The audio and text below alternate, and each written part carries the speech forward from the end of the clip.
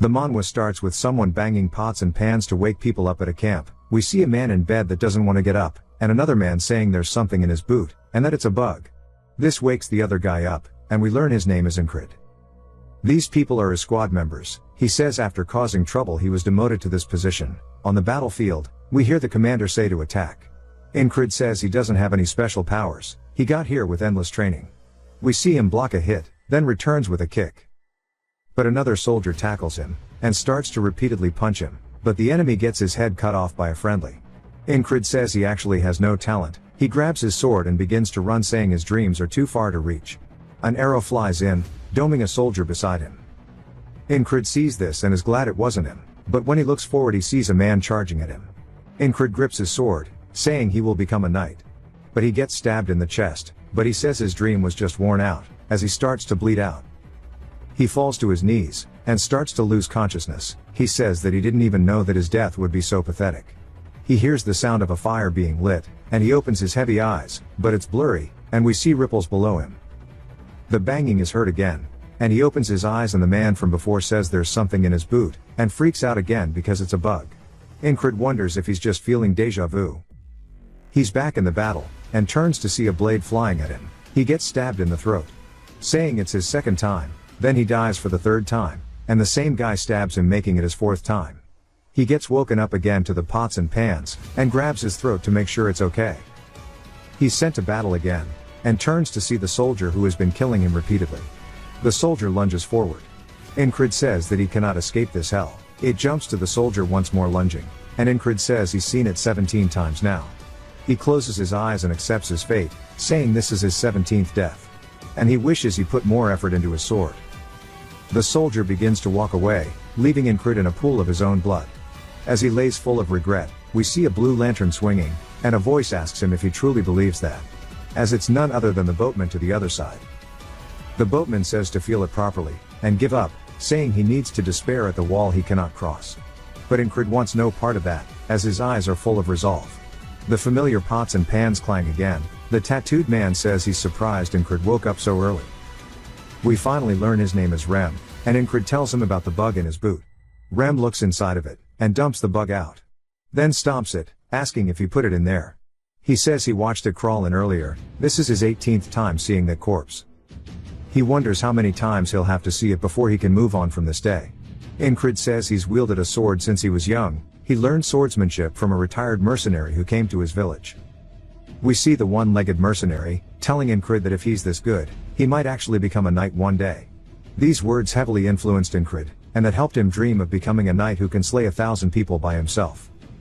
He began to grin at the thought of it. He thought he was the protagonist of a bard's song.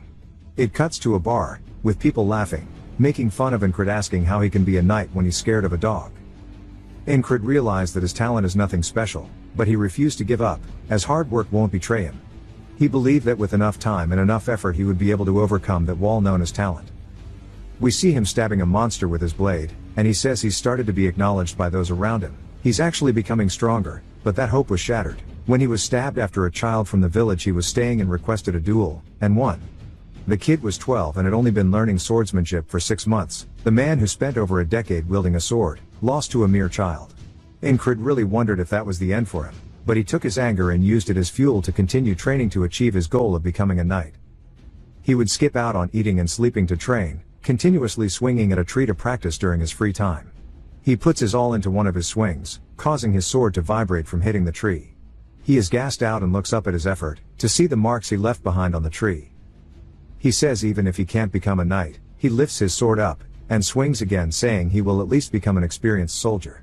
He screams out of frustration, and continued to practice his swings. 3 years later he heads to the Cyprus division. He became the squad leader of a second-rate squad. The best position he could achieve after his endless training. He calls out to one of his men named Jackson, who asks what he wants. Incrid tells him to do his morning rotation for him. Jackson says alright, and just to repay him next time. Rem says that Jackson is like a wild cat, and all he does is glare. Incrid calls out to him, and Rem asks if he's going to push work onto him too. Incrid says he'd like to learn the heart of the beast. Rem looks taken aback, saying he gave up last time, asking if he thinks it'll work this time. Then the battle began, which Incrid was killed in, and continuously died off spawn. even though he's learned the heart of the beast every time he wakes up. He can only watch as the blade pierces him. He says today for sure will be different. The soldiers start to roar before charging in. Incrid says it's now his 21st time here on the battlefield. He's memorized the situation. He dodges the spear, then blocks an attack from behind. Then turns to see another squad member named Vel, screaming. Incrid says he'll die soon, and an arrow flies in, but Incrid blocks it. Vel wonders what happened, and another man goes to attack him, but Incrid cuts the man down. He says he completed his first goal for today. All that's left now is the soldier that is continuously killing him. The soldier draws his blade out of the enemy he cut down, then glares at Incrid. He slowly walks towards him, but Incrid is ready for this. The soldier lunges in at him like usual, and Incrid recalls Rem saying he always closes his eyes during danger, then swings his axe at Incrid's face, and Incrid flinches, closing his eyes. Rem says he needs to be brave, and not to be agitated or taken aback, and that he must become someone who doesn't even fear death, just like a beast, that is truly the heart of the beast. Incrid doesn't even blink as the sword flies at him. He says that he isn't afraid of death, as death only makes him stronger. He avoids the thrust for the first time ever. He keeps his eye on the sword and his heart begins to pound like crazy. Since he avoided the attack that's always killed him, he and the soldier stare at each other. Then both start to go in for an attack, but the other soldier is way faster, stabbing his blade into Incrid's throat. Incrid's eyes begin to see the underworld, as he begins to bleed out profusely. He hears the boatman. Incrid sees the boatman approach him, and the boatman says to give up and get on the boat, acknowledge your weakness and be at ease. Incrid says no, the day he gives up will never happen. He finally saw the tip of his sword, and dodged it. After waking up, Rem says he woke up early. Incrid is now on his 22nd life, saying he'll challenge it again. It jumps to the midst of the battle again, and Incrid has jumped to his 33rd life. He dodges the thrust once more, and as the soldier turns to continue, Incrid dodges, but it's too slow as his throat gets sliced, causing him to drop to his knees. We see he has a necklace that falls off him, and Incrid says that in his time as a mercenary, he subjugated quite a few monsters. He took the request from a random village who asked for help. He helped since he wants to be a knight, and protecting the weak is a knight's duty. The elder of the village says they are poor, and hands him something. He looks down to see that it's a charm. It was a laughable reward for risking his life, but the elder said it would grant whatever he desperately wished for. He wonders if this is the reason he is having a Groundhog Day. The soldier who stabbed him says he must be in pain, and raises his sword saying he'll grant him mercy. Incrid says mercy my ass, as the soldier is enjoying the pleasure of killing him. He executes him, and the pots and pans clang again. He tells Rem he put a bug into his boot, and Rem asks if he's lost his mind to be doing this so early in the day. Incrid tells him to stop yelling and come outside, as he wants to learn the heart of the beast. Rem swings his axe, and Incrid keeps his eyes on it, dodging the swing. Rem is confused, asking how he stopped flinching all of a sudden. He tells him he trained, and Rem says it's not something that can happen so quickly, and there's no way his family technique was taught by someone else.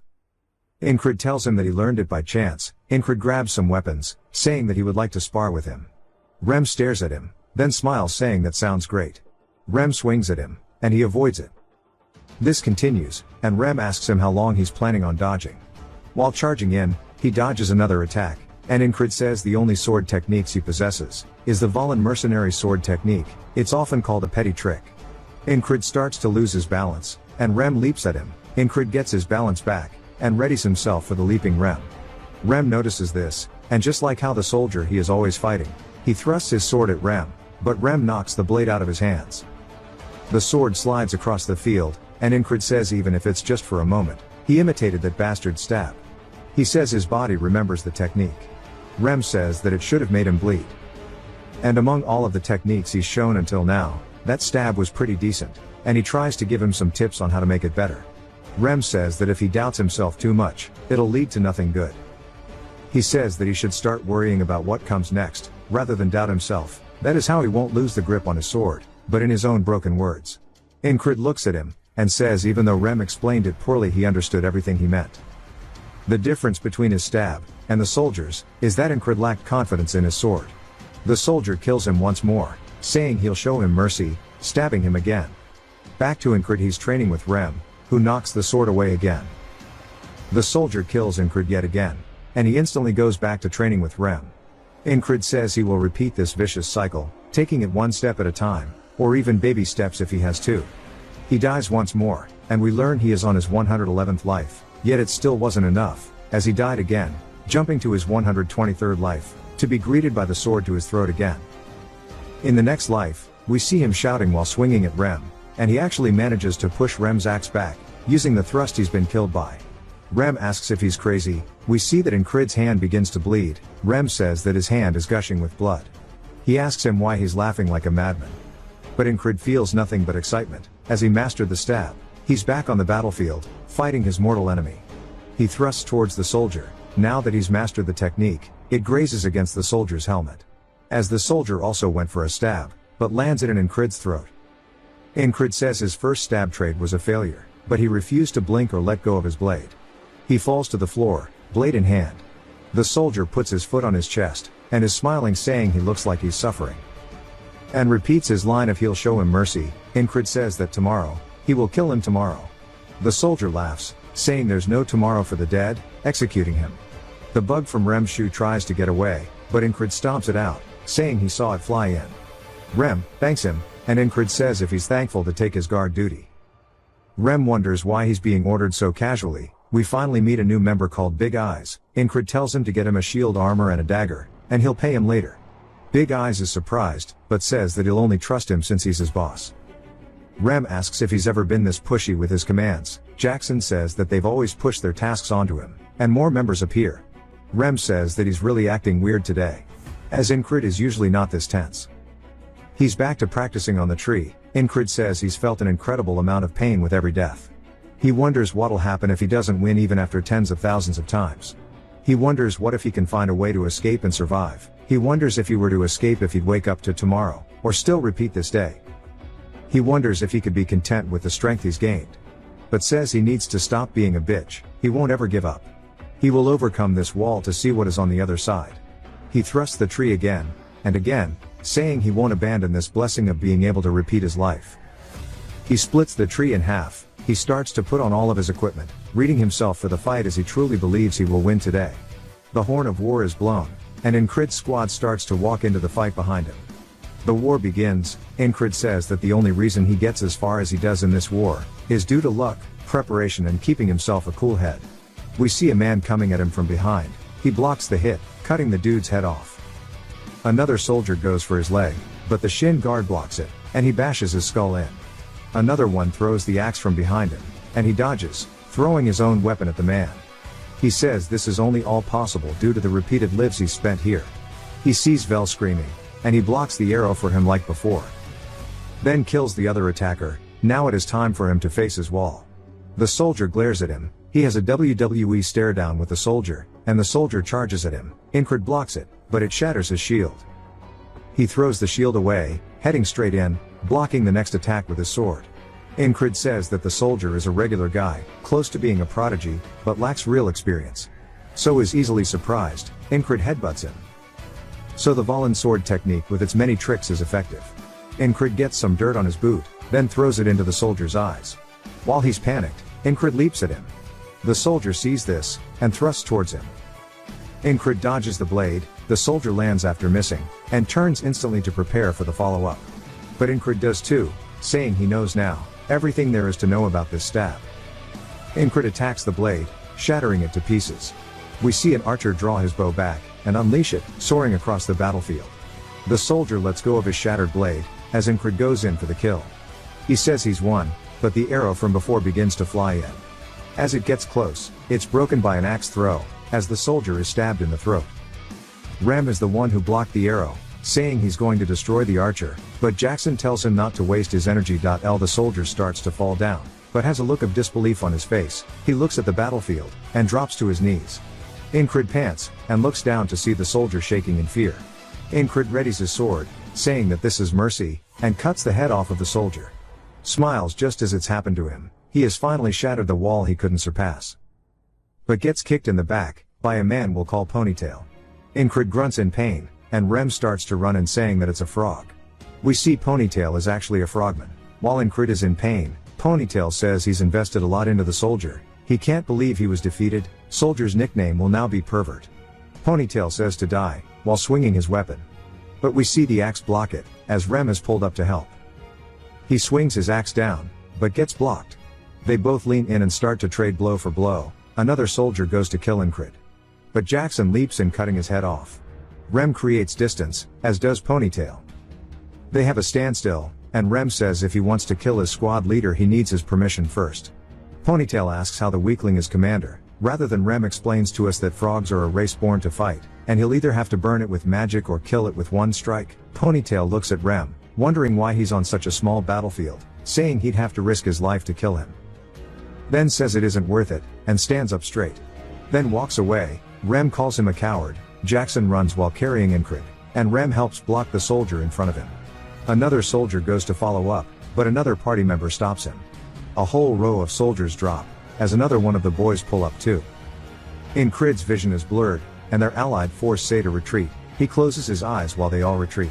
He plops back into the underworld, as the boatman says that he's managed to survive another day, but that's it. He won't be able to withstand the walls that keep appearing in his way. Giving up and falling into despair is his fate. Incrid starts to get up. We see the wall behind him, and he tells the boatman that the walls exist for him to overcome them. The boatman smiles, saying he awaits the day those eyes, which are filled with greed and ambition, lose their light completely. Incrid wakes up bandaged, and Rem says he is in the infirmary tent, and that he slept for 2 days straight. He tells him he saved him from the frog. Incrid is confused, and says if it was a frog he's amazed he survived.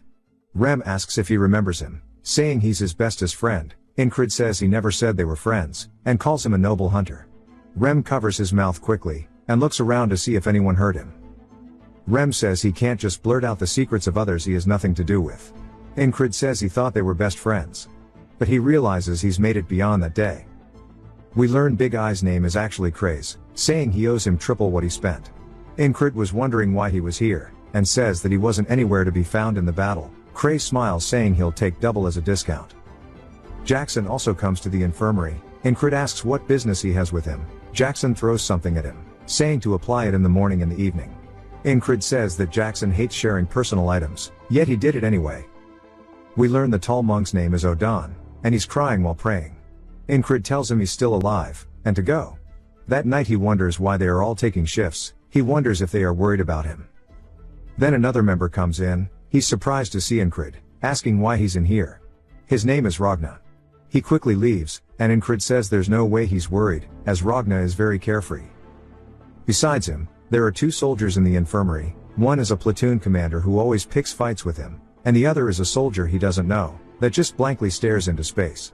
Incrid wonders why he's here. Then they hear footsteps outside, and all turn to see a long-haired elf woman entering the tent. She asks who the 444th squad commander is. Incrid is confused. The other platoon commander calls her a fairy. She asks him what group he is with. He says his name is Vengeance. He is the 3rd platoon commander of the 2nd company. She asks if his company taught him to state others' races when he meets them. He apologizes, and Incrid says she must be the new commander of the 4th company. Incrid says he's the commander she's looking for. She says she's heard he's leading his difficult squad members well. She looks forward to his contributions. He's surprised she came here just to say all of that. As she goes to leave, she asks for the young soldier's name. He says Krang, but says it suspiciously. Incrid wonders if he just made it up, saying his attitude is also bad. He wonders if he's a noble. The commander gives him one last look, then walks away. Incrid wonders what's going on. Later on he says most of the pain is gone, and wonders if he should start training now. Vengeance asks where he's going, and he says the training area. Vengeance calls him an idiot, saying he's trying to act tough when he's the lowest ranking soldier. The nobleman says nothing. Incrid says he needs to recall the past battle. He spent a lot of money to learn how to do it when he was young. Incrid wonders what if the last attack he did failed, saying it isn't good to put all of his eggs into one basket. He makes some analogy about Rem's attacks all being lethal. Then the noble from the infirmary says he's working hard. Incrid is caught off guard, and he says that he doesn't know what he's doing, but his hands kept twitching in the barracks and now he's spacing out. Incrid says he was training his grip, and he's currently recalling the battle. The man asks why he's doing that. Incrid says so he doesn't get killed. The noble asks if he plans to become something by preserving his life. Incrid doesn't want to say it, since people laugh at his dream. He looks up, raises his sword up, saying he wishes to become a knight. The nobleman is surprised by this, and Incrid says it's the first time that someone didn't laugh at his dream. He says he forgot too, and he suddenly remembered something. He understood what he needs to do. Incrid watches him leave, and the man says if he becomes a knight to remember his name. Back at the camp, we see a bard playing to soldiers, and they are talking about Cypress, the hero of the battlefield. Vengeance wonders where his morning rations are, asking if they are planning to serve them nothing. Incrid decided to walk instead of heading to the training area, and Jackson asks him how his injuries are. He tells him the medicine worked well, thanking him. Jackson says if he's thankful, to hurry and come back. That night the nobleman tells him good night, and Incrid says it back to him. Vengeance wants nothing to do with it. Incrid says it was a day of doing nothing. He hears the bard again, and wonders if the bard came this morning too. But Vengeance says the same thing about the morning rations. Then he realizes what this means. He jolts out of bed saying it can't be. But Jackson asks about his injuries again. Incrid tells him the same thing as before, only to get the same reply from Jackson. Cementing the fact he's in a loop again, he recalls the boatman telling him about the next wall. He wonders if he died in his sleep without noticing. He says it feels worse than dying in the battlefield, but it makes him more determined, as he was given another challenge. That night again, he wonders who killed him and why, saying the only person capable of getting in would be a knight. He says it must be an assassin, and they have to be among us. He recalls the commander saying that a fairy is light and nimble, perfect for assassinations. He wonders if she came here to figure out the location beforehand. He says he needs to confirm IIT, and there's only one entrance at the barracks. He can just scream to wake others up when he sees her. So he just needs to wait for the assassin, but a needle goes into his throat. He turns and says he didn't even see them coming in. He starts to grunt due to the pain, and falls out of bed. He says it's a numbing poison. He sees Vengeance also has one in his throat, and someone stands before Krang. He sees the assassin, and they raise their blade in front of Krang, stabbing him in the chest, killing him instantly. Another person stabs their way into the tent. He says it's another assassin. He looks up to see the commander girl, saying it really was her, and that it's the 4th company leader. He wakes up to the sound of the bard again, saying it's his 3rd time now, and he wasn't even able to detect their presence, so it won't be easy. Plus the company leader, even if he stops the assassin, fighting her after is not possible. He says he feels helpless. He felt the same way a few days ago when he fought Pervert. But in the end he was able to overcome it, killing him. So as long as he doesn't give up, he will find a way to win again. He rips the covers off of Vengeance, and he says he's acting crazy. Incrid says that he was wrong assuming they were in the base, and he should be wary of outside. Vengeance mocks him, asking if today's training is catching cockroaches. But he says he guesses that's fitting for a lowlife. Incrid says he's glad he cares about him so much, annoying Vengeance, who says he was being sarcastic. Incrid sighs, saying he was too. Krang asks if they are arguing again, and says maybe he'll come back later. Incrid tells him it's fine, and Vengeance lays back down. He says that Krang is definitely the real target, and wonders who he really is, saying he's suspicious.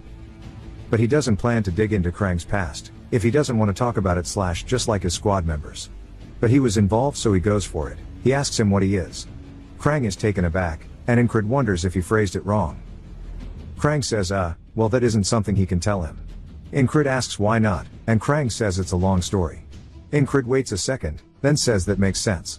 Vengeance starts to flip out, asking why he's accepting such a shitty answer, and if he was going to accept it regardless, why even ask? He says that Krang is definitely not from this country considering his manners, and asks which country's spy he is. Krang stares at him, and Vengeance shuts up. Krang walks to him, saying he is not, and will not betray the kingdom. Incrid says he can see from his eyes and his movements, that Krang has a knight-like aura.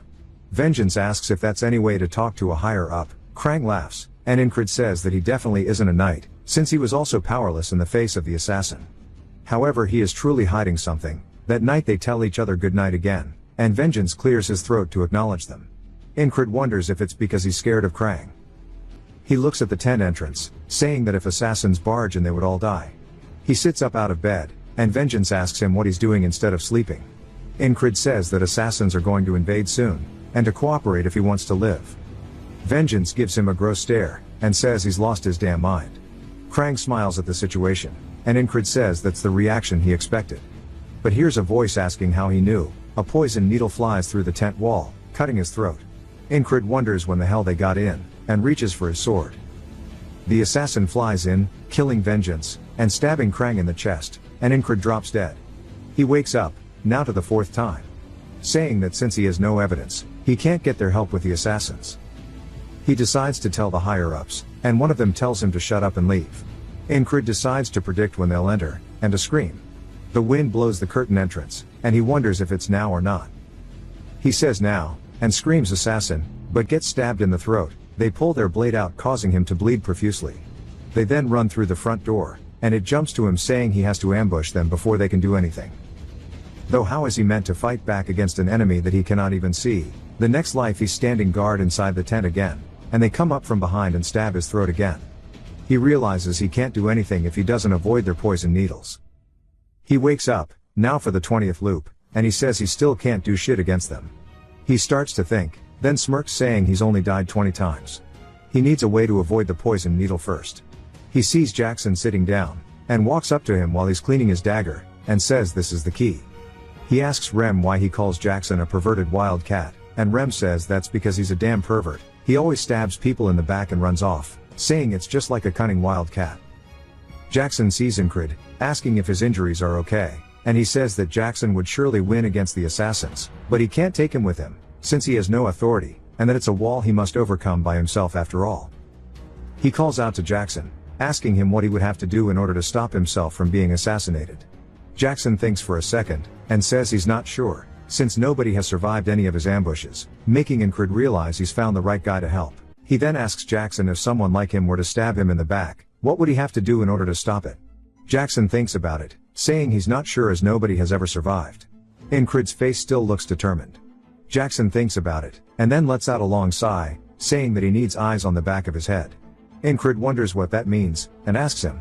Jackson says perfect timing, asking if he sees the wagon behind him. Incred asks where, and Jackson says behind the tents. Incred wonders how Jackson noticed something so far away, asking if he really does have eyes on the back of his head. Jackson tells him that it's going to fall apart, and then on cue, we see the wheel pop off, and it falls over. Incred is surprised, asking him if he's a prophet, but Jackson says he just has spent too much time with that barbarian. Incred tells him to stop kidding around, asking him how he knew. Jackson points to his ear, saying sound. He heard creaking from the wagon's axle. If you can hear what's around you, you can predict what's going to happen next. Incred is surprised that he heard something so quiet as he didn't even hear the wagon itself. Jackson says basically you don't need to see to sense what's around you, and you can keep trying to listen to what's around you to practice, hone his senses, and isolate the sounds. Incred says that was a nice explanation, and before he would be too lazy to even reply to him. Jackson says that's just how he is, but it's better to do this than have him on his heels, and nowadays it seems like he's too determined to give up. That night, we see Incred in bed, saying that he's come across his second wall now in the form of faceless death. He can live if he can sense them. We see him focusing on his ears, and he hears the footsteps of the patrol along with the sound of torches outside. We see the assassin flying in, but Incred has not heard him yet, and wonders where it is. We see the assassin landing, but Incred still has not sensed him. The assassin vanishes, and then a needle quickly goes into Incred's throat. He opens his eyes, saying of course he failed.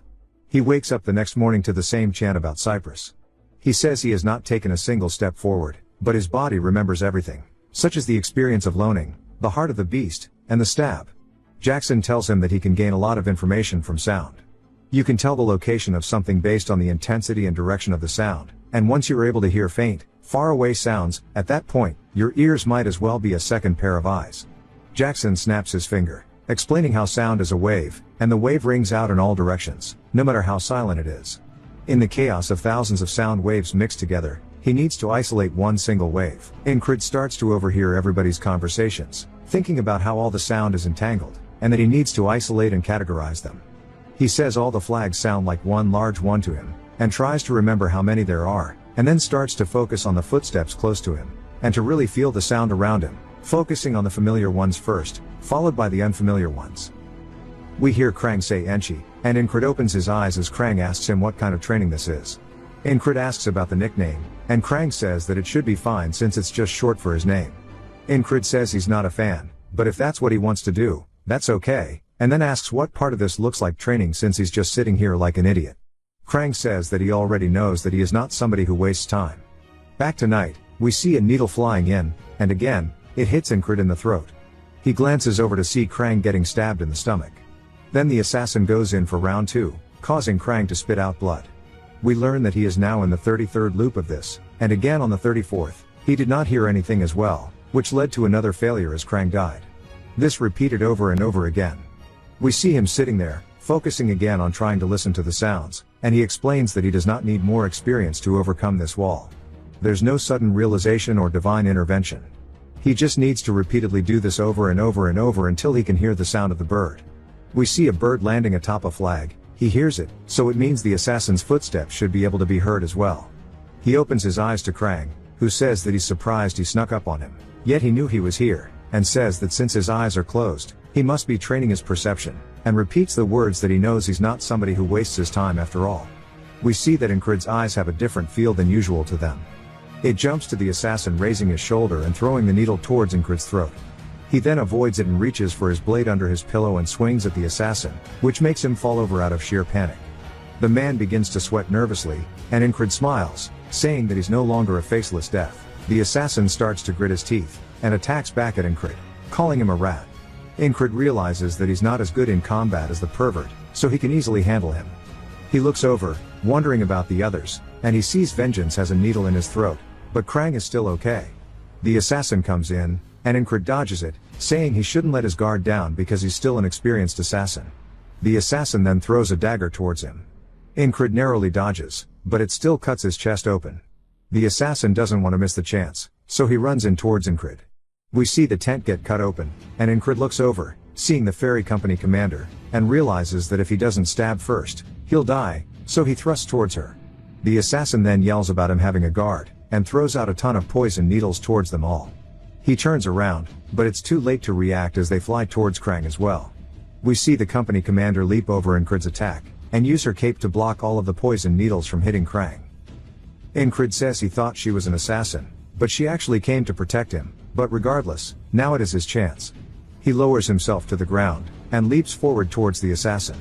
The assassin tries to block it, and we see the attack knock his hands away.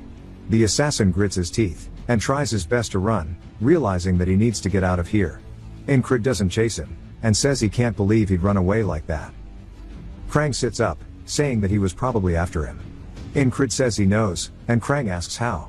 Incrid says there's nobody who'd pay an assassin to kill a boot like him or Vengeance. The company commander says exactly, and tells him that he's fast on his feet. While reaching for her sword, Incrid realizes that even if she was an ally just now, she can't let what happened here slip out, and she doesn't plan to leave any witnesses. Incrid tightens the grip on his blade, and then Krang steps in front of them both, saying that he has a favor to ask her as he does not want anybody to die today. Incrid wonders what's going on, as we see her bowing, saying as he wishes. Krang says that includes Vengeance, and that he isn't dead yet. The company commander says that they have an antidote, so he should be fine. Incrid realizes that she is knowledgeable in poison if she could tell what it was at first glance. Krang thinks about it, saying they need to clean up this mess, and it's going to be a bother if people find out that an assassin has been here. Incrid asks if it's fine as long as there are no traces left, and looks over at a fire, saying that there's actually an easy way as we see their tent set up in blaze. Soldiers from all around start running over with buckets of water, saying there's a fire in the tent, and that there are 2 survivors as we see Incrid and Vengeance. Incrid says with this, the traces of the assassin have been removed, and that they will take care of the rest. It jumps to a bird soaring in the night sky, as we see Krang and the company commander. She says that if Incrid didn't slow the assassin down, Krang would be dead, and she asks if he changed his mind due to that. Krang says yes, asking if she agrees that he is interesting, but she does not answer, and just looks away. Krang says he's been trying to avoid it, and he recalls how hard Incrid would work in the mornings, and smiles, saying that he has rubbed off on him, and that they'll meet again in their respective roles. We see a scythe as it is coming out of the water, and then it quickly dissolves as he sees the boatman. The boatman tells him that he'll see him again, and Incrid says anytime. He says that he survived against the second wall, and woke up the next day. He can sense the presence of most things, yet he could not sense the company commander, and he has a lot to do when he gets back. Incrid says thankfully he wasn't hurt, so he can return immediately. Vengeance asks him if he saved him from the fire, and asks him why.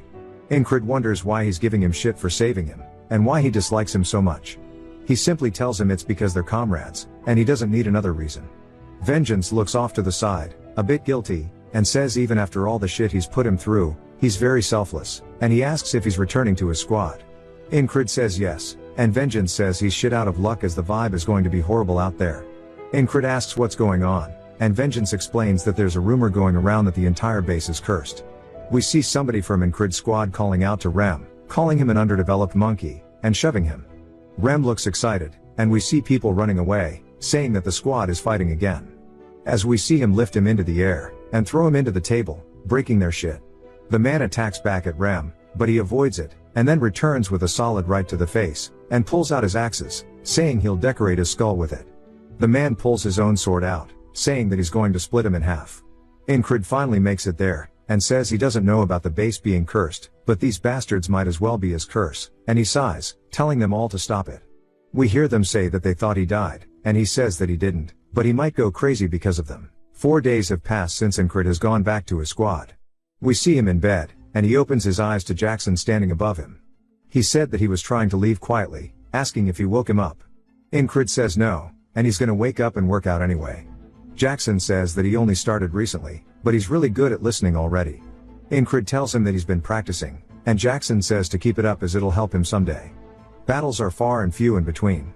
With winter approaching, the best thing for him to do right now is to solely focus on training his body to the limit. As we see him doing one-armed pull-ups on a tree, we hear a man saying good morning to him, and Incred looks down at a rock, and underneath it is Odon. He asks if he's returning from his morning workout, saying that he is keeping busy. He drops the boulder and says this is good. We see him starting to stand up as he towers above Incred, and he says a well-trained body is a weapon in itself, and he should be able to even withstand a kick from a frog. But that he's too thin, so he needs to continue training. Incred says he's just excessively large, but he'll try it. Odon starts to talk about the training technique he told him before, and then we hear something going down in the tent beside them as we see Rem kicking the man that he was fighting earlier out of bed, saying that it's his duty, yet he's still asleep, calling him lazy. The man starts crawling towards his sword, grabbing onto it, and swings it, telling Rem to eat his ass. Rem starts to swing back, and Incred enters, asking why they're fighting again. Odon tells them that violence solves nothing. Rem explains that this dude is trying to starve them, and Incred says if it's his turn to start cooking, then to do it, and Ragna says okay. Rem tries handing him an apron, telling him there's no need to act like this if he's just going to do it anyway. Ragna slaps it away, saying that it reeks, and Rem starts sniffing it, saying that it smells good. Incred asks if he's bored since he's picking fights for no reason. Rem asks if it's that obvious, saying that the lack of battles is making him itch. Incred tells him not to take it out on randoms, and to come with him as he'll fight him.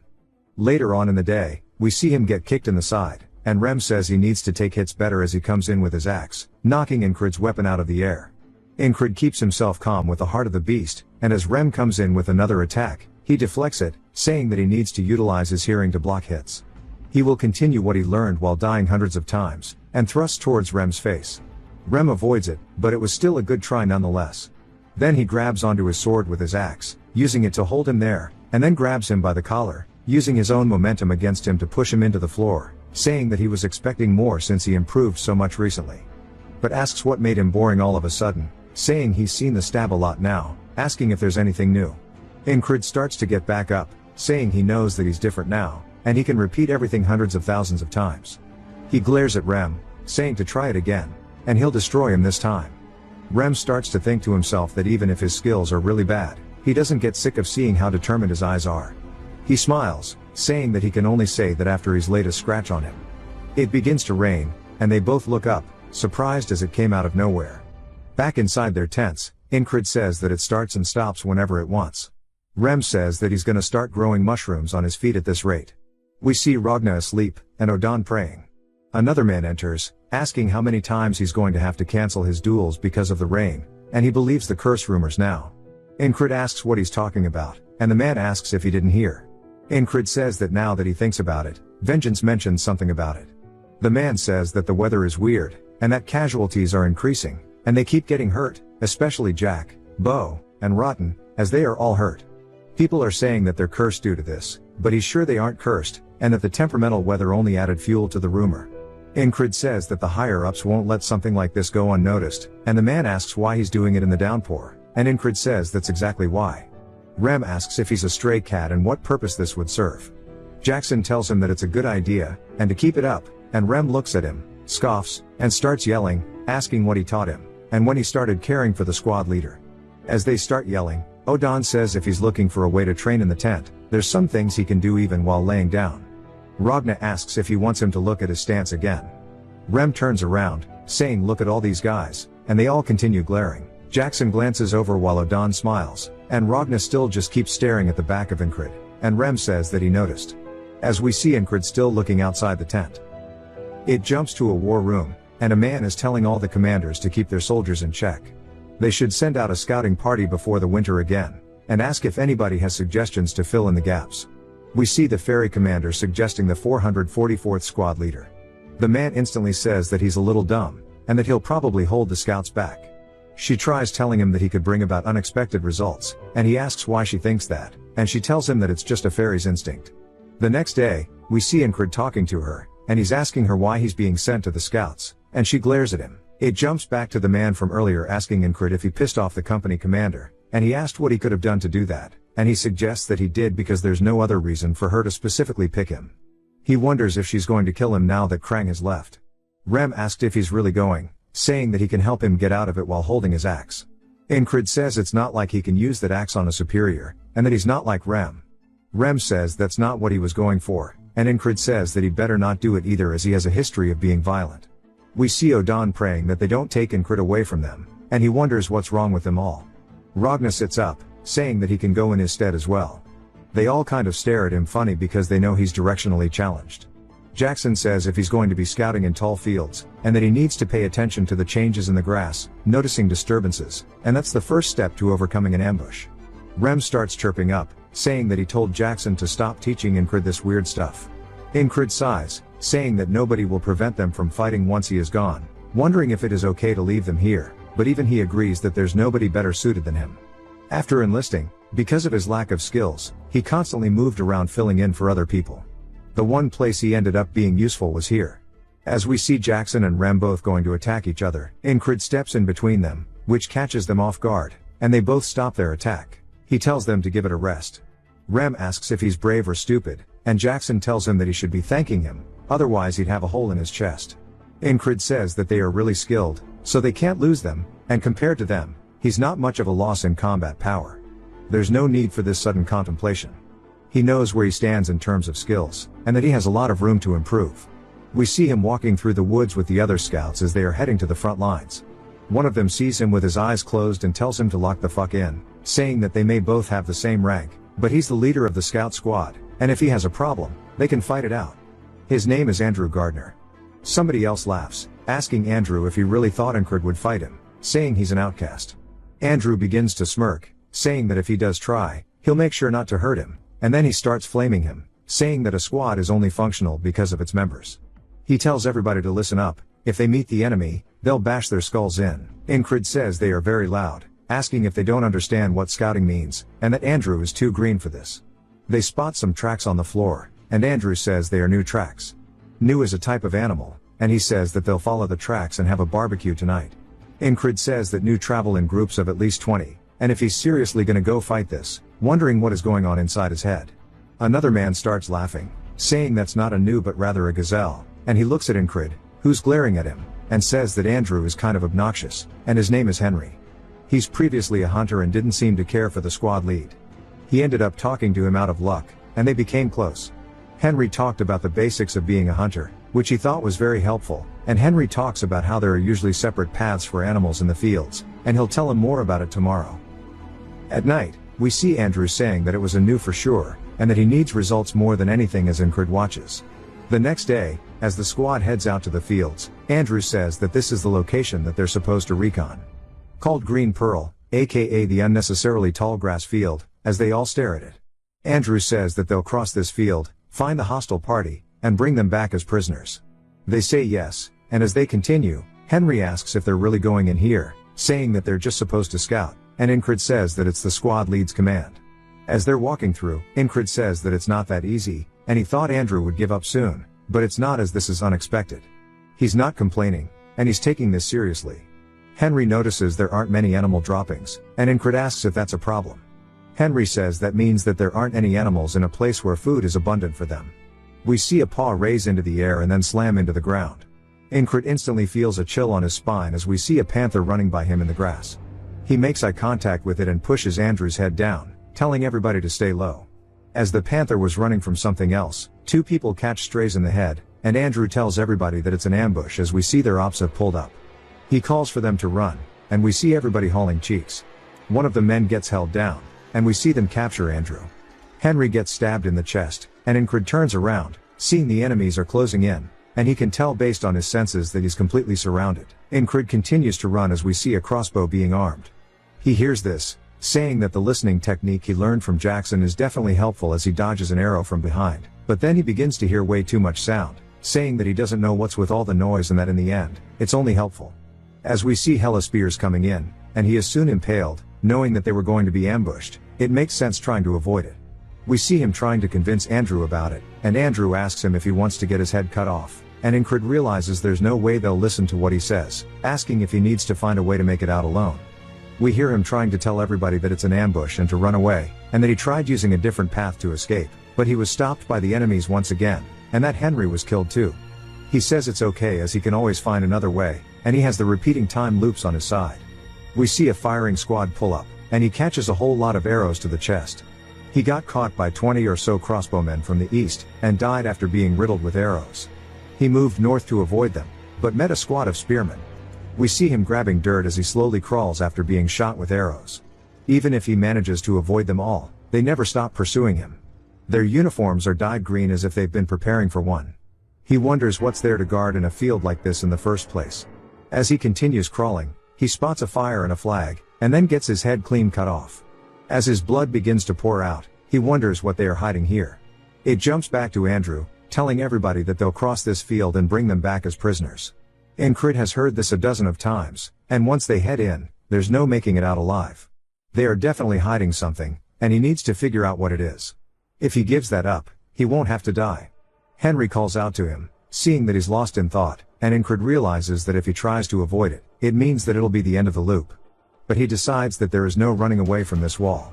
Andrew calls out to him, asking what he's waiting for. One of the members tells Incrid that he knows Andrew is an asshole, but just to go along with it, and that he has his own difficulties. Incrid asks why he would do that, saying that there's a limit to how much bullshit he can tolerate from an idiot. Asking the man if he's tired of kissing Andrew's ass, the man starts to get angry, and Incrid pushes him out of the way, saying that he's no longer playing this game. Andrew goes to draw his blade, asking him if he's disobeying orders, and Incrid realizes he needs to reframe the situation, and tells him he's not disobeying him, rather he's going to be the one giving commands from now on. Andrew starts to get angry, and Incrid explains how he survives the longest, along with the other soldier and Henry. The soldier with the scar on his face is as tough as he looks. He's the most skilled one in the squad, but stays on Andrew's ass, and he's got to be some type of bodyguard or babysitter. Andrew draws his blade, saying that he can try to take command if he can beat him, and tells him to draw his sword. Incrid says a normal soldier wouldn't have a bodyguard, and that he's obviously properly trained by his posture, and that Andrew must be the son of a rich lord, but says if that was the case he wouldn't be so eager for results, and suggests that he is a fallen noble. Andrew says that judging by his pathetic skills, yet high rank, he must be someone who never trains while leeching off money. Incrid says whatever he is, he can't keep following his orders, and Andrew starts to tell him that he's different from him, as he has a mission to fulfill. Incrid starts telling him to come at him, saying that he doesn't know why he's running his mouth so much, and that he's light work. This pisses Andrew off, and he starts to run at him. Incrid says that normally he would struggle against someone like him, but he's obviously being looked down upon, and that his brash actions will lead to carelessness. Andrew thrusts towards Incrid's head, and Incrid uses his hand to deflect it, saying that carelessness is the best chance he has. As Andrew's arm is sent flying backward, he realizes that he made a mistake. Incrid capitalizes on it by getting in close and punching him in the stomach, causing Andrew to spit up and fall to the floor, coughing. His babysitter and Henry are both surprised that it took one punch, as they thought that Incrid was a weakling. Incrid says from now on, the squad is under his command, asking if anybody has issues with this. Henry is speechless, and the babysitter starts thinking about it, and looks down at Andrew, who looks disappointed in himself. The man sighs, and Incrid says that this is the first step. We see them walking through the forest, and they wonder what Incrid is thinking. Incrid then asks Henry what his dream is. Henry is a bit taken aback, and wonders why he's curious, but tells him that he wants to marry a beauty who runs a flower shop. Incrid says for him to do that, he has to survive. Henry asks another man, and he says that he recently became a father. Incrid tells him if he wants to continue being one, he has to survive.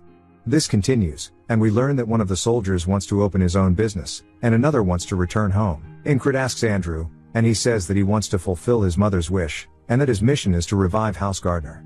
Incrid says that since they all have dreams to fulfill them, they have to make sure they get out of here alive. He stops walking, and tells them, rather than trying, they will guaranteed make it out of here alive. Everybody is surprised by this, and Incred says that he needs them to move proactively, as there's nothing more motivating than life itself, and the enemy will soon appear, and he was planning for them to break through. He points towards the grass, telling Henry to shoot an arrow over there, at head height. Henry tries to tell him there's nothing there, but Incred says he's not repeating himself and to shoot. Henry fires his arrow off, and we see it hit one of the men in the face. The enemies then yell that they are being ambushed, which surprises Henry and the others. Incred draws his blade, telling Andrew to stay on his ass. Andrew grits his teeth and runs in, and Incred says that he was wrong, and to fight with the upper hand, they need to find them first and ambush their enemies. As we see him stab one through the back, and then he readies himself for the next one, the enemies start to wonder what's going on and yell to kill them. We see Andrew stab one in the throat. Incred says they need to take advantage of their confusion to reduce their numbers as much as possible. The reason he brought Andrew was because his bodyguard will follow. We see one of the men going to attack from behind. He instantly gets his head cut off and then cut into pieces by the babysitter. Incred says this will be the best chance they have. We see Incred cut one of their arms off, saying that the enemy, which originally numbered 12, has been cut down to 8 people. The rest are coming up, and we see the rest of the boys pull up. Incred orders them to kill them all. The boys charge forward, dealing with their enemies. Incred says in a tall grass field like this, the enemy soldiers have a hard time finding their location too. There is one reason they discovered them first. We see the panther running by them. One of the enemies gets jump scared by it and then tries to attack it, but Incred comes out from the side and stabs the man in the stomach. Incred says they were chasing the beast the first time around and coincidentally discovered them. This time they failed to notice their ambush because they were focusing on chasing it. Things are going smoothly, so he won't let it die easily. Henry tells them that they have finished, and we see Andrew is gassed out while his babysitter cleans his sword. Incred tells them they will be moving immediately, while the panther watches him from behind. After one casualty, their unit has 6 people remaining. Even after multiple cycles, it was impossible to save everyone. However, this was the most survivors he had, and he wants to keep pursuing. We see a man watching guard, and he quickly gets his head cut off by Incred. Incred says due to the loops, he knows the quantity and locations of the enemy soldiers. If they keep going straight, they will get annihilated by 30 crossbowmen, so they need to turn right here to avoid them. The spearmen who persistently chase them every loop need to be disposed of quickly, or else they will hamper their movements. To avoid the difficult fights, using hit-and-run ambushes, they escape the enemy's encirclement. We see Andrew killing one of the men. His babysitter says he can tell he is overexerting himself. When it is dark, it will be hard to find the exit. They need to escape while the sun is still up. Incred tells them they need to keep going forward, and he asks him why he is going further inside. Incred tells him he knows it is the right direction and that he won't accept any disagreements, and to follow him. The babysitter looks pissed. Henry is then surprised as we see him pointing his blade at Incred, saying that he should act right, and that he has no plans to follow him to his death. Even if he has to kill him now, he is going to find a way to live. Incred says that he himself should know it is too late to turn back. After the commotion they made, their retreat path will have already been swarmed by the enemy. The man asks if he should really follow him, and Incred says he wants to make one thing clear, that he wants to survive as well. Andrew thought Incred would be some useless trash, just like his father who had given up on everything and just wasted the wealth of his house. But that was not the case. In fact, he reminds him of his mother, as we see her telling Andrew that their house may be finished, but even so, she hopes that he becomes somebody who can lead their people. He needs to earn their trust and rebuild their family. Andrew says he has always wanted to be like her. We can tell by Incred's eyes that he is someone who paves the way, as he says to trust him and that they will survive. Andrew steps up, saying that he does trust him, and calls Incred captain. His babysitter tries to call out to him, but Andrew says that the captain right now is Incred, and that a squad follows the orders of its captain. The babysitter is surprised, and Incred tells them to crouch down until he gives the signal and to stay close. The first step to escape is to take the initiative and ambush the enemy to break out of their encirclement. The second step, as we see them all sneaking through the grass, they hear the sound of rustling. They see enemy soldiers walking by them, and there are quite a few passing by their location. Incred says the critical point he found out after dozens of loops is that only during this exact time and place can they let the enemy pass by them without trying to start a fight, and that this is the only method they have to actually escape. Everybody sits there nervously waiting. Incred focuses his best on listening, and once he hears nobody else, the rest nervously anticipate his call. He says that everything has gone according to his plan, and that the final step is after the sun sets and it becomes dark. The reason they always fail to escape this field is clear. Incred tells them they have arrived, and Henry says no way. One of the men starts to facepalm, saying after trying so hard, they ended up being at the enemy camp. Incrid says that the soldiers of Aspen are killing everybody in the field to silence them because they are hiding something in this field that nobody can know about. We see some kind of shrine in the middle of their camp with flags strung high and bones all over. Incrid wonders what happens when something more important than catching them occurs. He tells the rest it's time to go and that a way for them to escape will definitely appear as they start walking into the camp. The babysitter asks why he's going to set the enemy camp on fire, saying he's out of his mind, and it's not unlikely that they'll get surrounded and killed. Incrid finally asks his name, thank God. And we learn that his name is Mac. Incrid warns him that he will not tolerate disobedience. Mac starts barking, and Andrew tells him to be quiet, and instantly starts following Incrid's movements. Mac says he doesn't need Andrew to tell him that they won't be able to find their way out with it being so cloudy in the night. They have no choice but to trust the squad leader. We see Incrid cut into a tent, and Mac thinks that they're done for, but as soon as they head inside, it's empty. Mac finds it suspicious that he seems to know so much about this camp, and thinks that he's too reckless going through the enemy camp, but oddly enough, they haven't seen a single enemy soldier despite this. Looking back, they are definitely in their camp, so how is this possible? Incrid tells them to stop as they finally make it to the shrine, and he tells them all to wait here. Incrid says that he's infiltrated this camp a dozen times. When he first noticed that flag and touched it, the entire base focused their attention on him. He says what the soldiers wanted to hide is that flag, and protecting that flag is their main objective. He wonders what will happen when the base catches fire. Mac wonders how the hell he knew that the flag was already here, and then starts cooking up a misunderstanding, wondering if the ferry commander told him this, saying that she was the one who appointed this nobody here. Incrid says that the soldiers will be too busy protecting the flag. The reason why he suddenly took over control of the squad and infiltrated the encampment, maybe it was all to complete a secret mission. Incrid says that they'll escape while that is going on, and that they'll split into two groups from now on. One group will be bait, drawing the enemies, and the other will start the fire. Max says he'll be with the bait group, and Incrid is surprised, saying that he's complained constantly but now he's suddenly cooperative, but decides it's better for him. He's dragged the squad into the encampment many times, however he's never had this many people with him until now. Incrid says that today is the best loop he's had so far, and he thinks that it'll be doable. One of them catches a rock to the head. Then they spot Mac running away and yell to alert the rest, and they start chasing after him. Incrid says that he will succeed. We see him reach towards one of the torches, and he says that this is their best bet at moving to tomorrow, but out of nowhere, an absolute unit appears beside him, and swings down with an ass ton of force, cutting the torch in half. Cold chills runs down Incrid's spine, and he says he didn't even notice this dude. Incrid goes to draw his blade and says he's never seen this guy in any of his other loops, but he can tell this dude is a fucking menace, and he wonders where somebody so strong has come from. The man glares at him, calling him a rat, and Incrid says that they're late. The man wonders what he's talking about, and looks over to see a fire on one of the tents. Some robed guy comes out yelling about it, and then we see the boys running off with barrels. The man tells everybody to put the fires out.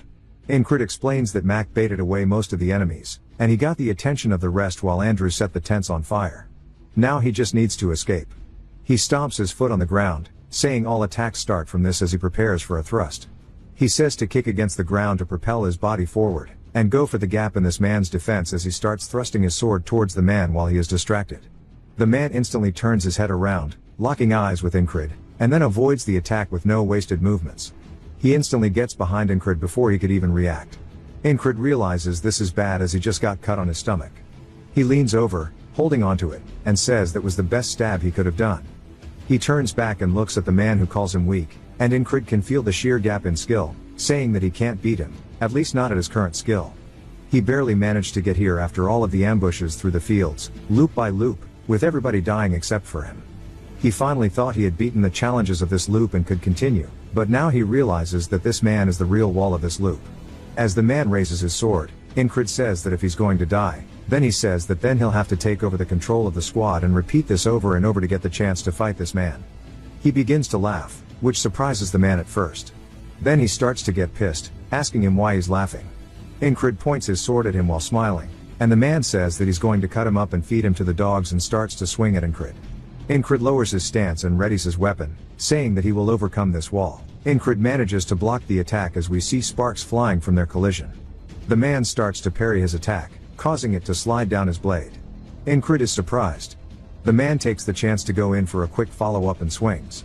Incrid sidesteps it, but the man is relentless as he instantly goes for another. Incrid manages to dodge that too, surprised that he swung from that position. But the man's onslaught isn't over. Incrid looks up at the blade and somehow manages to block it. He can feel the power behind it. He realizes that he has no opportunity to counterattack. There's too huge of a gap in terms of skill. Incrid does his best to create some distance and takes out one of his throwing knives, launching it towards the man. As it gets close, the man simply raises his arm to deflect it with the back of his hand. Incrid didn't expect that. The man instantly closes the gap once more, stabbing straight for Incrid's chest. He hears his men yelling about the fire spreading, and we see the blade go by Incrid's face as the man was distracted. All over the shrine is now on fire, and it is heading towards the flag. The robed man from earlier calls out to his commander, asking if he doesn't understand what's at stake here. The commander realizes that Incrid won't go down without a fight, and that he has no fear in his eyes. He calls out to him, telling him that he will see him again, and begins to walk away. Incrid is surprised that he's backing off so easily, wondering if maybe he was not the true wall, saying that even if he wasn't, he'll need to overcome this loop, and that he can still improve from here. He hears Andrew calling out to him, saying that they need to go now. Incrid turns back to glance at the commander, as Andrew continues yelling. The commander turns, making eye contact with Incrid, who wants to fight him, but instead sheathes his blade, realizing that the best call here is to escape with their lives. And he yells to retreat as we see the men doing their best to put out the fire on the shrine. They start to alert everybody for help. As the boys run out, Incrid says, "One of the guys who went that way disappeared, and there are only 5 of them left in the squad now." Mac asks if this is all, and if they are going to send a pursuit force after them. Incrid says no. They hear Henry coughing, and as he's beginning to slow down, a small group of soldiers begins to chase after them. The boys instantly turn to defend Henry, and Incrid finishes his enemy by cutting his head off. Max stabs one in the throat, and Andrew copies Incrid. Incrid tells the rest not to hesitate and keep running.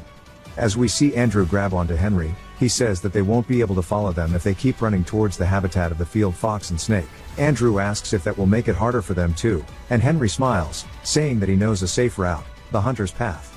Incrid tells him that he trusts him to guide them properly. As they get deeper through the field, Incrid says he no longer hears the footsteps of the pursuit party behind them. As we see them running, we see a fox watching over them. Thanks to Andrew and Mac's efforts, they were able to get rid of them pretty easily. If it wasn't for Henry's pathfinding, they wouldn't have been able to lose them quickly either. It took the efforts of every squad member to get this far. The sun begins to rise, and Incrid blocks the light with his eyes as he looks up, seeing that he has made it to the next day. They continue running through the fields, making it back to their camp. One of the men asks what happened to them. As we see them all bloodied and gassed out, Henry says he feels like he's about to pass out. Then we hear him slump onto the floor. Incrid cracks his back, saying that he's finally got through that loop, with most of them alive. Now he can continue his days. It jumps to the shrine as we see the flag is still intact, but that everything else is damaged. One of the men asks the robed guy what happened, and he says that they need to prepare it again. He didn't expect the famous Grey Dog to be unable to stop a few small fry.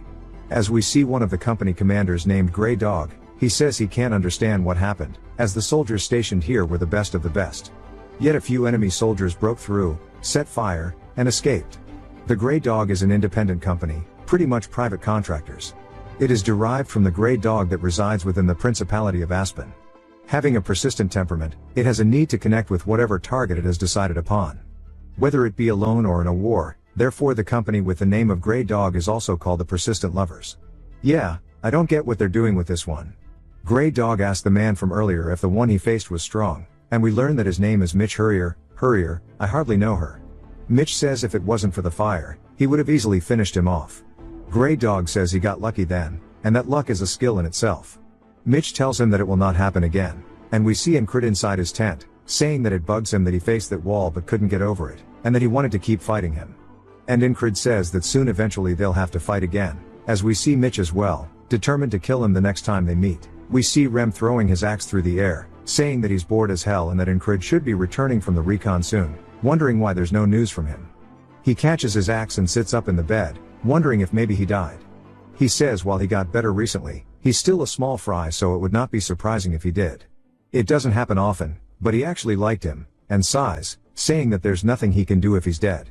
We see Ragnar waking up as well, and he looks over at Rem, who's in a weird pose, and he asks him what the hell he's staring at. Rem waves good morning to him, and Ragnar returns with his own wave. Rem begins to grin, saying that he thinks he wants to kill him, while holding onto his axes. Ragna starts to unsheath his blade, calling him a crazy dog. It jumps to the ferry company leader. She starts asking Incrid about his scout mission, asking how he happened to burn the whole place down. He tells her that he continued to make the best possible choices in that situation and got lucky. She makes eye contact with him while saying the words lucky, and then says, alright, telling him to rest and recover. She had hoped that he would achieve something, but she didn't expect anything this big, wondering who exactly he is. As Incrid goes to leave, he says that he has no idea what she's thinking. We see Andrew calling out to him and then bowing, saying that he's sorry for acting out in the beginning, and he's alive, thanks to him. Wondering if they'll meet again. Incrid waves, saying that maybe if their paths cross, and he begins to walk away. Andrew grabs his sword and bows to Incrid, and the rest follow his lead, paying their respects. He says that he managed to bring back 4 of them but wonders if that was really his best, saying that he ended up losing 2 of the members and if he were a little stronger, he would have saved them too. With all the loops, he is capable of exceeding his limits. Eventually, he'll be done with his desperate struggling and strive towards his true goal of becoming a knight. He'll use his loops as a stepping stone for just that purpose, and to prevent repeating the same day over and over, he needs to become much stronger. He hears his squad yelling that they're back at it again, and we see sparks flying as both Ragna and Rem are trading blow for blow. Both of them are making very serious expressions compared to when they usually duel, and Incrid says he's never seen this before. He sparred with them countless times yet never seen them make this expression. One of the men says that they aren't even human, calling them animals, and Incrid says he guesses that they never needed to go all out against him. So he needs to get his priorities straight, and that he needs to have them make those same faces when he spars them. We see Ragna blocking Rem's attack, and then he glances over, spotting Incrid. Rem tells him that he's got to report back to them if he's home, asking why he's hiding again. He starts yelling at the rest, saying if they're not going to fight him, then to run off. Ragna comments on Incrid being injured, and he tells him that it's just a little scratch. Incrid goes to ask about their techniques, but Rem instantly tells him to just go wash up and rest. Incrid decides to ask Ragna about it instead, asking the same thing, and Ragna asks if he's seriously asking this right now, and Incrid asks if it's a bad time. Ragna turns his head, saying it's nothing, and Incrid says it sounds like he has something to say but decides he'll tell him later if he wants to. We see everybody packing up the tents as the battalion commander began to move the entire group closer to the tall grass field. Incrid's wounds healed significantly through the trip, and he constantly reflected on his untrained. We see the red-haired guy asking him if he's training, and saying that they're moving out tomorrow, asking why he doesn't rest. He tells him that he'll just be going out for a little bit. Rem clicks his tongue, saying that if he keeps doing this, he's going to die soon and he needs to rest. The next morning, Ragna wakes up to the sound of somebody swinging their sword and sees Incrid's bed is already made and that he must be training. He starts stretching and grabs his sword, saying that he is good with his sword and getting stronger wasn't difficult, and he had a chance to become a knight. But we see him saying that it was boring and that there's nothing he wanted to do as a knight, asking why he would spend his time and energy on it. That he couldn't find meaning, so he lost his purpose, and that's why he's here in this squad. He begins to watch Incrid swing his sword. We hear Incrid grunting in pain as he swings and falls to his knees as we see that he still hasn't fully recovered from his fight. Ragna comments on how his fundamentals are all wrong, and that you need to learn them properly when you start. With all the shortcuts to make up for his shitty fundamentals, it'll be impossible for him to get stronger. But Incrid grabs his sword, and we see his eyes are full of determination, and Ragna wonders why he's putting his body through so much pain, trying so hard. He decides to ask him the same question, and Incrid tells him it's because he wants to get stronger. Ragna asks what he'll do when he does, and Incrid tells him that he'll become a knight. Ragna tells him that a knight is just somebody who fights well, asking if it has that much meaning to him. Incrid says that the knight he aspires to be is someone who decides for himself what is right, and raises his sword for honor, for the sick and the poor, and to protect those he loves. Ragna is surprised that he's doing it for honor and merit, and says that strength is just a tool, since a knight is just a sword, and starts to think about what he wants to do. He walks forward, saying that he won't know until he figures it out, and he calls out to Incrid, asking him if he would like to learn the sword. Incrid says of course. And then Ragna stares at him blankly, and sighs, saying that he should not have said that, and he's already getting lazy. But still, based on how determined Incrid looks, it might be interesting. He says that Rem already taught him the intestines of the beast or something, right? Incrid corrects him, saying it's called the heart of the beast. Ragna says that he needs to get rid of anything that is not that or his stab. Incrid asked about the Valen mercenary sword technique. And he says, especially that if he doesn't ditch that, even if he learns a new technique, he will revert to his old habits, and in that case, he might as well give up. And he tells him to choose, either ditch everything, and start fresh, or just be complacent. Incrid instantly says that he'll start fresh, and Ragna, surprised by how fast he replied, asking him if he's sure about this. And Incrid asked what he needs to do first. Ragna says that this guy really is not normal. And while he has a good physique, he wields too light of a weapon, and he should find something heavier, and hands him his blade. Incrid asks if he should really be handing his sword over like that. And Ragna says it doesn't matter as it's not special, and tells him how to properly grip the sword by having his right hand above his left. He then notices he's squeezing tightly, asking why. Incrid says so he doesn't lose his blade. And Ragna asks him who taught him this. And he says Rem did. Ragna clicks his tongue, calling him a useless bastard, and tells him to get into his position. He then raises the sword above his head, and swings it down on Incrid. He blocks it, and we can see his hands shaking. And he says that shit hurt, asking why he did that. Ragna says of course it would hurt. And if he stiffens up, it's only going to get worse, and says he's essentially like a branch or a column or something like that. Incrid wonders why everybody in his squad talks like this, asking if that's a metaphor, and what that's even meant to mean. He wonders if it means that he's too stiff because he's clenching the sword too tightly. Incrid says he probably means to say that he needs to stay flexible with the sword to keep his sword from breaking, and he needs his movements to be more malleable. He then loosens his grip, and then we hear Ragna slash his sword a couple more times. And then he kicks Incrid's feet out from under him, telling him to pay attention to his balance. Incrid tries again, and he asks him where his feet are pointed. And then smacks his sword, saying it's too stiff, telling him to try again, asking him if he's trying to break his wrist. We see Incrid go for an attack, and Ragna taunts him, asking if he was trying to dance. This continues on throughout the day until we see Incrid on the ground. Ragna sighs, saying he did not realize it was this shit, and that Incrid has none of the basics down, and that it's not something that can be taught. We see Incrid gassed out, but he tightens the grip on his sword. Ragna stares at him, and then thinks about something. And Incrid asks if they can go again. Ragna sighs, and draws his blade, telling him that they should start with the baby steps. We then hear Rem asking where they have been all day, asking if they are playing picnic here, skipping meals and shit. And he points at Ragna, asking Incrid if he's giving him a hard time, asking if he wants him to take care of him. They start their typical banter, and Incrid asks if there's something going on, because Rem is dressed up. Rem tells him that it's because they're being summoned.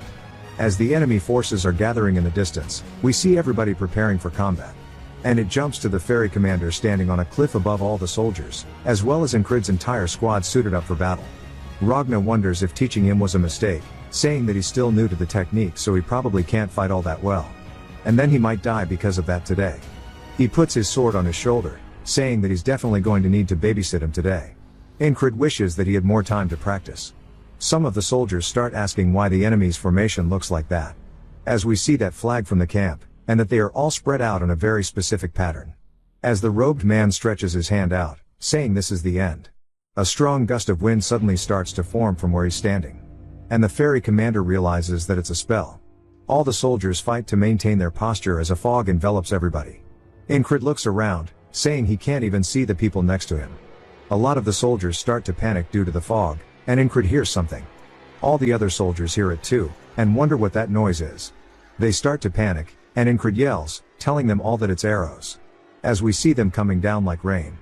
They start impaling the soldiers, hitting them all over. The fairy queen starts to deflect them, saying the fog is not normal, and nobody could have expected them to use this tactic.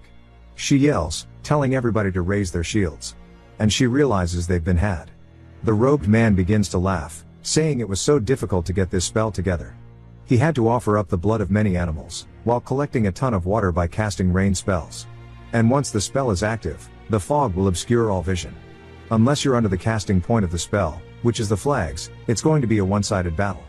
And he calls it the fog of annihilation. We hear Mitch telling him that he looks satisfied.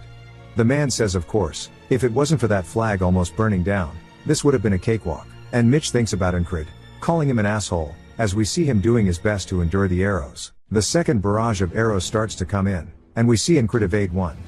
He hears a voice behind him telling him to keep his head down, and he recognizes it as Ragna. Then we hear Rem say that this is a spell, and he's pissed. Incrid says that he's right in front of his eyes but can't identify him, and he won't be able to fight properly like this. An arrow lands directly at his feet, and he says that his breath is getting strained and his body is getting stiff, making it hard for him to move his legs as he needs to. This means he can't use anything he's learned from Ragna at this rate, and he didn't expect to get it on the first try. Back to training, Ragna says that he'll revert back to his old habits for now, even if he learns from him. It would be best not to fight until he finishes learning what he's about to teach him. However, unless he fights on the battlefield, he'll die regardless. He realizes that's right and then closes his eyes, relocking in, saying that death to him does not hold the same weight as it does to others. As all the soldiers continue fighting around him, Ragna tells him to get behind him, but he says that he found a way. If he can't do it in one try, he knows what he must do. He charges straight into the fog. Ragna calls out to him, asking if he's crazy. A spearman comes from the fog, thrusting his spear forward and stabbing Incrid directly through the throat. Incrid lets out a groan as we see it impaled into him. He then starts to smile, saying that now he can now go back to learning from Ragna. The soldier starts to get scared, calling him crazy. He pulls his spear out of Incrid's throat, causing him to die on the spot. Back at the camp, Ragna is asking him if he really understood what he said. Incrid replies that, to be frank, Ragna is not a great teacher. To a genius like him, it's also obvious that it's hard for him to put what's wrong into words. Ragna says maybe this is what they mean about understanding it but not being able to put it into practice. He just asks him to swing his sword downwards, asking if that's too hard. Incrid says he's not making fun of him, he's genuinely confused and asks where his center of gravity should be. Ragna is surprised but starts to think about it, asking if he means something like this. Incrid confirms that's as he thought. He says that guys like him don't even know how they do what they do. While Ragna's explanations are lacking, it's not that big of a deal, since observing and listening are some of Incrid's strong suits. He'll remember his stance no matter how many times it takes. Back to the barrage of arrows coming in. Incrid raises his blade, deflecting one of them. But his hands start shaking, and he realizes he's still too stiff. Another spear is thrust forward, and Incrid doesn't even dodge it, saying it's okay, so he can just die and continue learning. So he takes it to the throat. Back to training. We see him moving his feet as he dodges underneath Ragna's blade. He says this is now the 31st loop, and he is capable of flexible movement. Ragna tells him that the step he took is pretty good, asking where he learned it, and with that he should be able to start learning the basics already. Ragna explains that the 3 basics with a sword are cutting, stabbing, and slashing. He needs to use the edge of the blade for defense, and if the sword is good quality, he can also use the sides. The shortest distance between the opponent and him is called the line of attack. Using the sword is all about blocking the opponent's line while extending his own. He tells him to draw his opponent in and reach out to him with his sword. Back to the battlefield. The spearman is thrusting forward. Incrid watches as it grazes past him and he thinks that his feet are light. So he can easily dodge this. Then 4 more spears are thrust out in front of him, immediately killing him on the spot. He says that little by little, his loops are starting to change. We see him actually parrying Ragna's sword, which surprises Ragna, who asks if he really just parried that. Incrid is determined, saying that even though it's only a little bit at a time, he will make sure to continue this cycle. As he does a diagonal slash at Ragna, Ragna says that it no longer needs work. He seems a little surprised. Incrid claims that even though they're baby steps, they're still adding up to be long strides. As he's running forward in the smoke, Ragna calls out to him, asking if he is crazy. Only for him to die once more, smiling and saying that as long as he can achieve steady progress, he'll die as many times as he needs. We see Ragna raising his blade as he swings down towards Incrid. Incrid ducks forward while bringing his blade up, successfully countering Ragna's attack and knocking it away. Incrid states that it is now the 100th loop. Ragna is looking at his blade in complete disbelief and then looks back down at Incrid, asking him what the hell his deal is and who he is, since he can no longer recognize his captain's movements. Incrid says that Ragna no longer looks at him the same, and he thought he couldn't improve much more with his talent. As he's running in, Ragna calls out to him again, but Incrid continues marching forward, saying that he has surpassed his previous level. We see him dodge the first spear as he follows it closely. He completely runs past the enemy soldier without killing him, as he has a goal in mind, the road to becoming a knight. As he charges directly into the back line of the spearmen, they thrust forward, impaling him yet again. He starts to smile through death, saying that this is so fun he might actually go insane. Back at the training camp, Ragna calls out to him, asking if he wants to learn the sword once more. Incrid replies that he'll do whatever he can to become stronger, smiling and ready to die as many times as it takes to achieve his goal. Ragna says there's no way he'd be this good, as he's confused, asking if he's been fighting like shit on purpose until now. Incrid says that's not it, but Ragna continues, saying that he's got all the basics down and it seems like he only needs experience if anything else right now. Back to the battlefield, as the arrows come in, Incrid says that he has now been on this loop for 200 attempts. An arrow flies directly towards his head, and we see him firmly plant his heel into the ground as he leans forward, ducking underneath the arrow. saying that he plans to see how far the techniques he has learned will take him today. The typical spearman thrusts forward, but he ducks under it, retaliating by swinging his blade forward, cutting the man's arms and head off. Incrid says he knows where the enemies will pop out from beyond the fog.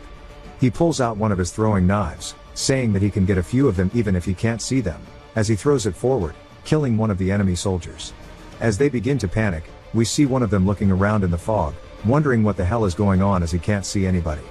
He then immediately gets his leg lobbed off by Incrid. Some of the crossbowmen start to panic, wondering what's going on. One of them raises his crossbow, getting ready to fire. Incrid remembers Ragna telling him that he needs to look with his eyes and predict what will happen, and then move with his feet in accordance. As Incrid ducks underneath the crossbowman's weapon, piercing him through the chest with his blade, Incrid starts to laugh, saying this shit is hitting different and it feels like he's an entirely different person compared to when he didn't even have the basics down. He starts to charge deeper into the enemy lines, saying that he needs more and more people to come at him. He gets a little further until multiple crossbowmen all raise their weapons. As they're setting up the firing squad, one of them says that he's done well infiltrating up to here, asking him how he plans to make it out of this alive.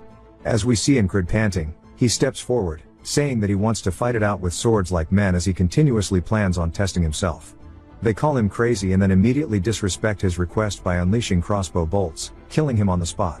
We then jump back to the boatman as he's calling Incrid foolish, saying that he's walked into his own grave, asking if he is all there upstairs, calling his mental cooked. He then wakes up surprised, saying he hasn't seen that in a while, and he wonders if the boatman really came out of nowhere just to shit-talk him. Rem then asks what he's doing as he sees that he's blanking out. Incrid then remembers something about Rem, saying that he called it a spell when it happened. In the enemy's formation, it looked as if they were guarding the flag back in the grass fields on his last outing. He then asks Rem if he knows anything about spells. Rem asks why he's so curious all of a sudden, and Incrid says that he just thought it might be interesting to tell him what he knows. Rem says sure, asking if he knows the difference between magic and spells. Incrid says that magic is more common, and Rem says that is not wrong, that a spell requires a medium. It's not just that it requires it, but the medium is a whole lot more important, as spells cannot exist without them. Incrid thinks about it, saying that the fog was due to the enemy's spell and that flag must have been the medium.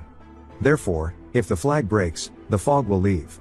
Incrid asks him if his tribe also used spells since he knows they originated from the west and that is where Rem is from. Rem smiles, saying that he's seen them, asking if he knew that there aren't many actual spellcasters, as most of them are hex casters. Incrid ignores him, and Rem asks him where he's going. Incrid tells him that he's going to train. Ragna says that it looks like they both have the same training background, asking if he knows what the Unyuk sword technique is. We get some lore and we learn about 500 years ago there was 1 in a million prodigy. A child born on a sword farm slayed 12 bandits that attacked the farm with nothing but a fireplace poker. Having lost his parents early, he learned the sword at a young age, and a noble having heard the rumors took him in.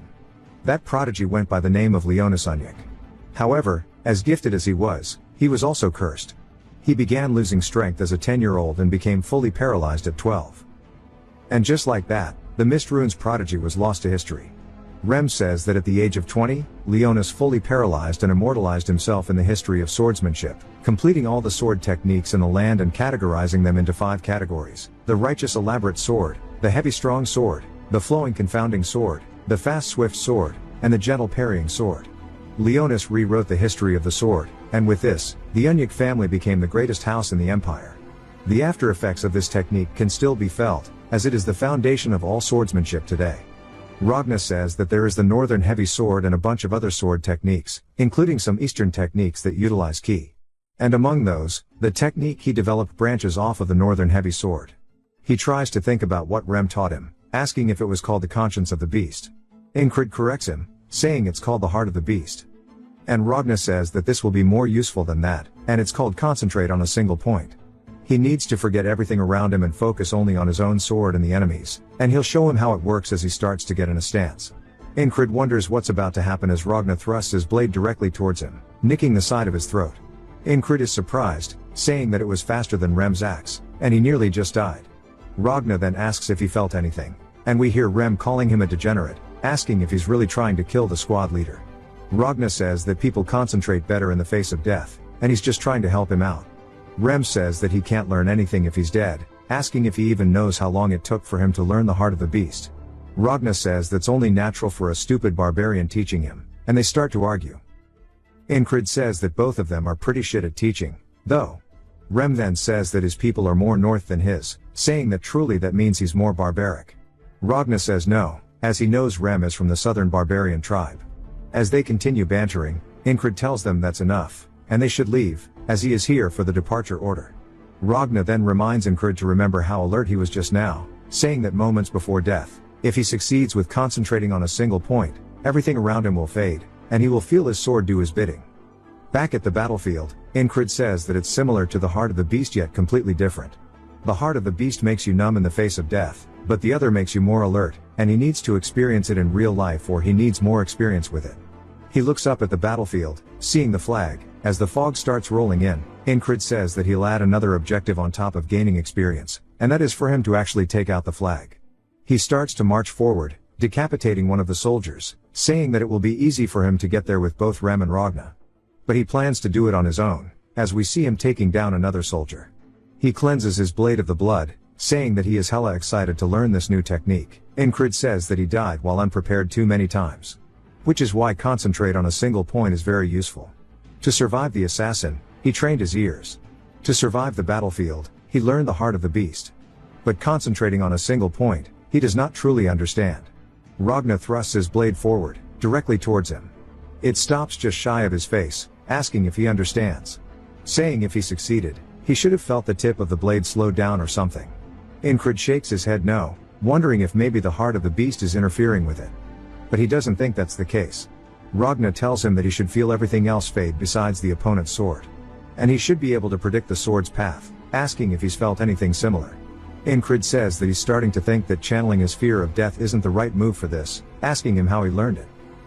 Ragna says he didn't have to learn, as it's something he could always do. And it's in the name, you just have to concentrate on a single point. Incrid sighs, saying he's not going to get any useful answers out of him, and he'll just have to figure it out on his own. But he shouldn't get impatient, as he'll keep practicing this on the side, as his first priority is knocking down one of the flags. He plans to minimize the damage to his allies and penetrate straight through the enemy lines. As the fog starts rolling in again, everybody panics, but Incrid yells, telling them to get down. They immediately follow his command, and he tells them to raise their shields. As arrows start to fly in, we see their shields blocking the volleys as he takes charge. He's repeated this loop over 300 times. He knows where the attacks will come from, even if his eyes were closed. Even the enemy soldiers are confused by the fog, so he takes advantage of it, slipping past one, immediately stabbing him in the side of the head, and then following through with a swing, killing 2 more soldiers. The enemy starts to scream, saying that it's just one guy and they can take care of him.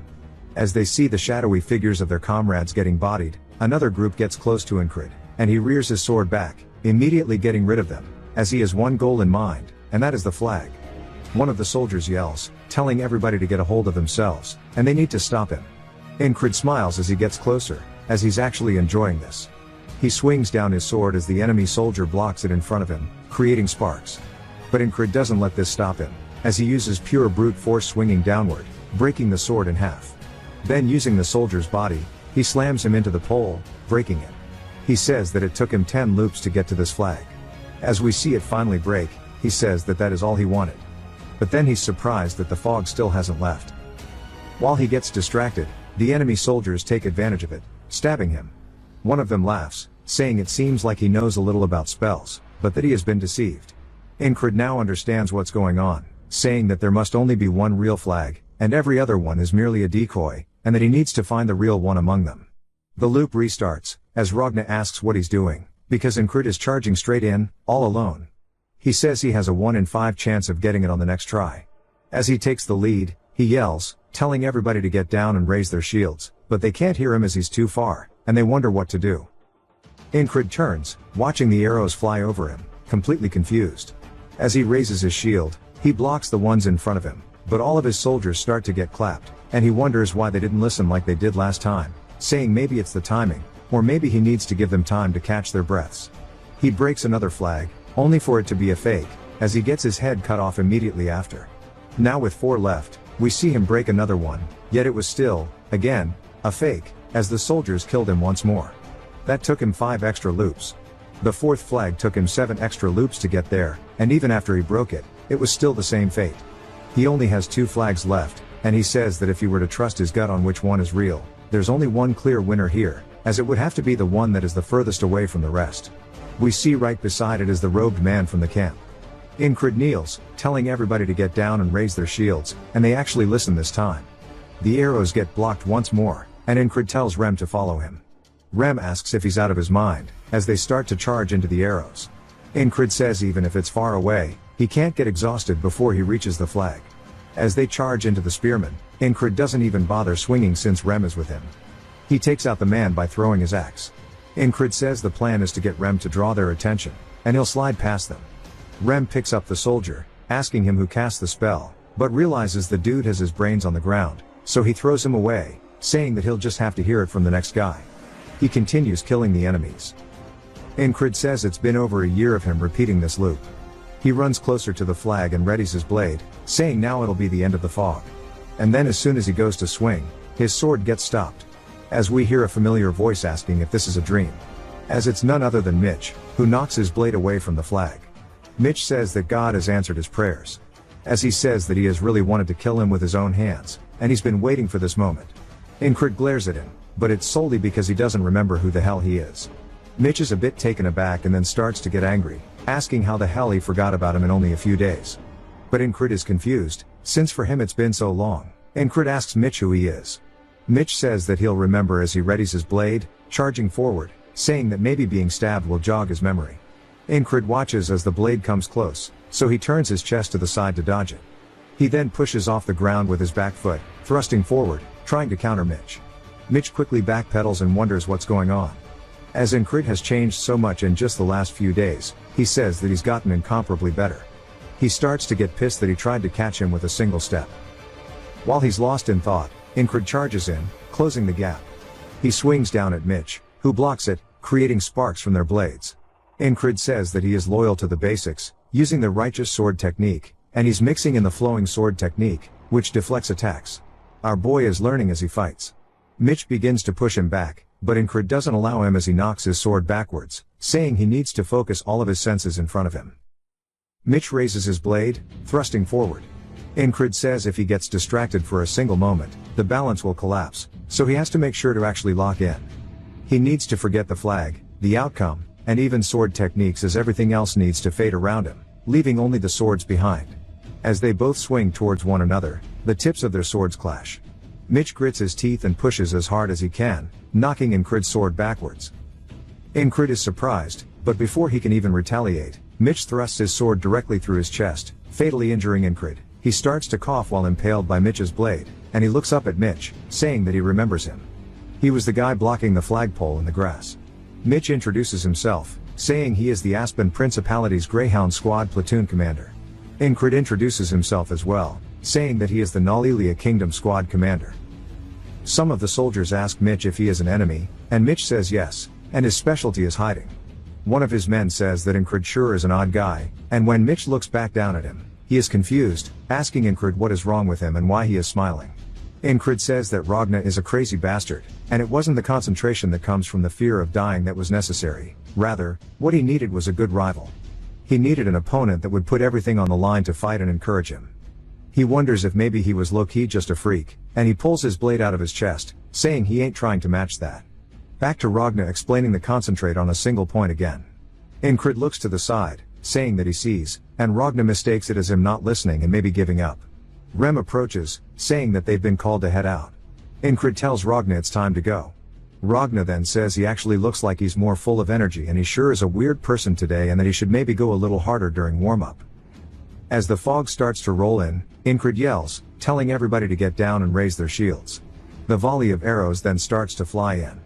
And before Rem can say his usual line, Incrid cuts him off, saying to follow him.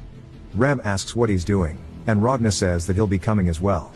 Rem starts barking at him, asking if maybe he took an arrow to the head, saying he's being weird. Ragna tells him if he doesn't want to have an arrow lodged into his head, he needs to look forward as the enemies are right in front of them, and we see Incrid running in between the enemy lines. But the same can't be said for Ragna and Rem as they have to brute force their way forward. Incrid says he really wanted to make sure that he could open the path in a similar way to before and meet Mitch once more, and they start to have their stare down. Incrid then starts to give off some psycho energy, saying it's nice to see him, calling him his friend, saying they should fight. Mitch asks if he really came looking for him, and Incred asks if this is his first time receiving a confession, saying that he came because he fell in love at first sight. Mitch says that usually he is the one finding people, and this is the first time somebody else has come looking for him. Incred asks him if he's upset, and Mitch readies his blade, saying nonsense. Incred starts to explain that entering the state of concentration where he can only feel the sword once more is a lot harder than he thought as we see him get stabbed to the chest. Mitch says he didn't think he'd lose this easily, and he doesn't know why he made him believe that he could fight him. Incred now realizes that his attitude was wrong, and it can't be intentional as he needs to be absorbed into the fight naturally. As he's clashing blades once more with Mitch, he says that he'll just repeat the fight over and over until he can find that feeling. Finally, on the 18th loop, everything else but the sword starts to fade, and he can feel it again. In his 28th loop of fighting Mitch, he can intentionally enter the state of concentration. By the 48th loop of meeting Mitch, we see Ragna saying that he'll teach him the tricks as he readies his blade, thrusting forward at Incred like usual, but Incred this time is locked in as he's staring at the blade, solely focusing on it.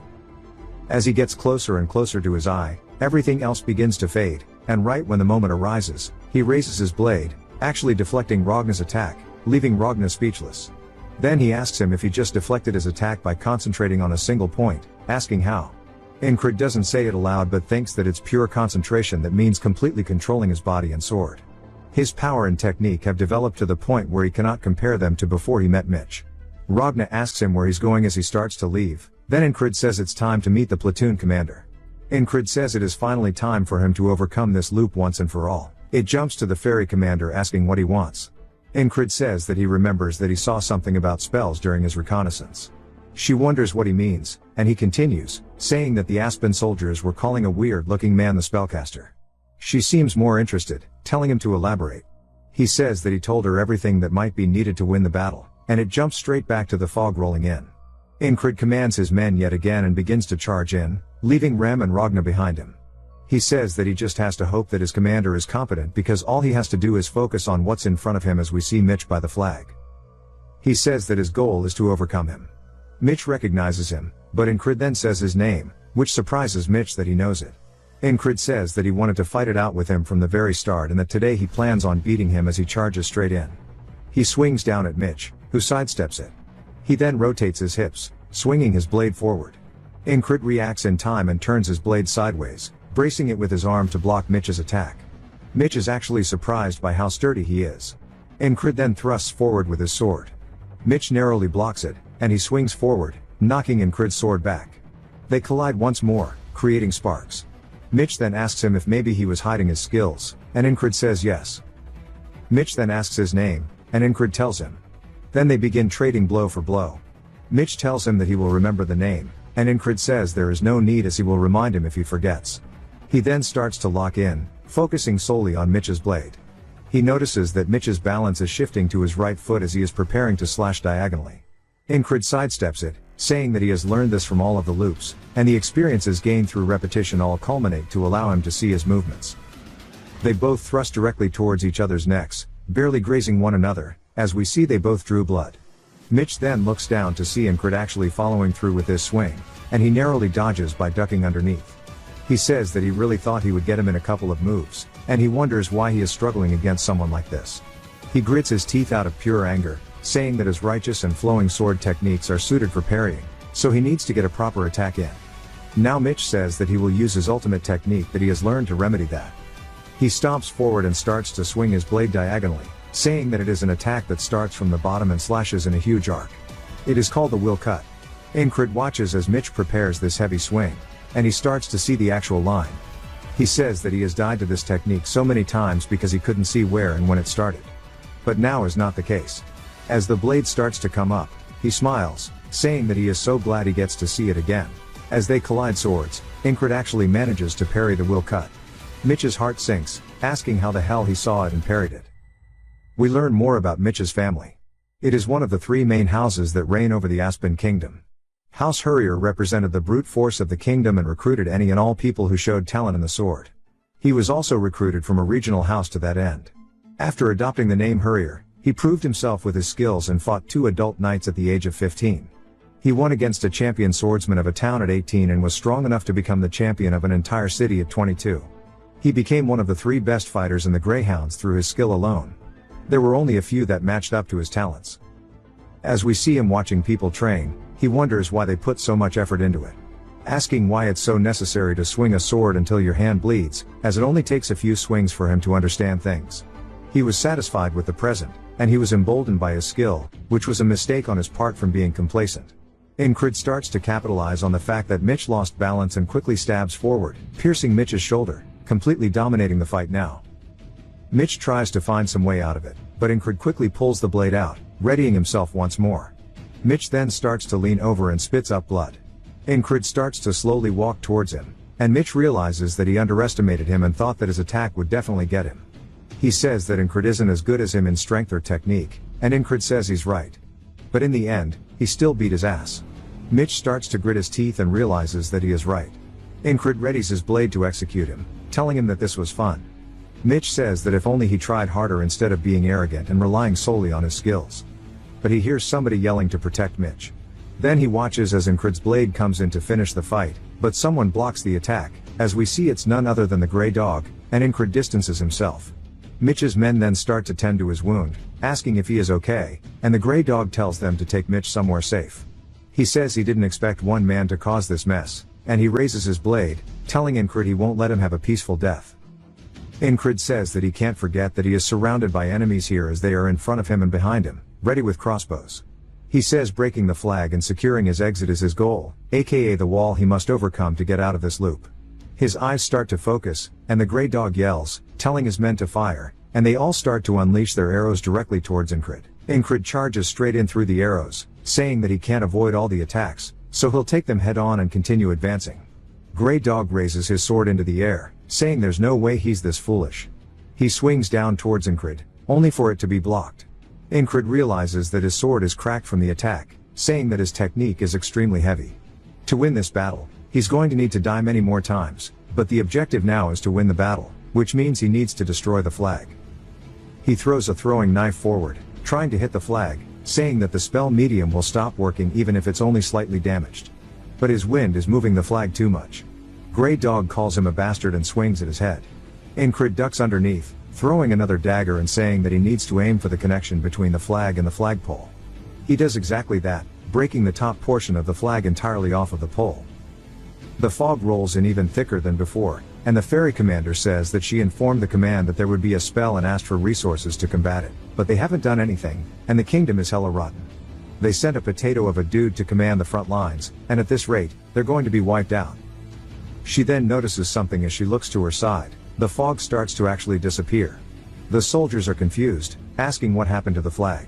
While they're distracted, the ferry commander immediately stabs one of them in the back, saying that with the fog gone, the enemies have been completely taken by surprise, and now is the chance to change the tide of the battlefield. Now they have the confidence, and they start charging forward. She says that things are more favorable now that the fog is gone, but she wonders who destroyed the spell. She wonders if maybe it was Incrid, as we see a couple of arrows lodged into him. He says he messed up. After destroying the flag, he thought he'd run into either Ragna or Rem if he ran straight towards friendly lines, but instead, there are only enemies, and he wonders where the hell they are. Back to Rem, he's holding onto an enemy soldier while barking at the rest, telling them to bring him to the spellcaster or else he will kill them all. Ragna is more lost, as this dude is back at the allied camp, and they all stare at him like he is actually disabled. Ragna sits there for a second, as his brain processes it since it's a bit smooth. He recognizes that they aren't the enemy, and they ask what the hell is wrong with him and if he wants to be executed. Back to Incrid, the enemy soldiers call him a rat, asking why he's still trying to survive even in this state. One of them gets close, telling him to just give up as he raises his sword above his head. Before he can swing it down, we see a puma attack from the side, biting the man. Incrid immediately recognizes it as the one he met in the tall grass fields, and he makes eye contact with it. The enemy soldiers wonder why a beast is helping him and ready their crossbows. But the puma doesn't give them the chance and immediately jumps straight towards them. It attacks their weapons by breaking the strings in their crossbows. It then walks directly in front of Incrid to protect him. Incrid tells the puma it should leave, as the man in front of them is a little special, and Grey Dog is utterly pissed. We then hear a familiar voice as he puts his hand on Incrid's back, telling him to stand back. It's none other than Vengeance, who walks forward like a badass, saying that he's going to save him. Incrid is confused, but Vengeance starts to charge directly in. His attack immediately gets parried by Grey Dog, and he gets sent flying backwards, saying he didn't expect him to actually be strong. Vengeance then tells his boys to just shoot him instead. As we see them firing their crossbows, Grey Dog doesn't stop his charge, starting to knock away the arrows with his sword. While he's distracted, the puma leaps for a surprise attack, but Grey Dog reacts in time by hitting it in the side with his hilt, knocking it to the ground. Incred then starts to lock in, focusing on the tip of Grey Dog's blade. He says he sees it as he follows the line and raises his short sword up in front of him, saying he can't parry that sword with his strength, which means that he'll have to actually use Grey Dog's strength against him. He'll take one out of Mitch's book and let it flow against his blade. He does exactly that, but due to the short length of the blade, he actually gets cut on his arm. But it does work, and Grey Dog is surprised as he instantly recognizes Mitch's technique, asking him where the hell he learned that. Incred lifts his blade, saying it seems like his skills will even work against him. Vengeance then comes in with the greatest attack of all time, obviously having no effect. Grey Dog then looks over, seeing all of the reinforcements running in. He clicks his tongue and turns, telling Incred he won't forget him. Incred tells him to do what he wants, and Grey Dog orders his men that it's time to retreat. Vengeance runs over, telling him that he doesn't have bandages, so they have to move back to wrap up his shoulder. Incred says that they need to bring the puma too, and he picks him up. Vengeance calls him crazy, telling him to worry about himself first. As we see he's actually carrying the puma, Vengeance starts carrying him away, telling his men that it's time to head back. Incred's eyes then start to feel extremely heavy. Vengeance tries to bark at him enough to keep him awake, but he's lost too much blood, so his eyes start to slowly close. The boatman then asks him if he accomplished what he wanted to, calling him a persistent bastard, and asks him what truly drives him while Vengeance and his boys fight to take him back to base. It jumps to a tent. We hear a bunch of people talking about Incred, saying they hope he wakes up without any issues. Incred wonders what's going on as he feels a strange sensation in his hand. When he wakes up, he sees the puma cuddled up to him. Rem asks if he's awake, saying that he really thought he died this time, as we see all the squad members looking at him. Incred asks what's going on, and Jackson asks if he's feeling okay. He says he's thirsty, and Jackson hands him a drink, saying that he's lost a lot of blood. They tell him that, thankfully the medics said there won't be any lasting effects and that the goddess of luck must be on his side. Incred says that he must have passed out during the retreat. Jackson says that now that he's awake, he's going to leave, and Ragna says he's going to sleep. Incred's just glad he got through another day. Rem sits there deep in thought, and Incred asks him why he's staring at him like that, asking if he wants to pet the puma. Rem says no, he's not interested in beasts, and he asks him how he knew it was a spell. Incred says that he won't believe him if he tells him about the repeating days, so he needs to lie to him. But he says that he shouldn't because Rem has always been faithful to him, and he needs to return it in kind. He says that he was friends with someone like him, a settler, and he suspected that based on what he heard from him. In Incred's mind, he says that's a perfect lie, as he did hear it from a settler, which was Rem. Rem sighs, saying it's fine if he doesn't want to tell him. He should just not get himself interested in spells. Incred says he really is really smart despite how he looks, and he asks him what he was doing during the battle. Rem says that he was going to see the asshole who set up the flag, but he didn't like his face, so he sent his head flying. Incred says he was wondering what happened with the spellcaster since he never saw him. Krace tries to hand the puma some food in return for touching its paws, but the puma hisses. Incred says it might rip him to shreds, and Krace says it's worth 10,000 krona. And explains that because of its blue eyes, it's actually called a lake panther, and they're supposed to hold the energy of the lake inside them. Each of its claws is worth over 10,000 krona, and they keep growing new ones. Incred says that a single bronze coin is worth 1 krona, so 10,000 must be worth a gold coin, which is way more than his pay. After he collapsed, they dominated the battle easily since the flag was gone, but the battle itself wasn't conclusive, and since then they haven't gone marching or ventured out.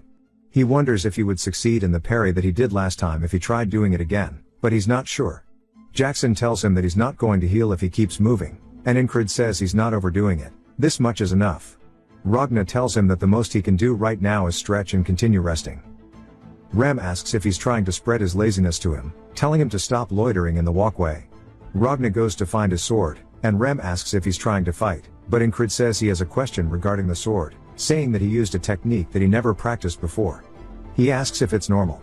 Rem says that it's nothing special, and using the heart of the beast, he can actually see what the enemy is doing, so he would have been able to see how they swing the sword and how they use their strength. Ragna tells him that it should be easier since he learned the basics and should succeed with concentrating on a single point, so he definitely would have seen more. But he still must have gotten pretty lucky. Incred accepts the answer, saying that the day that just passed was not just one day for him, rather, It was hundreds of days of struggle.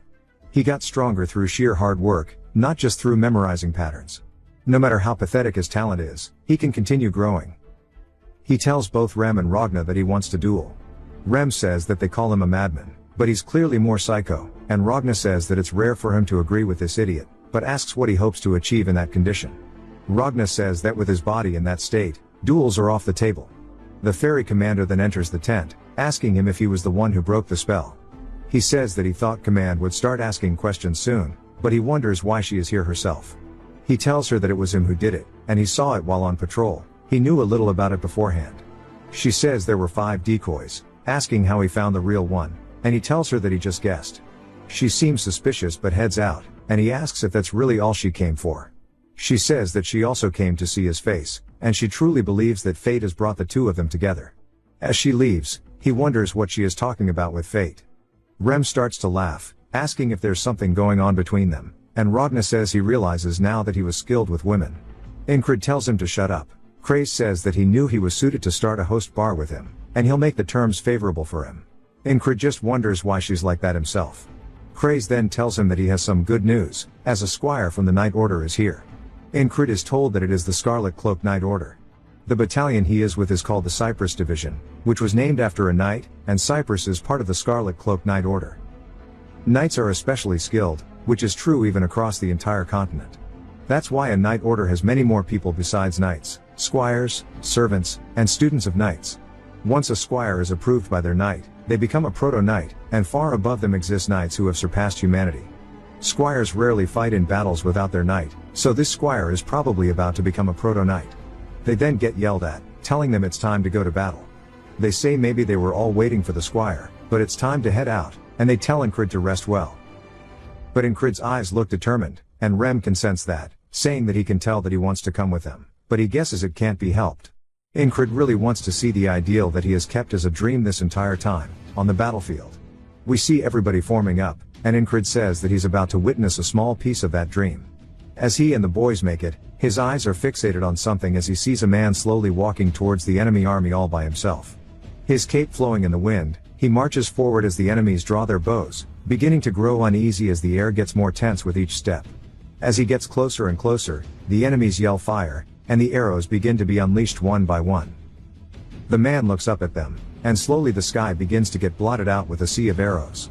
They start to fall directly towards the man. He finally stops walking and kneels down to the ground while holding onto his blade. His legs begin to give off a strange aura, and Ragna says that he used determination on his legs, as we see the wind channeling upwards from him. He quickly bursts off the ground, completely redirecting all the arrows above him as he charges directly into the enemy line. Incred is completely speechless as the man stops just shy of the enemy front line. In one quick breath, he unsheathes his blade, slaughtering them and sending half of their corpses flying through the air with just that one strike, and Incred now realizes how big the gap truly is. The enemy soldiers start to wonder if they are dreaming. The man kneels down once more and quickly dashes forward, swinging to his left, sending a whole group of them flying, and then immediately dashing forward again and swinging to his right, carving out the enemy front lines. From the enemy's point of view, they are just getting sent flying through the air as one man renders their army useless, akin to a natural disaster. The commander yells, telling them to stop him, calling them all idiots, only for him to get ahead of himself as the man quickly leaps up, decapitating him on the spot. He then lands directly on top of the horse, and Incred's eyes are filled with nothing but admiration. Rem says that guy's not bad, and he isn't called the war specialist for no reason. Ragna starts to think about how it would be a good fight, but Jackson says the enemy had at least 5 opportunities to stop him, and the enemy commander is an idiot. Odan prays for those who died, and Craze says it's going to be over without them needing to do anything. Incred starts to think about what kind of sword technique he used, asking if maybe it's the righteous sword, but immediately correcting himself, saying it has elements of the heavy and the swift sword. He explains how the righteous sword is just an intricate technique that lures the opponent into your moves. The heavy sword utilizes strength to cut through everything and dominate the opponent. The confounding sword tricks the opponent, ambushing them, and the swift sword overwhelms the enemy with speed. The flowing sword is a gentle technique that parries the enemy's attacks and retaliates.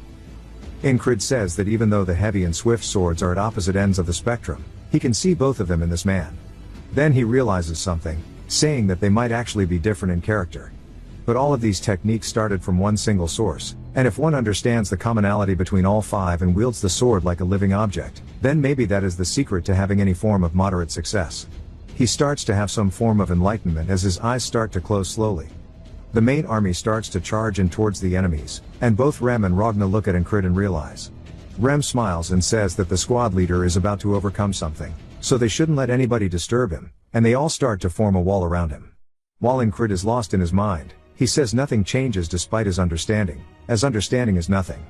He starts to look up, while in this limbo-like state, he only sees the wall he must overcome, and he says that it exists to show him how much further he has to claw his way up.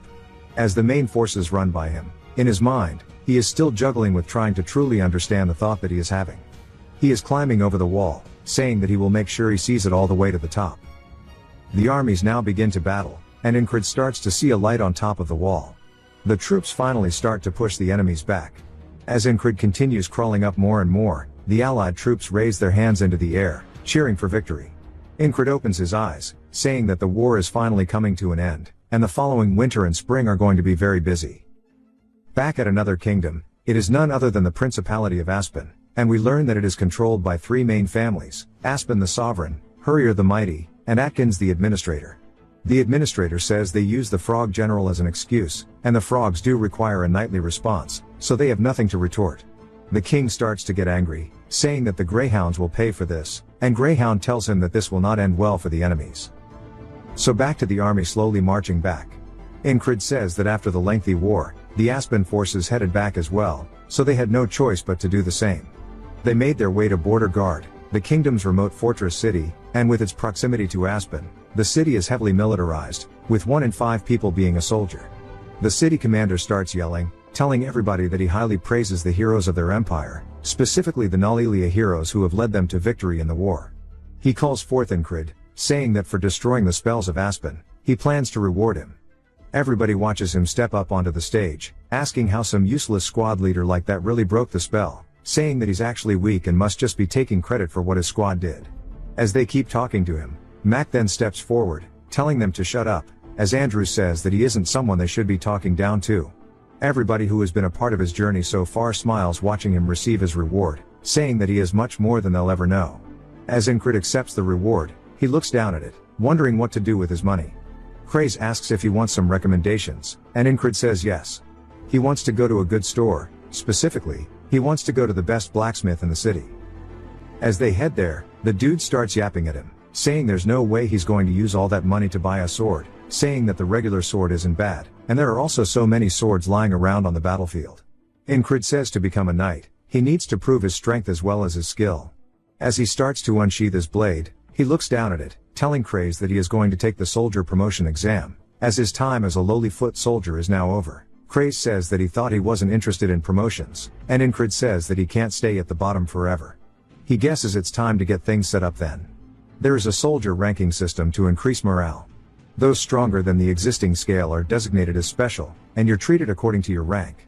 To be promoted to a rank, you have to duel 3 soldiers in the rank you're aiming for and win. For the soldiers there to witness it, it is a fun sport involving bets. As we see, Craze is hustling everybody. He asks who wants to bet on Incrid. His opponent walks up, asking why somebody at the lowest rank is going for medium straight away, saying an award shouldn't warrant stupidity, but it must have been his squad who earned it, so that is getting to his head. Incrid says that he must be the first one, and he's skilled even among the medium ranks, hailing from a famous mercenary group. Back to the hustler. Only one person has voted in favor of Incrid, asking which idiot did that. The hustler says that you can't know the results until you see it. Incrid says he only got stronger by dying over and over up until now, but there's no risk of death in this fight, so this is his one and only chance. He needs to look ahead, not let his guard down. While his skills may be pathetic, he will show that hard work is not a foreign concept to him, and most of the guys here he never would have stood a chance against before. But now won't be the case, as he forces himself to focus and fight like his life is on the line. His opponent screams, running in, saying here he comes, and Incrid says that he needs to try to pull off the parry he learned from the last battle, and he can use that to create an opening. He swings his blade, knocking the sword out of his opponent's hand immediately. As it starts to fly away, Incrid notices the guy's fingers are bent in weird directions. The guy starts screaming about how his shit is cooked, and while he's distracted, Incrid charges forward, hitting him in the face with the hilt of his sword. The guy falls to the floor, bleeding out of the mouth, and Incred wonders why the hell this guy is so weak. Everybody starts to go crazy, saying there's no way that loser just won, and they ask Craze if he was the one who bet on him, saying that surely he knew how strong he was. Of course, he didn't, as even he can't believe how strong he was, saying he just didn't want his bet to be empty. When someone else says he needs to have more faith in his squad leader, Incred says that maybe the guy let his guard down, but even if that's the case, he wonders if all duels end quickly, and he shouldn't be that weak if he has a medium rank. An older man steps up, telling him not to get cocky, saying it was sheer luck. He readies his spear, saying he'll fight him this time. Incred recognizes him, saying he's part of the heavy infantry, the strongest in his battalion. The man distracts him by moving the tip of his spear, trying to surprise him. Then immediately thrusts forward, but Incred's body moves before he can react, cutting the tip of the man's spear off, wondering why he thrust from so far away, saying maybe there's a trick up his sleeve, but immediately realizes that's just a bad thought as the dude looks like he just dropped a brick in his pants. Wondering if it's his turn to strike now, Incred takes the chance, kicking the dude in the stomach, making him fall to the floor. We see Henry and the crowd watching while everybody's surprised that he won again, realizing it's not a coincidence if he won twice in a row, and at the lowest rank took down 2 medium ranks. Craze start to ask who else wants to fight him, and everybody starts to wonder when so many people arrive, saying it's embarrassing to go out there and lose to him. Vengeance calls them idiots, saying everybody's scared now after looking down on him. His friend tries to say he was the most condescending, but he immediately tells him to shut up. Andrew starts to sit up, saying that after losing last time he trained with Mac every night and wants to ask for a rematch, but Mac tells him not to bother, as he makes him sit back down. He says he's gotten way stronger, and he doesn't think even he could win against him right now, and they both sit there watching intently. Rem nudges somebody, telling him to go up, and the guy wonders who he's talking to, only to get scared after seeing who it is. Rem says that he was just talking about how much he must have kissed the commander's ass to get his promotion, and that he should go up and show off his skills, but the guy says he's not scared.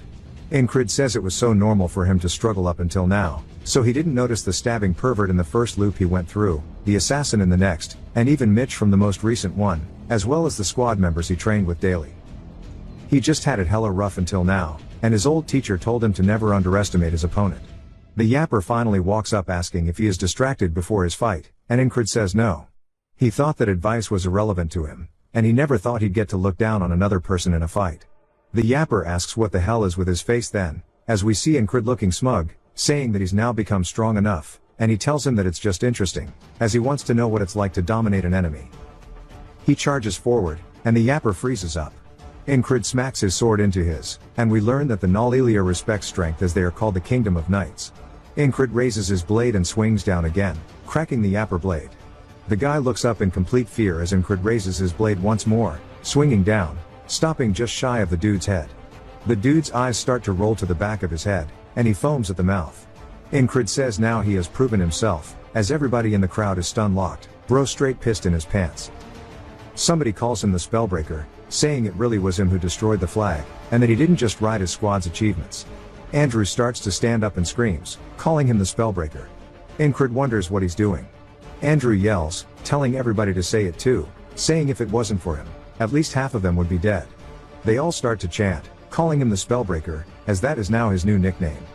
He decides that it's not that bad, and the hustler runs over, telling him that he is now a medium rank. Incred says it's too early to get excited, as he has to get to a high rank. Bro is confused, asking if he's going to keep going, and a man stands up in the crowd, saying this is interesting. As he walks forward, people look over to see an eagle patch on his arm, meaning he is part of the border guard, the ones directly serving the crown, which is an elite squad.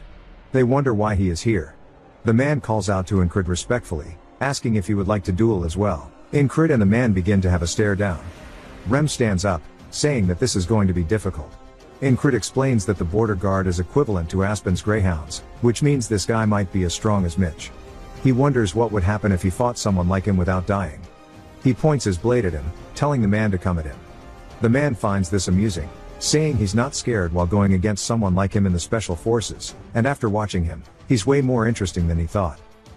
The crowds rush to cheer him on, telling Incred to show them the power of the Spellbreaker, and that the kings of the battlefield are the infantry, as that chant starts to drown out everything else. The man asks if they're stupid, saying that they know he's part of the infantry too, and that they are too cocky with their recent victory. He's going to try to humble them as he readies himself and then immediately dashes forward to close the gap with Incred. Incrid starts to lock in, following the tip of his blade, seeing exactly where the path is going. He leans back slightly, just enough to parry the blade, and the man is surprised, saying that he's wasting as little movement as possible and that surprised him. He then grabs Incrid by the collar and tries to throw him down, but Incrid grabs onto his arm and raises his blade directly above the man. A chill runs down the man's spine as he realizes that if he doesn't dodge, he will die.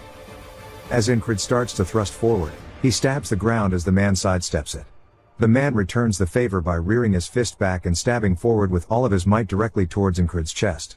Incrid doesn't even try to avoid it and instead grabs the blade directly with his bare hands and then knees the dude straight in the stomach. The guy regains his footing, as the momentum is back to being equal. He starts to charge back in, as does Incrid as he grabs a throwing knife off his vest. They both start stabbing directly at each other's heads, only for the fairy commander to appear, knocking both of their blades away with one strike. She tells them that's enough, any more and they'll kill each other.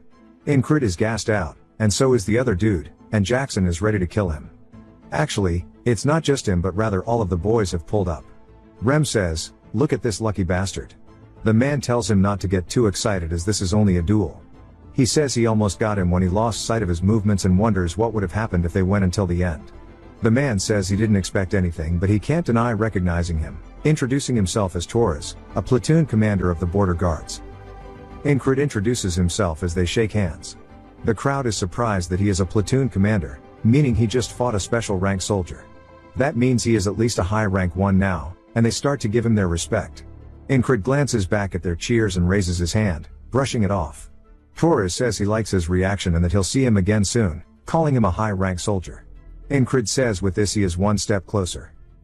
On the outskirts of the town inside of the barracks, a man tries to tell Incrid to come to his company as he is the first company commander of the heavy armored infantry called the Turtles, and his name is Graham. Incrid says this is his third request, and maybe it's because of his rank or the role he played in breaking the spell. Accepting an offer means he would be a monthly lease in the military. While it's a great offer, he doesn't want it, so he bows apologizing to Graham. Graham says that if it's about the 4th company commander, he'll have a word with him. Incrid says that's not it. The guy says he seems completely unbothered and just knows that he would still like him on his side. Incrid asks if he would like Rem, and the guy says he does not want a psycho in his squad and that he survived the last battle thanks to him and should keep at it. Craze asks if it's time to pack their bags, and Incrid says no. He asks why he's rejecting everything, saying right now he'll get treated well no matter where he goes.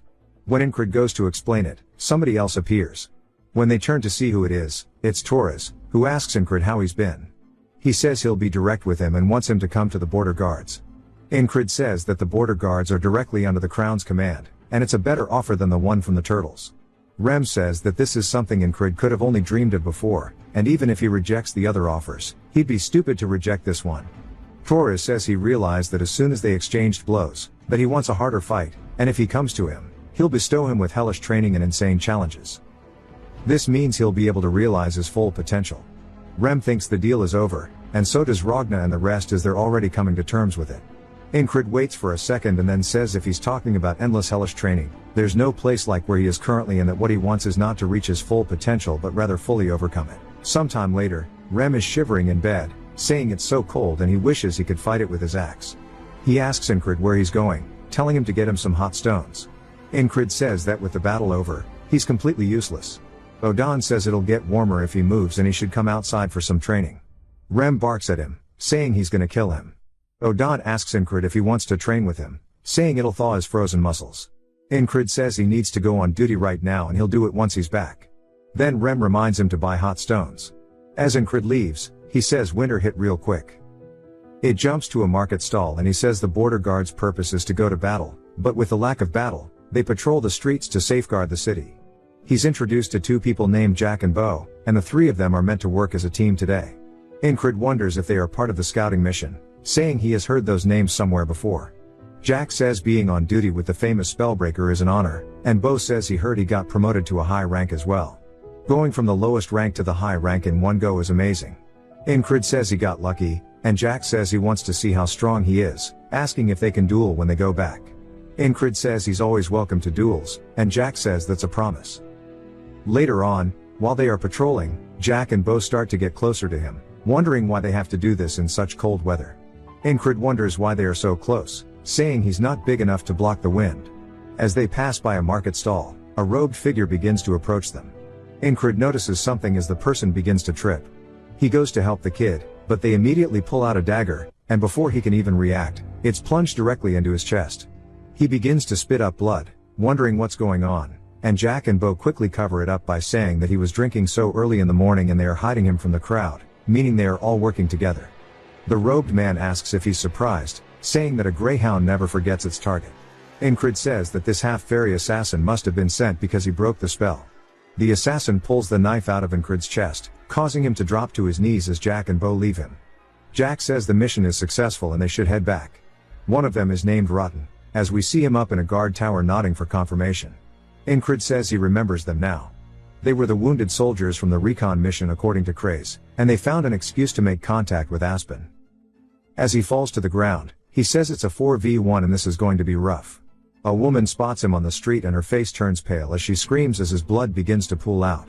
Incrid says this will be interesting. His eyes open wide awake, and he tells them good morning. Rem asks what's wrong with him, and Incrid says nothing, he just wants to start today with some energy. Rem again tells him to get some hot stones. As Incrid approaches Odon, who is pouring water on his head in the ice, it immediately steams off. Odon asks what he can do for his squad leader. Incrid says he mentioned a method about heating up his body. Odon says it's called bare body training, and it's essential to keep your strength in this cold weather as it will prepare you for any situation. Incrid tells him to teach him. He saw the dagger being pulled out, but he could not react because his body wasn't prepared, he was frozen solid. Odon instructs him to get into a stretching position and says he should have noticed that as soon as he saw Jack and Bo stick close to him and he'll take those two down first. After he can't take them down too early, the assassin will flee. Odon says his muscles will be sad if he can't even hold this. Incrid tells him they're already screaming. He gets introduced to Jack and Bo once more and tells them it's nice to meet them. They ask him if he's cold seeing him without his cloak, and he says he was just training. They start to get close to him again, and Incrid shows that his body isn't in its prime, thanks to Odon. Right about now should be when the assassin makes his appearance as he spots him in the crowd, and on cue he makes his appearance from a bit ahead. Incrid immediately raises his hands, swinging backwards, hitting Jack in the face, but Bo manages to dodge under it. Bo asks if he somehow noticed and draws for his blade. Incrid sees the assassin, saying he's either going to charge in an attack or run away. He draws his blades and needs to take care of these two quickly. The assassin throws something at him, which makes a screeching sound. Incrid wonders what the sound is, but it's too late as the throwing knife has already pierced his chest. He looks down in confusion as it was so fast he didn't even see it. Not only that, but because of how far they were in through the crowd, it means this dude is deadly accurate. The guy tells him once more that a greyhound never forgets its target. Incrid says it pierced his heart by the time he noticed it flying through the air, and that is a dagger faster than sound. The same woman from before screams that a person just died here. Incrid says he needs to face melee and ranged assailants at once. He begins to smile, then faces death, asking how he should prepare. Incrid says that the half-fairy stabs when he's close and throws a dagger when he's far. This isn't hard to understand as this wall is relatively simple. He continues his stretching. Incrid says death. Odon asks if he's threatening him as he sits atop his back, but Incrid says no, he genuinely thinks he's going to die. Ragna asks if he's doing torture training or something, and Rem laughs, asking if it's that hard. Incrid tells him to get over here, saying he'll show him how to do it. Jackson enters, saying it's his turn on duty. He sees them all stretching and struggling except Odon, who laughs, saying this is his territory so they should step out of it. Jackson looks confused, and Incrid asks what's wrong with his face, saying they're only training. Incrid starts drawing in the dirt, saying he needs to somehow block the dagger he'll throw. He says the accuracy and speed aren't like other daggers, and it's shaped oddly too. Jackson then asks him if that's a whistle dagger. Incrid asks if that's what this is called, and Jackson says it's because of the sound it makes when it's thrown. If handled well, the target will never know what hit them, and it's good to stay far away from things using it. Incrid says he'll remember that, no matter how good he is at throwing daggers, he can't do anything if it's blocked ahead of time. Incrid raises his hands once more, swinging at Jack and Bo. Jack again gets hit, but Bo does not. Bo asks if he noticed, and Incrid grabs him by the robe and uses him as a meat shield, saying that he should take down these idiots and use them to protect himself from the dagger. The whistle sound comes through, but it's too late as Incrid is stabbed in the stomach and Bo is stabbed in the back. Even Jack is stabbed in the throat, and Incrid realizes that he threw 3 in such a short time, and this dude is incredibly skilled. The assassin starts to grin and laughs as everybody begins to run away, screaming murder. Incrid says he'll kill his own people if they get in the way, or maybe he never thought of them as his people. The assassin kneels close to him, saying that was admirable. Incrid glares at him as the man repeats the line, "A greyhound never forgets its target." Incrid says thankfully, and the guy wonders why he's joking at his deathbed. He pulls out his whistled dagger, calling him a funny guy. Incrid admits that he underestimated this whole thing. As the dagger gets pulled out of him and his wound begins to gush out, he says that a wall is still a wall. The boatman asks why he is enjoying this, saying he should laugh while he still can because the despair at the end of that enjoyment is why this is a curse. Incrid wakes back up in bed and heads out, saying no to him, this is solely a blessing. He asks Jackson to tell him about a whistled dagger, and Jackson asks where it came from. Incrid asks if that's important for the explanation, and Jackson says that it's multiple thin blades pressed into one, which causes the whistling sound as it flies. At one point, it was called the dagger that is only heard, and it's really hard to follow with a human eye. Incrid asks what he's meant to do if he wants to see and dodge it, and Jackson says that he can't. Incrid asks what if he has two, and Jackson asks if he needs two, and he says yes, that he does. Jackson says that this guy is being weird again, wondering where he even heard about this. He says there's no point in spotting an already thrown dagger, he has to watch the hand of the thrower. The path it takes is decided at the moment it's thrown. There are ways to hide himself as it's thrown, but it's not hard to spot once you know what it is. Incrid asks if he thinks he can learn the technique, and Jackson says not with the way he throws. Incrid says he's continuously catching strays, and Jackson asks if he wants him to teach him how to throw daggers. Incrid is surprised that he offered to teach him first, and Jackson says that if he's not confident, he doesn't need to do it, but Incrid tells him he'll learn. Back at the market, Jack and Bo are following him once more. Indersit explains that the moment he throws his dagger, he needs to relax his whole body and focus as the blade leaves his hands. Seeing and dodging it is the same. As he stares at where the assassin usually appears, he sees only his feet before drawing his blade, immediately cutting Jack's head off. As Bo goes to reach for his, he turns towards him, slicing him through the stomach. The woman that usually sees him die screams, saying that there's been a murder, and both Jack and Bo have dropped to the floor. The assassin starts to approach, and Incrid says he needs to watch his opponent and switch from relaxed to focused.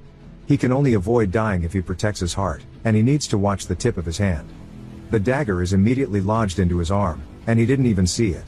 He looks down at it only to catch another one straight to the chest, saying that shit was too fast as it only lasted for a split second, but he saw something for sure at the start. He saw a shine from the assassin's hand, and he's sure of it. The assassin goes to say his line, but Incrid finishes for him, saying that a greyhound never forgets its target. The assassin's surprised and asks how he knew.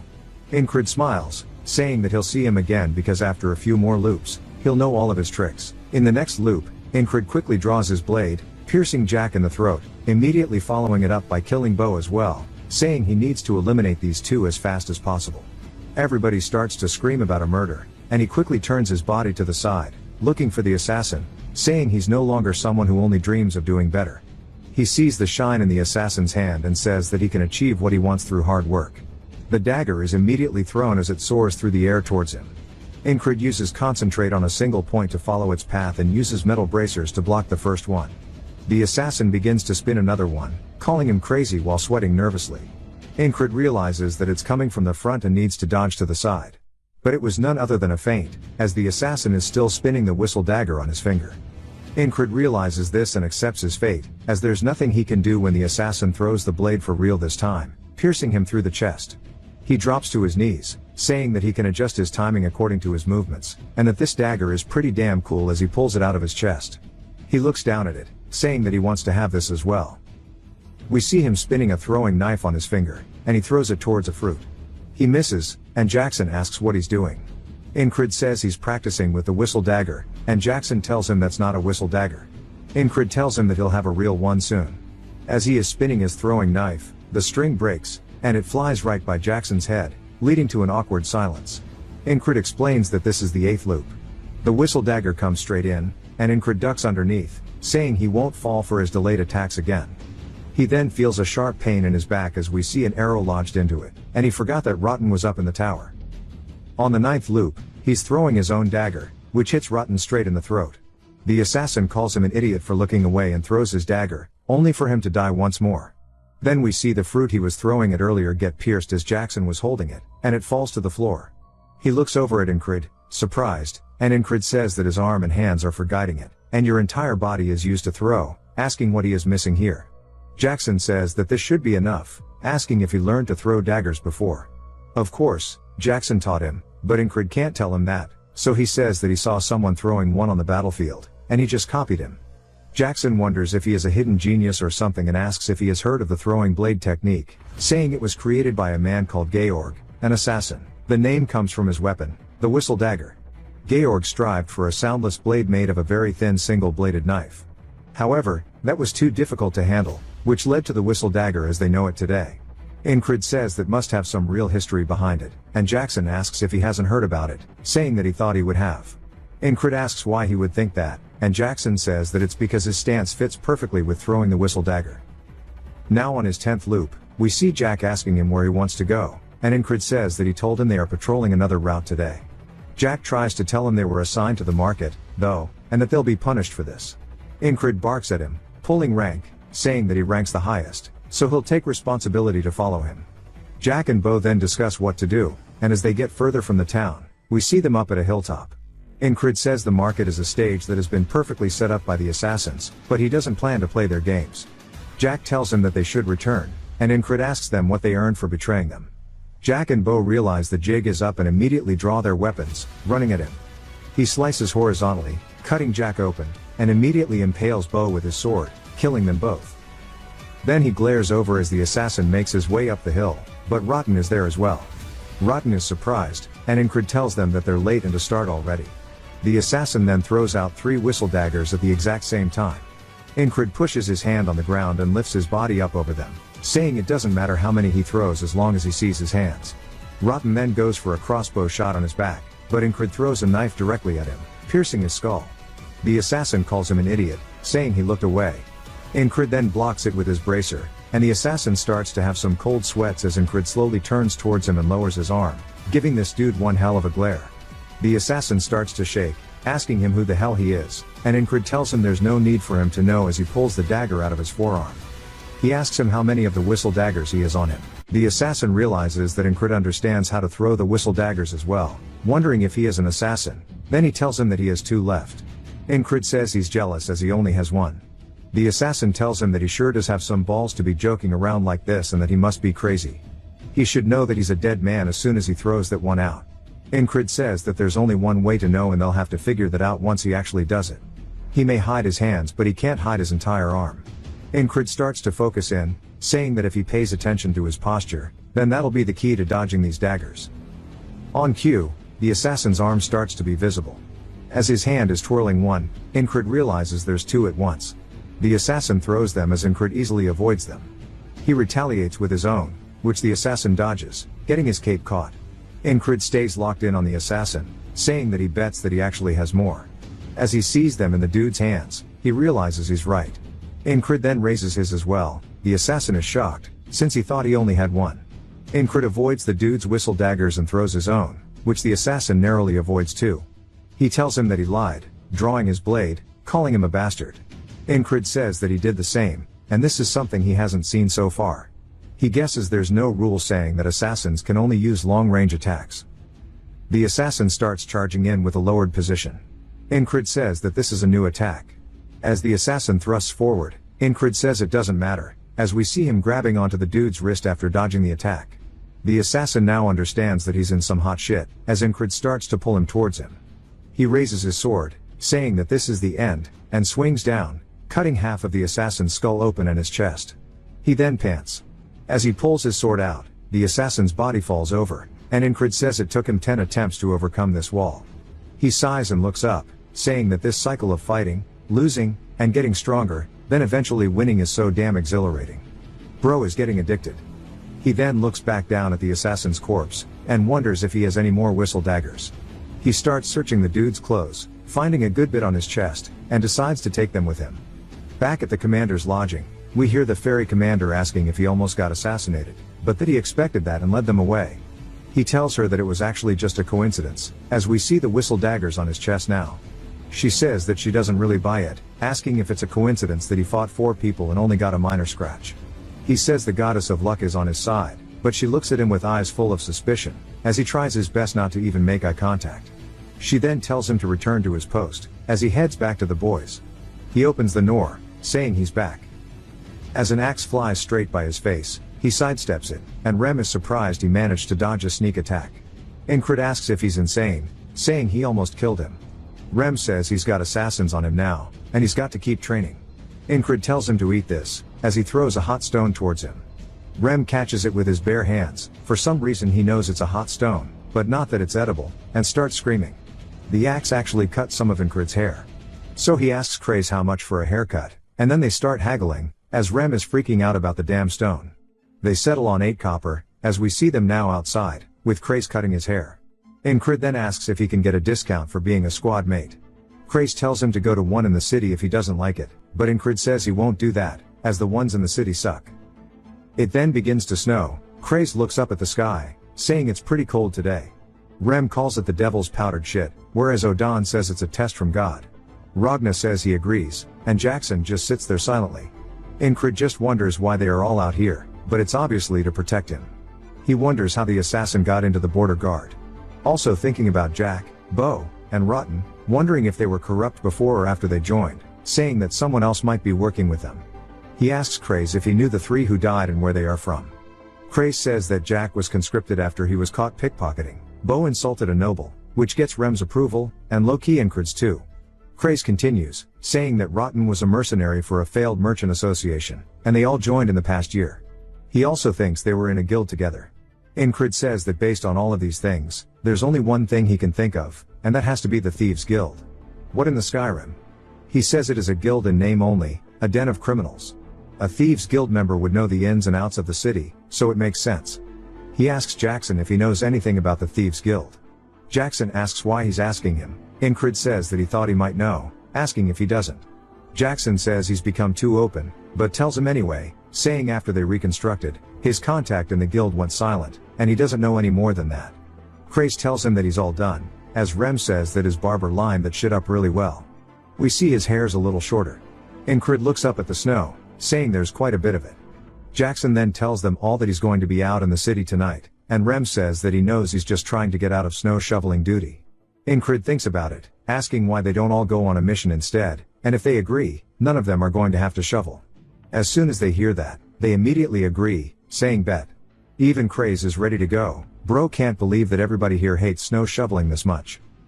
He says he's going to have to go get permission from the commander, and Ragna calls him lazy for not having done that already.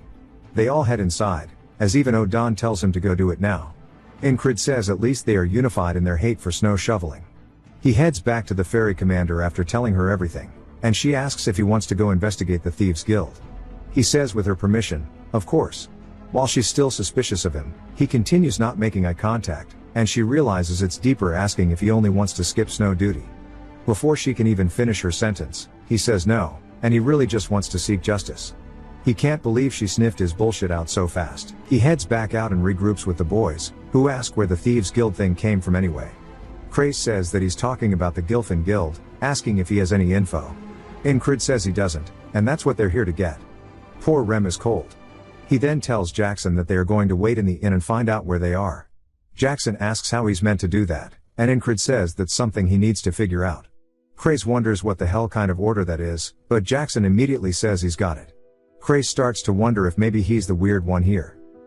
At the inn, which is called Vanessa's Pumpkin Soup, Craze asks what will happen if the Gilfin Guild is innocent. Jackson says that even if they aren't involved with the assassins, they are still criminals. It's about time someone cleaned them out. Craze thinks about it and then tells the waitress named Lisa to wait. She asks what he needs, and he starts whispering into her ear. Incred wonders what it's about, but notices that Jackson is late. Even though it's him, he's still starting with no clues. He wonders if maybe his orders were too vague, because he's starting to feel bad for him. As we see Jackson standing on top of a roof covered with snow, overwatching something. He doesn't even move, just continuously letting the snow build up on him. As something catches his eyes, he sees 2 men walking down the street. Back at the inn, they start asking Craze if he knows who Lisa is. He tells them that her father is a shoemaker and her dream is to open an inn in the capital. They say he sure knows a lot about her, and he says that all pretty women are future customers. Jackson finally makes it back, opening the door covered in snow, saying he's found where they are located. They all stare at him, wondering where the hell the snow came from, and he stares, waiting for a reply. Incrid then pulls the drumstick out of his mouth and tells Jackson to eat too. Jackson says he's good, asking why they are waiting, saying they should head out. Rem says hell no, it's way too cold out there. Jackson says he'll shower him with his own blood, and that'll make him warm. Incrid says he also wants to head out now, but their mobility is compromised due to the snow and they need to be careful, so they'll leave when it stops snowing. He looks out the window and realizes it won't be anytime soon, then he tells them all to get ready to go. They say that he literally just said a couple seconds ago they were going to wait. He says that he's waited long enough. As we see them actually heading outside, poor Rem is still cold as hell. He says the inn was so nice, asking why they had to leave. As they make their way down the alley, a beggar beside them pulls out a hidden blade while glaring at them. It's not just him, but his boys pull up too as they start running at them. Rem takes off his blanket and greets the man with a smile, asking the man a hard-hitting question. He then hits the other dude in the face, saying that he came out of nowhere, asking Jackson if this is his friend. Craze says that they are probably with the Gilfin Guild. Jackson says that this will lead them to their hideout as he reveals a hatch. He says the beggars are their gatekeepers. The door is locked though, so they need to find a way in. Odon tells him that he just needs to get away from the door. He rears his fist back, saying knock, knock, as he punches straight down, shattering it open. He says it looks like they forgot to lock the door and that they can go ahead and enter. Rem calls him a brute, which is pretty funny from the barbarian. Incrid says he doesn't really care as long as they get the door open. As they head inside, Rem wonders what he's going to ask them first, and Incrid says that he'll talk later. For now, they just need to subdue them with force. As they make their way down a narrow hallway, the people on the other side have actually already been informed by someone about them, as we see them lying in wait for Incrid and his squad. The leader of the small group says that reporting their failure would be a pain in the ass, and he guesses they can take care of it themselves. Another dude says he doesn't know if this is going to be okay as his squad mates are coming to him. The leader asks why they should care about a bunch of nobodies. As soon as he says that, the door gets blown off its hinges by Odon, who kicks it down again, saying it looks like they forgot to lock this one too. The leader now realizes that he might have bitten off a little bit more than he can chew. Rem says that now they can kill them, but Incrid says to start with those who have never killed the weak. Those who are willing to go into a cell, those who do not want to die can throw down their weapons and cross this line, as he draws it in the dirt. He says that those who don't comply will die. Rem asks why they're not just killing them, and Incrid says he's changed his mind, but just thinks to himself that he was pretty cool just now. Rem is just confused. The leader says that he's just another grunt, asking if he really thinks he can order them around. Odon says their judgment is clouded by demons, and they will not listen until he forces them to. Incrid readies his blade, saying that they can do that as well, asking who the strongest is among them. The leader smirks, saying this will be fun, and tells their strongest swordsman, Wyvern, to step up. Mullet starts to walk up, following his leader's orders. He starts to wonder if Incrid's even going to be able to block his blade, as he's never been beaten in his life. But before he finishes his own sentence, he charges forward with a surprise attack. Incrid easily deflects Mullet's attack and stabs him straight through his chest. He says that is the Valen mercenary sword technique, stab while talking. And he's pretty used to it. The leader starts to sweat nervously, and Incrid says if that was their strongest, he wanted to see the rest. As Mullet starts screaming on the ground, Incrid says this is their last chance, telling them to surrender or die. Everybody else in the squad just kind of stares at him, wondering if he is really trying to act cool in this situation. They hesitate for a second, but then some of them begin dropping their weapons, saying they surrender. The leader gets pissed, and calls him a coward while swinging his blade directly towards him. The guy turns, looking at it, but before the leader's blade hits him, a whistle dagger gets lodged into his forehead as Incrid threw it to save the guy. The leader falls down to his knees, dead on the floor, while the rest look down at his body. Rem says, damn it, that was actually pretty cool, and it looks like Odon and Craze both share the same sentiment. Jackson too. Ragna's annoyed he didn't get the chance to show off, and Incrid, again, is saying they definitely thought that shit was sick. The rest of the group immediately start getting on their hands and knees, saying they surrender, begging not to die. Rem asks what the plan is, saying it'll be better to kill them now than deal with them again later. They plead, saying that there are people with sick mothers here. Incrid tells them that does not excuse their crimes. Baldy says that if he must kill someone, to kill him, as he is Gilfin. He asks if he means that he's the Gilfin Guild's Gilfin. Asking if he was not the boss of them all while pointing at the dead guy on the floor, Baldy says no, that was him. And Incrid says, wouldn't that make him Gilfin? But Baldy says that's him, actually. Incrid, confused as hell. Reminds me of Rush Hour. Craze says they named the guilds after random people on purpose. If they start getting chased down by the law, they ditch that person and run. Gilfin says that Bastard was a terrible person, but the rest of them aren't. So if he must kill someone, to kill him instead. They all start crying, saying they aren't gonna let Gilfin take the blame for this. As we learn, he's a pretty chill dude. He's taking care of all of their family members, and he's just a kind dude overall. Rem gets on their side, asking Incrid if he's really gonna kill them when they're acting like this, saying that he didn't think he'd be such a cold-hearted devil. Incrid says he was the one who suggested killing them. As Gilfin continues, saying that he'll give him the guild's fortune and everything else if he just lets them live. Incrid looks back down at him, while Cray smiles. Gilfin continues explaining, saying that most of it is in a safe, but they need to find the key that Bastard had hidden. Luckily for them, they have an expert at opening doors, as Odan rips the vault door open, revealing all the gold. Gilfin says my fault. OG Incrid tells the rest to go ahead, as they all start grabbing different things. Jackson grabs a knife. Rem grabs leather, saying this is super warm, and Ragna asks why he's not grabbing money. Incrid also starts looking through it, and spots something that interests him as he finds leather armor that's flexible yet strong, saying that he's gonna take this. Craze calls out to him, saying they should take over this guild. Incrid asks if he's wanting him to be a thief. Craze says yes, but not one that kills.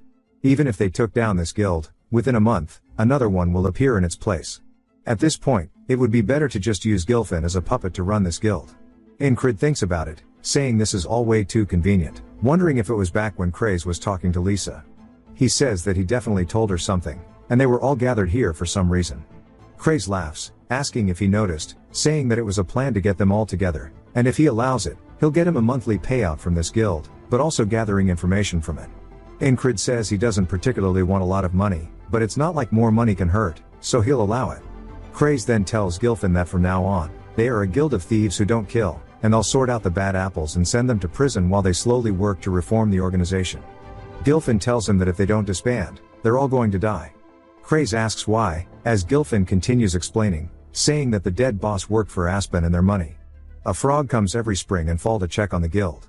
If they realize what happened, that frog is going to kill all of them. Craze tells him that won't be a problem, as they even have worse monsters on there. As he points to the boys, Incrid tells them that if they've got what they wanted, they should head back.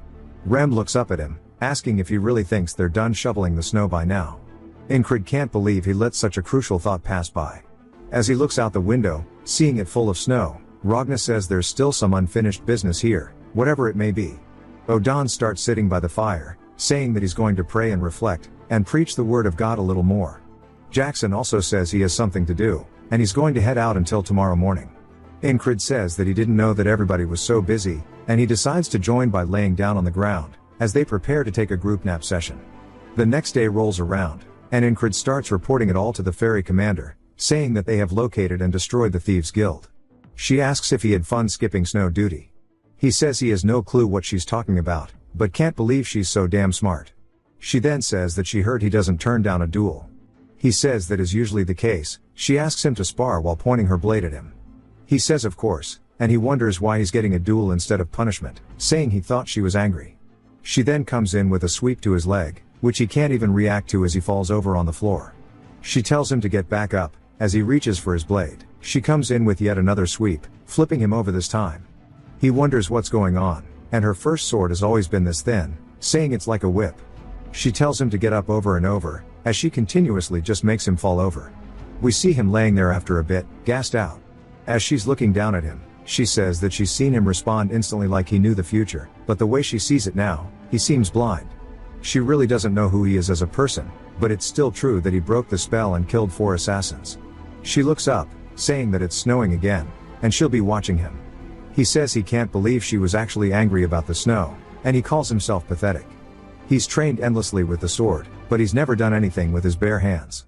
He's now realized what he's lacking.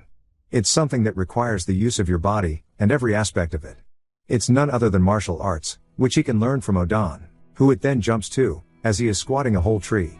He tells Incrid that one of the basics of martial arts, as he throws it down on the ground, is none other than a trained body. And it's not like he is wrong. Incrid thinks about it, as some dude screams in the back, asking who the hell pulled this tree out. Odan tells him that he has a method for training. As Incrid asks about the tree, Odan ignores him, saying that this method will push his body to the extreme, and it's called the isolation method. He smiles, saying that it's going to be really painful, so it would be better to go ahead and think of himself as a dead man. Obviously, death is something he is familiar with, so he tells him that's his specialty. It then jumps to him training with a boulder strapped to his back, doing lunges. He says that he is actually going to die.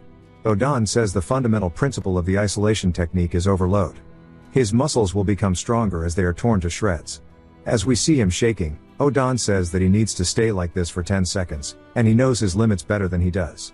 Incred wonders how he would even know that, as Odan pushes down on the rock. He smiles, saying that surely he regrets not starting this sooner, and that he needs to grow his body a lot more before he could properly start martial arts training. But Incred cuts him off, saying he doesn't have time to regret. The past is the past, and he is still faithful to the present. If he wasn't, he would have never made it past the first loop. He looks up at Odan, telling him to teach him something else while he is holding this pose. Odan can't believe he is so diligent, and his work ethic is nuts. He smiles, saying that he respects his squad leader, and saying that they can move on to the next thing. As we see even more rocks, he tells Incred he is going to return to the post on all fours today. The leopard watches this homicide in broad daylight. As Odan has him holding up the stones while having his arms extended out, Incred is clearly having a hard time and still doesn't give up, and the leopard continues watching. That night, Incred faceplants into the doorway of their barracks, and Rem asks him if somebody is bullying him, asking why he keeps coming back so worn out. He says that he is just training, as his leopard starts comforting him. Rem asks if he is going to keep it, and if so, that he should name it. He thinks about it, then says that it is warm, so he is going to call it Heater. The leopard starts hissing at him, and then he says that maybe because its eyes are blue, he will call it Blackie Blue. Of course, it hates this name too. Rem says that those names are all basically animal abuse, but Incred says that Blackie Blue sounds cute, but that he will have to think about the name a little more. It starts to cuddle up next to him as he starts to fall asleep. He begins to dream about a field of flowers, and when he opens his eyes, he is startled as he is standing up, walking around. There is an aurora borealis up in the sky above. He says it is weird to have a dream without seeing the boatsman, and that this doesn't really fit his vibe to begin with. As the petals are flowing through the wind, he turns, spotting a woman in a cloak approaching him. As she gets closer, we see her eyes are blue just like the leopard's, and he is surprised by how pretty she is. She then tells him Esther, and that her name is Esther. He looks down, seeing that Esther is now laying in his bed. She starts to sweat nervously. But luckily it's in the dead of night. We see he has his hand wrapped around her. She starts to blush, and he tells Esther goodnight while hugging onto her and falls back asleep. The next day, he starts to head out, and Rem asks where he is going, and he tells him training. Rem says that is gross, asking if he is not hurting from yesterday. He says that his body actually feels light, and Esther says of course it would if she used magic on him, and she needs him to free her from her curse so she can't have him die while throwing his body around like that. Rem asks if he met the priest last night or something, and he says nah, he dreamt about some woman though. Rem says that he didn't take him to be a guy who had dreams like that, asking what kind of woman it was. He recalls Esther's face, saying that she was hella pretty. She sighs, saying at least his eyes work well, and it is natural for magicians to endlessly explore magic and mystique, and in her quest for knowledge, she got cursed. Transforming into a beast, least one of you freaks gonna look at your cat sideways, but due to this her powers are also bound. She was wandering the fields one day, led by the scent of a curse, only to find none other than Incred. She continues watching the training, and Odan says that he can't believe it, as it is normally a week for Doms to go away, and that he's already stronger than he was yesterday. Incred finishes his set and stacks the rocks on top of each other, calling out to Blackie Blue. Esther hisses at him. He says my fault, asking her since when she started watching. Esther explains that the world of magic is affected by the power of names. If she gets carelessly called by another name, her powers will be further weakened. She used what little power she had left to tell him her name, and she made a mistake while doing so. As we see, that's why she transformed back into herself at night, which made her really embarrassed, but she's glad he's a dull man. She says he definitely is under some type of curse, but it hasn't fully set in yet. From what she can tell though, it is far more powerful than what she is dealing with.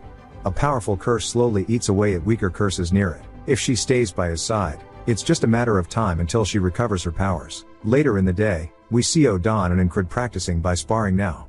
Odan comes in with a knee, which Incred sidesteps to avoid. Odan expected this, as he stretches his hand out, grabbing onto Incred's face, slamming him straight into the ground. He explains to him that for martial arts, his body needs to be ready just like swordsmanship, and he grabs onto his wrist, saying that this is all meaningless if he is not quick. He tells Incrid that he's still as slow as a turtle, yet his body is definitely changing, and he really doesn't know when to quit. That's because our boy is dedicated. It's been a whole month now, and the greens are starting to sprout through the snow. He spent his days occupied with training, as he's even got all of the boys helping. We see him thrust his sword at Rem, who's surprised, saying that he's improved and now he can fight properly while grinning. He then finishes his meal, telling Ragna that they should spar as well, but Ragna tells him he's still eating, so he waits a bit before getting his ass whooped. Ragna tells him that his adaptability is still lacking, his fundamentals are perfect for now, and his muscle memory alone should be able to do this in his sleep. But it's going to continue to require endless repetition. Incrid sighs and smiles, telling him that is his specialty. That night, he's looking at his blade, saying that training with his squad is great, but more real-life experiences would also be great too. He then hears rustling, which startles him, as Jackson comes in with a surprise attack that he manages to block. Jackson says that he won't die to an ambush anymore and that he has really improved. Crace tells him that he should go outside if he wants to train, and Jackson says that he's in here early, asking why he's not out there getting money. Esther then gets up from the bed, and Crace thinks this is his chance, as he starts looking for a claw, saying that he bet one dropped for sure this time, and that this is money waiting to be found. There's then a knock on the door, as Incrid is trying to get out of the bed. He wonders if Craze is lazy or hard-working. We see it's the ferry commander. She tells Incrid to follow her. He tells her that the snow is all gone, and she says that's not what she's here for, as there's been a new mission. He needs to take care of the mission specifically on the mercenary soldier board. Incrid explains that the mercenary soldier board is a policy that runs alongside the soldier ranking system. It's a policy that allows people in the cities to hire soldiers as mercenaries. It's cheaper than proper mercenaries, and has better trained people as well, which are usually quite polite, so it's pretty popular, and he wanted to test it out himself, so this is a good opportunity. We see a dude yawning, saying that he's finally finished his duty and he's been non-stop working, and he needs to find something new. He then spots Incrid and the ferry commander, as Incrid asks how many he should take. She tells him to do 3 in total and to bring a squad member with him, as she'll be the third. He can't believe she's doing this herself, wondering why. The dude passing by says that he heard they were dueling the other day as well, wondering if maybe they're dating. The ferry commander asks what's wrong with his expression, asking if he finds it uncomfortable to go on a mission with her. Dude can't help but mistake this as romance, and start spreading the good word. All around the camp now, they are talking about how the company commander and the spellbreaker have a fling going on, and that they apparently have kids together. Later in the day, they start talking about it while Incrid is training, saying they can't believe he managed to pull a fairy with a face like that, saying that's pretty respectable, but they do look great together. Incrid wonders what the hell is going on because of all these rumors. As soon as he heads back to the barracks, Rem yells, saying that Papa's home and asks how many months it's been, and he heard the baby's coming soon. He tells him that they've heard it wrong, and everybody's misunderstanding the rumors. Crace tells him not to be shy, as they're going to find out eventually. He says no. Ragna says that it sounds great and to keep her by her side and train, as even Odan is praising him too. Incrid says he can't help but feel like he's being bullied. As Rem asks when they're going to go on a date, and it'll be weird to be the third wheel, but he's got to do what he's got to do to help his boy out. Incrid asks if he's talking about the mission. He says he is definitely not taking him. Rem says that he has nobody else to take but him, and he points over at Jackson, who says he's ready, and they start heading out. Rem says he can't believe he's taking the damn cat and not him, asking if he got hit in the head recently. Incrid says he'd be the first to axe the commissioner if he got pissed, so definitely can't take him. Jackson asks if he is only bringing him because he thinks he won't cause trouble. Incrid says that he takes these missions often too, so he thought he would be a great help. Jackson says he wants to offer a piece of advice then, and that he shouldn't give too much of his heart to one woman, as it'll come back to hurt him. Incrid says he does not need advice on this. As they meet up with the commander, Incrid asks when the commissioner will be here. She says soon. And he looks off to the side, saying she probably hasn't heard the rumors yet, and it'll be awkward if she did. She instantly asks if they ever did something for people to think they have kids together. He says no, while Jackson holds back his laughter. Incrid asks if he's laughing. Jackson says he doesn't know what he's talking about. Incrid says he definitely heard it. The ferry commander asks if her questions make him uncomfortable, and he says no. She then asks if he's glad, and he says no, but changes it to a yes, and he's starting to get confused, as she teases him. A carriage then pulls up, as Jackson says that the commissioner is now here. The ferry commander clicks her tongue, saying that it was just getting fun, and turns around. Incrid can't believe she was joking with such a blank expression. He explains that the mission was to protect a son of a wealthy merchant, and the process of deciding which of the two heirs of the Roquefried Trading Company will become the next owner. They've been hired to make sure they don't hurt each other. He expected the heir to be some greedy toad, but instead, a pretty woman exits the carriage introducing herself as Leona, and she is the heiress to the Roquefried Company. She tells them all that it's nice to meet them. As they start heading downtown, Leona is whispering to a woman as we see Incred in the back. He says not a word has been spoken since the initial greeting, and what little communication that does happen is done through her maid, who says that they'll get a room in the inn first, and then wait for the others. They really just want them there to escort her and nothing else. Incred recalls Odon's words, saying that age, body stance, positioning, and gaze are all important information that he needs to pay attention to, as figuring out the enemy's strategy is a skill in itself. He's observing and analyzing as her guard is left-handed, her footsteps are heavy, wondering if she's heavily armed, and the sword tells him that she's pretty strong. None of them seem to be as strong as a special rank, and while his analysis is lacking, it'll do for now. Jackson says if he's bored they can play a game, and they can identify sounds. Jackson starts naming the sound, and Incred names where it's from.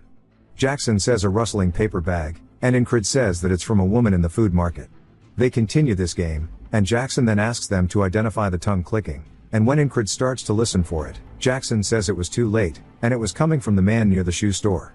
Incred explains that the point of the game is to locate and identify the sources of sounds, and it's way harder than it seems.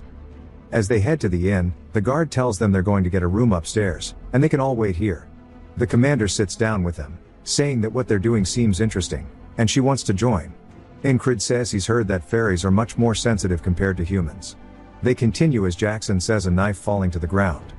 Before Incred can answer, the fairy commander says that the second floor next to the stairs. This happens again as Jackson asks about a dagger being unsheathed. She says it was at the entrance of an inn. Incred says he's not even able to participate. Then he notices something as the directions of the game start to become more and more as if it's no longer a game. Jackson asks where they're silently being observed from, and the fairy commander says right behind him, as we see a man grabbing onto his blade. They then both deal with the assailants behind them in one quick motion, killing them both. Jackson says they're being ambushed, and she says she agrees. The other mercenaries are panicked at the assassins as we see one coming from behind towards Incred. He turns, cutting the dude's throat. Then they hear a scream upstairs, and he says the commissioner comes first. He starts to run up as an assassin says no way. He throws knives towards him. Luckily Jackson's played PUBG, so he uses a frying pan to block the knives as the fairy commander starts making light work of the assassins on the first floor. They wonder why they're so strong, and the assassins say they'll just outnumber them.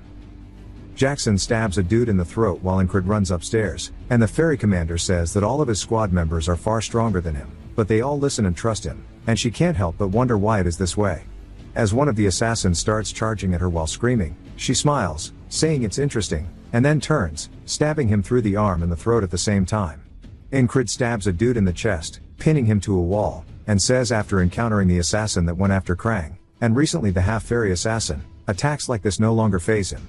All of the strength and combat skills he's been practicing have made him feel like an entirely different person.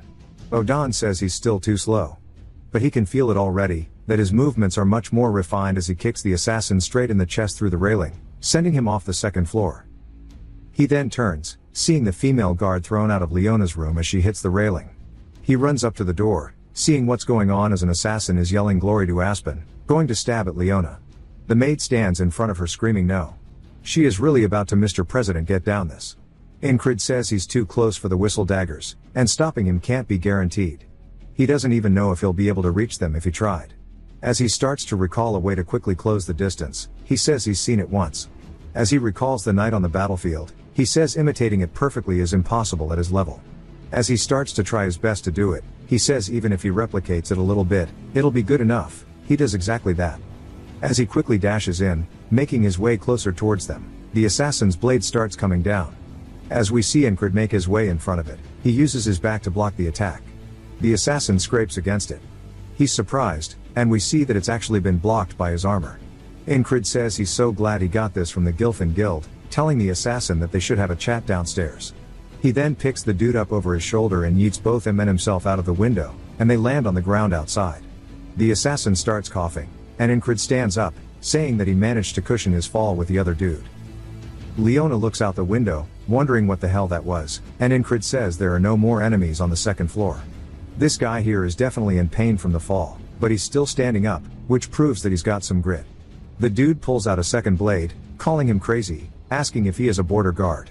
Incred says no. The dude says that means there's no reason he shouldn't be able to beat him, as he pulls out a second blade. Incred says that even though the dude's swords are of different lengths, he's not off balance. Incred wonders if he knows how to use the flowing sword, thinking about how to respond.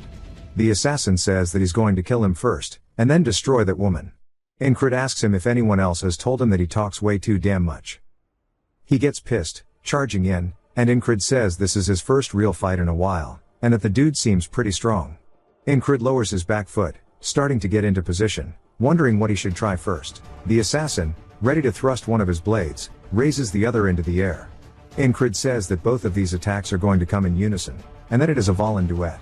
As one of the blades comes towards his head, he sidesteps to his left. The assassin immediately follows up with a swing, which he ducks underneath. The dude then tries it again by thrusting forward, which Incred backpedals. Now that there's distance, the assassin comes in for a big lunging thrust, which Incred avoids by ducking to the dude's other side. He stands behind the guy as he starts to realize he might have screwed up. He can't believe some random has dodged all of his attacks, and Incred tells him he's impressed. He couldn't learn that because he lacks the talent.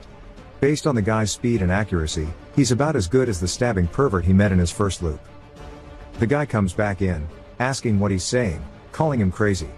As Incred locks in his eyes focus, he starts to hone in on the guy's blades, and says now he understands as he can tell which path of attack the assassin is going to use. Incred then raises up his arm and smoothly starts to move his blade forward, stabbing the dude in the chest while having zero wasted movements in doing so. Incred is a little surprised, says he wanted to stab him in the heart, but he missed a bit. The dude starts to scream as Incred pulls his blade out. He says he still needs to improve a lot, and he needs to train with both Ragna and Jackson. Incred then looks at the dude as he falls to the floor, as the other assassins run out the back door, saying they need to retreat. Incred says he has to go get them all, but Jackson tells him that his fight drew too much attention. Incred points, saying they're getting away, and Jackson says they are, making Incred wonder if he's not going to chase them. He says they weren't commissioned to root out criminals. They ran away on their own, so the commissioner should be safe. Incred says he must be solely focused on the mission. The ferry commander then tells him that wasn't bad, and he asks if she's okay. She then tilts her head, saying she can't believe he's worried about his lover, and that she's not going to be able to sleep with all these butterflies in her stomach. He stares at her with the stone face emoji, and Leona asks if they're in a relationship. He says no, and she continues asking if everything they've done so far was a joke to him. He once again hits the stone face, asking what the hell is wrong with everybody. Leona asks his name, and Incred tells her. She thanks him for protecting her, saying she will pay him properly in the future. He says it's fine, and it was what was asked of him. She looks at him like there's more she wants to say, but she doesn't yet. It then jumps to sometime later, and he explains that the few they captured were sent to the army, and they were sent reinforcements in case of a second attack. Incred sits at a table wondering who the assassins were, saying that some of them were pretty skilled, so they definitely weren't just here to rob them, and he guesses they have to assume it's the other heirs of the company. Leona starts to make her way downstairs, saying he's up pretty early, and he tells her that this is his shift. She then sits down beside him, scooting her chair close, saying he should join her, and she'll give him a chance to join her personal forces, as their rope-fried company leaves little to desire.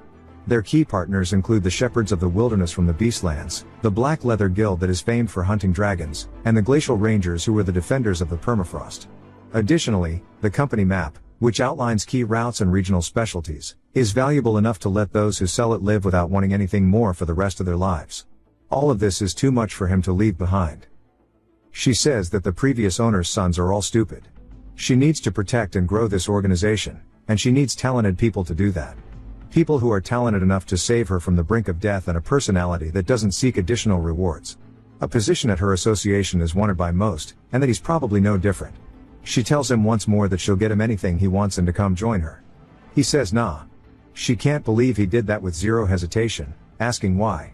Jackson comes down the stairs, saying that continuing to ask after being refused is unsightly. The commander also says that it's not very becoming of a merchant to do so. Leona bows, saying that they're right and that other heirs of the association will arrive at noon, and she needs to prepare for that. As she heads back upstairs, the other two start to walk towards Incred, and Jackson says he managed to seduce a rich heiress too, asking if difficult women is his type. He says no, and Jackson continues, saying he needs to stop going around seducing all these women. He says he never did that in the first place, as the ferry commander calls him a two-timer, saying that hurts her. He grits his teeth, saying that he's sorry, and that his taste must have just changed. Jackson is surprised, and so is she, that he actually had a comeback. People from outside overhear this, saying they can't believe he's an asshole that seduced another woman when he asked the commander. The ferry commander then smiles, since she took this W. As he sits there in complete shame that he went along with it. Later on, we hear Craze saying he heard everything, that he spent the night with the commissioner after one night. Everybody starts saying that he's managed to score a rich heiress now, and that he's not the spellbreaker but the heartbreaker. Jackson asks Craze if he's here to make fun of him too, and he says that it's about the Gilfin Guild, and he needs to stay on top of things. Incrid says that's good, and he needs to do something for him. He needs to catch the ones who got away and see what they're up to. We learn that Renos Rokefried, the previous owner of the Rokefried Merchant Association, was an honorable man with a sharp business mindset. He considered his stepdaughter, Leona, to be his successor due to her sharp wit and intellect, but he could not bring himself to push his son out of the picture. His barber did him dirty. So, without a clear successor to lead the Merchant Association, he passed away. We see a carriage in town as the kid who needs to fire his barber is being told the assassins failed. They say that he should have left it to them, and it was a missed opportunity. The kid's name is Polide. The man opposite of him says that they'll figure something out, and their agreement surely still stands. Polide says, of course, and he'll reward him handsomely if he inherits everything. The other dude in the carriage sits there not saying anything. They then arrive at the inn, and they open the door. Incrid and the rest stare at him as Polide says there's too much dust here, and he says that calling him to a place like this is typical of that bitch, Leona. Incrid stares at the dude with the black hair, saying that he can tell just by the way he holds himself that he's strong. The man glances down at him, making eye contact, then looks away as if he's not much of a threat to him. Polide then points at them, saying they need to go call Leona. Incrid says it was a great idea to bring Jackson because if it was Rem, he would have mistaken the dude as a monster and cracked his skull open. He then sees Jackson pulling out his blade and stops him as Polide barks at him, asking him what he's doing and to get moving. Leona comes downstairs, telling him to stop shouting as it's not fitting of him, and tells him that he's late. He says, late my ass, and she should educate her bodyguards. She then slaps the piss out of him, and Incrid says that nobody around him is normal at all, and he sighs. Jackson looks like he doesn't realize he's the odd one out. Polide asks if she's crazy and what she's doing. Leona says that he was the crazy one, and he's messing with a soldier mercenary of the border guards, asking if he wants to rot in prison for the rest of his life. He says that he didn't know about that, and the man behind him clears his throat, which scares him a little bit, and says that wasn't him, asking who she's trying to frame and how dare she, an outsider, yell at him. Leona says that sure she was adopted, but he can't even analyze trade routes or even calculate finances. He tells her that's a job for servants, and she says that she wouldn't be wasting time like this if it weren't for the will, and stating that the successor is to be decided after talks is way too much. Incrid says the previous head must have been soft, and no matter how you look at it, Leona seems more suited to be a successor, and he wonders if he wanted to give his son one last chance. Leona says the only argument he has to support his succession is that he's a blood relative. Polide asks why that's important, and she grabs him by his fat chin, saying that no matter how she looks at it, he's nothing like him, and his ignorance and ugly-ass face make her wonder who he got it from. He grabs onto his blade, hella pissed, as Incrid does his as well. He then is startled by something as he sees the dude he was glaring at earlier reach for his too. He then widens his stance as everybody is getting ready for the gang war. Incrid sits there waiting for somebody to make a move, and Polide starts to get scared as his guards block him. Incrid recognizes the stance, saying that the man is going to use the swift sword, but he wonders how fast it will be, saying he wonders if it will be as fast as Rem's axe or a whistle dagger, and tells the dude to show him his sword. As the guy starts to unsheath his blade, Incrid smiles, doing the same as he unsheathes his blade too, but then a man tells everybody to stop. As he enters the room, we see it's none other than Torres, who says that he is part of the border guards who are directly commanded by the crown, and they'll consider them to have committed treason if they don't put their blades away. Polide looks like this wasn't part of his plans, and Incrid also looks a little annoyed and then clicks his tongue. Jackson stares at him, recalling how he was talking about nobody around him being normal, and says that he's the weirdest dude here. As Torres says the assassins hired were foreigners, so they're taking over this case. They confess that they were paid by a merchant association, and surely Polide didn't hire them because of this inheritance dispute. The man puppeteering him asks if any of them confess to have been paid by their specific merchant association, and if not, then there's no evidence to blame them. Torres says he sure does yap a lot, asking if he thinks that they're that stupid. Leona says she would like to make an offer, and they should find more evidence to identify the true perpetrators, and that they can lock both her and Polide up until they find the ones responsible. Polide says that he didn't agree to this, and Incred finds it strange that the victim is asking to be locked up. Torres says the ones they detained were all grunts who had no information. They just kept repeating that they were told to do so by their boss. Leona says there are still people to interrogate, as people managed to escape from that scene, and one of them might be the boss with the details, and that they should try to find them. Torres says that he wants to know what they should do if they can't find the ones behind it, and she says that's for him to deal with. Although it's not prudent to continue discussing the air matter of the border guards, they will return to their city under the condition that they all return if they were to be summoned. Incred says that they won't be guarding her if they leave the city, and her bodyguards won't be able to take on Polides, especially the guy with the rapier, so she'll die as soon as she leaves the protection of the border guards. Surely she knows this, wondering what the hell she is thinking. Her maid hands her something, and she says she's a merchant, so she doesn't ask for anything without proper compensation, and she'll give this to whoever catches the ones who got away. As she starts to unsheath it, Jackson is obviously startled by it, which Incred wonders what's going on, and she says this is the fourth work of the Carmen collection. It's Carmen's stiletto. She says hopefully this is enough to get them to go find them. Jackson steps up, calling out to Incred, saying that he'll take this one.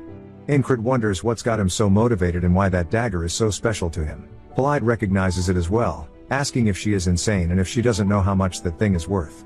She says the stiletto is hers, so she can do what she pleases with it. Incred asks if it's that amazing. Jackson says he's surprised he doesn't know about it, and it was made by a legendary weaponsmith named Carmen. Originally a slave, Carmen worked as an assassin out for revenge and used 7 weapons of his own creation. The fourth among them was the stiletto. There are people who would offer up people's lives for the weapons as well. Torres then says that since everybody is present, he's going to hold them all, and nobody is allowed to leave the inn. Incred tells Jackson not to worry about the stiletto, as he told Craze to get the dudes from earlier, so they should hear from him soon. Polide starts to get pissed while the guy with the rapier looks over, glancing at Incred, who turns, and they make eye contact once more. Looks like the dude might acknowledge him now as he turns away. Incred watches him leave. That night Polide says if things lead back to them like this, it's going to be a problem.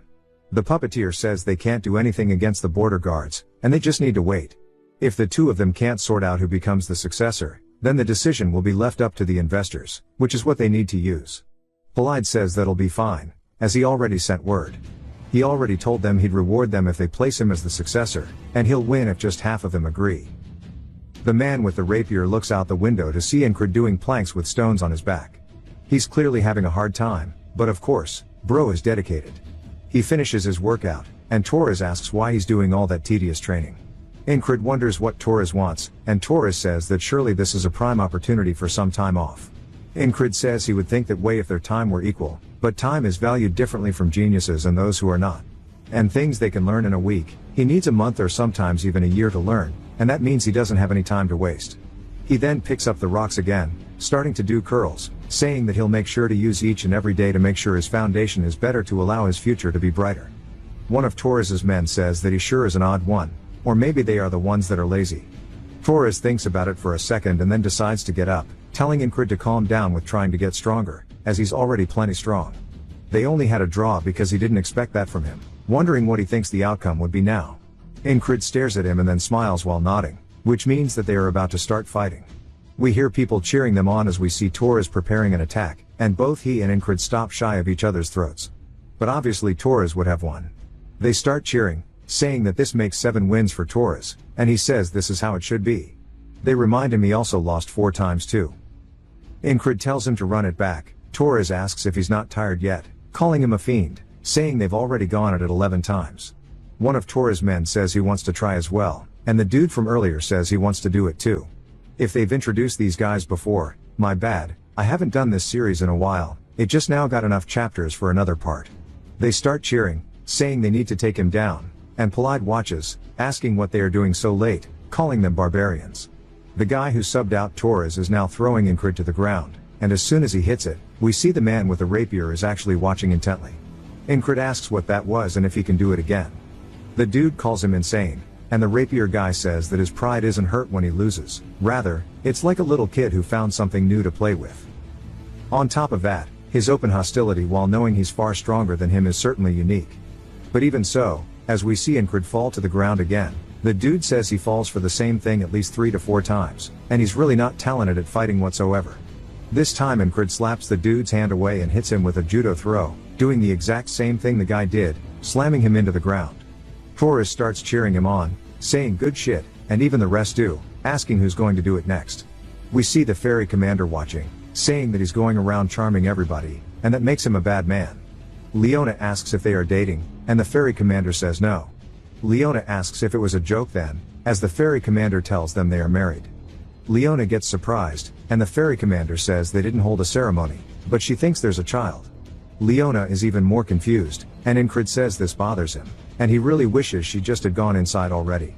We then hear the rapier man call out, asking if it would be okay if he joined in with them. Incred turns as we see the dude raring to go. Torres wonders what he's thinking, and the dude says that his talent is by no means worth speaking of, yet he still has a desire to teach him, and he can't hold himself back from doing so. The man who taught him the throw says that the rapier dude's in a different boat from them, and that he should just sit down and watch, but Incred says nah, and he's been waiting for this. The dude stares at him, realizing he's a man of culture, and smiles while Jackson watches from the roof. He says that even though the only thing that dude's holding is a wooden stick, he is still hella dangerous, and he grabs onto his blade, saying he needs to make sure he's prepared. Incred readies his stick as well as the man with the rapier gets ready. They start to have a WWE stare down, and the man raises up his wooden stick. Incred says that tension is creeping up his entire body as if he was at war again. The man then begins to thrust forward as Incred focuses his eyes. Concentrating on a single point, he can see the dude's attack path. He says there's a slight feint mixed in, but it's coming for his neck, and he needs to block his line and extend his own. But then he feels as if he just got stabbed in the throat, which surprises him. As we see that Incred couldn't react in time, but it's not just him, everybody is surprised. The dude says he read his attack well, but he's slow. Incred says that he lives up to the name of the swift sword, and it's so much faster than he imagined. He thought he'd gotten a lot stronger, but he hasn't. The dude is so inconceivably far, and it's at a height that's so intimidating. As the dude starts to walk away, Incred laughs and tells the dude, "One more." The man smiles, saying that his attitude is exceptional. He continues losing over and over to the point where Torres and the rest fall asleep. We see the ferry commander still watching intently, and she looks like she's really enjoying it. We see Incred losing his balance. The man with the rapier starts speaking, saying that anyone who has ever held a sword knows the despair one feels when meeting someone you can't beat. Incred falls to the floor and begins coughing, and he says that he's shown him this unbridgeable gap between them, but for some reason, he's not giving up. Incred stands back up, and Jackson says that Incred's reaction speed is too slow to be seeing and dodging everything. At this rate, he'll never overcome this wall, and he says he's going to have to teach him something more about his speed. The man says that's enough, and they should get some sleep as Incred is gassed out. We see him sweating hella, and he tells the dude he's amazing and that swift sword is something that he will eventually learn. The dude laughs, saying he's even more impressed by him. It's unfortunate, if only he had the slightest bit more talent. Later on, we hear Craze calling out to both Incred and Torres, saying they've captured the runaway mercenaries as they are beaten up on the floor in front of them. Incred nods, telling him good job, and Craze says that it was just finding a couple of hidden people, no big deal. Leona says they must be Incred's squad members, thanking him for it again. He still has his armor torn from when he protected her last time. Torres then asks who hired them and asks which people it was. Belide's fat little diabetes heart starts beating really fast, and the mercenary then speaks up, saying that it was Aspen. It was a merchants association from there that wanted to expand across the contested zones, and he doesn't know which specific one. He only received a letter, and the money was promised upon completion.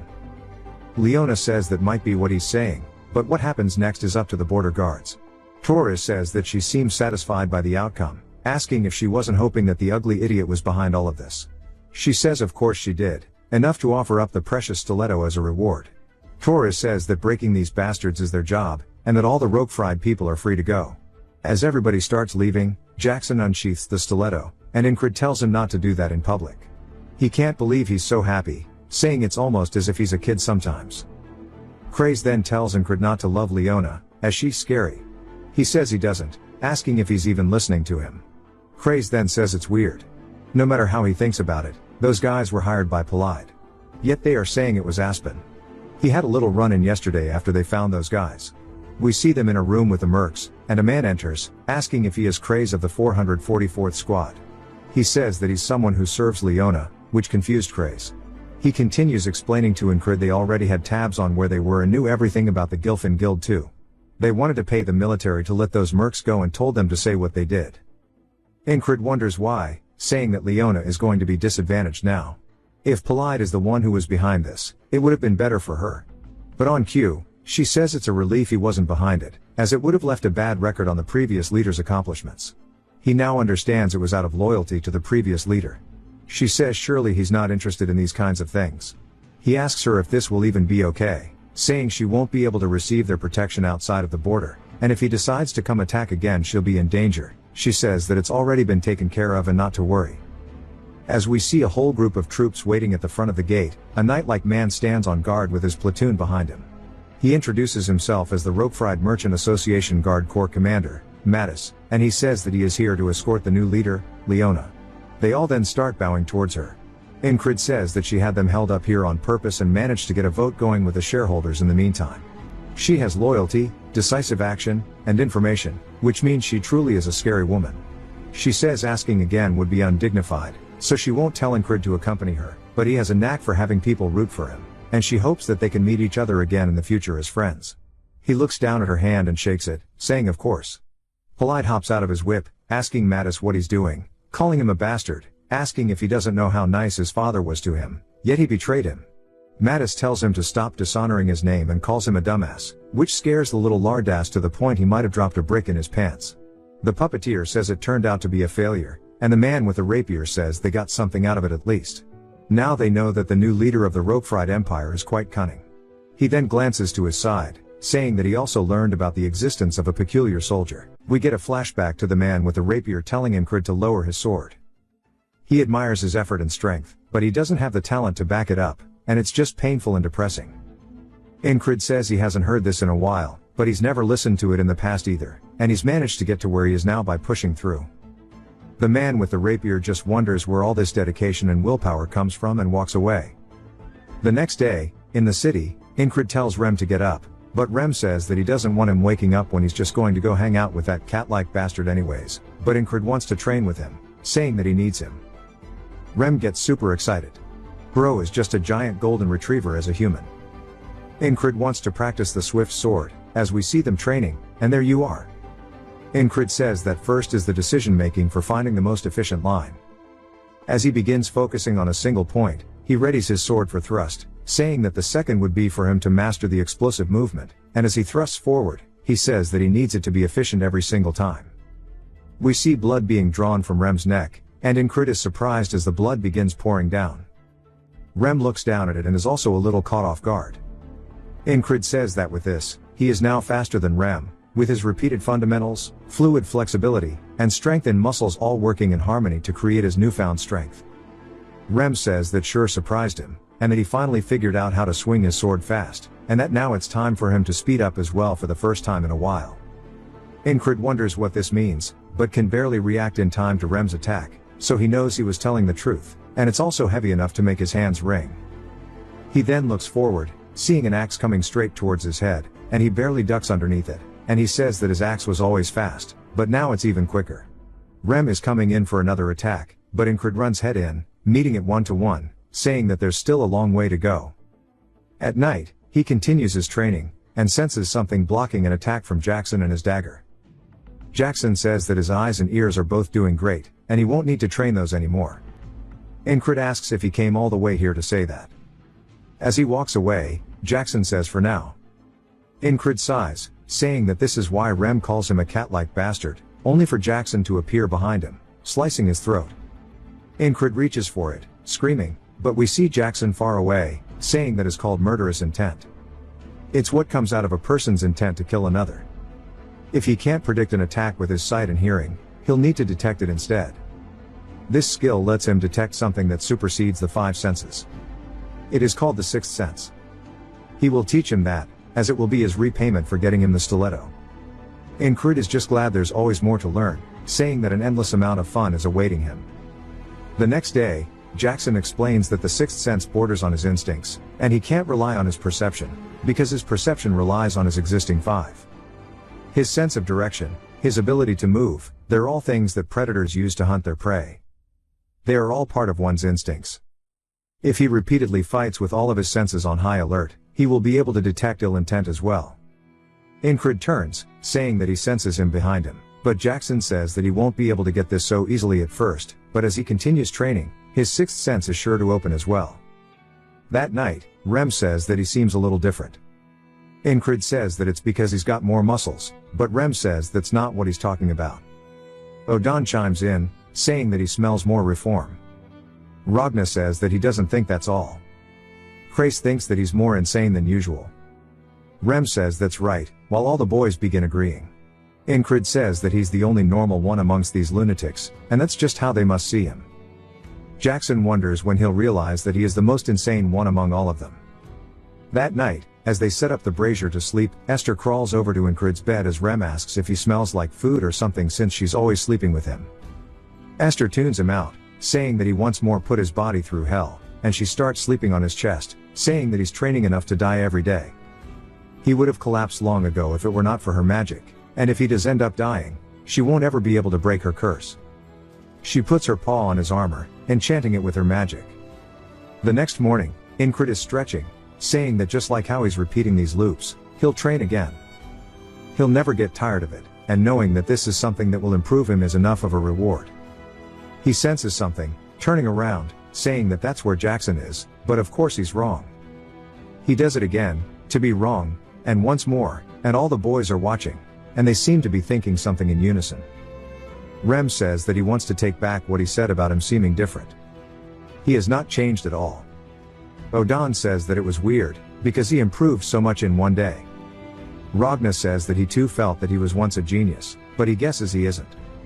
Jackson mentions that if he doesn't improve with as much practice, he can agree. But Rem says there's nothing like real-life experience.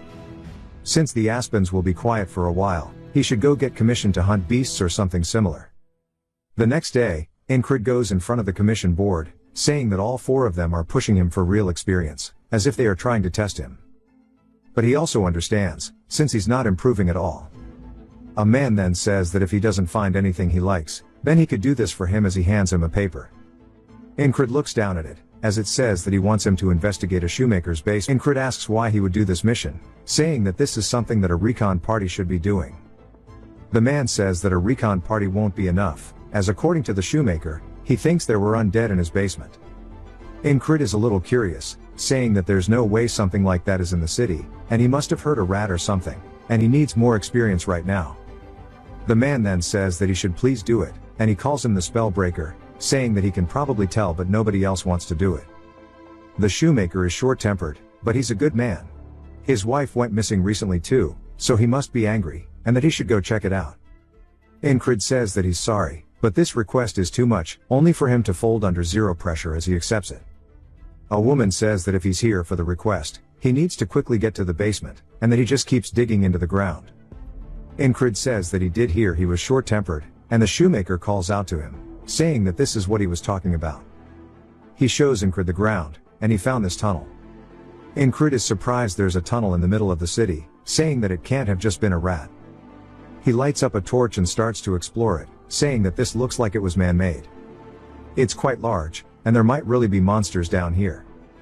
He then is surprised as he sees multiple pathways in front of him, and there are 6 total. He says that this is made to be a maze. The shoemaker tells him to listen to the weird sound as they hear some form of rattling, and he says there must really be undead down here. Incrid tells him not just to walk in, and that he'll head in first, so he should stay back. As he takes a step forward, immediately the entire cave gets hit by the world's brightest flashlight. Soon they are drowned out by a blue light and they feel an intense heat. Incrid wonders what this feeling is. As it starts to get closer and closer, completely blinding them in the tunnel until it actually begins to disintegrate them, turning them both into ashes straight up on the spot. Incrid's eyes jolt open as Esther is laying on his chest. He said as soon as he detected the heat, he burned up instantly. He wasn't even able to take another step, and that was definitely a magic trap. It's common sense when you face magicians that you need to run. Rem then says that he and the boys were talking, and that he needs more experience. Incrid's lost in thought, saying that you're lucky if you die when facing a magician in combat. If you survive, you'll meet a worse fate. This advice applies to traps that are created by magicians. He wonders what he can do against the traps, saying that he doesn't know what skill he can train to overcome this. The man then tells him that if he doesn't see anything, he likes to take care of this one, and it's the shoemaker's request once more. Incred says this needs a magic specialist or support from the higher-ups. It's not like other walls that he's faced, which he could just do head-on, and that the ferry company commander would listen to his request. But before that hot-headed man goes in there alone, he then realizes that he barely made it last time and begins running, and grits his teeth, saying that he can't be late. He runs over to the shoemaker's house, kicking the door open. The daughter is scared. He asks where her father is, and she tells him the basement. He immediately leaps into the hole with zero hesitation, because the father is nowhere in sight, as he took a little longer this time to accept their request. As he begins sliding down the hole, he realizes he's too late, as he sees the shoemaker ahead of him walking down the middle path, and Incred runs over towards him, telling him to stop. The shoemaker turns surprised and confused, but we see his foot was too far into the hole, as that bright blue light begins to appear behind the man, and Incred screams out for him, only for the both of them to once more get deleted, turning into straight ash. In the waters of the afterlife, Incred says that he needs to find a quicker way. He needs to go see him first and tell him to stay out of the basement. The boatman says that it may only be a moment, but he must have felt the pain of his flesh emulating in his entire body turning to ash, yet he still intends on stepping towards that flame. Incred says that it's just as he said, the pain was like a million needles passing through his body in an instant. But that doesn't come close to how bad it hurts for him to watch idly by as an innocent bystander dies, and that is the true way of a knight. I love this guy.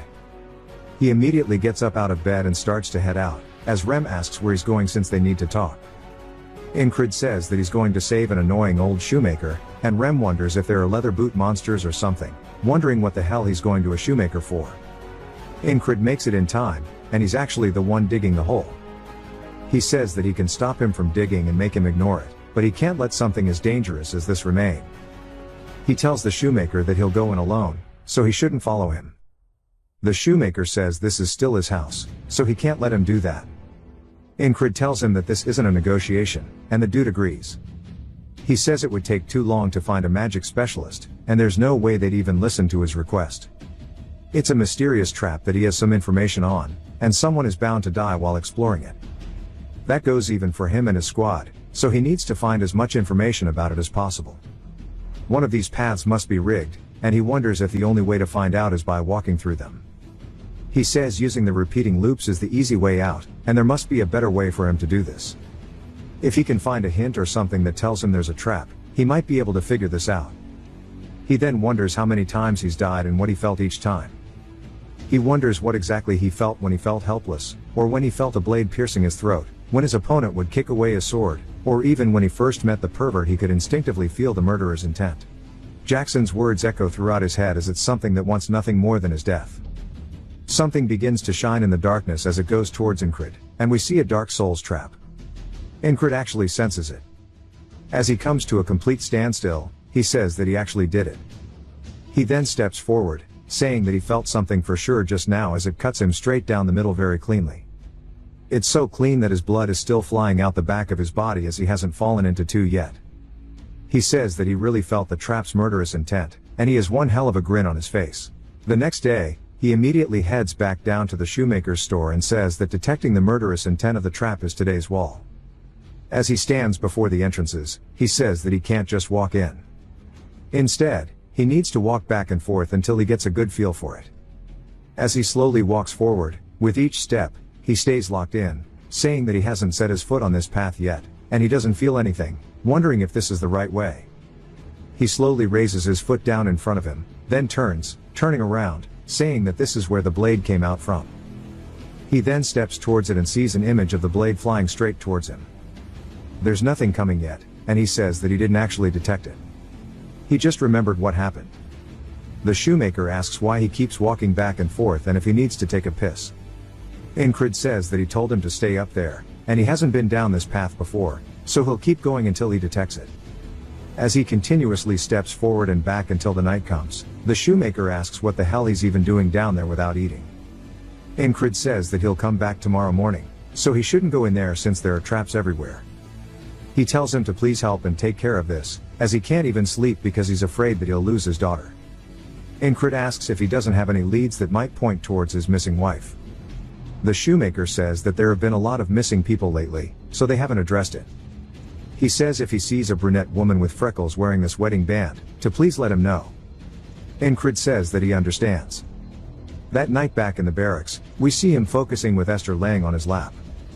He then turns, thinking he senses Jackson, but instead, it's the opposite direction. Rem says that he's like this because he hung out with the stupid shoemaker, telling him to go to bed. Incrid says that now that he thinks about it, this is the first time he ended a loop without dying. He wonders what happens if the day just passes like this and if it'll continue into tomorrow, and he guesses he'll find out.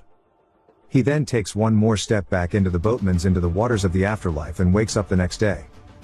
Rem then says they were talking yesterday, and they think he needs more experience. Incrid realizes that he's come back to the same day and wonders what will happen if he doesn't sleep. As he sits out watching the moon slowly set and the sun begin to rise, his eyes look tired, and he begins to fall asleep until he wakes back up in his bed. He says that he just blinked, but he's back in his room. Rem once again says he needs more experience, and Incrid says that he can't get past the loop without facing the wall, but this is fine, as he has no intention of facing it without overcoming this. It goes on for 10 days and then 20. He says that this is different from simple fear. He needs to feel it as he slowly lowers his foot down into the pathway. He says that lingering feeling of death is something he needs to be familiar with. As he continues slowly lowering his foot, it has now been 40 days. He throws the torch aside, and we're 50 days in now. On the 60th, he is getting closer and closer. And on the 70th day, we see a bunch of corpses' hands reaching out from under the ground, tugging all over his clothing, trying to pull him down into the ground. He doesn't continue his step forward, and he smiles as he's got some kind of idea of what it should feel like now. That night, Jackson comes in for a sneak attack, which Incrid dodges. He then turns, looking at Jackson, and Jackson asks if he really figured it out in just a few days. It is now the 72nd day, and he's got his whistle daggers and everything ready for war. Then Rem asks if he's going to war at the shoemaker's place, and Incrid says that he won't come back until he's slashed through 10 boots. Rem asks what the hell that even means, as Esther watches intently. Incrid says that there are 6 paths and only one leads to an exit without traps, was what he thought.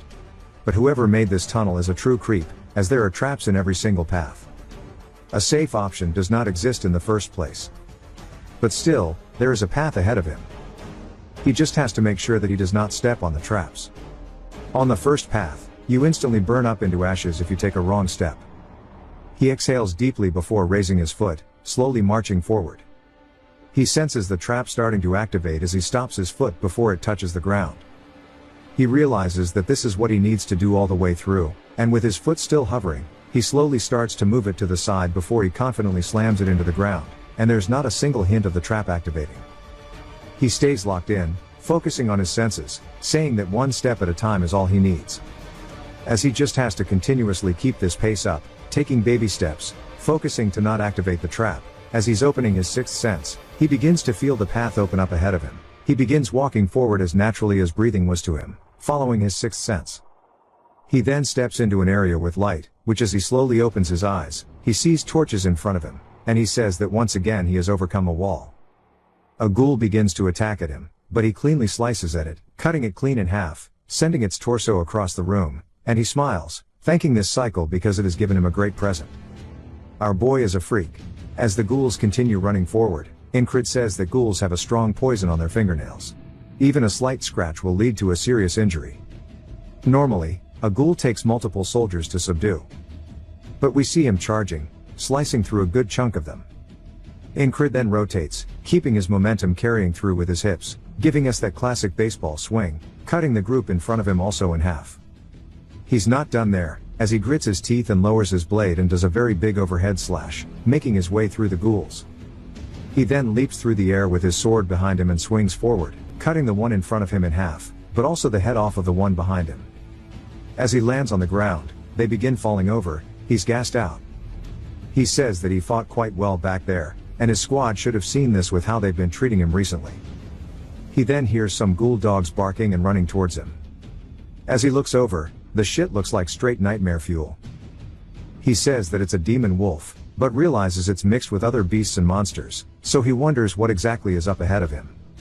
Meanwhile, Esther is jumping roof to roof, saying that Incred seemed weird today.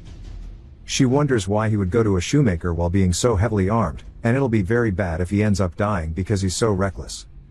She then starts to sense some energy coming from the shoemaker's house, saying that it's the smell of a spell, and she looks very wary about approaching it.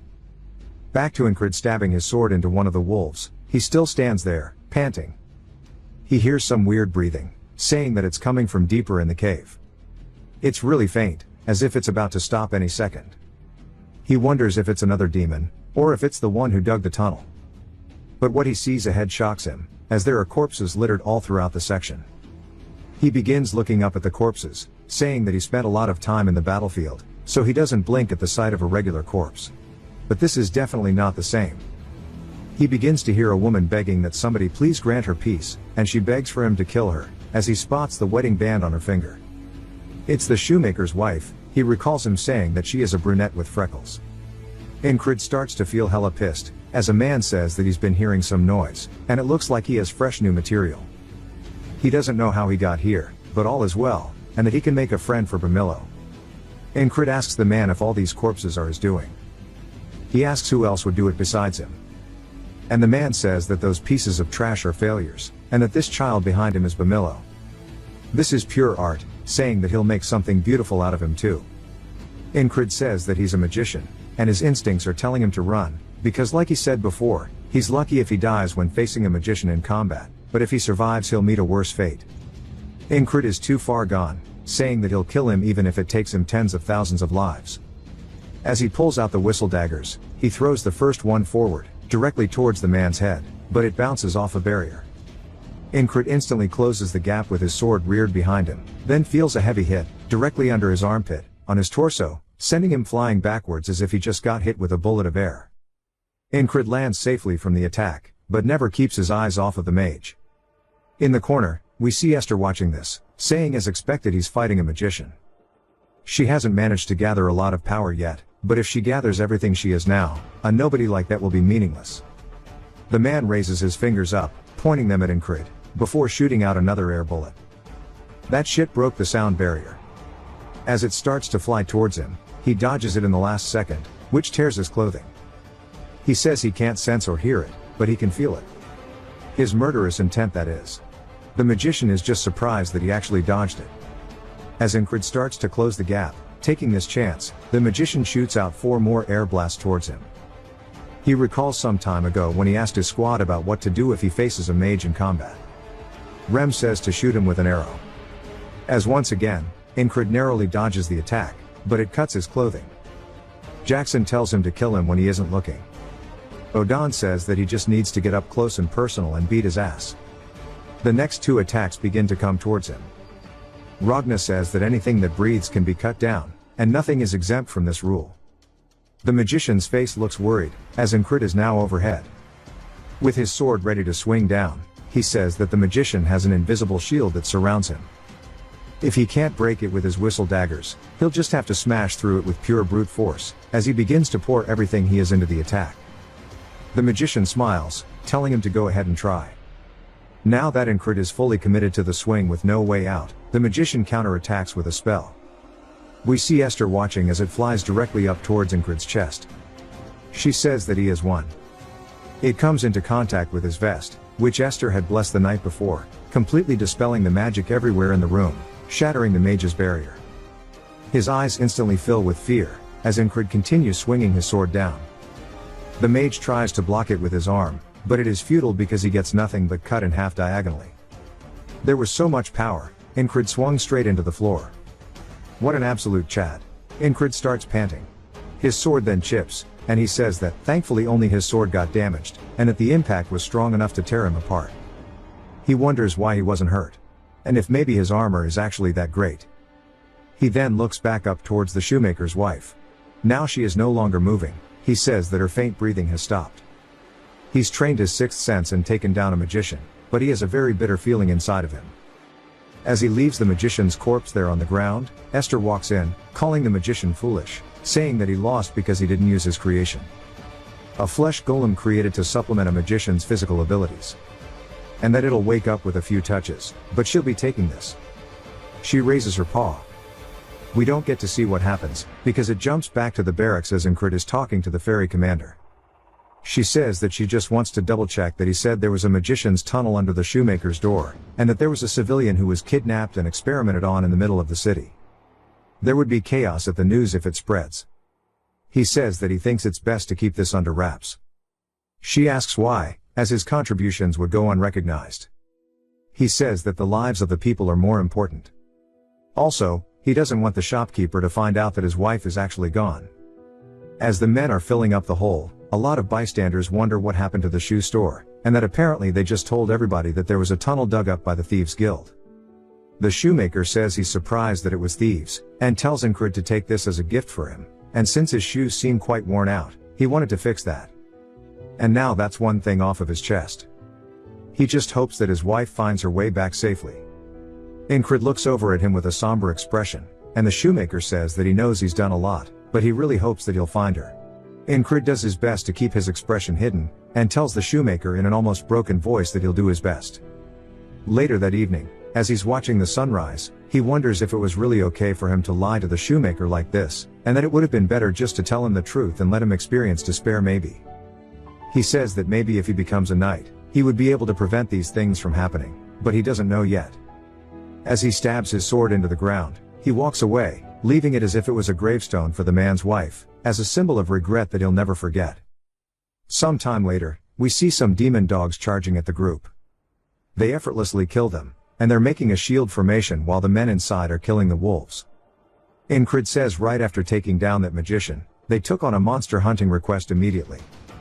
As it's a much slower fight than they're used to at this point, with the wolves being taken care of extremely slow, it's making Rem low-key fall asleep, and Incrid says that he doesn't think this will make him stronger. He says that this is what other people go through, and he maybe should have taken a solo mission instead. Rem says that he can tell he's thinking that this isn't enough, and he wants to fix that for him. As he starts to pull out his weapons, he lets go of his shield running forward, as the other men wonder if he's insane.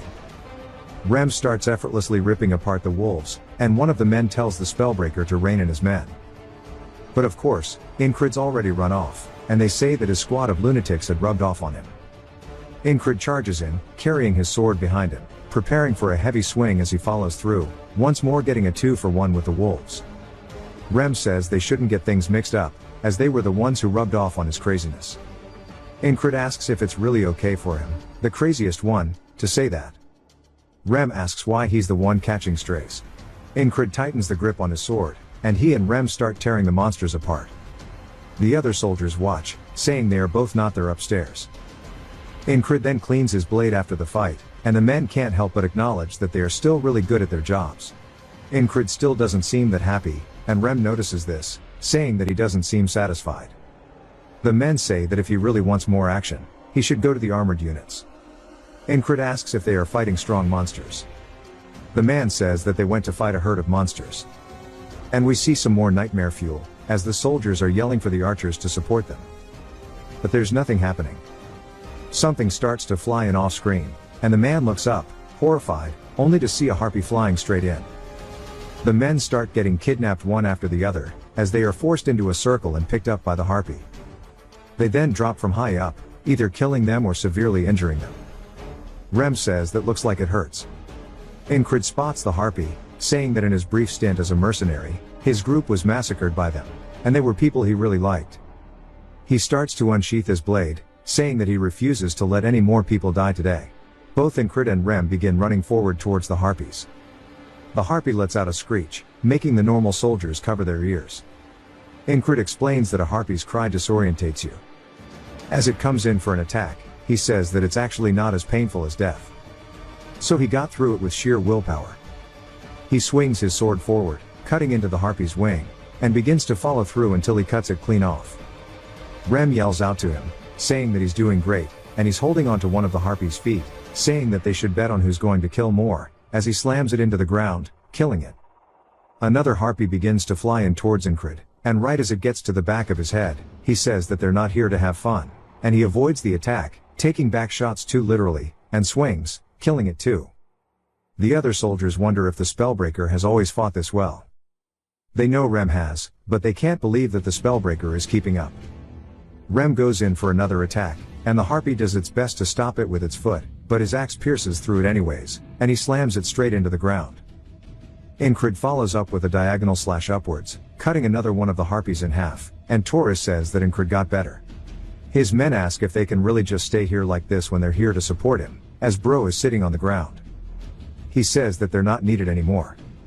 A few of the remaining harpies begin to fly in, and one of them takes Incred's sword, knocking it out of his hand. Now that there's distance between him and his blade, the harpies begin screeching and flying in, thinking they've won. We see a whistle dagger get launched into one of their foreheads. As Incred now only has one more to deal with, it begins to fly in, and he charges forward as well, as it's now a dash if he can get his sword in time before the attack hits. Right as it's in his face, he grabs onto his blade and swings upwards, cleaving the harpy clean in two. They start to actually notice the last of the harpies begin screeching, flying in circles before leaving. The soldiers can't believe that the harpies ran away, and they say that since they scared off the monsters, they must be monsters themselves. Incred says that the harpies that killed the mercenary corps aren't the same ones. We see a man saying that's because he was weak, that these bastards died saving him, and it was all his fault. These words stuck with him, and he says that now he'll be the one saving others. Taurus says that the harpies are all gone, wondering if they should go back. His men say that it would look bad if they go back empty-handed, so they should kill some dogs at least. Incred and Rem get informed that the support has arrived, so they can leave, and Rem asks Incred what he wants to do. Incred says that it's too soon to return. Taurus and all of his boys think he's a complete lunatic now. Back at the camps, people are talking about how he helped the heavy armored corps. We see him doing his lunging squats, and they're still talking about how he has changed a lot, and that he tries really hard, so they should maybe do it too. Incred takes his request off the board, and the dude says that he thought he did one yesterday. Incred says that he's going to finish it quickly and do another one tonight. The dude asks if he has clones or something. And later that night, Incred is still swinging by training his blade. A man sees this and says that he trains every single day, wondering if it's fun to live like that, and that he should try it too. So he continues to train throughout the night. The next day comes and passes, but again that night, there's two people training. This happens again, and that night there are way more than two people training, as there's a whole group just going crazy throughout the night.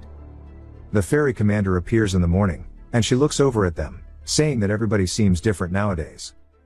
A man says that they're following the spellbreaker, and it's become a trend. She says that she can't just ignore it anymore, and she walks over saying that they had a long meeting about him, and that these are the orders from above, so he should listen well. And now his squad, which is the 444th Regiment, will be promoted to an independent platoon operating under the 4th Company. From now on, he is an independent platoon leader. He says that he can only have 5 men under him, so he cannot be a platoon. She says that she'll reassign more men according to his request. Incred says that being a platoon leader is nice, but it'll be a pain with all the lunatics in his squad, and she says that if he becomes a platoon leader, he will be exempt from menial duties, so he'll have more time to train. He looks her dead in the eyes and immediately folds, saying that he'll do his best in his new assignment. She says it's a shame to let him go like this, asking if he wants to have a duel. She raises up her hands, saying that these will be the weapons, and she wants to go unarmed again. Incred says that after he lost with her last time, he's worked his ass off training with Odon. He drops his sword, saying this was great, and it's time to see how much he's progressed as he is ready to show her the equal rights, equal lefts. As they start to square up, he recalls how Odon once said before, that hand-to-hand combat requires him to get up close and personal. Something quick is better than something complicated. The ferry commander dashes forward, swinging in, but he manages to block it. And he says that pretty much what Odon is telling him. As he starts to push her arm back, he says he needs to use his size against her. As he begins to get the momentum, pushing her directly towards the ground, she lands, and he puts his arm on her chest, saying that he thinks he's won. She asks if that's so, saying that a human's proposal is quite aggressive. He can't believe she's at this once again. As she raises her leg, wrapping it around his side, she instantly 180s the situation, getting atop him. She says that analyzing his opponent's weakness and breaking them down with his own advantages sure was a good thing. She tells him that he did a good job, calling him her fiancé, telling him that he should keep it up. He says that he's not her fiancé and that she should get off of him. She does so, and they start dusting off, then she apologizes. He wonders what she's talking about, and she says that she couldn't stop it. Now he's even more confused because he has no idea what she's talking about. As the winter began to leave, the battlefield once again was getting heated up. It was time for an all-out war. The Aspens have begun mobilizing, desperate to wash off the dishonor of defeat. A man slowly walks up to the podium, getting ready to give a speech. Since the Aspens were preparing for war, so did the army of Nalilia. The man introduces himself as the new battalion commander, Marcus. Craze says that since that guy is here, it seems like they'll actually see through to the end of this now. He is Marcus the Warmonger. He is one of the key officers under the Cyprus division. Unlike his predecessor, he's a great tactician, and he's very well experienced. Inside of Marcus's head, he says that the Aspens aren't weak, and their army is filled with nothing but weaklings. And that is the only thing they offer. With the exception of the heavy armored corps and the border guards, among them, the only one who caught his eye was the platoon commander. People call him the Spellbreaker. He's been doing heroic deeds since the last battle, and he wonders if it was luck or skill, saying that it's time for him to prove himself, and that he should prove his usefulness. Later that day, Rem asks if they're really getting sent out to scout along the Penanel River, and if it was directly by the battalion commander. Incrid says that this is what the ferry commander was talking about. Craze then mentions the area, but a familiar voice cuts him off, as it's none other than Henry who says that it's near the Cross Guard, which is Aspen's fortress city. It was created for military purposes similar to the border guards. I'm glad that Henry managed to join the group. He then continues, saying that if they were to go at this time, and this time Craze finishes his sentence, saying that they're only going to gather intel. Rem says that he shouldn't go, but Incrid says that he can't refuse an order from the commander. Rem says that he guesses he'll get ready too. Yet another familiar voice, as we hear Andrew saying that the battalion commander has also ordered him all to obey the commands of the new squad leader, and that they should all follow his commands, and we see Mac with him too. Rem approaches him and begins licking the hell out of his blade, but really slowly like a freak, asking why the hell there's an insect in their midst. Andrew starts to get freaked out, saying that he's the new squad leader, and they should all listen to him. Odan says that he can feel him trembling all the way from over here. Ragna asks if that little kid is really their squad leader. Andrew says if they have a problem, they can fight it out. He volunteered for this so that he could fight by Incrid's side, and he's not going to leave. Rem readies his axes, saying that he sure is a feisty insect. Odan also begins cracking his knuckles, saying that he wants to gently loosen up his joints. Jackson says that a finger should do, but Incrid tells them all to go easy on him. Ragna says that he should focus on his own fight, but Mac begs that Incrid stop Andrew from continuing. Incrid says they seem to be getting along well, and if Rem's offering to duel, it means that he likes you. Mac asks if he's really not planning to murder him, saying that he needs to tell him more, and he starts dragging Andrew away from Rem as Andrew is provoking him. Henry asks Incrid if he knows anything about the geography of the Panhandle River. As he warns him, the area is very dangerous, and he can tell him what he knows about before he sets out. Incrid tells him to go for it, and that night outside of the barracks, Incrid begins walking somewhere, and we see him dripped out, killing that shit. Torres asks if he's not going out on duty, as he's been seeing him around often. He also heard about his promotion, congratulating him, saying now they're the same rank. Incrid says that he won't compare himself to the king's finest, but Torres tells him that he should relax because it's not that deep. Then he asks how old he is, and Incrid says he's 30. Torres says that he can't believe he's older than him, wondering why his face is so young. Incrid just wonders why bro is so old. Torres says that he's the only one aging. Incrid says that he told him to relax, so he will, wondering what the mission is about. Torres says that the two of them will cross the Panhandle River first, and he was going to explain the rest once they meet the others. But the boat Swain isn't here, and it can't be helped. They should chill out. Incrid says sure, as he starts to unsheath his blade, instantly starting to train. Torres tells him to rest, but Incrid says this is rest for him. Torres says that he sure is persistent. He trains hard, people acknowledge him, plus he looks young, and he's handsome, and then he is low-key too much. Bro might drown him in the river. Incrid can feel the murderous intent and turns, only to see Torres crying, and he wonders why he's making that face. Torres sighs, asking if the record at the end was 14-6, saying that at least he's better at fighting. Incrid reminds him that was in the past, and Torres says that he's not the only one getting stronger, and Incrid says that he's glad to hear that. We see Torres' sword starting to get swung down as Incrid blocks it and instantly returns, deflecting his. They start trading blow for blow with one another. On the spot, Torres says that he noticed when he was fighting the harpies, but that Incrid has gotten way stronger than when they fought previously. We see his eyes are full of determination. Torres grits his teeth and pushes down as hard as he can, knocking Incrid's sword towards the ground. He then instantly rears back his fist, coming in for an attack to Incrid's face. Incrid doesn't take his eyes away from it and spots the hidden blade underneath, stepping to his side just barely in time. As we see blood coming off the blade, Incrid asks where he got that from, as we see it cut his cheek. Torres says that it's his little secret hidden knife, and Incrid says that he's speechless. Torres asks if he's going to say that it's unfair or something, but Incrid says that's really cool and now he wants to know how to use it. Torres says that he's more insane than he thought, and he should practice first with flat stones and use the snap of his wrist. As he starts showing him, but of course, he's an awful teacher, saying that it needs to be like a bam motion. The bosun finally appears, asking if they're going to cross or not. As they begin doing so, Torres teaches him the entire ride. They finally get across, so Incrid asks where exactly the rendezvous is because they're meant to meet the recon platoon here. Torres says they should wash beforehand, as there's no reason to start this while drenched in sweat. Incrid smells himself, saying that he's probably right, and they start getting undressed, hopping into the river. Torres tells him it's cold as hell, but that he needs to hurry up and get in, only for him to be absolutely shocked by what he sees. He calls Incrid greedy, saying that he lost his will to compete. Incrid says that he still wants to fight though. Torres says that he's not talking about with their fist, calling him an idiot. A woman then says that they came looking since they were late, but they're wasting their time taking a bath. Incrid's just surprised, wondering how long she's been there because he didn't sense her.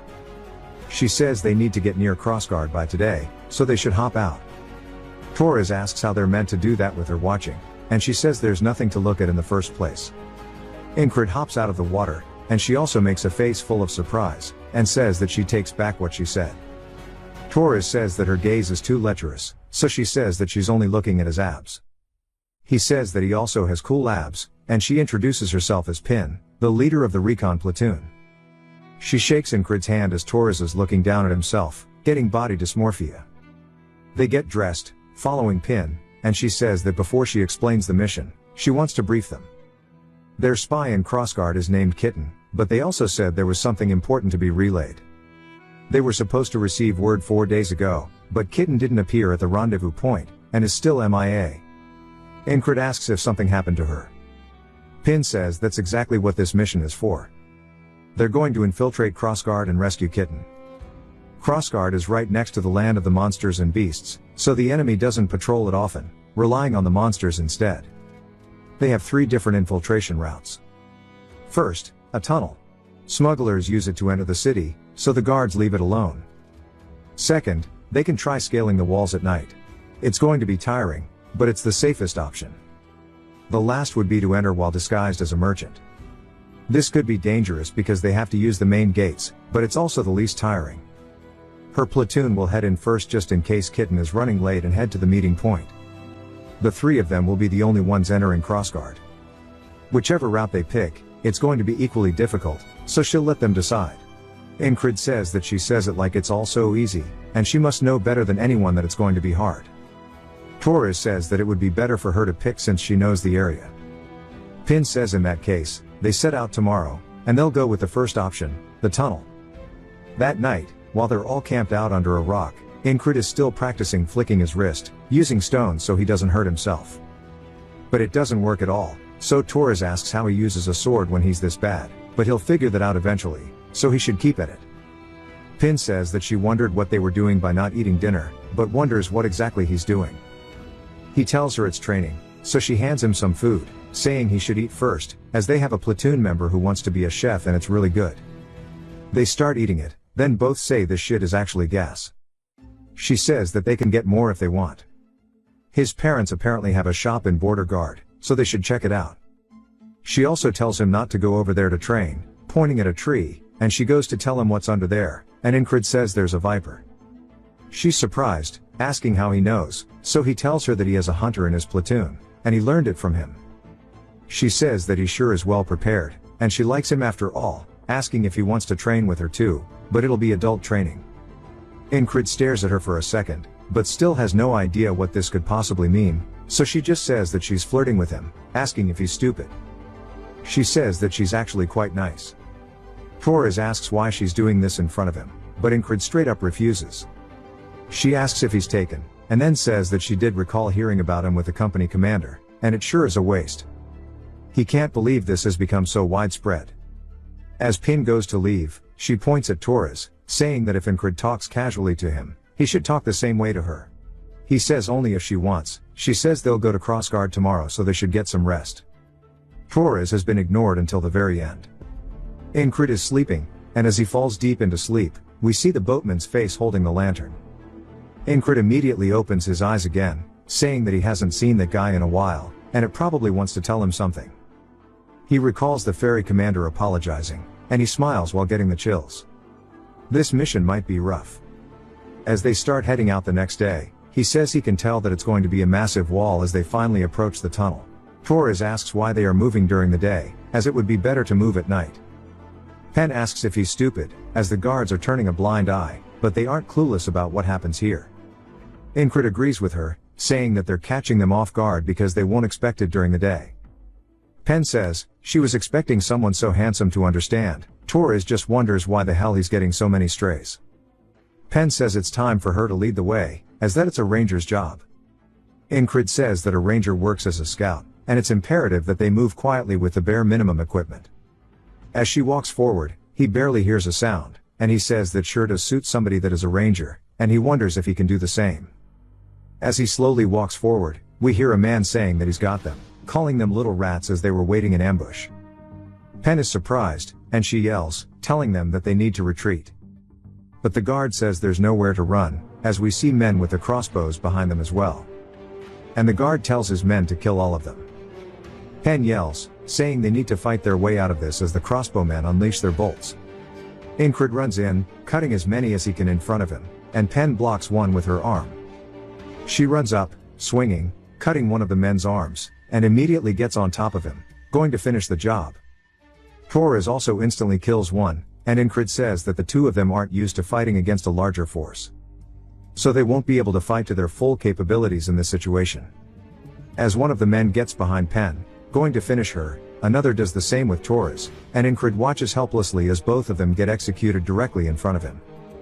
As they start surrounding him, he says this is definitely a tall wall, but he won't die so easily. He throws out some of his whistle daggers forward, instantly killing two of the crossbowmen. He runs in, cutting another one's throat, then instantly to the next, cutting the dude in half. The guard yells, telling his men to surround him. One of them kicks him straight in the chest, causing him to fall to the floor, and they dogpile him, stabbing him all over.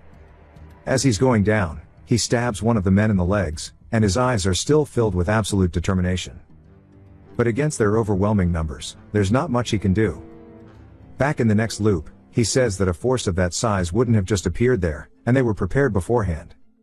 Which means the enemy expects them to come. I wonder how he didn't notice them. They must be skilled. Pen asks Incrid why he's not getting ready, as it's time for them to head through the tunnel. He says that he doesn't have a good feeling about that place, and they should enter by scaling the walls instead. Torres tells her that Incrid wants to sword an enemy's spell just by following his guts, so it won't hurt to listen to him. Incrid says that it wasn't really his gut, but rather what he experienced. Pen says sure, but they'll need to wait till night, so they'll end up wasting time. Incrid asks her if she wants to go for a round, and she starts to blush, saying that she can't believe he likes doing it out in the day. He says he didn't mean that, but he wants to duel. She says that she guesses they can, but she doesn't want to use any weapons. He says they could do it without weapons, and she smiles, saying she's more than up for it. As the men gather around to watch, Incrid says that if the enemy knows that they're coming, they'll probably end up fighting no matter where they go. And it'll be good to know how capable his team is, and on top of that, he can get some training out of it. He asks her if she wants to go first, but she says nah, he can have the first go. He runs in with his fist reared back, punching straight towards her head. She ducks underneath it, leading in with a knee to his chest that he blocks. As he's starting to get sent from the attack, she begins to pivot, preserving her momentum, following through with a roundhouse straight to his head, but he narrowly dodges. He says he's going to use the same tactic as the fairy commander and use his superior physical size, as he grabs onto her, slamming her down into the ground, putting his hand right by her head. She says that was the wrong call, as she grabs onto his wrist and wraps her legs around his chest.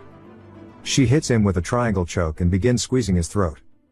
Torres says that's enough and gives her the W. Ingrid says that she's small but packed with muscles, and there's a reason why she prefers barehanded fights over those with swords.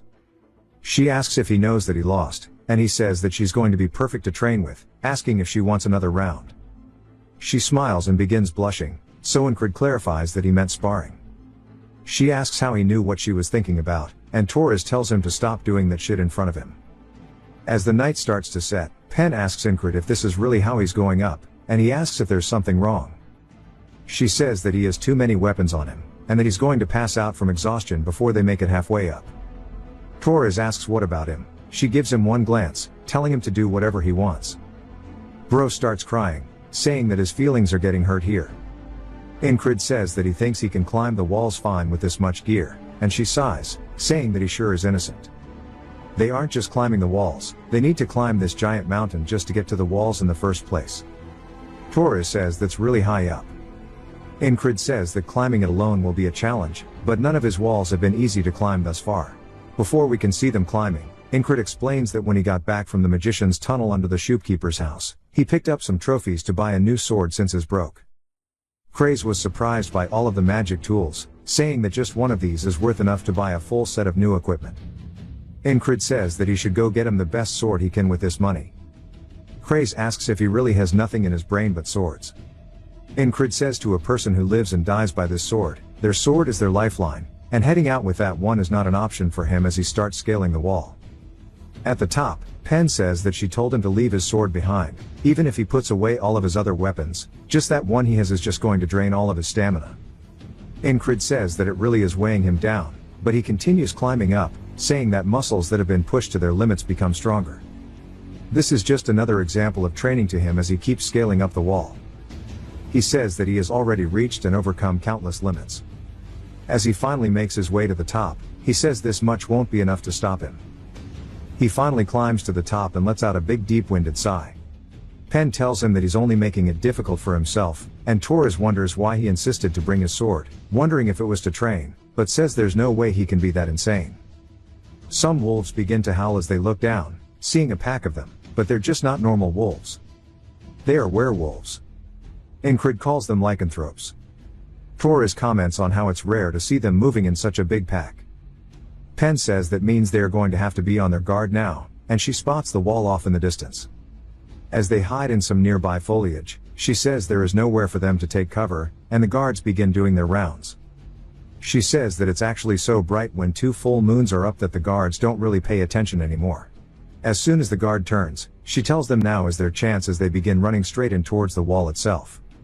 Finally, as they start to get close, the guard turns, looking straight down, but since they are already out of his line of sight, he doesn't see them, as they have made it directly underneath him. She says that she told them it's easier on nights like these. Ingrid says that he thinks he met eyes with the guard, wondering if he saw it wrong. She starts to rub her hands in ash, saying that past these walls are the slums. If they hide within them, there's no way they can find them.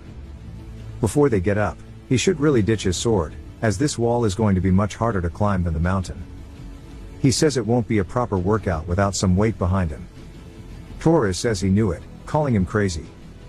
As they begin scaling the wall, he says that he gets why she says this is the safest route. If they safely get past the walls, infiltrating crossguard will be a piece of cake. But that's only if this was not a wall. Just like how there were greyhounds ambushing them in the tunnels, there's a high chance they're waiting for them atop the wall too. As Pan is the first to make it up, Ingrid wonders how they're going to get stopped this time around. Somebody stomps forward, and we hear a woman's voice saying they sure did work hard this late at night, but it's now time for them to rest. As she snaps her fingers, vines begin to sprout from the ground, flying towards them.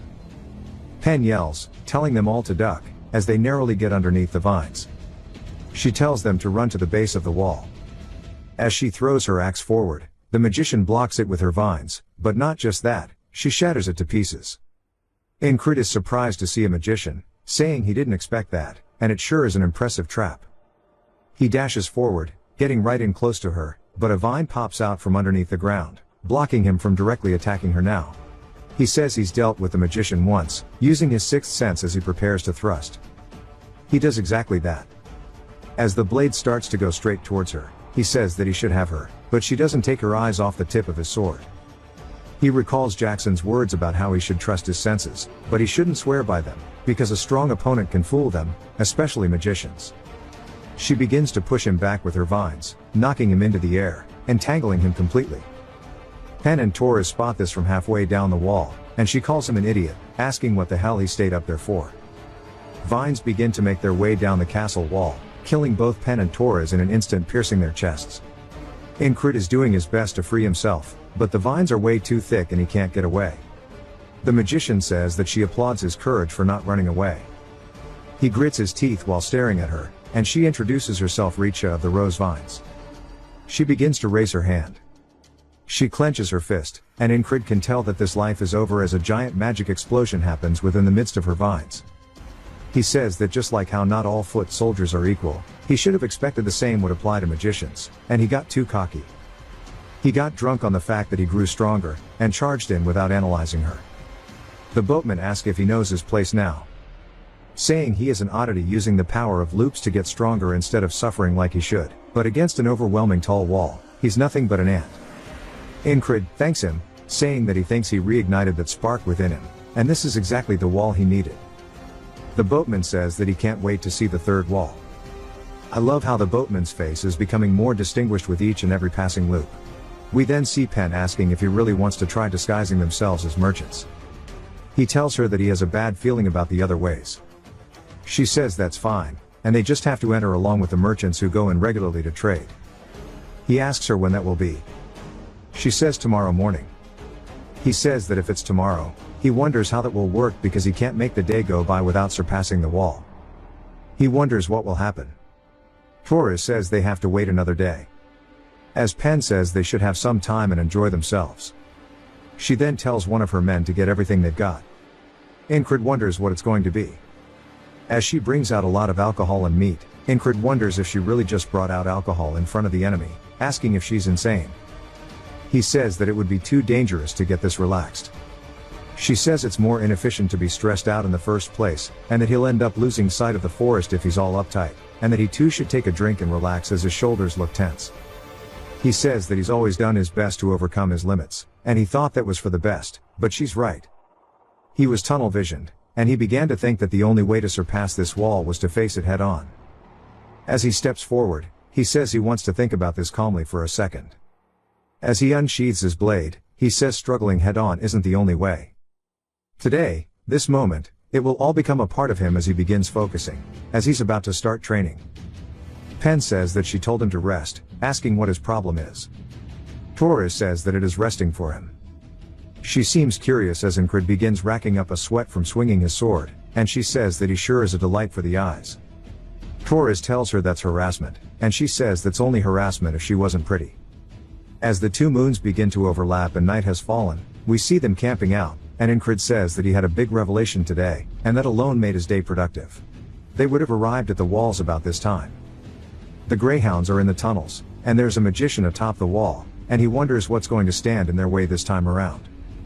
As we see a wolf's foot enter the frame, the lycanthropes begin to howl, and these are the ones we saw from under the cliffs previously. Pen looks surprised, and so does Torres. Incrid looks a bit tense, and he recognizes it as well, saying that these howls are the lycanthropes they saw underneath the cliff that one time, when they climbed it. As the army of werewolves begin to run in, Pen tells him to run for it, but they get cut off by the werewolves as they have been completely surrounded. Torres mentions how they need at least 10 men to handle one of them, and there must be 20, but there's only 6 of them, and that pretty much just means they're dead. Pen says there definitely weren't any monsters nearby, asking where the hell they all came from. Incrid didn't sense anything at all either, and he says that fooling the senses is very similar to what happened last time with Richa. The wolves let out an even nastier howl, and Incrid says that he said he wouldn't just throw himself into his problems, but he refuses to get taken down so easily. As he charges straight in, he begins to use all of his senses, feeling where the attack is coming from. He looks over, spotting a second one, dodging backward to avoid it. He says that they're going to attack in irregular patterns from all over, and he can't respond properly while concentrating on a single point anymore, as there's just too many attacks. One of the werewolves leaps in with its mouth, and he blocks it with his sword, and he says that focusing on a single point is the problem, and then he zooms out to a larger field of view. But as soon as he does that, all he sees and hears are the screams and cries of everybody being ripped apart. This poor dude is getting scrunked on. Some of the men are being torn into like a pit bull at a daycare, but poor Tor's got crazy back shots, and it's not the typical ones that he'd like, dying almost instantly, as Pen had her throat bitten by the werewolf. Incrid says that he knows that none of this matters once this day loops, but seeing these brutal deaths is still very painful to him. As he manages to push the werewolf back, biting his sword, he swings, cutting its throat, sending blood everywhere. He then raises his sword overhead, changing his grip, piercing down, stabbing another one in its shoulder blade. One of the wolves charges in, and this one has a scar on its head, and we see it hit him straight in the stomach. Incrid begins to spit up blood, saying that if it's smart enough to throw a punch, this one isn't the same as the others, and this must be the leader of the pack. It instantly goes for his arm, and then uses its large size to easily whip him around, launching him into the air overhead. Incrid looks down, seeing nothing but a pack of werewolves below him, and takes one more glance at everybody's corpses. He hears the boatman, saying that no matter which wall he picks, they are all hopelessly tall. As long as the loops exist, he will be forced to repeat these situations forever, asking if he still finds this fun. Incrid says this certainly isn't ideal. As Torres and Pen are staring at him, they ask if he's delirious or something. Incrid says there is no reason for him to give up, and that he's fine, and they can continue. No matter how hard these walls may be, it's not like he won't be able to find a way to overcome them, as walls are only a temporary obstacle. But he's come up with nothing so far. Torres and Pen won't lose to the Greyhounds one-on-one, but there's no way out when they're surrounded by that many people in this small area. The best way out of this is to not be surrounded in the first place. If he can figure out where they're hiding using his sixth senses, then that might be a good start. We then hear the guard once more saying that he found him some rats, as they have been surrounded in an instant with the crossbowmen cutting off their exits. Incrid says that he got nothing with his senses, only for him to once more get dog-piled on by the spearmen, dying. He wonders if there is magic here as well, blocking his senses, and he tries to go fight Richa once more. As he dodges underneath one of the vines, he asks if the magic that's been cast in the tunnels is her doing. She's surprised that he knew about that, saying that somebody named Roger must not be doing their job properly. This is probably the Greyhound guy. But again, he gets killed by the vines, and he's still practicing the wrist snapping technique. He wonders why the rock isn't coming out. Torres says that he's really bad with his hands. But Incrid's still thinking about it. There's no way to escape the ambush with his senses when a magician is involved. Even if they did get out the ambush, it is the persistent lovers that they're talking about. And there's no way they could evade all of them. The same goes for the lycanthropes. It's a many versus few situation, and if he doesn't find a way to bridge this gap, then he's going to have a hard time. As he's running in headfirst, he then stops himself, saying that he is running at the problem, tunnel visioning once more.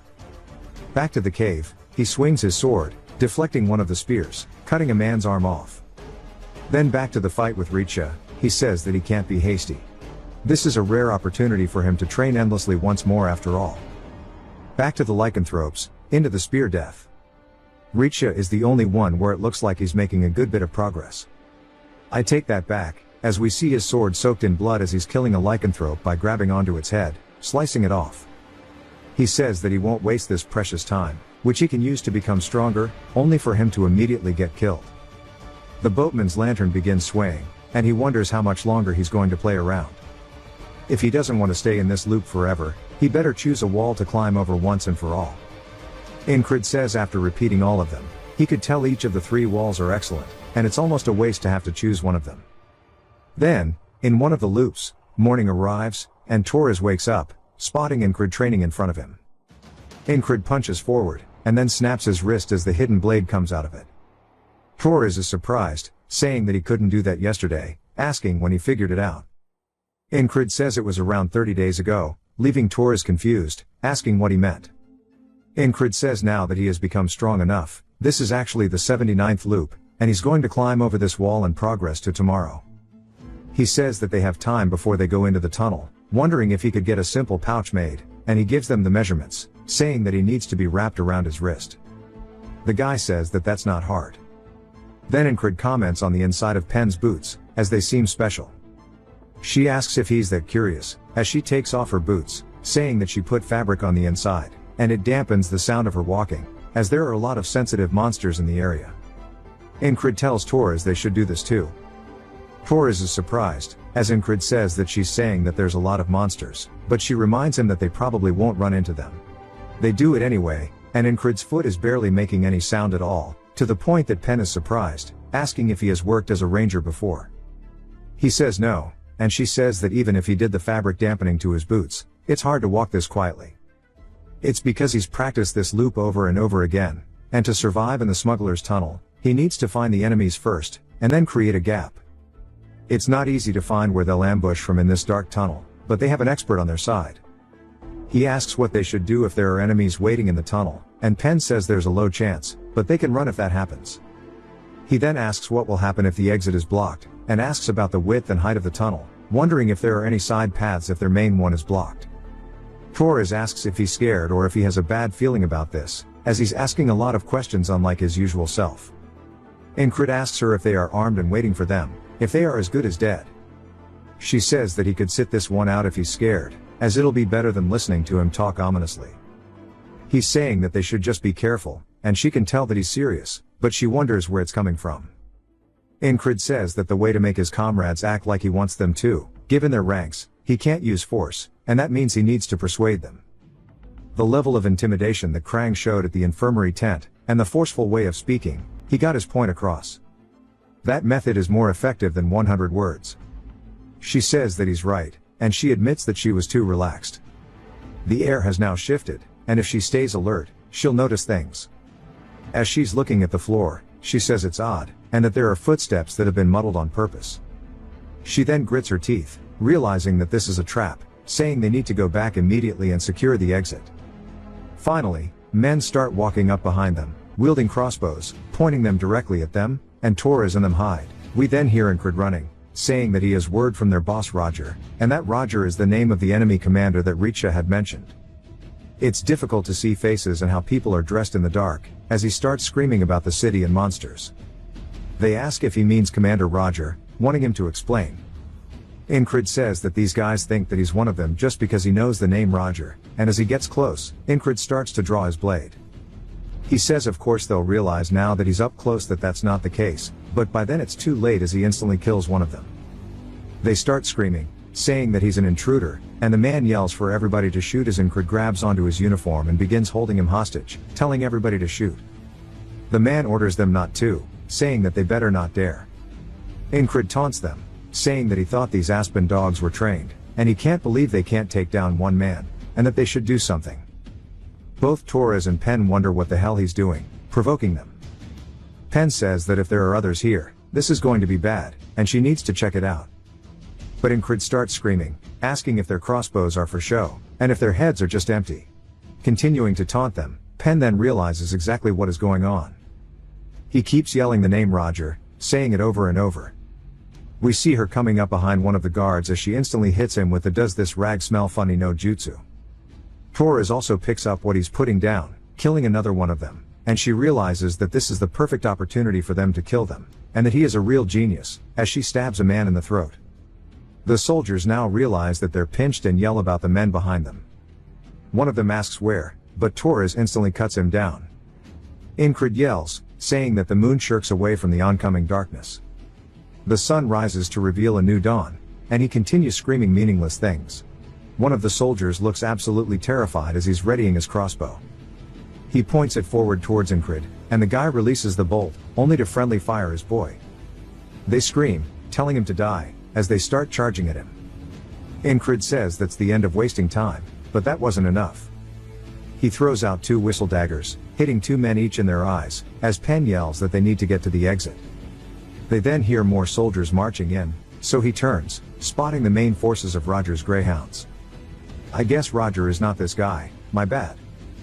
He yells, saying that he has word from Richa. The captain freezes up, asking how he knows their name, as he yells, saying that they need to run.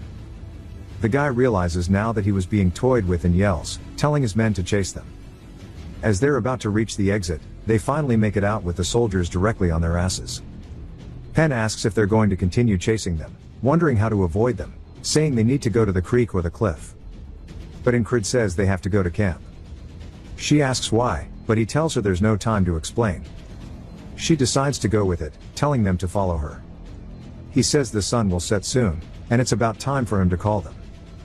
He's definitely about to use the werewolves to kill the soldiers. He recalls Henry's words about a flat earth-colored stone near the Panhandle River, and that vipers live under those stones, are extremely dangerous. As he puts his sword behind one, he flings it backwards, and we see the tail of a snake as one of the soldiers blocks it, saying that his tricks aren't going to work. We then see a viper that pops out from the broken debris, but it's not just one, as he continues throwing rocks to cause the soldiers to panic and scream in absolute fear. Pen asks what the hell they are doing, saying that if they're this loud, the monsters will hear. But Ingrid says that was the point, and their big ears won't fail to hear all of this. As they continue running up the hill, he says that the moon will now rise, and when the moon is at its peak, it's time for the monsters to roam, as the night belongs to them. The werewolves begin howling as we see them below them. Ingrid says that monsters care not about what's in front of them, they just want flesh and blood. He then tells Torres and Pen to go on ahead. They ask if he's really trying to get them to abandon him, as they wouldn't go without him. He yells, saying they have to, and he has a plan. They just need to go, as they'll get in his way. He then stops, killing his momentum, and begins to turn towards the guards. The captain yells, telling his men to split up after them. And he says that with all of the greyhounds and lycanthropes in one place, he can get them to fight each other to the end, and that this is the diverging point, and he needs to get them all to focus on him so they don't go after Torres and Pen. He needs to let out an immense killing intent strong enough that nobody can focus on a single other thing. As a red aura emanates off him. Bro is straight aura farming at this point. The captain immediately turns towards him as a chill runs down his spine, but so does the alpha of the werewolves. The captain grits his teeth, realizing what must be done, and yells, telling his men to kill him first. The werewolves also begin scaling the cliffs directly below him and leap up directly behind, as the soldiers are in front. Ingrid turns, using his senses, and he dodges the attack, saying that friend or foe, it no longer matters. It will be in complete chaos here, and it's just as he wanted. Everything has turned into a Black Friday sale at Walmart. While Torres and Pen are running away, Torres says that he doesn't know if this is going to be okay, and they should head back. They then hear the werewolves howling and turn, worried, only to see the absolute bloodbath, saying that he's now alone in a sea of enemies. Torres says they need to head back immediately, and then he's in complete disbelief by something, as he has to rub his eyes to double check. He asks why the hell he's so good at dodging, as we see a spear go straight past Ingrid's throat. He says in the midst of this chaotic battle, there are those who sense his murderous intent and attack, as he's focusing on not just a single point but everything around him in unison, predicting the trajectories of their attacks with the most minimal movement required. He easily dodges. He says he had to adapt his senses, and spread his concentrating on a single point to be wide, to places he can't see. Split-second decisions are important, and the tiniest mistake can lead to his death. He says that the tiniest mistake will never happen though, as he turns smiling. The captain yells, telling the greyhounds to get into formation. He says that the greyhounds are an elite troop, and the lycanthropes are no match for them once they get into their formation, and the chaos needs to continue for his purposes. The thing that he discovered in one of the past loops after he was clashing with them, one of them called him stupid, saying that he has challenged Roger, who doesn't take his helmet off, this is his title, and that he will be no match for him. Turns out the captain is Roger. Ingrid wonders why he doesn't take his helmet off and decides to figure out, as he knocks it off with an attack. As his helmet falls to the floor, the men all look worried, saying now they understand the reason he doesn't take his helmet off. Ingrid says that it's not shameful to be bald, as Roger is just absolutely pissed. Bro kinda looks like a monk. Also a bit like my friend Ian. But he figured out that he was hella ashamed of it. Ingrid yells, telling Roger to take his helmet off, and says that, oh, one who sent his hair follicles off to heaven first, he needs to reveal the desolate hellscape that is his scalp. Roger starts to get pissed, and says that he has to stay calm, and he doesn't need to play along with his childish taunts, only for Ingrid to start putting his hands into his hair, showing his nice, beautiful hairline and his super healthy hair. And he looks down at Roger, asking if he understands now that this is the genetics he wished he had. Torres is speechless, but Pen says that he's gone mad. Roger completely falls for the bait, losing it, charging forward, saying that he won't let him have a peaceful death. Incred smiles, telling him to do his worst. As he swings his sword, knocking Roger's sword back, Roger then immediately starts to come in for a follow-up, which Incred blocks with his blade. He then thrusts towards Roger's eye, but Roger narrowly avoids it, and Incred says that it's time for him to meet his hair again in the afterlife. Roger looks up, realizing he messed up. We then see the Alpha's hand come in and instantly take Roger's head off before Incred even has the chance to finish his attack. As Roger's bald-ass head starts to fly across the ground, he and the Alpha lock eyes. The men start screaming out for Roger. Incred says that the Alpha attacked when they were distracted, and he sure is smart. The Alpha then immediately closes the distance just to pass by him, heading back into the crowd. Incred realizes that it's ambushing people by hiding amongst the chaos. As he watches it, he says that the Alpha is more of a problem than Roger, as its increased intelligence and monstrous strength made him repeat this loop hella times. As it comes from behind, rearing back its fist, Incred turns, saying that he's going to end it this time, though, as he manages to deflect the attack with his blade. As sparks begin to fly, he immediately charges in, generating momentum. But the Alpha does the exact same thing. Incred raises his sword overhead and swings down, cutting the Alpha's arm off with one clean strike. He then follows up with a shallow cut to the Alpha's chest, causing it to scream. As it comes in for a left, Incred dodges underneath, lunging forward, ready to thrust. He says that this is the end of it. As he thrusts forward, piercing its chest, he has now killed the Alpha, hella cleanly at that too. While the battle ensues, Torres and Pen are both in disbelief. They feel bad for the werewolf as it falls dead to the ground, and they said that was way too one-sided. Incred lets out a sigh now that he has finally accomplished his goal. Pen says that they should go join him, and they start yelling out to him. As he looks over, she says that he needs to get out of there. He starts running, as the soldiers yell, telling the rest to catch him. But the werewolves don't allow them to even attempt, as they're getting overrun and toyed with. Pen asks if he planned for all this to happen, and if he knew that the werewolves would be here. He says he got lucky. Torres says regardless of all that, when the hell did he get so strong, and how he knew the enemy leader is named Roger. Incred says it's obvious that they're confused, because they don't know about his loops, but he can't explain it to them, and he'd rather finish. He says there's something more important, as their mission is not over yet. As they look towards the giant cliffs, he says they need to go climb the wall, because atop it is none other than Richa. The final hurdle of this set of loops. I wish she'd step on me. Immediately we are taken to the wall as they begin scaling up it. We see he has the pouch under his wrist. As they watch him scale the wall, Pen is just surprised, asking if he really wasn't a ranger. Torres says that he wasn't, and she asks why he's so good. He says he has no idea what he's even supposed to be anymore. As he's meant to be a knight, Incred says that his sixth senses aren't on full alert because of Richa, but he knows where she will be, and that she hasn't moved in the countless loops he's encountered. As he crouches down behind the wall, he starts to give them hand signals to notify them. He says there's an enemy ahead, so he'll head in first. Pen's just confused as Incred starts running along the edge of the wall. Richa turns, surprised, only to see his sword coming straight for her throat. She summons her vines as they wrap around his arm, and she sends him flying backwards. He cuts some of the vines, and she asks how he is here, as her children are on the move. He says that they're busy facing the greyhounds, and that she must not have trained them properly. She screams out, sending vines once more. He dodges their attacks, and parries the ones that he can't. He says that as long as he continues this pattern, this is all he has to do. One of them starts spinning like a helicopter, and he says that he needs to cut away the thin whip-like ones. As he continues his charge forward, Pen says that she can't believe he's demonstrating such a high level of combat against a mage. Torres asks if they should even step in, but she says that they'll definitely get in his way. Some more greyhounds appear, saying they need to go help Richa.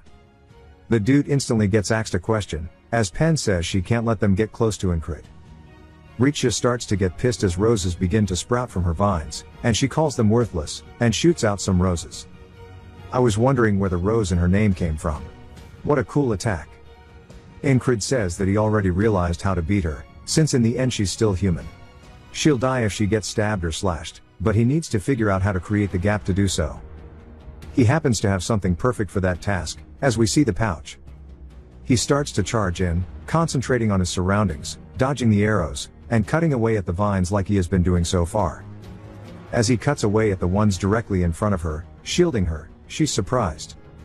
She starts to create a barrier around her, and he puts his fist straight in front of her face, just like he did that one time with his sword. He says that his trump card was repaired with the help of the hidden knife.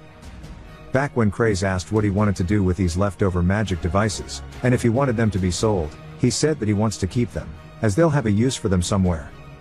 We see that's what's actually inside the pouch, as he flicks his wrist, sending it directly out to her face. He says that these are the magic devices from the cave, as it starts to create a blue blinding light, as if the sun had risen. Both Pen and Torres also have to cover their eyes.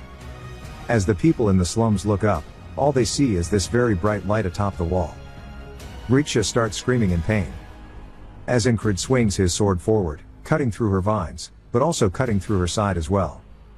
He says that what he realized once he learned to relax his shoulders was that there's no reason to pick only one direction. Each of the three walls were excellent in their own way. As Richa falls to the floor in the stone with her, he lets out a long-winded sigh, and says that he created his version of today by using all three of them, and he smiles. Torres kills one of the soldiers. When Pen goes to ask about what just happened, Torres says before they ask questions, they need to leave before more people flock to the light. She yells, telling them it's time to move.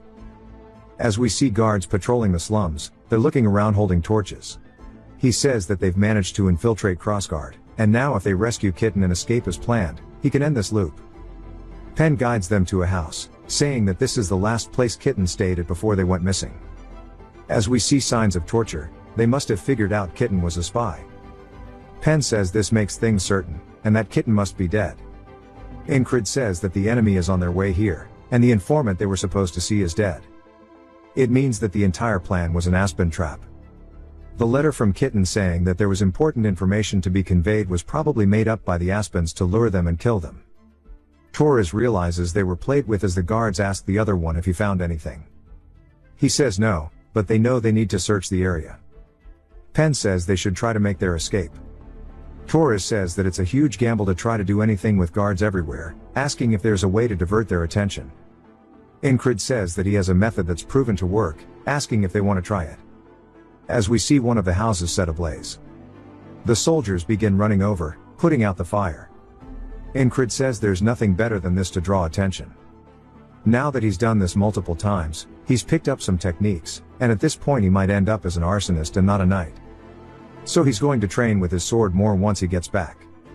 They finally make it back over the walls, leaving their robes behind. And it's now time for them to return back to Border Guard.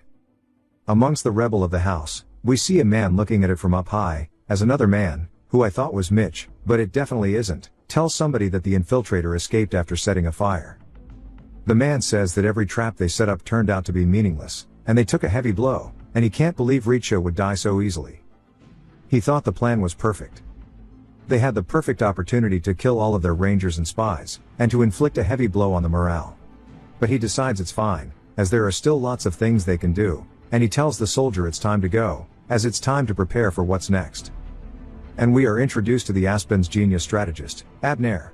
We see them in the boat heading back. As both Pen and Torres are panting heavily, Incred looks refreshed, saying that he wants to do one more duel after they get off the boat. Torres calls him crazy, saying they've dueled over 10 times on the way here. The boat Swain wonders why they are always covered in sweat. The boat reaches its docking point, and Torres says that their mission is over, so they should rest, and realizes that this is rest for Incred. Incred tells Pen that he wants to go for a round, and she says that his seduction skills aren't enough for her to fall under his spell. As they reach the gate, we see a man begging as he needs to meet the platoon of lunatics. Torres asks what's the Baldy's problem. Incred says that they should go report now that they've returned because he knows this Baldy. We see a familiar face as it's none other than Gilfin. He runs over saying that the Guildmaster Craze is in danger. Incred asks what he means, and Gilfin says that the frogs are here. He recalls that when they took over his guild, the boss was paid by the Aspens, and during spring, the Aspens sent over someone to check on the guild, and they were frogs, and now they are finally here. We get a flashback to 4 days ago as Craze says this should be enough. There's a lot to prepare since they're leaving soon, and it's been about a week since he was at the camp. The higher-ups received goods thanks to him, so this much should be overlooked. We see Gilfin approaching him as he hears a report. The innkeeper is a nervous wreck, saying that she thinks she saw an Aspen spy. Craze says they could send the boys to check it out, and if there is a spy, they can take care of them. As the Gilfin Guild has now volunteered with the night guards, they guarantee the safety of the backstreets, which were not covered by the border guard reservists. Thanks to that, the guild's reputation has arisen, improving their income, and every citizen here is his eyes and ears, which is why he has so much more information. If he raises the tax on the people now, he'll be able to further increase the guild's reach. In 1 year, rather in half a year, he should be able to take over all of the backstreets. We see a man standing guard outside of the door as, on the other side of the hallway, is a man in a robe. He goes to ask him what he is doing, but they already close the distance and send him flying through the door in front of Craze. We can tell from their silhouette that they're not human. We see Craze surprised, and Gilfin asks if he's already here. Craze says that it's a frog, and we see its little inbred flippers as they take off their hood, revealing their face. Craze recognizes that the frog didn't kill his men, so he can still talk to the frog. He gets a bit nervous and tells the frog to please come this way. The frog starts to find him amusing, laughing, saying that's an interesting response, asking who he thinks they are. He says that he doesn't think that's important, asking if they've eaten. The frog says that he doesn't think that's what is important right now, as he hits Gilfin with a backhand, instantly closing the distance, catching Craze with an upper. As Craze starts to soar through the air, and Gilfin hits the ground, the frog grabs onto his clothing and says that humans need to be eaten up before they can listen, and that's been his experience. Craze says that he would have answered no matter what, even if he didn't hit him, wondering what makes him so curious. The frog says that he's really funny for smiling in this situation, wondering where the last guildmaster went and where he came from. Craze says the previous guildmaster has died. The frog asks to who, as Craze says it was to the border guard reservist. The frog asks for their name, as Craze thinks about it, he gives them Ragna's name, saying that that is the one who did it. The frog begins licking his lips, telling Gilfin to bring him this Ragna. Instead, Craze says that he should bring the true guildmaster, and Gilfin realizes he's talking about any of the boys and begins making a mad dash for it. But since then he couldn't find any of them, as they have been reassigned, so none of them are here. Incrid says that Craze sure did think well. Waking up Ragna is a challenge in itself. That means the order was meant for anyone within his squad who could kill the frog. He doesn't think he'd expect every single one of them to be out on a mission, wondering how they even managed to get them out as they only listened to him. Incrid asks Gilfin if he thinks Craze has died in the last 4 days. Gilfin says that he's still alive. Then Incrid asks if he has all of his limbs intact. Gilfin is confused, so Incrid asks if he is being tortured. He says no and that he's fine. Incrid says that he has drawn blood from the werewolves and the commander of the greyhounds, also he has killed a mage. He's grown so much stronger than his past self, but he still recalls how easily he was taken down by a frog in the past. But now he thinks he can do it. More than that, he really wants to fight one so he can test how much he has grown since that incident. Recovering from the crossguard trip should take about a day. And he tells Gilfin that the frog should know that Ragna will come to visit him tomorrow. Craze won't die just because he waited a day. He can tell this much from the frog's actions. There's a stereotype that they are simple-minded, but like how all humans are different, so are frogs. Craze is being held hostage by the frog there who is biding his time, and that's not something an idiot does. Incrid heads over, reporting about his duty. If it has introduced this guy, my bad, it's been a while. And he says that he's heard all of his platoon members have been set out on a mission, wondering if he's going to join them immediately. Incrid says that he's quite tired, so he'll join them after 2 days of rest. At that night in the barracks, he says that just in case he dies from fighting the frog, he's going to be in the best condition possible, as we see Esther cuddled up beside him. He eats well and immediately gets to training. He looks down at his whistle dagger, saying that he didn't get to recover all of them, so he only has these 2 left, and there must be a way for him to get more. Esther starts approaching him, meowing, and he says that she sure is friendly today, as she starts purring from him, rubbing her head. He asks if she's been bored by herself and wonders if she wants to come with him, but she should watch from afar as he's looking forward to this. It's the opportunity for him to fight a frog. Back to the hideout, the frog says that he's waited long enough and he better keep his word about him being here today. Craze says of course and he will be for sure. Before that, He should try this bowl of food as they are much more fresh, so they should suit his taste. The frog says that he isn't half bad and they might end up regretting killing him. Craze laughs, saying that they are too kind, and he can't wait for legitimately anyone to come already, as he's going to die at this rate. Later, at the Thieves' Guild, the frog is eating something else, waiting with his legs on top of the table. Craze says that they're late, wondering what the hell these crazy bastards are doing to be so late, and that he would go and get them himself, but he can't. The frog tells him to bring more of this as he holds up the apple core. Craze says yes, and says that this crazy frog bastard is keeping an eye on him, barely sleeping, and that he'll just have to hold on a little longer, as they will easily be able to beat this frog, but that's only if just one of the lunatics came to fight him, that is. As Incrid starts walking down the hallway, he readies his whistle daggers, and the frog goes to take a bite of his apple before sensing that Incrid is here, as he bursts through the door, sending the debris everywhere. He raises his whistle daggers, and Craze is just surprised and yells, asking what the hell he's doing here, since he's the weakest of them all. Incrid throws the 2 whistle daggers forward, the frog avoids them as they hit the chair, and then lands atop the desk. Incrid rears his sword back, swinging forward, which the frog dodges as well, by leaping overhead, drawing his own blade, coming in for an attack.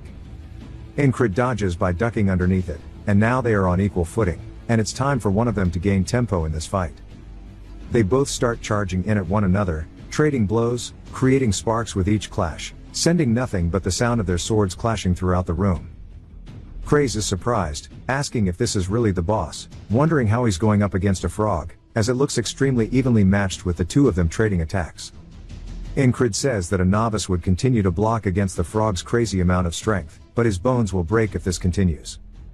The frog begins to come in with a thrust, so Incrid raises his sword, and he says that he needs to use the flowing sword technique to parry. As he starts to guide the blade, it continuously generates sparks, as he sends it down towards the tip, and he says the only thing he should go for is the frog's only weakness, which is its heart. As he goes in for a thrust, he says that he needs to get a good stab into it to stop it from regenerating. The frog kicks him in the chest, sending him flying backwards, and he crashes into some boxes in the nearby wall, close to Craze. Craze says that he got hit really hard, and if he loses his consciousness like before, he'll be in trouble. The frog asks if he dare goes for his heart so easily, and the frog explains that they are usually called skill readers who are being able to recognize talent readily, but this one he cannot understand at all, and that he has reached his limits a long time ago. As Incrid starts to stand up, the frog wonders how he has gone above and beyond his body's designated talent, and Incrid smiles, saying that even a frog's kick is bearable now. The frog says that he displeases him, so he'll kill him right now. As he goes for an overhead swing, Incrid goes in for a thrust. The frog can tell that he's going for his heart again, and as they both continue their attacks, the frog's attack looks a bit closer.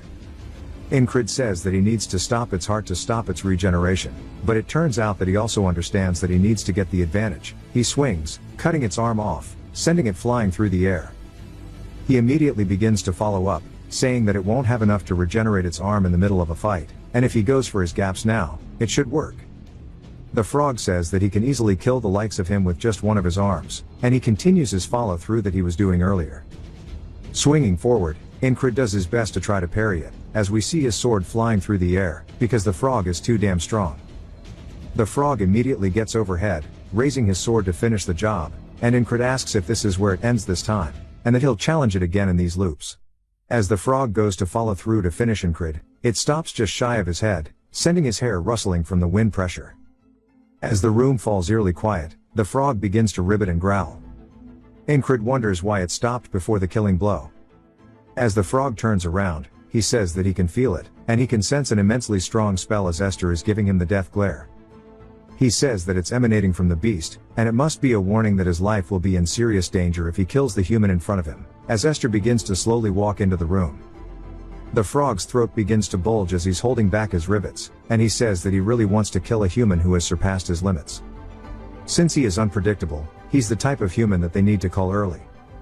But he raises his weapon, and Esther understands what's going on, as he isn't trying to kill him anymore, he's sheathing it, and he says that it's not as important as staying alive. He tells Incrid to remember this, and we learn that his name is Merloon, and that he will be sure to kill him next time. Incrid honestly wished they could continue going, but Merloon takes his leave. As soon as he's gone, Craze starts to get up and ask if this is finally over, saying that this means they survived. He thought he was really going to die, wondering when Incred got strong enough to fight a frog. Incred says that he wasn't quite there. The frog's last attack hit his wrist, making him lose grip on his sword. We see it all swollen. He clenches his fist, saying that 3 times would have been all he needed, because 3 loops and he would have killed Merloon. As they head out into town, Craze says that none of them showed any signs of showing up, and he didn't know that all of the lunatics would be out on a mission willingly. He says that surprised him too. Craze says it was just a relief that the frog just left, but Incred wonders why. He definitely could have killed the both of them if he wanted to. He looks down at Esther, asking her if it was her doing. She meows, and Craze asks if he's really talking to animals now. The first company commander runs in, asking where he's been, and notices the bandages on his arm, asking if he's hurt. Incred says that he got into a fight. The first company commander says that's bad timing, but it's not like they need him to fight now, so he wants him to join, as it's been asked of him by his own company commander. He wonders what she wants. As we see her overlooking a battlefield, she says that she understands why they consider these men lunatics. Rem is tearing apart the enemies, and looks absolutely bored doing so. As he only kills 3 men, he leaves, saying that's all for today.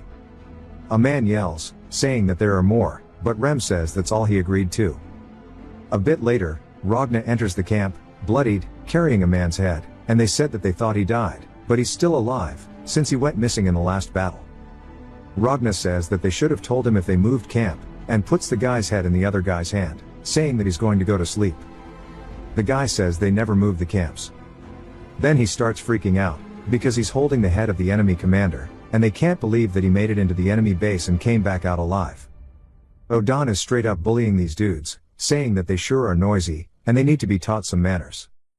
He grabs one of the man's arms, and just squeezes it, crushing it in an instant. The other soldiers are scared that he broke that shit like a twig. For Jackson, they're unable to get a single hit on him, because he's dodging each and every attack. He also doesn't feel like putting in any effort without Incred. He starts to leave, as the soldier falls to his knees, saying that he needs to hit him instead. The ferry commander is watching all of this. Then later back in the camp, we hear Marcus asking if she really managed to bring those uncontrollable bastards here. She says that bringing them was the easy part. She told them all that she wants them to fill the shoes of their missing leader. Andrew says they'll prepare to set out. Rem says that she took away their squad leader, and now she wants them to fill his place. She says that the blame of the individual falls upon their leaders, asking if they want Incred to pay for their insubordination. Rem glares at her, but doesn't want that, so he says that 3 a day, and he won't kill any more than that, as he and the boys all get ready. She says she's thankful that these lunatics are doing at least this much, but those above them don't see it as a good thing. Marcus says that their forces are the tip of the spear in this war. Their win or loss will decide the course of the rest of this war. She asks if the Aspens are still trying to provoke them into a one-on-one duel. They lost against them in a proper battle, so now they're trying cheap tricks. She says the method is questionable, but they've only sent out skilled people, and they've never won even once. Though if they were to experience repeated losses, their soldiers are beginning to worry that if they keep losing like this, then they will eventually lose the war too. Marcus says their morale is going to suffer if this continues, and they only need to send in those who are strong, and it would be perfect if those lunatics would do that for them. She says that just getting them to show up to the battlefield is difficult enough. If they ask them for more, they might refuse to fight altogether. He says they are too disobedient given their skill, and it's a waste to get rid of them. As she leaves his tent, Marcus says those Aspen bastards sure are sly. They were never this cunning before, but recently there have been reports of a young genius tactician in the Aspens, and it must be his doing. That night at the barracks, we see Andrew and the boys, and Andrew says that he is the man who will rebuild his house, but currently, he is a squad leader of a band of lunatics, and he is trying his best to keep them in line in Incred's absence. Henry asks if his eye is okay, saying that it's time for him to stop dueling with Rem for a bit. Andrew asks who will take care of his murderous instincts then, as he will paint the ground red with the blood of their own men, and every time he fights him, the closer he brings him to death, the stronger he can feel himself getting. Like he's getting more powerful the more he dances with death. Max says it's frustrating, but it does help. Bro also got his ass whooped. Henry says thankfully the other lunatics all keep to themselves and don't really fight. We see a man barking at Rem, saying that he needs to do his job properly, and that everyone here is risking their lives on this battlefield, asking if he finds it a joke. Andrew says this is the newly appointed platoon commander, asking if he has a death wish. He steps in front of Rem, saying that only their commander is allowed to give orders to them of the independent platoon. He asks if they're just going to slack off in the open, calling them bastards. Rem says he'd feel a little better if he ripped this guy's guts apart, and starts to release killing intent. Andrew says he needs to save this man, telling him that if he's so pressed about it then they should fight, and that they'll listen to whoever wins, asking if he's scared. The guy asks if he really thinks that a squad leader should be stepping up to him, and starts dragging him away, saying that he's going to destroy him. Rem looks up at this guy and sighs, saying that this is boring. He was just about to destroy that asshole, but that little kid just took him away, and there's nothing fun to do here. As he opens his tent, looking at his bed, he thinks about maybe quitting being a soldier. But it's not just him, as Odan and Ragna also look depressed. Ragna says there's no news of Incrid, wondering if he's dead. Odan also wonders if he's returned to the earth, and the feeling is there's no reason to stay here. Jackson says that he's being inefficient, he's already accomplished what he wanted to in the army. And now there is no more reason to stay, and they all agree that if Incrid does not return by the end of the day, then they don't want to be here anymore, and they will leave, accepting the fact that he's dead. Of course he isn't, as we see him walking through the camp. The ferry commander says it's time for her fiancé to return to his platoon. As he is crazed behind him, we see Andrew fighting the platoon leader, and he enters the camp with the boys, telling them that he's all back.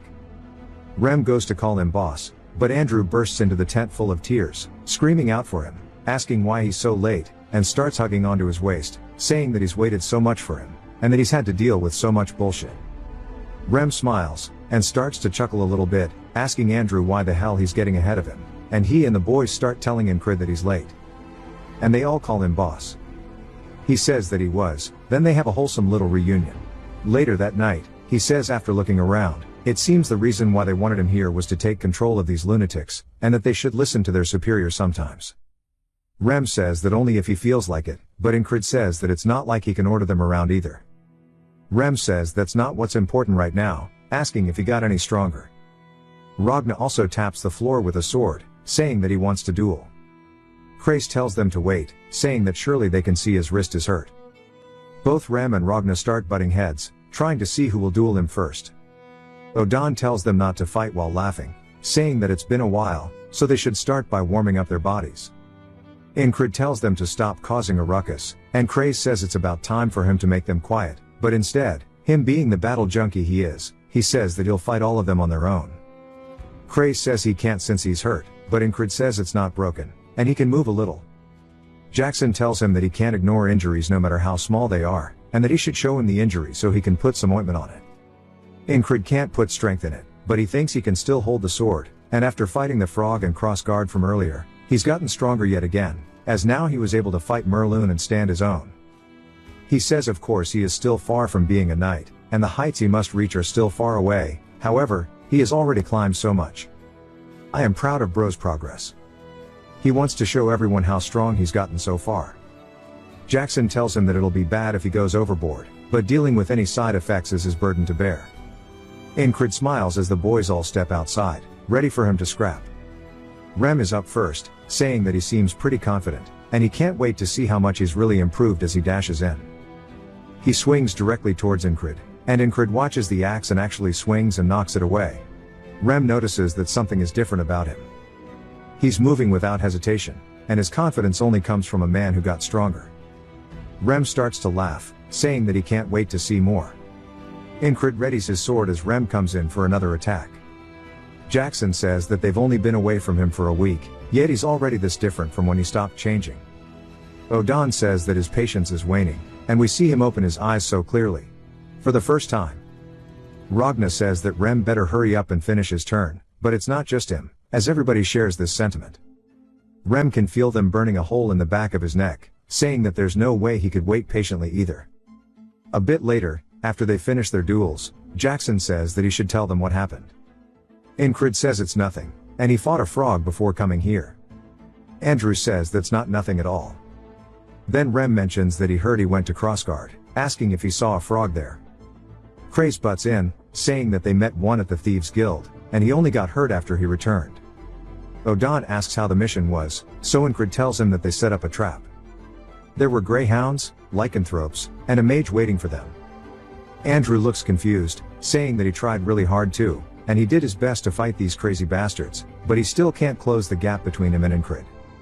They say that even with all odds against him, he still survived. Incrid says that he just got lucky, as we see Esther sleeping on his chest. He says that there was much to learn from the duels today, but he could feel them holding back because of his wrist, and he wants to recover and fight them at full strength. So he wonders how much he can bring out of his platoon when he's fully recovered. Rem says that he doesn't want them to lose to a frog anymore, and Ragna as well says there's still much to learn. Odan says that training is the only way. Jackson says that he can still see openings in his fights. Incrid says he'll win if they fight again, and Rem laughs, saying that he sure is confident, and he and all the boys start to slowly fall asleep. And just as he starts to actually slump out, Rem says they'll fight again when he's healed. The rest keep chiming in, saying that they'll get rid of his bad habits, and there's no end to the training, also he should use more of his senses. He says yeah, they'll do it once he's recovered, and Esther starts covering her ear since they won't shut the hell up. Once more, they start to fall asleep, and they continue yapping, and both he and Esther can't believe they won't shut the hell up. Rem says that he just need to block it and then cave its head in, and starts guiding him. Ragna as well says that he just needs to learn more of the heavy sword, while Odan says that he just needs better muscles. Jackson says that he shouldn't get cocky, because that'll lead to mistakes. Incrid tells them all to go to sleep, and they immediately lay back down, saying good night. That was probably the hardest wall of all, getting them to shut up. As the morning comes, he sits up saying that he slept in, and he hasn't woken up this late in a while, saying that it seems that Esther slept in late too. As he wakes up, Craze asks if he's ready to go. Incrid asks if the men are at the front, and he says that those who can fight are all at the front right now, and only those standing guard and the men of the logistics platoon are at base. He starts doing some planks and feels his wrist hurting, saying that it feels worse than yesterday, and he shouldn't have fought, but they seem so eager, and he couldn't let them down. After thinking about it, it makes him want to swing his sword again. He looks up, spotting a sword on the rack, and walks over, grabbing it, saying that he's supposed to hold it with two hands. But if he has enough strength, he's actually wielded the sword with just his right before, and if he trains enough with his left, then there might be something to it. But when he swings, we see it's very awkward. He says that it's a pathetic sword path, like when he first held it, and there is nothing better than this to review everything he's learned thus far. The next morning, Incrid is training with his left hand, saying that starting from scratch is not easy. But, thanks to the isolation technique, he doesn't lack strength. Vengeance watches him, saying that he's apparently injured, but he's still training, saying that he's insane. Incrid says that he thought he went to the front, and Vengeance says that his platoon is in charge of defense. Incrid then notices that the strap is loose on his sword. Vengeance says that both the sword and the owner are whack, saying that he won't be able to tie it with one hand. As he starts doing it, Incrid says that he was always so quick to pick a fight with him, but now he's being nice, wondering why he was like that beforehand. So he decides to ask why he hated him. Vengeance looks up, saying that it's because of Jenny. Incrid is confused, asking who Jenny is. Vengeance tells him that she is the herb merchant. Incrid is completely lost, because remember, for him, it's been a very long time, so he probably just doesn't remember. Vengeance gets pissed, handing him the sword, saying that he's done, and starts stomping away. Incrid tells him that he was never interested, and the affection was one-sided, as now he remembers. She ran a herb shop at the border guard, and he dropped by there a lot because her products were good, and he guesses that she grew feelings for him. But Vengeance also happened to like her, and he says that he was interested in her, not her products. Vengeance says that he knows, since he's into the blade and not women, and he was just jealous. Jenny never once lifted a brow at him, but fell for his face, and he calls him a bastard and clicks his tongue. Incrid wonders what his problem is, and Vengeance tells him to take care of his sword, as he's going to work. Incrid wonders how often his mood changes, saying that he sure is odd. Back inside of the tent, Esther is hitting a nasty stretch, and Incrid says that she seems tired, asking if she's sick. She looks up at him, annoyed, saying it's all because of him. He keeps fighting people even while injured, and she overdid it while trying to reduce his fatigue, and she won't be able to use magic for a while. He tells her to get some rest, and back outside of the barracks, we see some guards exiting the camp towards the lake. One of them notices the water acting strange, and keeps staring at it. His friend asks him what he's staring at. He says that he thinks he heard something before, and he catches an arrow straight to the dome. Bells start ringing, and Incrid and Esther are awake. Vengeance yells, saying that there's an enemy attack, and they can't lose their supply, so they have to defend this. Incrid just wonders where they are, and Craze asks why he cares, and that he should stay inside because he's crippled right now. The men start exiting the pond, and Incrid stares, saying that he didn't think he would meet him again here. As we see, it's none other than some Aspen troops, but specifically, it's the Greyhounds being led by none other than Mitch Hurrier. Incrid says he didn't expect to see him, and when Mitch glances over, also spotting him. Realizing that they are now face to face once more, Mitch says that God has heard his prayers, and he's longed to meet him again. Incrid is surprised that he remembered his name, and Mitch says that he realized how prideful he was thanks to him, and now he has reached new heights, and he wants to see his end with his own hands. Incrid yells, telling Craze to take Esther and go. As he starts to draw his blade, he raises it overhead and starts swinging to match Mitch's strike, and when their blades come into contact with one another, due to his injury, Incrid's blade is sent flying backwards because he can't match his strength. Mitch asks if he's injured, saying that's unfortunate, as he raises his sword overhead to finish the job. He starts to swing down, but a blade comes in blocking it, as it's none other than Vengeance who screams. He tells Incrid to run, and charges in, but Incrid tells him to stay back because he's too strong for him, only for him to see Mitch's blade cut straight through Vengeance's skull. Incrid looks horrified as Vengeance's head starts flying through the air and lands beside him on the ground. Incrid looks to his side, spotting it, and Mitch says that the small fry should stay out of this. Esther charges in, and Craze yells, telling her to stop and come back. Incrid says that she can't do this because if she goes that way, she'll die too, as she's leaping directly at Mitch. He swings his blade, cutting through her, also killing her on the spot. Incrid starts running in to save Craze, as Mitch closes the gap, but it's too late. Incrid stretches his hand out, but watches as Mitch pierces through his throat, killing him in an instant as well. Incrid has no choice but to watch helplessly as everybody is murdered. Mitch says that sure is disappointing. If only his wrist was fine, he would have shown him how much stronger he's truly gotten. Before he swings his blade, clean through Incrid's head, sending it soaring in the sky. Damn, this scene was brutal. He wakes back up in the camp and starts petting Esther's head, saying that he couldn't do anything, all because his wrist is injured. He looks down at it, wondering what to do. He heads outside, and Craze says he's glad to see him up. Incrid says that he doesn't have anyone he can receive help from. The Greyhounds will attack before the afternoon, as he's out there training his blade, practicing his swordsmanship, thinking about how to overcome this. He recalls someone saying that it's because he's a weak and pathetic loser that people died saving him.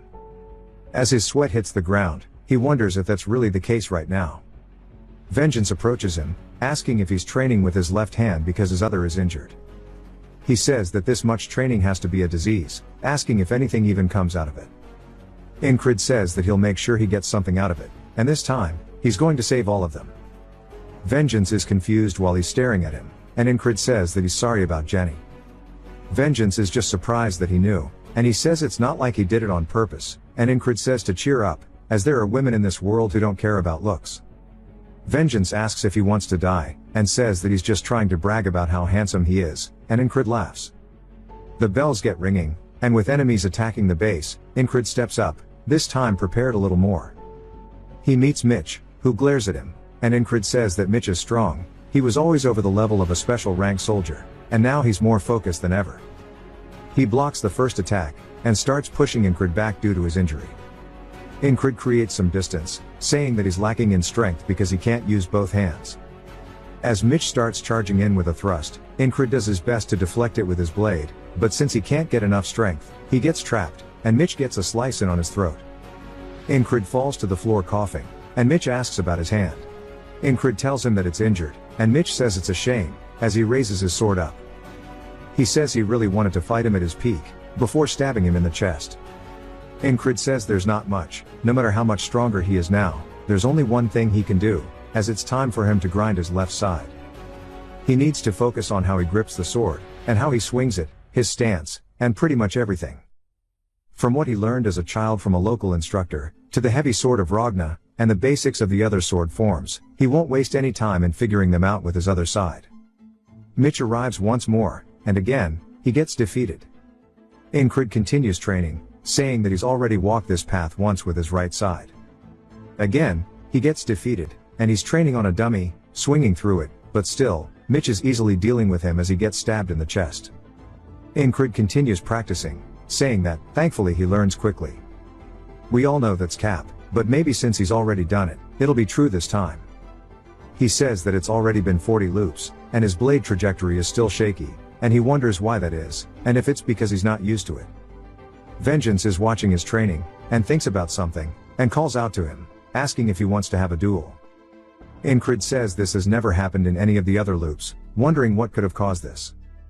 But he can tell in Vengeance's eyes that he is being dead serious about this, and says that he has no reason to refuse. As they start to square off, Vengeance charges in, saying that he's not going to hold back. He swings down, and Incrid blocks it, saying that he's still a platoon leader, and he's strong, so it's hard to withstand him with just his left side. He starts deflecting his sword, and kicks his feet out from underneath him, causing Vengeance to eat shit and faceplant. Incrid says he won, and Vengeance says that he didn't expect him to use his left. Incrid says that he's been training with it for a reason, but he's curious as to why he wanted a duel. Vengeance says that he doesn't know, watching him made his blood boil, and Incrid says that he's only been doing the basics. Vengeance says that's part of it. Looking at him reminds him of the first time he picked up a sword and began training, the desire to become stronger, and the giddiness he felt from swinging the sword. But when he looks at Incrid, he can't help but feel that his sword's a bit weird. Incrid asks what he means, and he explains it, that it seems like the sword of the dead. Incrid asks what he means by that, and Vengeance says that it's a pain to explain, and he doesn't know how to word it. Incrid starts thinking about what it could mean, and if that means he's not powerful enough or something, but Vengeance asks if he's not listening to him speaking. But Incrid realizes it on his own, seeing that he tried to follow the trajectory he learned with his right hand, and he was just following it without any thought, and that the left and right sides are fundamentally different. He decides to give it a try with his new understanding, and he says that he needs to look for a trajectory that works with his left. As he starts swinging down, he cleanly cuts through the dummy's arm, saying that the cut was good, and that the sound and the feel of the cut were clearly different from before. He smiles, thanking Vengeance, saying that he finally sees a way forward now. Incrid says that he needs to awaken the feeling on his left arm, and that'll be the key to using it. And he'll begin by changing his habits. As he's eating with his left hand, Craze asks if he's always done that. Incrid says that since his right is hurt, he's just letting it rest. Craze says that it's going too far though, as he drops the food, even hitting Esther with it. Incrid says be it eating, putting on clothes, or training, he's going to use his left arm for everything. As we see him stabbing his sword into the ground after training, he says that to speed things up, he'll also practice the technique that Torres had taught him as well. As we see him flicking his wrist to try to throw it out, and it lands on the ground, he says this hidden knife will surely come in handy in his fight. And today is his 50th loop. Vengeance calls out, asking if he wants the duel, and we see him getting thrown onto the floor. Vengeance says that he fights well with his left arm, but something feels off with his sword. Incrid says that he still has the sword of the dead, and he's going to have to keep going until it's gone. The next loop, he and Vengeance are dueling once more. He blocks the sword. He starts speedrunning the loops, he's over 60 loops, now 70. As he's finally now able to knock Vengeance back with extreme ease, we are now in the 80th loop, and we see him practicing his hidden knife technique. He starts to flick his wrist, throwing it forward, and it's perfect. He then knocks Vengeance's sword out of his hands, causing it to fly backward into the ground. Vengeance can't believe he fights that well with his left arm, and Incrid wonders what he's thinking so attentively about. Vengeance says once he's out of here, he's going to train way harder than he's ever done before. Incrid says that he doesn't mention the sword of the dead anymore. He tells him to do his best, and he's sure this will make Jenny notice him soon. Vengeance gets pissed. He tells him to fight him again, as he's going to beat his ass. Incrid says that his reactions are always so funny, and he needs to see that he gets to confess to Jenny. For him to do that, he must not die here. He heads out to the lake by himself, and he starts having a philosophical conversation with himself about talent, as it can't be defined so easily. Training his body well is one thing, but being able to focus without being distracted by anything is another part of it. As we see him training his techniques at a young age, falling in love with the blade one swing at a time. And now, as he starts to grip his blade with his left hand, he draws it from his sheath. He says he's getting a taste of being talented for the first time in his life. The days of him training with his left arm have piled up and caught up to the 30 years of his right arm within 100 days. We are now on the 112th loop.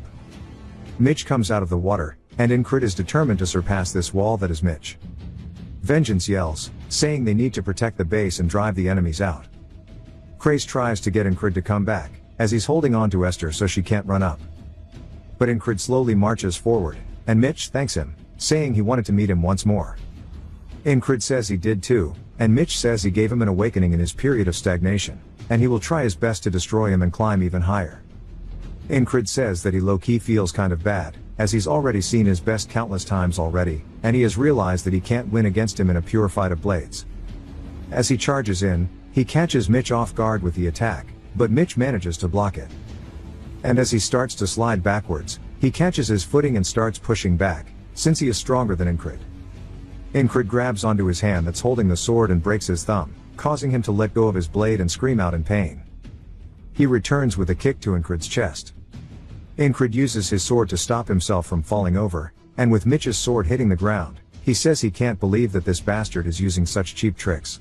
Incrid says that in all of the loops he has repeated, he has only ever used his sword to defeat him, and he would like to reciprocate, but he doesn't think he can improve with his left arm by repeating any more of this loop. This battle of blades against Mitch was fun, but he's going to have to surpass this. Mitch says that this might be his way of trying to survive, but it's no use, as he picks up the sword with his left hand, but warns him that he can use both of his arms. Incrid says that he can too, as he's been training for this reason, but he knows that to fight and defeat the next wall, he won't be able to accomplish it with his sword alone. He's going to have to use a skill that he's been saving up for moments of desperation. It is the ultimate skill in the Veil and Mercenary sword technique. As he rears back his hand, he yeets the piss out of his sword. Mitch uses his to block it, confused. Incrid charges in, grabbing him by the throat, saying that the only way out of this is for him to get into an all-out brawl with Mitch. Incrid starts to come in with a punch, which Mitch narrowly dodges. He calls him a bastard as he starts coming with his sword, but Incrid doesn't give him the chance as he grabs onto his waist and tackles him, saying that he just needs to get close no matter what. They both fall to the floor. Incrid puts his knees on his wrist so he can't use the blade, and he says that he needs to win at all costs, and will tear his flesh with his teeth if need be. He raises his hand, now in a mounted position, and starts wailing on Mitch's face. He says he has to use all methods at his disposal to achieve victory. As Mitch is reeling from the punch, Incrid comes in with another, saying that this is the essence of an all-out brawl. Mitch sees the attack coming in and realizes what he must do, as he kicks upwards, causing Incrid to roll overhead. Incrid lands on the ground, and Mitch starts charging in, telling him to fight seriously and to use his sword like a man, as he wants a proper duel. He swings down, and Incrid doesn't even try dodging it, as he catches it with his shoulder. Mitch is surprised, but we see that he came prepared with shoulder plates, and Incrid says he's being extremely serious right now. He then starts to swing in once more, but we recognize it as he's using the hidden blade technique to cut across Mitch's face as he dodges the punch. Mitch's left eye gets caught in the attack, and half of his face is now bleeding hella from the assassin's hidden blade. Mitch starts to let out a primal scream and pushes down as hard as he can, cutting through the shoulder plates into Incrid's shoulder. He then follows through with a swing, getting a very deep cut in. Incrid says that first his wrist and now his shoulder. If this drags on, he's gonna lose, and while his sense of distance is messed up with one of his eyes gone, he needs to use that to his advantage before he gets accustomed to it. Mitch charges in full of rage, and Incrid then flicks his wrist, causing the hidden dagger to get sent flying towards Mitch. Mitch puts his sword up to block it, and it catches him straight in the hand, and Incrid comes back in with another tackle, taking advantage of this. As they both fall to the floor, Mitch's sword flies out of his hand and slides across the ground away from them. Mitch calls him a bastard, and Incrid grabs onto his leg, putting him in an ankle lock and breaks his ankle in an instant. Mitch starts to scream and punches, trying to get him away from him. Incrid then goes to the other ankle, breaking it as well. Mitch, realizing now that he's a cripple, lets out another primal scream at the top of his lungs. This shit is crazy. As he's sitting there howling in pain, everybody wonders what's going on. We learn that Mitch was called the lazy genius. He was a man who was satisfied with what he had despite his talent. However, he changed once he returned from the last battlefield. The fire in his eyes was back, and he never left the training grounds and mastered his blade. His talent, now combined with hard work, allowed his blade to finally shine. It didn't go the way he wanted to, as he's now crawling towards his sword with both of his legs broken. He wonders how it came to this. Incrid goes to his sword first and stands before it. Mitch looks up, calling out to him, and Incrid looks down at him, also not entirely satisfied with this, but says that he was a very high wall, and he gave him a rude awakening both times that they've met. Mitch says that he doesn't want this kind of fight. As the wall begins to crumble down, as Mitch crawls forward, he begins begging him to just have a proper fight. As he just wants a proper clash of blades with him, and stretches out towards Incrid. Incrid picks up the blade, telling him that while he would have loved that, that's not how it goes, because in the end, they're on a battlefield, and that this is nothing but war, before he slams the sword down through Mitch's neck, killing him and impaling him into the ground. And while Incrid says this, he doesn't feel the greatest about it, because he too is a swordsman, and he has an insane amount of respect for Mitch. Mitch's men start running in, screaming out to him, as Vengeance yells, telling his boys to fire and to kill all the Aspen troops. As they are being pushed back, unable to go claim Mitch's body, Incrid takes one final look at him, realizing that the wall has been completely destroyed. He lets out a couple of deep breaths, and we see his eyes ready for the next wall, and he tells Mitch that it was fun. While it didn't go out exactly as he wished it could have, he's going to use him as a stepping stone to climb even further past his own limits. Back inside the barracks, Cray says things could have gone real bad if they had lost this place, and that headquarters sent archers just in case, and they live, thanks to them. Vengeance enters, saying that he only lived because Incrid slowed them down, and drops him his sword, telling him that he found it and that he should take care of it, and he can't just leave it out there. Cray says that he thought he already had his sword with him, and when Incrid looks back at it, he unsheathes the blade, saying that it's Mitch's, the enemy he just fought against. Vengeance says it looks like a good blade, and Craze wants a closer look. And since it glows light blue when light hits it, it must have been made with steel from Demp. Incrid asks what that is, and he says that it's a famous iron mine in Aspen. It's much more expensive than the Valerian or Noir steel that he's been using, so if he wants to sell it. But Incrid ignores him, asking Vengeance if he's going to the front. Vengeance asks if he's trying to come with him, and Incrid says that he can't leave his men for too long. Craze asks if he's going to use that now instead of this blade. Vengeance says that he should use the sword he's used too, but Incrid grabs onto it, saying there's no need to use just one, and that he wants to start using both of them. Back to the front lines, we see the boys as Rem is whistling. He says that the boss is ready for the next step now, and he can't believe he started favoring someone from the mainland. He could probably advance further from Heart of the Beast, and learn his secret technique now. Odan is also thinking the same thing, saying that he's muscular now, so it's time for his joints. Then his posture and body will change, and he's going to build him a body that doesn't break from joint locks and other blows. But doing it all at once will be a terrible burden, and it'll be good to just do it one step at a time. As he's lost in thought, he starts walking slowly, causing Rem to bump straight into his back. As Rem is holding onto his head, Odan turns around, and Rem asks what the hell happened to his feet, and he needs to keep moving. Odan says that it seems that he hasn't grown much, and they both start to go to fight each other until Ragna steps in, yawning. Odan says that he can't just walk between them because he's lazy, and they both call him crazy. But Ragna says training to get the body accustomed to the sword is something that he needs to start thinking about for Incrid. He wants to be able to make it so he can use his sword more freely, and control the tip of his sword like in this extension of his body. But first he needs to go sleep. Surprisingly, Jackson says that it'll be good to teach him how to walk. He won't be as quiet as an assassin, but he'll minimize his movement for maximum efficiency, and it'll help him. But he wonders if he needs to do this, and why he's doing something so bothersome. As he's looking at the squad, Rem grabs Ragna so he doesn't wander off, calling him an idiot, saying that he's always getting lost. Ragna just tells him that he's still more normal than he is, and while they start yelling at each other, saying how crazy they are, Jackson says that he can't let Incrid become like these idiots, and he'll set him straight. The ferry commander is also there and notices something, telling all of her men to stop, as Aspen soldiers appear from the bushes. She wonders if they're about to fight, and the man introduces himself as Raoul, asking if anybody will have a one-on-one fight with him. She says here it begins, it's their cheap tactic to draw out a one-on-one fight. She says it doesn't seem like much, but they keep losing, causing very low morale, and they can't just ignore him, because people think they avoided them because they can't beat them. And it's not like she can step up either, because they would call her cowardly, and morale will improve if they just get one good victory. She recalls Craze saying to use the lunatics, as they'll be in a good mood since Incrid returns, so they'll listen for a while. She glances back, asking Rem if he wishes to go. He wonders what she's talking about and glances over at the soldiers, and they start shit-talking him, and he says that he'll definitely step up to fix some of his boredom. As he does, the men laugh, saying they can't believe they sent out a barbarian, before Rem sends his head flying off. And in an instant, before the other men can react, they look up to see it, and start screaming as they get painted with blood, and Rem starts laughing like a maniac, asking who's next. The soldiers say that he's crazy, but he sure is good at fighting. As the Aspen soldiers begin begging for mercy, the ferry commander says that it seems like morale has been improved by such a good fighter. But as he continuously sits there and yells that he surrenders, her face turns into that of disgust, as Rem just keeps beating the shit out of this guy. Even the allied soldiers say they can't look because it's too violent, and she says it's enough. Then we see one of the Aspen soldiers begging Rem to stop, as he's just wailing at the guy's corpse now with his axe, and he tells him to stop, while calling him a monster.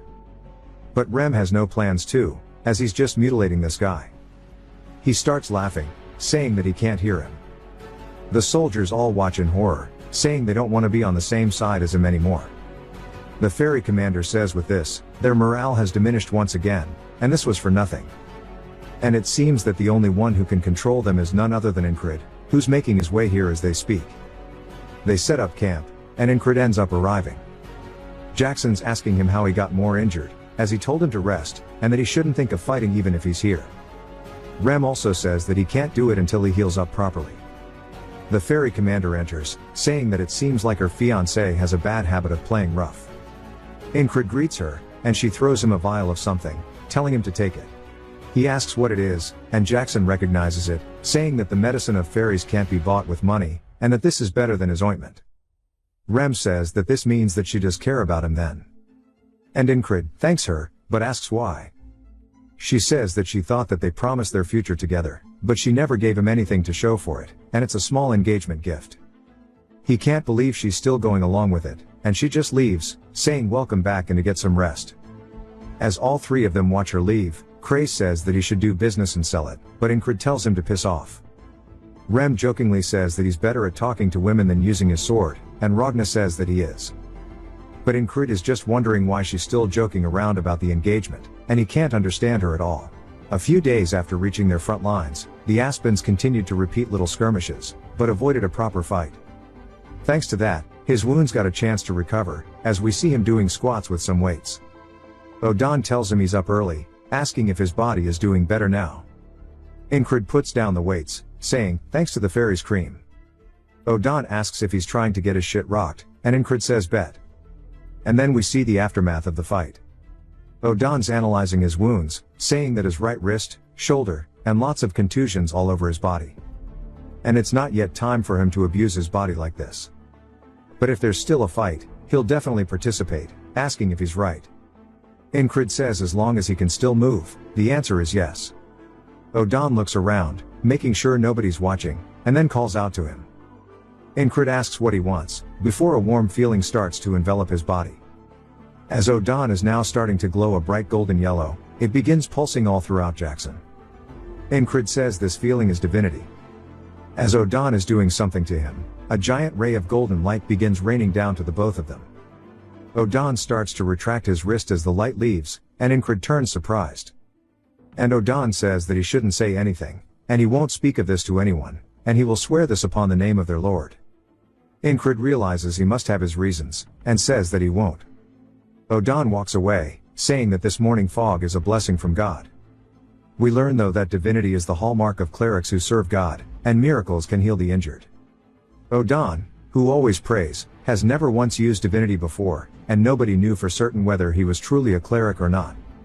As Odan is begging his lord for forgiveness, Incred wonders if maybe there's a rule against using divinity, as it feels like he broke some to heal him.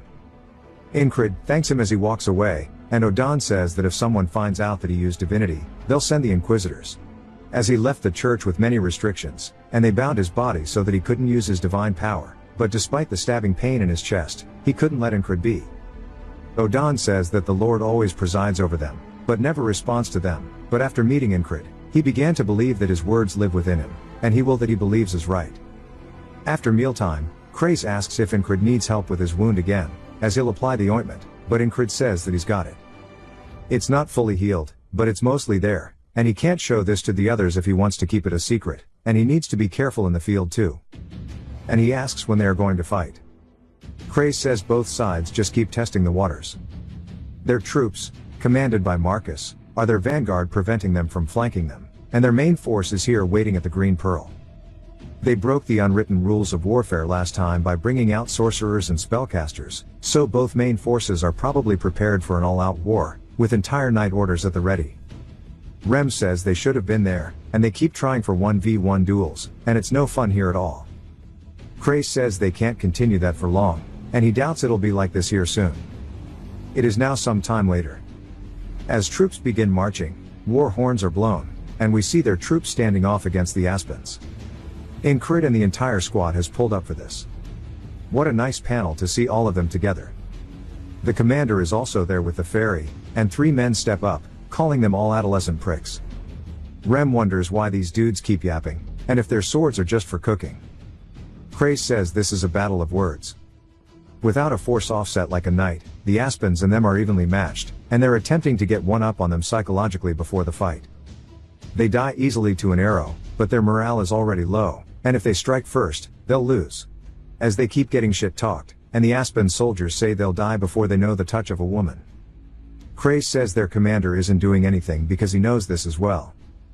Marcus says he has prepared something, but he can't use it here. Using the lunatics to win the duel only backfired on them, and that they just need one win. Craze also hopes that something happens, just one time to shift the morale. The Aspen soldier continues, calling them a bunch of virgins, and start laughing at them. Incrid tells Andrew to relax, saying he'll get his chance to let his rage loose. Andrew is just confused, asking what he means, and Incrid tells him it's fine to be a virgin, and to remember this rage, and use this feeling in the battle. Even the other soldiers are confused. Andrew says he's not mad, but Incrid tells them now is not the time, so calm down. Both Henry and Max start laughing at him, and even Rem does. Odan says he should walk the saintly path if he's already this far up. Ragna says he'll probably get his chance later. Andrew asks what he did to deserve all this, and the other soldiers wonder what's up with him, and if they fell for the taunt. They wonder how he is a virgin at his age when he looks normal. Andrew tells them all to shut up, as he's not mad. The soldiers start laughing, asking if he wants to be introduced to a shop once they're back in town. Andrew says he doesn't. Jackson says that him making fun of someone on purpose was mean. Incrid says Andrew is young, he might have taken it personally, and just wanted to keep him in line, but Rem finds this hilarious. Craze can't tell if he's joking or being serious, and if this was out of instinct, and he smiles, saying that he sure is an odd man, and that he should go respond to them. Incrid says he's got nothing to say, and Craze tells him he'll feed him some lines. Incrid says that's not difficult, and steps up. Craze says that with Incrid's devil's tongue, he can surely lift the morale, and the changes he will create will spread like a wave. Incrid walks up, the other soldiers recognize him, and start yelling, saying that he's stepping up. But Craze says that this will definitely be their path towards victory. Craze told him to show how brave he was and walk within range of their archers and provoke them. Vengeance asks what he's doing coming up here, and Incrid says that he's unlucky for being in the vanguard as soon as he gets back. Vengeance tells him to shut up and warns him that they're going to shoot arrows if he walks up fearlessly with the boys. Vengeance asks what he's doing, and the Aspen soldiers say that they can't believe there's another loser walking up. Incrid looks at them and recalls Craze teaching him how to provoke them because he doesn't know what to say, and Craze says that he'll think of something when he's there. He's talented in that way of using his tongue.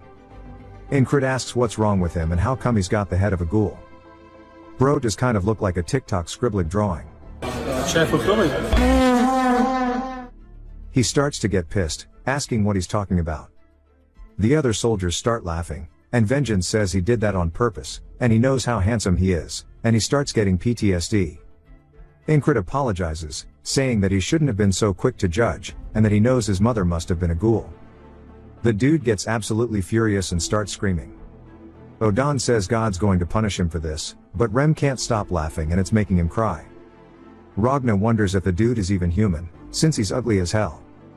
Andrew also laughs, saying that he won't ever be able to use his package with that kind of face, saying there's no way he can taunt others when he looks like this. Max says he must have been bothered by this the whole entire time. Ghoul tells them to get up here and is going to cut his tongue out. Incrid says the enemy calling for a fight, having fallen for a taunt, means that he just has to thoroughly beat him. As he goes to draw his blade, Rem stops him with his axe. Even Ragna steps up first, and they say he's not stepping up. Jackson reminds him that his wound hasn't healed. Incrid says he can't reveal that Odon healed him, and they share a silent agreement. Rem says that Andrew has to go do it and to go kill him. Andrew says for him, having dedicated his life for his family, nothing mattered, and he had no shame. But being humiliated and called a virgin sure does make his blood boil, as he unsheathes his blade. He says he's going to pay this ugly bastard back for this. Ghoul says that he doesn't want this punk, he wants the one who made fun of his face, asking if he's scared. Andrew tells him to shut up, as he's going to tear open that ugly mouth of his. He lunges forward with a first attack. Ghoul sidesteps, and Marcus says the ones who came in initiating the fight from the Aspens are experienced soldiers capable of shoring most of their men, and they're not easy foes. As Ghoul swings, knocking his sword backwards, Andrew's a little caught off guard, as the guy seems like he has the advantage. But Rem says that Andrew's definitely not going to lose here. Andrew starts screaming, charging back in, and swings, causing the guy to go back on the defensive. He readies himself for another one and starts hyping himself up.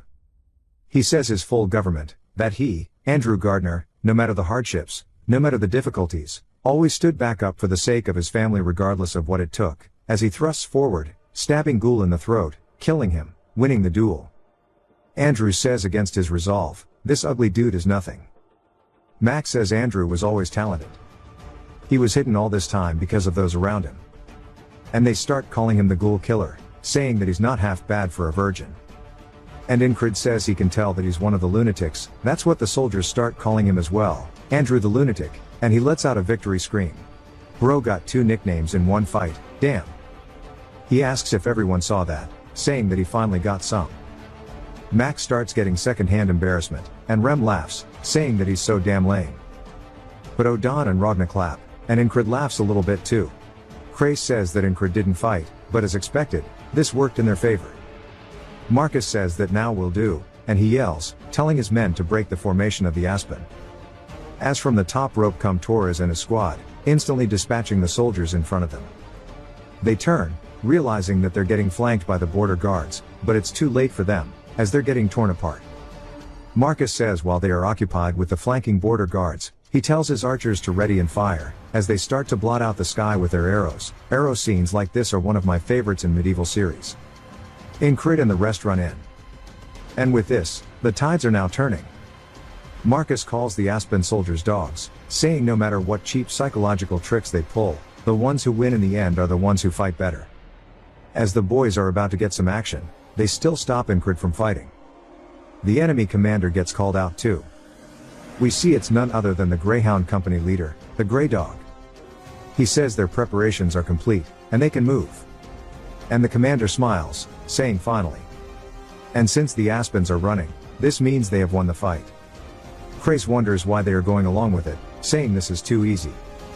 Even Marcus realizes this is wrong, and his men say they should chase, but he says they are going to hold, as they are definitely up to something.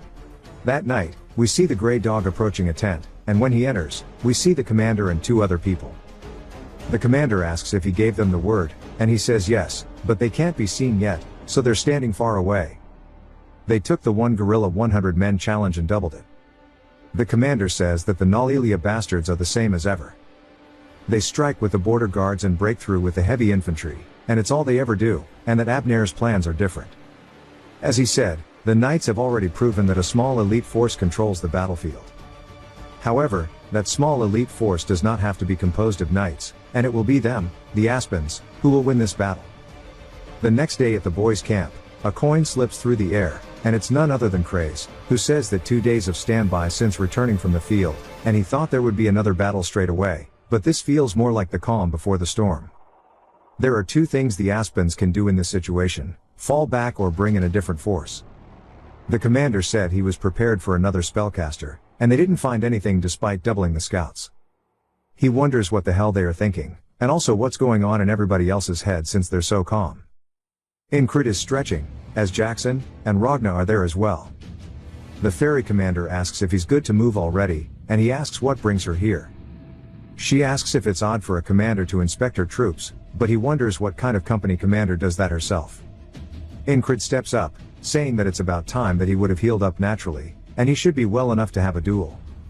Ragna asks what he's doing, and Incrid says that he went easy on him last time because of his injury, but there's no need for that today. Ragna says he wasn't planning to do that anyway, as he swings down directly towards Incrid. Incrid blocks it, but it sends him backwards. He says that Ragna's swordsmanship is clean, almost beautiful, and compared to that, his is too crude, rough, and unkempt. However, that is what he's built up until now, as he starts charging in. He explains the techniques he's absorbed, as he uses his sword to drag up some dirt, and he flings it up towards Ragna, who blocks it with his sword. Ragna recognizes it as the Valen sword technique, and Incrid says this is the path he's walked, as he comes in for a heavy overhead swing. Ragna backpedals and says that that's the sword technique he taught. Incrid says it's also time for new opportunities, as he uses his left hand to grab onto his other blade, and he draws it as Ragna's running straight in towards it. He thrusts it towards his head. Ragna watches and dodges to the side in time, asking why he's using two swords. Incrid tells him that this is the path he has chosen to go forward.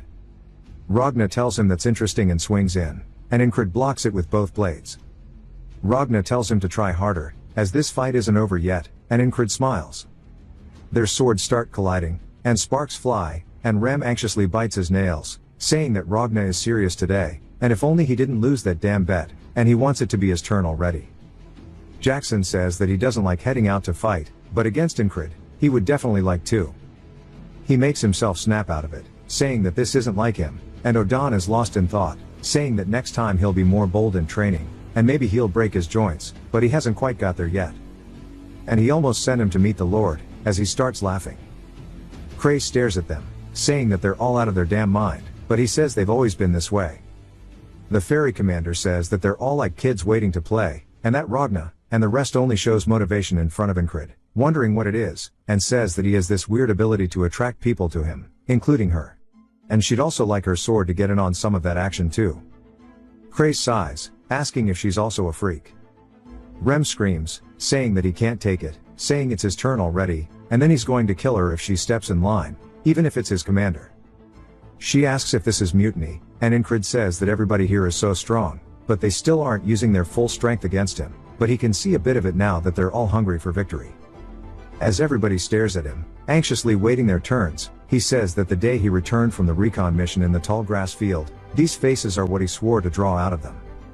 And if they have the time to chat, they have the time to fight, and he won't get tired before he duels every one of them. It jumps to night as he is thrown face first into the bed. Andrew tells him to wash up, but Rem says that he's exhausted and to leave him be. Cray says that they fought so many times, and he barely got better from his wounds, and he thought he was going to open them again. Rem asks if he wants a beating, as Incrid starts to fall into a deep sleep. When he opens his eyes, what he sees is a forest.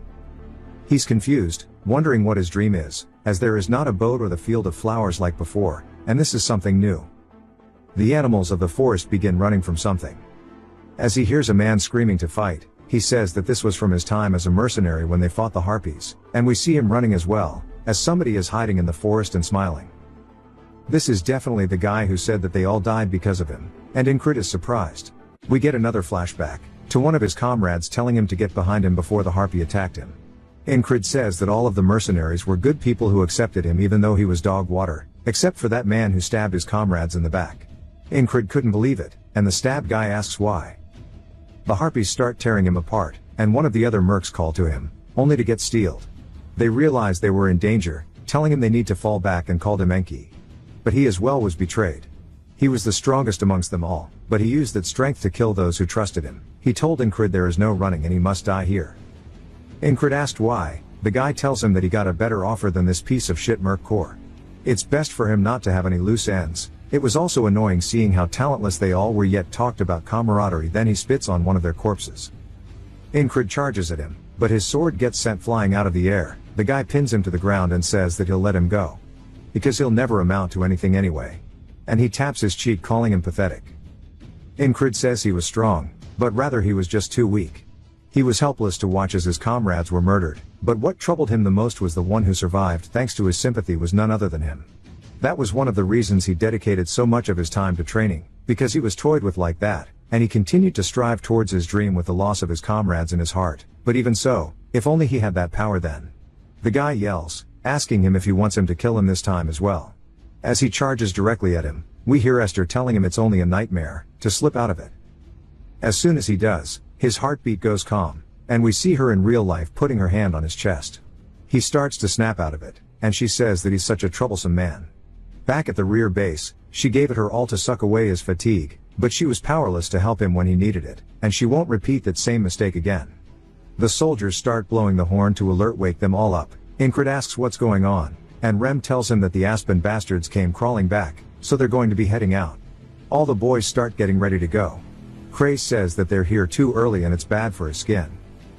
Ingrid looks down at Esther sleeping, saying that the voice at the end of his dream definitely reminded him of her for some reason. He tells her to guard the tin well as he scratches her neck before leaving. They head out to the battlefield, and Rem says they must have prepared something since they made them wait this long, and he feels like today will be fun. Ingrid says that he agrees, and wonders what they have prepared for them, and what they have up their sleeves. The ground begins shaking, and the soldiers are immediately terrified, saying they need to fire their arrows now. A giant steps ahead of them. They pull back their bows and release, blotting out the sky like it's from the movie 300, but the arrows don't even pierce the giant and just bounce off. Even Ingrid is surprised as it raises its club into the air. It swings forward, deleting anything in its path, sending meat chunks flying. Holy shit, this guy got deleted. All the soldiers who didn't get one shot are now stricken with fear, unable to move after what they just witnessed, as there are multiple giants now making their way out of the front line, laughing at them. We finally learn more about the creatures of this continent. Frogs live for dreams and desires. Fairies venerate nature. Dwarves are crazy about metal. Half humans prioritize breeding. Half dragons walk alone. Giants get drunk on slaughter. They love the violence inflicted with their bodies, and they are called the beasts of red blood. Jackson tells them they are coming from both sides, as there are enemies on this side as well. We see mercenaries on one side and fairies on the other. Craze says if they don't stop them here, they will be surrounded and killed. Ingrid says that they just need to stop them then, and Craze just wonders why he is so calm. The commander appears, saying it's as he says, and it seems that her kin have appeared to the left, so she will head that way. He tells her if that's what she wants to do, and she asks if he will give her a kiss for good luck. He says no, and she calls him cold. He says even now, she's joking in this situation. But he says that since she's going that direction, what remains is the giant ahead and the right flank. Rem says that it's his turn, and he'll show him what's up, and if he watches closely today, this is what he will learn next. Ingrid wonders why he seems so happy, and what he's going to do. Rem walks forward saying this is fun, and this feeling is like the first time he ever stood on a battlefield. He readies his axe, saying that even without Hearted the Beast, he never even blinked at axes coming for his head, but the reason why he chose to train in it is because it has its uses. His heart starts beating. He says that he can forcefully make it faster than usual, suddenly blood rushing through his body. The soldiers begin panicking, asking where the retreat order is. As the giant leaps at them, Rem charges forward with his heart still thumping, and it sounds like a war drum. The giant gets closer and swings down. Rem leaps up in front of the soldiers and blocks it with his axe. We see him starting to push back against it, but he's managed to successfully block it as he slides a little bit backwards on the ground. He says that his blood vessels expand, and his muscles get pumped up and become more dense, all due to the heart beating. He says this technique, starting from his heart, energizes his whole body. He starts to scream, telling Ingrid to burn this into his mind. As he starts pushing back against the giant with each and every step, he yells, saying that this is the heart of the superhuman. He pushes up as hard as he can, but it sends his axe heads flying. It's enough though, as the giant's arm is sent flying back as well. While his axe is flying backwards, we see it was actually a giant shockwave sent throughout the entire area, so much so that it blows off the helmets of some of the soldiers, and one of them is just stun-locked. Rem charges forward with his one good axe. The giant is pissed, and he swings forward, calling him an insect. Rem jumps on his knee up to its head as he grabs onto its mustache and plunges his axe directly into the side of its skull. The giant begins screaming and swings upward.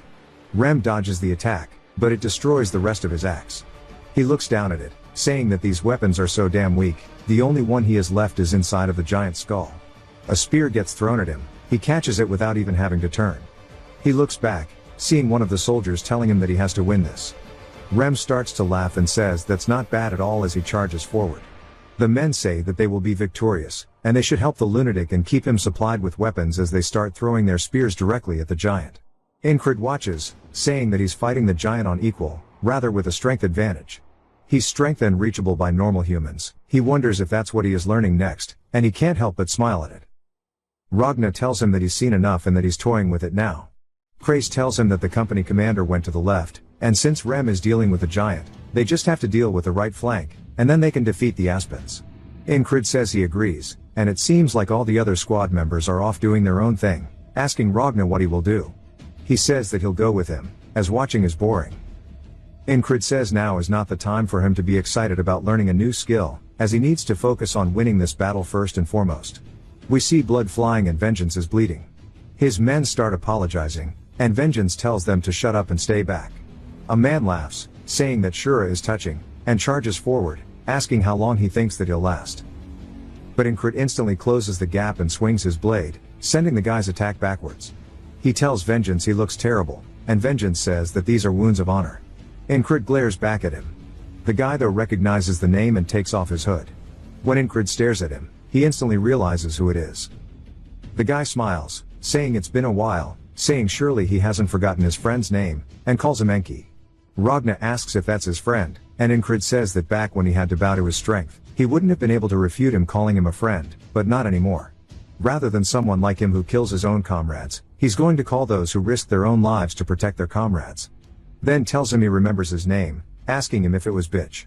The guy gets pissed. Incred says that he forgot it was just a nickname, and that his actual name is just piece of shit. The guy gets pissed charging him, saying that he needs to learn his place. Incred easily meets his blade, saying he wasn't able to do this last time they parted ways. Then swings forward, sending his blade flying. The guy is in disbelief, as Incred tells him this is revenge for his friends. He laughs, saying he wondered how his weak ass survived, and this must have been the reason. Krace runs in asking if he's fighting again. One of the mercs pull up saying he's going to die too, as all of them together wasn't enough to take down their leader. So a mere soldier stands no chance. Ragna says based on their stances and weapons, they've learnt the murderous blades. They have skill built through real-world experience. The leader says he's continued to live his life, while Enki was stuck on revenge. He swings his blade forward, saying that he's been promised a lordship after they win this battle. So he'll climb so high he can't even see his feet. Incred just stares at him, asking if that's all he had to say. This pisses him off, and he leaps forward saying he's always hated that damn gaze he has. He thrusts forward, but it's sidestepped. Incred says that his blade is as sharp as a needle and flexible, calling it the Eastern Key Sword. Incred readies his blade, recalling the man saying he'd be unable to do anything even if he let him live. As he charges in at him, he continues recalling his bad memories of him. He thrusts forward saying he'll kill him this time, calling him by his nickname Enki. His blade starts wiggling. Krace yells saying he won't be able to predict the path and yells out for Incred. But he charges straight forward, staring at the blades. We learn that Ragna already taught him how to handle this style. Incred charges under the attack, as Ragna's words echo through his head that he should do his own thing with weight behind his actions. As no matter how strong those who train in the murderous blade are, if they don't prune their actions they are vulnerable. Ragna says he already knows how, as Incred swings forward cutting this dude in half. Blood begins to shoot out of his mouth, and Incred says he'll correct him. He's not important enough for him to make his life goal. As his blade is still swinging all the way through, until he's completely severed the guy, he says he is no longer the Incred who watches his comrades die, nor will he let him haunt his dreams. Incred looks up at the sky, saying he can't hear the answers of the dead. But he hopes his friends enjoy this. Ragna's sheath starts dragging on the ground, and he walks forward taking it off saying that was good. It's his turn now to stretch his legs though. One of the mercs asks who he thinks he is, but his sentence gets ended short as Ragna raises his sword and dashes past him taking his head off in an instant. As it falls to the floor, the other mercs stare at it. Ragna asks if he was saying something. Krace says he can't ask him after beheading him. The rest charge at him. He takes a single step forward, dodging an attack, retaliating by cutting one of their heads off. Then thrusts his blade into the next dude's, in another fluid motion stabbing the next guy in the throat. All of it was in the blink of an eye. Incred says he only took a few steps, and used the most minimal movements needed to finish the job. He's impressed once more by how truly strong his squad is. 3 more mercs charge at him, saying they'll do it all together this time. Ragna tells him to pay attention to this as this is what he needs to learn. He holds his sword up, and lowers his stance. As the men charge at him he exhales. He looks forward at his target, and in one stride he is behind all three of the men, having severed their torsos. Incred is speechless, as he just witnessed a wall form before his eyes. Ragna says that he just thought of a name for that technique, and that he will call it scission. Incred just stares at him blankly, asking if that's the best he's got. The war continues, as the Aspens are confident due to the giants on their side. The Nalilia soldiers are scared, before we see Odan towering over behind them. He swings his clubs forward, disrupting their front line. And the Aspens are terrified now, asking why the other side also has a giant. Odan laughs, saying that he's just an ordinary human. The Aspen soldiers tell him to stop lying, as he's insanely huge. He says he'll give them some time now to ensure their survival. They ask what he means, as he begins to walk forward, counting from 5, which each second, he gets closer. One of the commanders yell, telling his men to get into formation. They charge forward at him on his 3 count, but he just continues counting until he gets to 1. He stomps the floor, which alone is enough to send the soldiers flying and shattering their weapons. Turns out he actually charged forward with his weapons crossed. As the blood drips off it, he tells them he's called upon the war god today. And he's told the god he will be sending him a few souls. That shit goes hard. The soldiers begin to run in fear, saying they need to kill him. But Odan is coming in with his next attack. He charges forward again, sending the soldiers soaring through the air, killing some instantly. Their screams grow louder, but Odan drowns them out, with his laughter, saying he'll send them all to meet God. On the left flank we see the commander and her kin. She says that for fairies it's custom to live in secluded forest communities with their families. But times have changed. One of them call out to her. And she says that a few fairies, in exchange for money and their nidals, have either become mercs or joined armies. The man raises his nidal, saying that he won't chase after her if she runs. She draws hers, saying it's the same for her too. He says he wants to see whose nidal is the more superior weapon. As a leaf begins floating on the battlefield, they both vanish in an instant, leaving only the sound of their blades clashing to be heard. She pulls her blade back, creating sparks. The man raises his arm, and reverse grips it, before plunging it into the ground where she was standing. He realizes he's cooked now, as she appears behind him, saying that no Fey weapon is superior to the others. Because in the end it's all up to the user's ability. He tries to pull his blade out, and he manages to actually meet her, saving his life. He then grabs her by the throat, then tells his men to jump her now. But as he does, we see them all dying in unison. As they fall to the floor, a blade is pulled out of one of their throats, and Jackson begins to clean it. Bro is the Flash of this universe. The man asks how that happened, and the commander says that him trying to distract her and use his men was smart, but it wasn't smart enough. As she plunges her blade through his head, lifting up his now corpse with her nidal. She throws him to the floor, and she asks Jackson if it's okay to let Incred be. He says he'd have died long ago if this was enough to kill him. She says that means he trusts him. Jackson of course does, but tells her now they have the upper hand. She says that Commander Marcus knows how to fight, unlike the useless commander beforehand. So they won't waste this opportunity. Marcus yells, telling the heavy turtle infantry to march forward. As we see them with their tower shields. The Aspen soldiers recognize them, and get scared as they back up. Andrew runs in, saying they ain't going nowhere. They recognize him as Andrew the Virgin, saying they have to run unless they want to meet the same fate as the ghoul. This pisses him off and he leaps at them like Rem would, which even Mac notices, saying that he can see it. The lunatics are rubbing off on him. They say there is mana and springtime air, and it seems as if that air is seeping all throughout the battlefield, drowning everything out. As everyone is regrouping with Incred. Spring breeze is also signaling the beginning of new things to come. The enemy commanders begin to flee from the war. Marcus yells, telling his men to alert the border guard it's their turn. He's destroyed the enemy's plans, and turned the tide in their favor. All of this was made possible by a squad of lunatics. Craze says that their platoon never would have been this enthusiastic before, but because of Incred, the influence of a single man changed the outcome today. The fairy commander stares at them all, saying it seems that they are all drunk on the springtime mana. We hear Maruk yelling for the men to scream the name of the heroes of this battle, as a chant for the lunatics erupts. There's a few people chanting for the Virgin. Poor Andrew. Craze says he doesn't know if this is right, but as long as Incred's happy with the chant. He raises his fist into the air, and people start screaming. We see the Aspen commanders. Receding hairline says that Lord Abner's plans weren't bad, they just didn't expect them to have someone strong enough to defeat a giant. Wondering if Marcus planned ahead or not. The Greyhound is there too, saying that bastard keeps getting in their way. He even took out Mitch as well.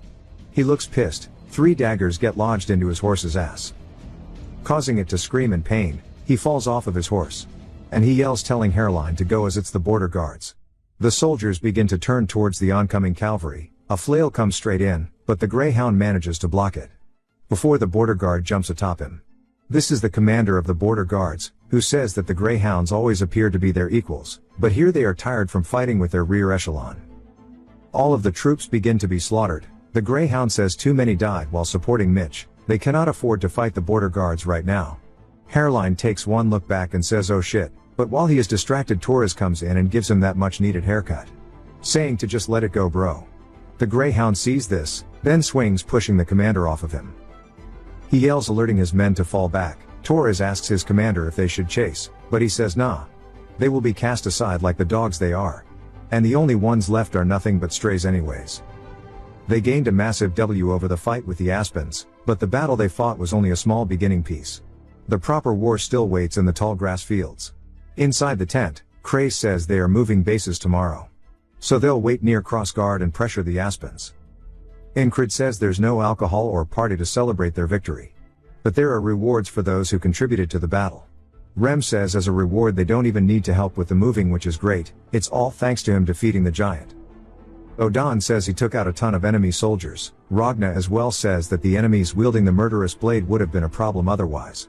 Rem barks at them for bragging, asking who told them to butt in. Jackson watches, calling them all idiots. Incrid says this is enough, if they want to fight they should duel him instead.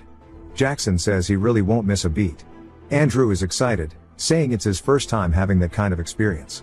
The thrill he felt as their name was being shouted was the best. Rem says it's because he's young it was able to move him, and calls him a virgin. Andrew tells him to stop saying that. Rem asks if he's trying to scrap. Incrid sighs, then glances outside to see Henry sitting by himself.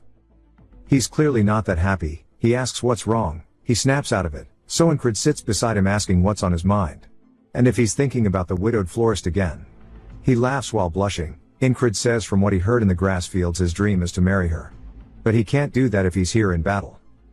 Incrid asks if he wishes to return. Henry says he'd be lying if he said he didn't, but how can he just leave when everyone else is fighting? Incrid says they've avoided death multiple times due to his skill as a hunter.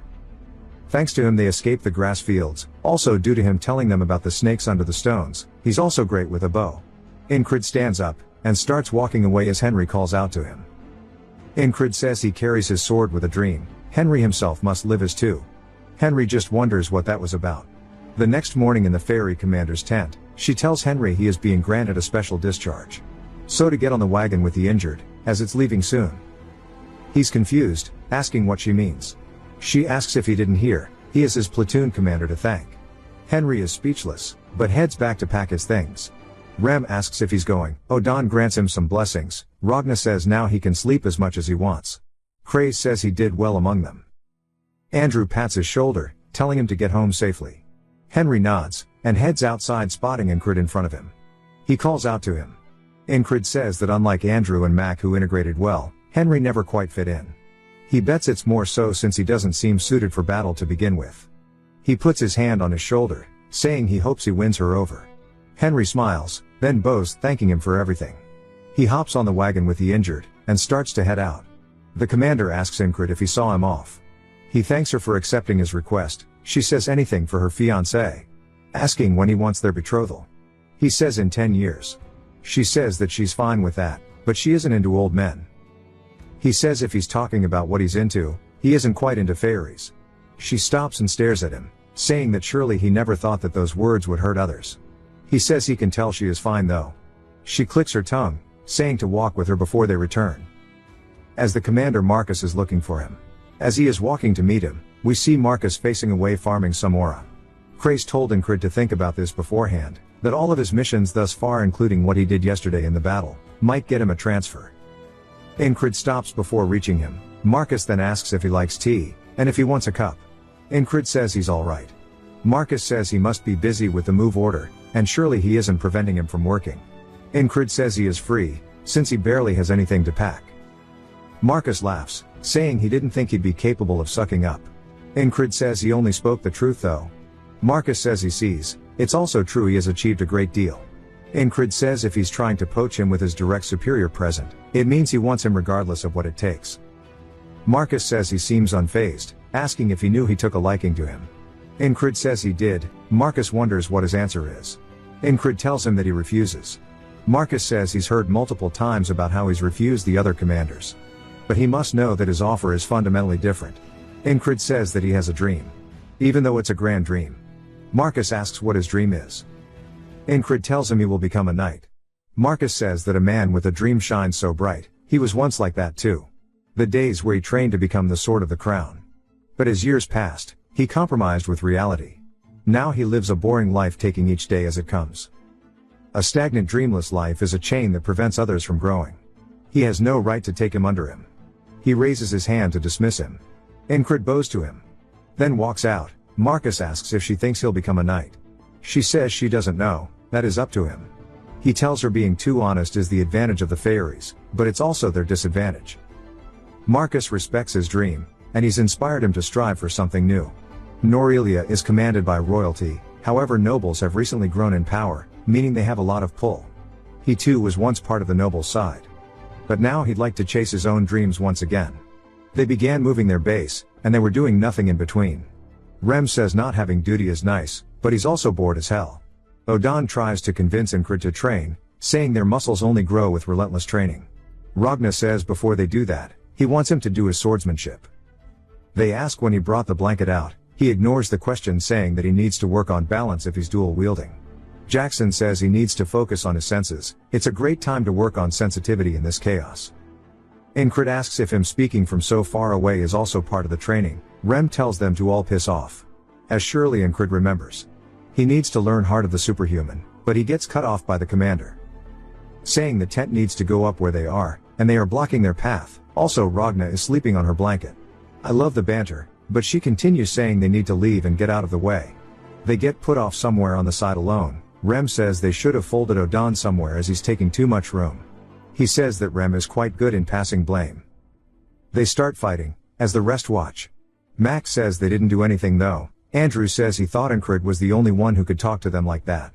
Max says the commander is something special. Craze says she's just as crazy as the rest of them. Andrew asks if he can say that, but Mac tells him he shouldn't get caught up with the lunatics. Craze says these planes aren't normal, this place must have been used as the enemy base before. He starts inspecting the ground, he says he found it. Incrid asks what he's doing. Craze says that people tend to hide their valuables before they set off to battle. Incrid asks how he knows where they are hidden. Craze says once you think about it, it's obvious. If he was a soldier, where would he hide his things? Somewhere easy to find, even with their base being destroyed. He asks what he thinks is next. Incrid says a place that's easily recognizable. He says exactly. The tree root is odd looking, and based on their base. It's got easy access, so something must be here. Incrid says he's got a great head on his shoulders. Even in battle, he's looking at the big picture and can predict the flow easily. He said it's an ability born out of his struggle to survive, but he's better than most tacticians. Although his dream is to open a salon for rich women, and he's a money-crazed lunatic. He finds a map for something, he realizes what it is, asking what it's doing here. Rem says he's got himself worked up, and if they are here to take care of Big Eyes. Incrid looks up, saying there's time before it gets dark. And they need to kill time while the tents are being built. He asks what he was going to say beforehand, he smiles, saying it's about the heart of the superhuman. Like the name suggests, he created it to let himself surpass his human limits. It puts a great strain on the heart, and he could die while doing it. Incrid tells him not to worry, as even death won't stop him. Rem says that he's extremely greedy for that way of thinking, but there's no way he wouldn't put his hopes into him. He puts his hand on his chest, and does the same back. Saying now they can just blow up their hearts together. He begins smiling at Incrid, who is excited to learn a new technique. Rem tells him that humans can only draw superhuman strength in a pinch, and that this technique will allow him to control it when he needs it, and his concentration and senses are key here. Rem stares at the boy, saying that he learned from them all, so he should be able to take this, and he tells him that what he needs is faith. He should just try blowing up his heart enough for it not to burst. Incrid asks what he means, and then he feels Rem starting to beat. He says that it feels like it's about to jump out of his chest, and he can feel it with just his fingertips, but now he understands what he's talking about. Rem says that he needs to start slowly, about just a quarter of what he's doing now, otherwise his heart will burst and he'll die. Incrid says that he just needs to do as he said and try to blow up his heart. Everybody watches, and Rem starts to move his hand around for a bit before he says that his worries were useless, as he's not doing anything. Just like before, he improves like he's a genius, but then he suddenly stops. He asks if he's doing this to mess with them. Odan says that he can't deny what he's saying either, and Jackson and Rajna both agree. Incrid asks if it's even possible to control his heart. Rem starts mean mugging him, and he says that he's doing his best. This continues over and over. The next morning Rem asks if he's even trying, and this cycle is just day after day after day. Rem storms into the tent. As Craze asks where the boss is, he says that he's going to go swing his sword apparently, and Jackson says that maybe he's not learning his skill because it's useless, and it's better if he trained him instead. Rem tells him to wait his turn, and Ragna says that if it isn't about motivation, it must be that the teacher's the problem. Rem says there's no way he's worse than him. While they start yapping, he thinks about it.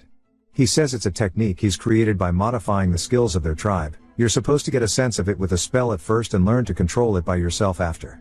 No matter how much he tries, he just won't get it, and he guesses even the spellcasters in his village couldn't get it in one try, and even if they did, they almost all died accidentally. And he says that he can't be in a rush, and he knows it himself that even with Heart of the Beast, he took way too long to learn it, and he seems eager, so he just needs to keep at it, and if there's no hope to give up.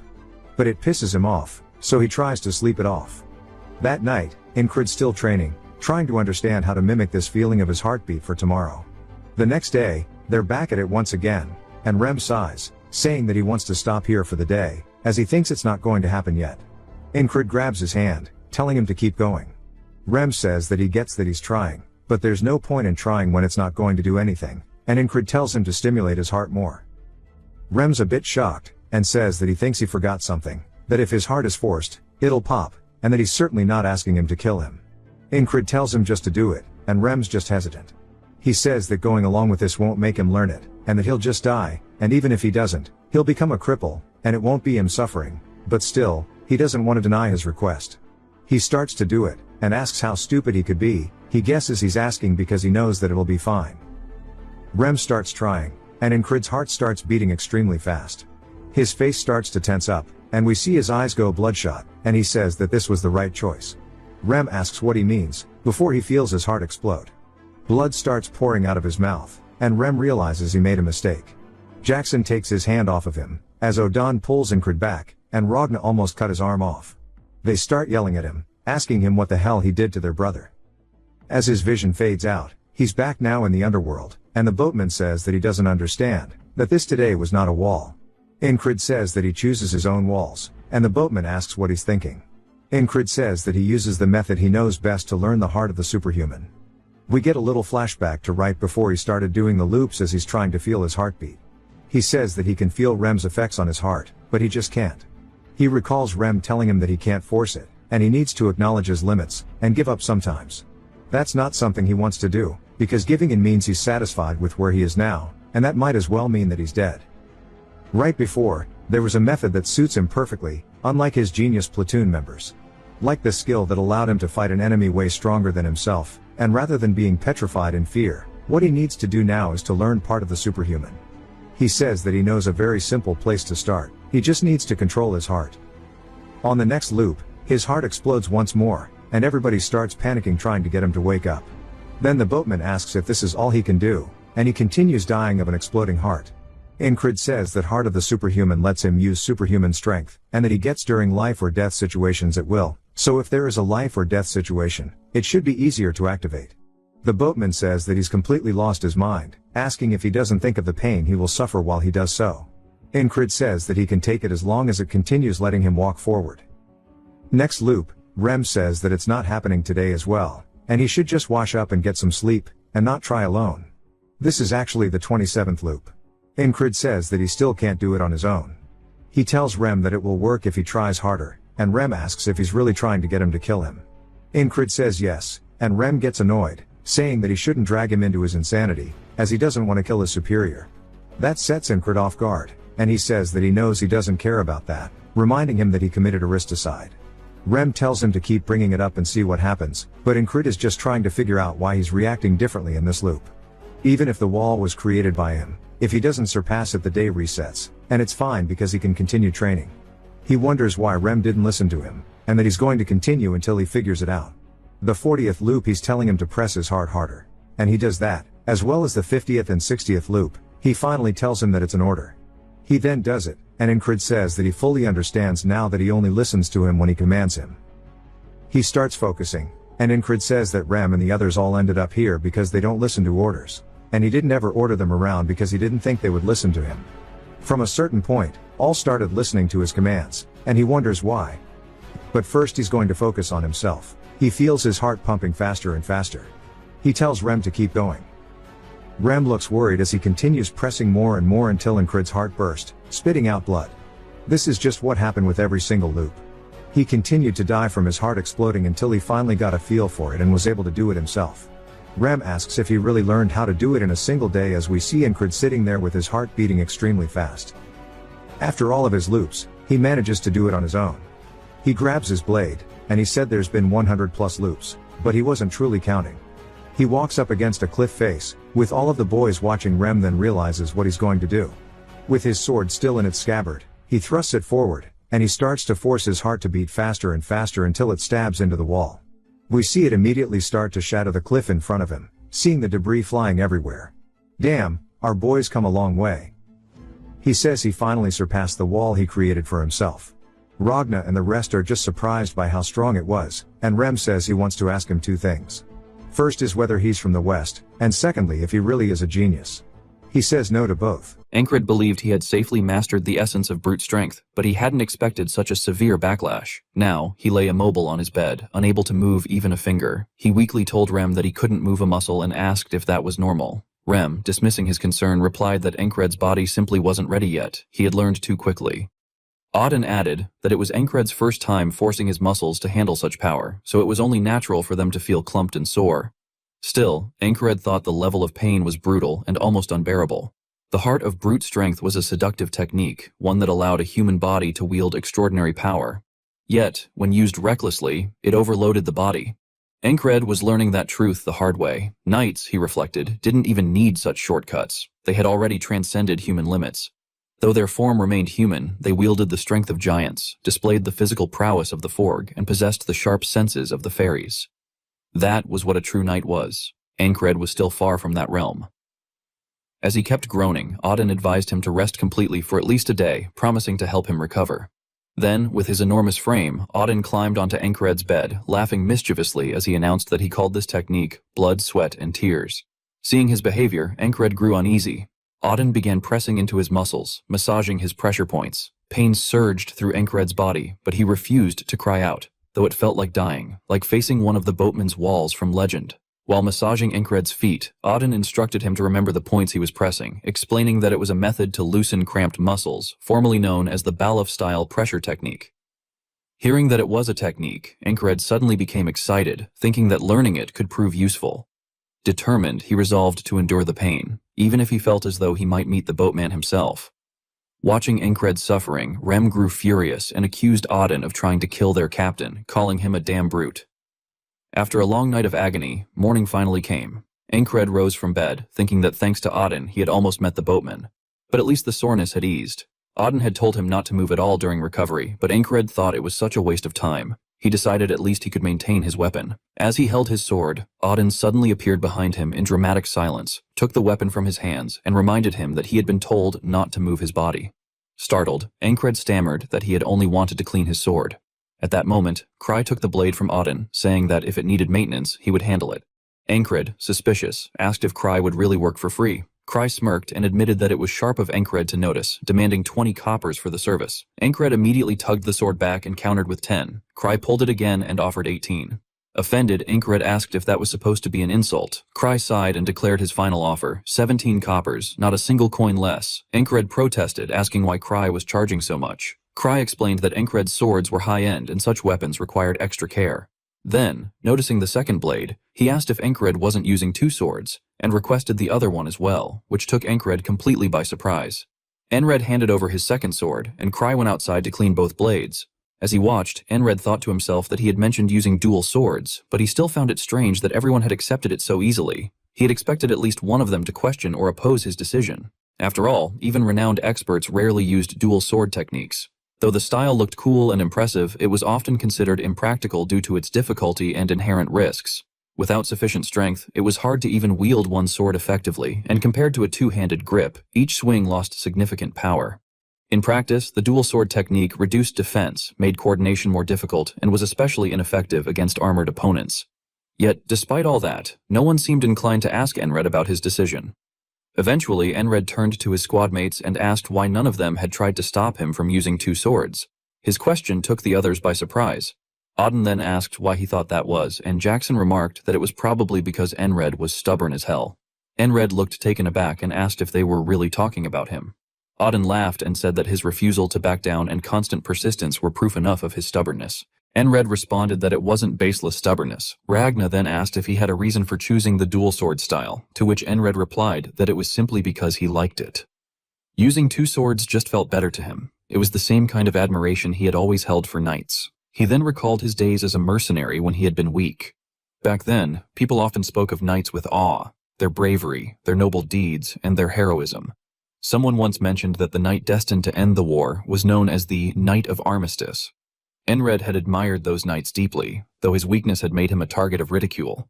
The stronger mercenaries had mocked him, telling him that swinging a sword like that would never make him as strong as a knight. They had called him pitiful.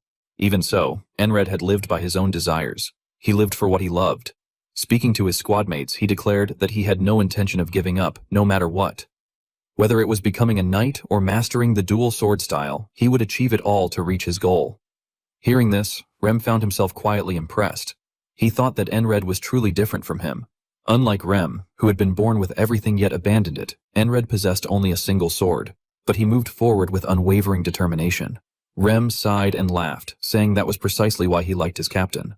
Ragna, in his usual mocking tone, commented that Rem had peculiar tastes. Rem, showing Ragna the middle finger, told him not to worry, insisting that he still absolutely despised everyone else.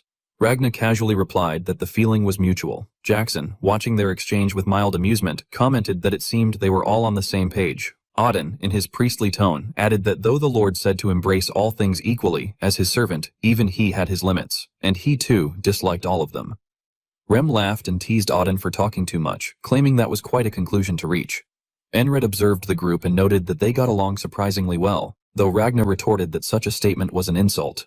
Carrying a few small rocks in his hands, Jackson approached Enred and suggested that if he was bored, he could train instead of wasting time.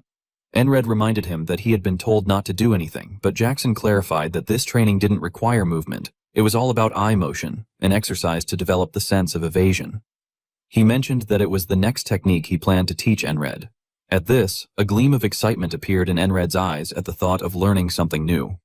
Meanwhile, outside, Cry was finishing up cleaning Enred's swords. As he polished the final blade, its surface gleamed under the light, and he remarked with satisfaction that it looked as good as new. Cry overheard the soldiers talking among themselves, noting that the main battle seemed to be dragging on with no sign of retreat from either side. They were muttering something about their battalion commander, Marcus, and the supply routes being threatened. A new enemy unit had apparently taken position near their rear camp, rumored to be the remnants of the force that had fought them earlier and fled. Hearing this, Cry thought that the war situation was looking grim and decided that they needed to gather more intelligence. Meanwhile, Aspen appeared to be attempting a new move, and somewhere in a dimly lit room, a mysterious man was seen writing something. Elsewhere, Jackson was explaining to Encred that evasion meant seeing with one's own eyes and dodging accordingly. He said that training the sense of evasion was about pushing one's reaction speed to the extreme, but before reaching that level, one first needed to develop dynamic vision. To train him, Jackson announced that he would throw stones with letters carved on them, and Encred would have to read and respond to each one. Encred concentrated deeply as Jackson threw the first rock, but he couldn't react in time. Only after the stone had passed did he realize it had even been thrown. Jackson noticed Encred thinking hard about what the letter might have been, and said he would throw again. Another rock flew, and Jackson asked what letter was written on it. The training continued through the afternoon. Jackson threw yet another rock, urging Encred to focus and look carefully, but Encred still failed to see the letter. Eventually, night fell. Later, Auden applied a massage technique to Encred, who groaned in pain from the treatment. Giving a thumbs up, Auden told him he had improved greatly and should now be fine to move. Encred, still unsure, asked if that was really true. Just then, a rock whizzed past him, and Jackson asked what the letter on it was. Frustrated, Encred asked if Jackson had waited until he was off guard on purpose, to which Jackson replied that there was no mercy on the battlefield. Thus, another day of training began. This time, Jackson hid in a bush and threw a rock unexpectedly. Encred immediately focused and managed to see the letter written on the stone as it landed before him. Just as he was about to call out what he had seen, a soldier shouted that they were under attack. An ambush. Everyone was ordered to gather. Amid the chaos, Jackson still asked Encred what the letter had been. Surprised, Encred demanded to know if he was seriously asking that even now. Jackson revealed that the letter carved into the stone had been me, and added casually that after carving 40 stones with that same letter, he had finally succeeded. Jackson then remarked that Encred had done well and that he could now carve a different letter. Encred couldn't tell whether that was praise or sarcasm. When Rem heard about the ambush, he came running, visibly thrilled and eager for battle, asking where the enemies were. Watching him, Encred wondered if the man had finally gone mad. Jackson explained that Rem was simply frustrated. Ever since Encred had been bedridden, Rem hadn't had a chance to test his mighty heart technique or challenge anyone properly. Even after bullying a newly appointed squad leader, Rem still hadn't been satisfied. When Rem reached the scene, Encred noticed that instead of fighting, the soldiers were only gathering together. Yelling with excitement and brandishing his axe, Rem demanded to know where the enemies were and where the giant was with his toy. Nearby, Andrew asked one of the soldiers what was going on, and the man replied that the enemy had only fired a volley of arrows before retreating. Someone else remarked that the border guards would probably catch the archer, meaning there wasn't much else for them to do. However, Rem insisted that the border guards wouldn't be able to catch the archer. Before Encred could ask why, Rem pointed to one of the arrows and told him to take a close look. The shaft, he explained, was longer and the feathers stretched farther back than usual. It was from a special bow designed to shoot from extreme range. Rem mentioned that he had seen that man before and identified him as Hawk's Claw. Enred, in his usual casual manner, questioned since when hawks had claws. Rem appeared confused and wondered aloud whether it was Hawk. Fong then spoke, but Enred admitted he could not clearly recall, though he was certain it was not that. Rem teasingly asked Encred whether his memory was really that terrible. Enred reflected that, for Rem, the event had occurred only months ago, but for Encred, who had relived the same day repeatedly, it must have felt like years. Rem then asked Encred if he remembered the time he was beaten by the frog and ended up in the infirmary. During that battle, the man firing those arrows had gone on a rampage. Hearing this, Encred recalled that a soldier named Bell had nearly been killed by the frog, but he had saved him back then. Enred concluded that it must have been the Hawks. As they returned to the tent, Ragna asked if there had been a raid. Enred sharply demanded to know what Ragna had been doing all day to not notice it, but upon seeing Ragna's face, he realized what it was. He told the others to take a look. Ragna's face was greasy from too much sleep. Ragna ignored the teasing and instead said that what mattered more was Encred's dual sword training. He explained that Enred needed to get his body accustomed to using two swords. Enred asked whether Ragna had a method, and Ragna replied that he would explain it in a way that was easy to grasp. Then, addressing Encred in a serious tone and calling him squad leader, Ragna told him that from now on, he had two lovers. Rem mockingly remarked that if Encred's fiancée ever heard that, he would be dead, but Encred replied with a straight face that she was not his fiancée. Ragna continued, instructing Encred that whether he was eating, sleeping, or fighting, he must always hold two swords in his hands. Getting used to their weight and presence was the first priority.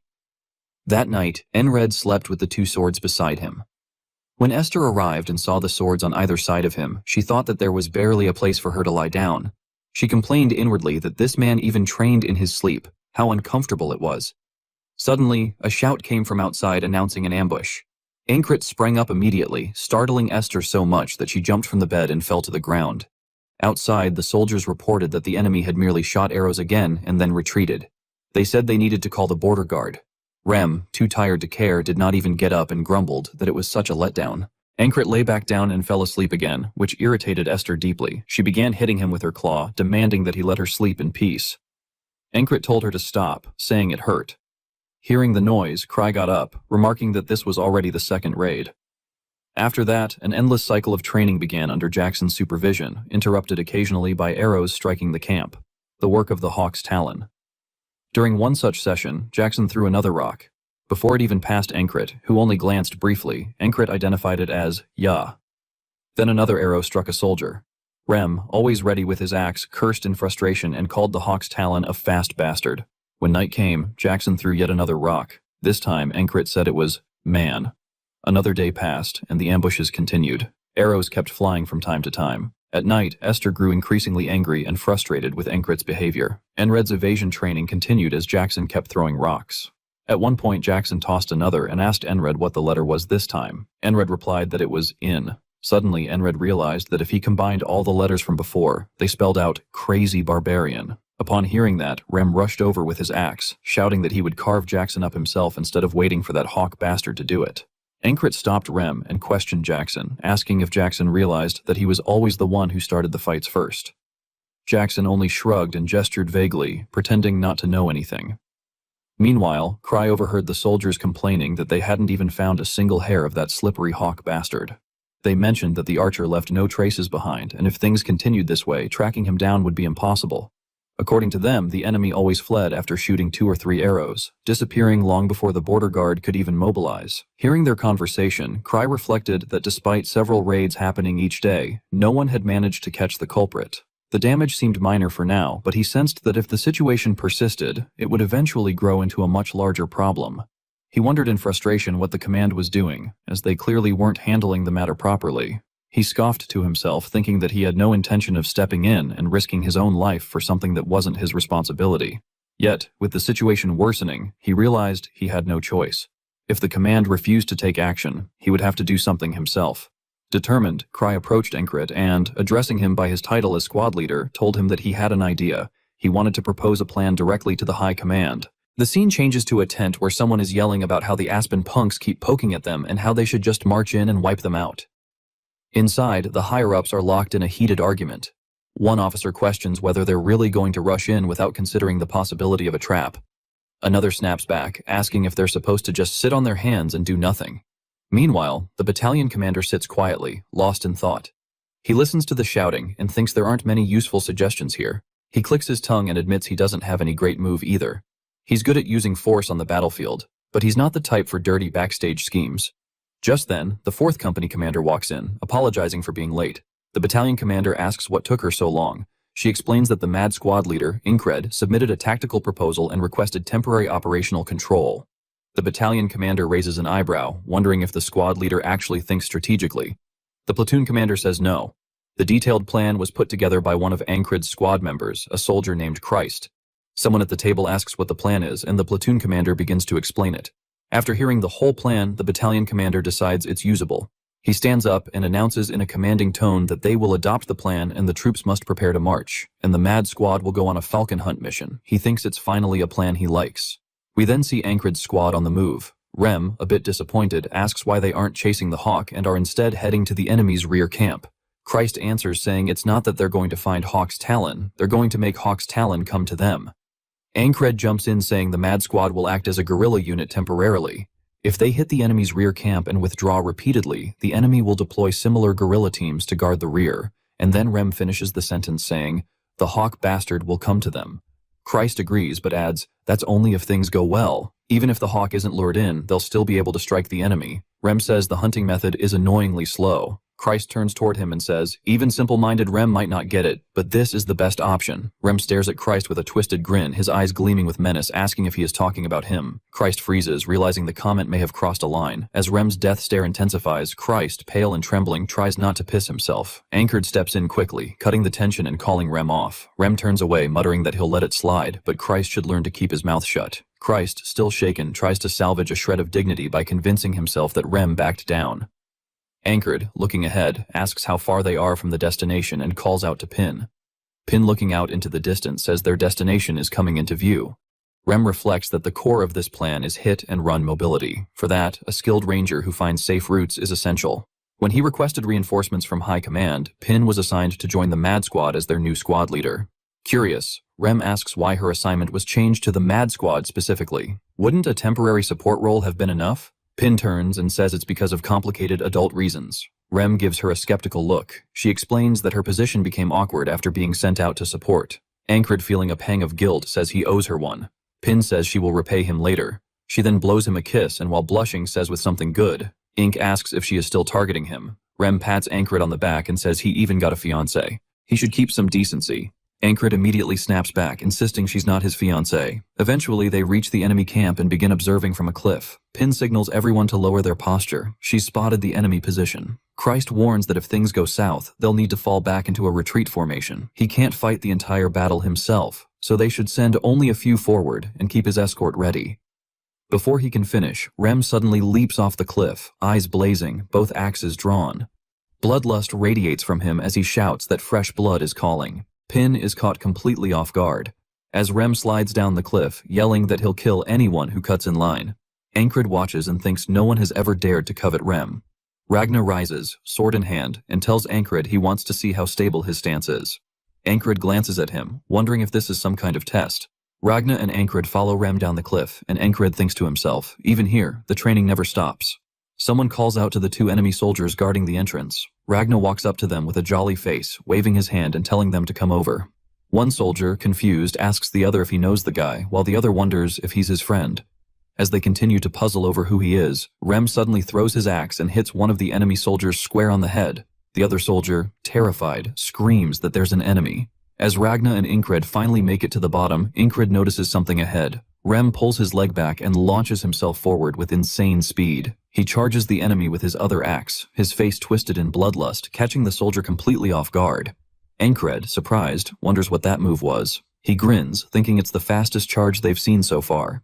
He starts to wonder if Rem still has more hidden techniques. As Rem stands over the defeated enemies, Ancred says he wants to learn it. Hearing the commotion, other enemy soldiers begin to emerge, shouting that it's the kingdom of Nerelia troops and to get them. Ancred, seeing the numbers grow, orders everyone to fall back for now. They need to retreat before the enemies overwhelm them. Behind him, Ragna complains that he hasn't even drawn his sword yet. As they're retreating, Ragna turns to Rem and tells him to get a feel for the situation since it wasn't his turn. Rem, irritated, asks what he just said. Does he want him to split his throat? Ancred steps in and tells them to stop it. The operation is still underway and there will be plenty of chances to fight. The scene shifts to evening. Ancred and the squad move out to attack again. An enemy soldier throws a dagger toward them, shouting that it's them. They're here again. As he slides down the cliff, Ancred sees the dagger coming at him. He thinks about the sense of evasion. The moment he sees it with his eyes, he needs to dodge. Ancred moves his head slightly and avoids the dagger, landing safely on the ground. Jackson, watching closely, says the time from seeing to reacting took 0.4 seconds. As he slits an enemy soldier, he tells Ancred he needs to cut his reaction time down to at least 0.1 seconds. To truly master the sense of evasion, he needs to push himself harder. Ancred drives his sword through an enemy's throat and wonders if Jackson actually counted that just now. Odin, smashing someone's head to the ground, says, "Training is fine, but they need to focus on the operation too." While running, he warns that the enemy is coming, and Ancred immediately orders everyone to fall back.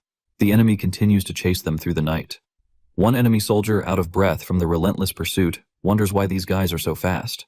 We see Andrew and his bodyguard sprinting through the trees. Christ, being piggybacked by Odin, glances back and thinks honestly. He was worried these madmen could even pull off the plan. Now he sees there was no need to worry. Ancred tells everyone to run deeper into the forest. Rem, trailing behind, casually asks why they can't just kill them all. Ancred says no and tells him to keep running. Ancred spots Ragna veering off in another direction and stops him, telling him to just follow the back of the person in front of him. Ragna insists the other way looks like a shortcut, but Ancred shuts it down and tells him to stay with the group. Looking back at Ancred, Christ says he didn't expect him to lead so steadily. He wonders if this really is the Mad Squad. The squad finally reaches a safe spot. Ancred announces that the pursuit has stopped and they'll camp here for the night. Sitting beside a tree, Ancred reflects on his training loop where he was learning the heart of superhuman strength. Once he realized the squad at least obeys his orders, it became easier to control them. That charge he saw from Rem earlier was impressive. He thinks Rem listens well these days, and wonders if maybe he'll even teach that technique if ordered. He calls out to Rem and starts to ask about the charge he showed earlier. But before he can finish, Rem shoots him a scolding glare and says if he's seriously asking that, he'd better think again. Looking at him, Ancred wonders why, as he never refused to learn something before. Rem closes his eyes and thinks Ancred's attitude toward learning is good, but he's forgotten something, the step of thinking for himself. He skipped that stage. Getting too used to just following orders leads to mistakes like this. Growth spoon-fed by others is hollow. He needs to go back to basics. Rem smiles and continues thinking Ancred needs to struggle and think for himself. That's when it becomes worth teaching him. We then see Ancred meditating, silent and focused. As the Mad Squad retreated, Andrew was out of breath. He realized he had been sprinting non-stop from the beginning and that moving through the mountains at that speed made him feel as if he could pass out at any moment. Every step felt heavier, his chest burned and his lungs screamed for air. He had assumed the madman would be fine, but he had not expected cries to hold up so well either, and he was surprised by how much Ancred had changed. When Andrew first met Ancred, he had not been nearly as strong. Back then, Ancred had been just another young warrior struggling to keep up with the madness of the battlefield. So Andrew wondered how Ancred had grown so much, what training, what resolve, what experiences had hardened him to that degree. By then, Andrew was almost completely spent, his legs wobbling and his vision blurring as if he might collapse on the rocky ground. He forced himself to steal a reserve of resolve, grit his teeth, and start sprinting again. He was determined to push further and prove he could keep going, because the thought of falling behind filled him with frustration, and he forced his body to obey even when his mind screamed to stop. Mac was very surprised as he watched Andrew. He remembered first meeting Andrew as the son of his friends. After the Gardner family had fallen and Mac's dear friend had died, Mac had taken care of Andrew in his friend's place. So where Andrew had once seemed a fragile, confused child stumbling through a cruel world, he now saw that the boy had somehow become a man. Looking at Andrew's back, Mac felt something approaching. Not only determination or spirit, but the sense that the rebuilding of the Gardner family itself was beginning to take shape through Andrew's growth. While they walked, Enred told Rem that he had figured out the principle behind that charge. His tone was calm but excited, as if he had just solved a riddle. He explained that the answer was the heart of brute strength, that Rem had strengthened his leg muscles to produce an explosive thrust, and that this had been the essence of the technique. Rem smiled faintly and told Enkred that if one thought one already knew the answer, there was no need to ask. He warned them not to waste time with words and insisted that now that Enkred knew, he should try it himself. Enkred nodded and promised he would definitely try it. Pin suddenly told everyone to stop and look down, and they discovered a stronghold on flat ground between cliffs. With the rear blocked, the escape route was sealed, the kind of terrain made for an ambush. Enkred narrowed his eyes and said it was a trap. Kryze spoke up in a calm voice heavy with experience, saying that preparing a trap so blatantly was meant to make them avoid it. The enemy wanted to guide their path and then kill them if they were cornered, which meant Hawk's talon would appear soon. After Kryze finished speaking, he looked at his squad and, seeing their reckless calmness and lack of fear, wondered whether they were even listening. These madmen never approached things like normal soldiers. Enred then asked his squad whether they should play along with the enemy's plan. Ragna grinned, his eyes full of bloodlust, and declared it was annoying and that they should just smash it. Enkred admitted he was tempted to do the same, noting that if the trap failed, the Hawk would show up sooner, which was exactly what the enemy wanted, and that because the armed force was large this time, they should all go together. Kryze asked whether he should go too. Enred shook his head and ordered that Kryze fall back, saying that Pin, Andrew, and Mac would guard him while the rest charged. They all accepted Enkred's order without hesitation, and with a wild, fearless spirit, the madmen leapt down the cliff like predators diving on prey. Down at the camp, the Grey Dog commander found himself deep in thought. He considered this the last chance for the Grey Dog. Their orders had been clear. Assist the Nerelia guerrilla unit that was ransacking the rear camp by making Hawk's Talon hunt them. The commander, prideful as any renowned Aspen unit leader, felt humiliated that they had been reduced to supporting a single soldier, yet he gritted his teeth because he knew this was the only way for them to rise again. They had to pull it off. To rise, they would have to succeed at any cost. At that moment, one of the Aspen soldiers became alarmed by the mad squad's approach, and the camp erupted in panic, with men shouting that it was the Nerelia guerrilla unit. The announcement surprised the Grey Dog commander, and he wondered aloud why they had come in if they had noticed the trap. He called them idiots in his head. His confusion turned to fury when he realized Enkred was leading the attack at the front. His face twisted, and he ground his teeth as he accused Enred, aloud to himself, of having been part of that guerrilla unit. Enred appeared confused when the Grey Dog commander made that remark. He hesitated for a moment, then pointed toward the commander and asked Rem if he knew the man, saying the face seemed familiar. Rem frowned and asked why Enkred was asking him that, and then told Enkred that he must have a bad memory if he could not remember. The Grey Dog commander, whose anger was boiling, called Enkred a cocky bastard and spat that it did not matter if he did not remember because they would kill all the mad squad members there anyway. With burning rage, he drew his sword, the steel gleaming in the firelight, and his soldiers followed suit, raising their weapons with a roar. He pointed his blade at Enkred and declared that Enkred should be a stepping stone for the Grey Dog's future. The commander charged forward, but Enkred blocked the Grey Dog commander's strike perfectly. His blade held steady, and his posture was unshaken. The commander's eyes widened when he recognized Enkred's sword. Enkred, staring straight into the commander's eyes, suggested that if the commander recognized Mitch Hurrier's sword, then he must be the man who had blocked the banner in the fog of slaughter. The Grey Dog commander screamed in anger that it did not matter and struck at Enkred again, ordering him to die. Enkred blocked the strike once more. Immediately after, Enkred fought back with a swift, precise counterattack, which the Grey Dog commander barely managed to parry. Enred recalled their previous meeting when the Grey Dog commander had been a strong enemy who had only managed to flee, and he wondered how the commander would fare now, whether he might make a good test of the results of Enkred's training. The thought excited him and ignited a spark in his eyes. Both Enkred and the Grey Dog commander charged forward again. Watching the duel, the other Grey Dog soldiers murmured among themselves that there seemed to be a grudge between the two men, while they resolved in the meantime to smash the rest of the madmen. To their astonishment, the mad squad completely ignored them. The deranged warriors stood motionless, their eyes locked onto the duel ahead, utterly focused. To them, no other battle existed at that moment. The Grey Dog soldiers, feeling disrespected by such disregard, were enraged. One of them, unable to bear the insult, charged forward with a club, roaring furiously.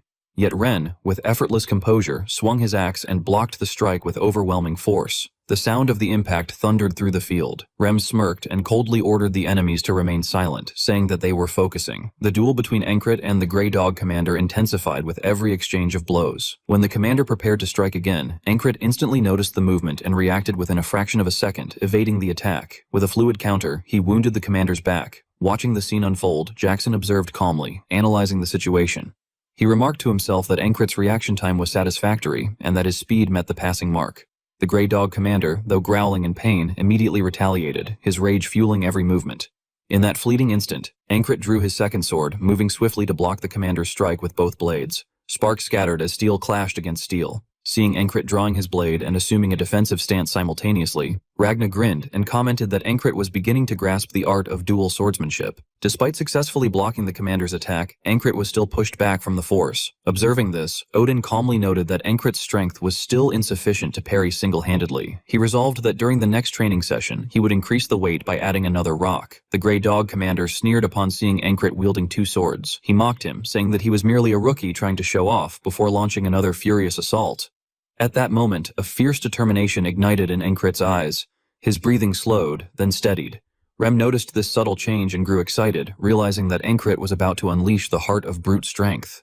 Soon, Ankrit's heartbeat quickened, pounding like a war drum. His blood surged violently, granting him power far beyond human limits. In a blur of motion, he charged toward the commander with astonishing speed. The commander's eyes widened in disbelief, unable to comprehend how Ankrit had become so fast. With terrifying strength, Ankrit struck. The commander barely managed to block, his grip nearly failing as his sword began to crack under the immense pressure. Horror filled his eyes. As the commander struggled to resist, Ankrit suddenly thrust his second blade straight into his throat. The sword pierced cleanly, and as he withdrew it, blood gushed out, staining the ground.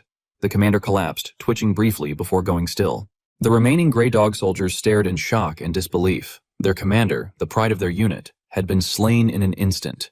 Ren threw back his head and laughed wildly, his voice echoing across the battlefield. He shouted that he had known it would be perfect once the captain used the heart of brute strength. His laughter was wild and unrestrained, filled with savage delight. Odin nodded with a rare smile, remarking to Anchor that the Lord must surely be pleased with Ankrit's growth. Ragna smirked and muttered that it wasn't bad at all. Jackson, as always, merely gave a silent nod of agreement. Ren then turned toward the rest of the Grey Dogs, calling them iron lumps and ordering them to come over immediately. His laughter rang out again as he said he was so thrilled that he felt like slicing something apart. And with that, the madness of the squad swelled even further, echoing across the battlefield like an unstoppable storm. The Aspen soldiers surged forward, declaring that they would prove the pride of the Grey Dogs and fight to the death.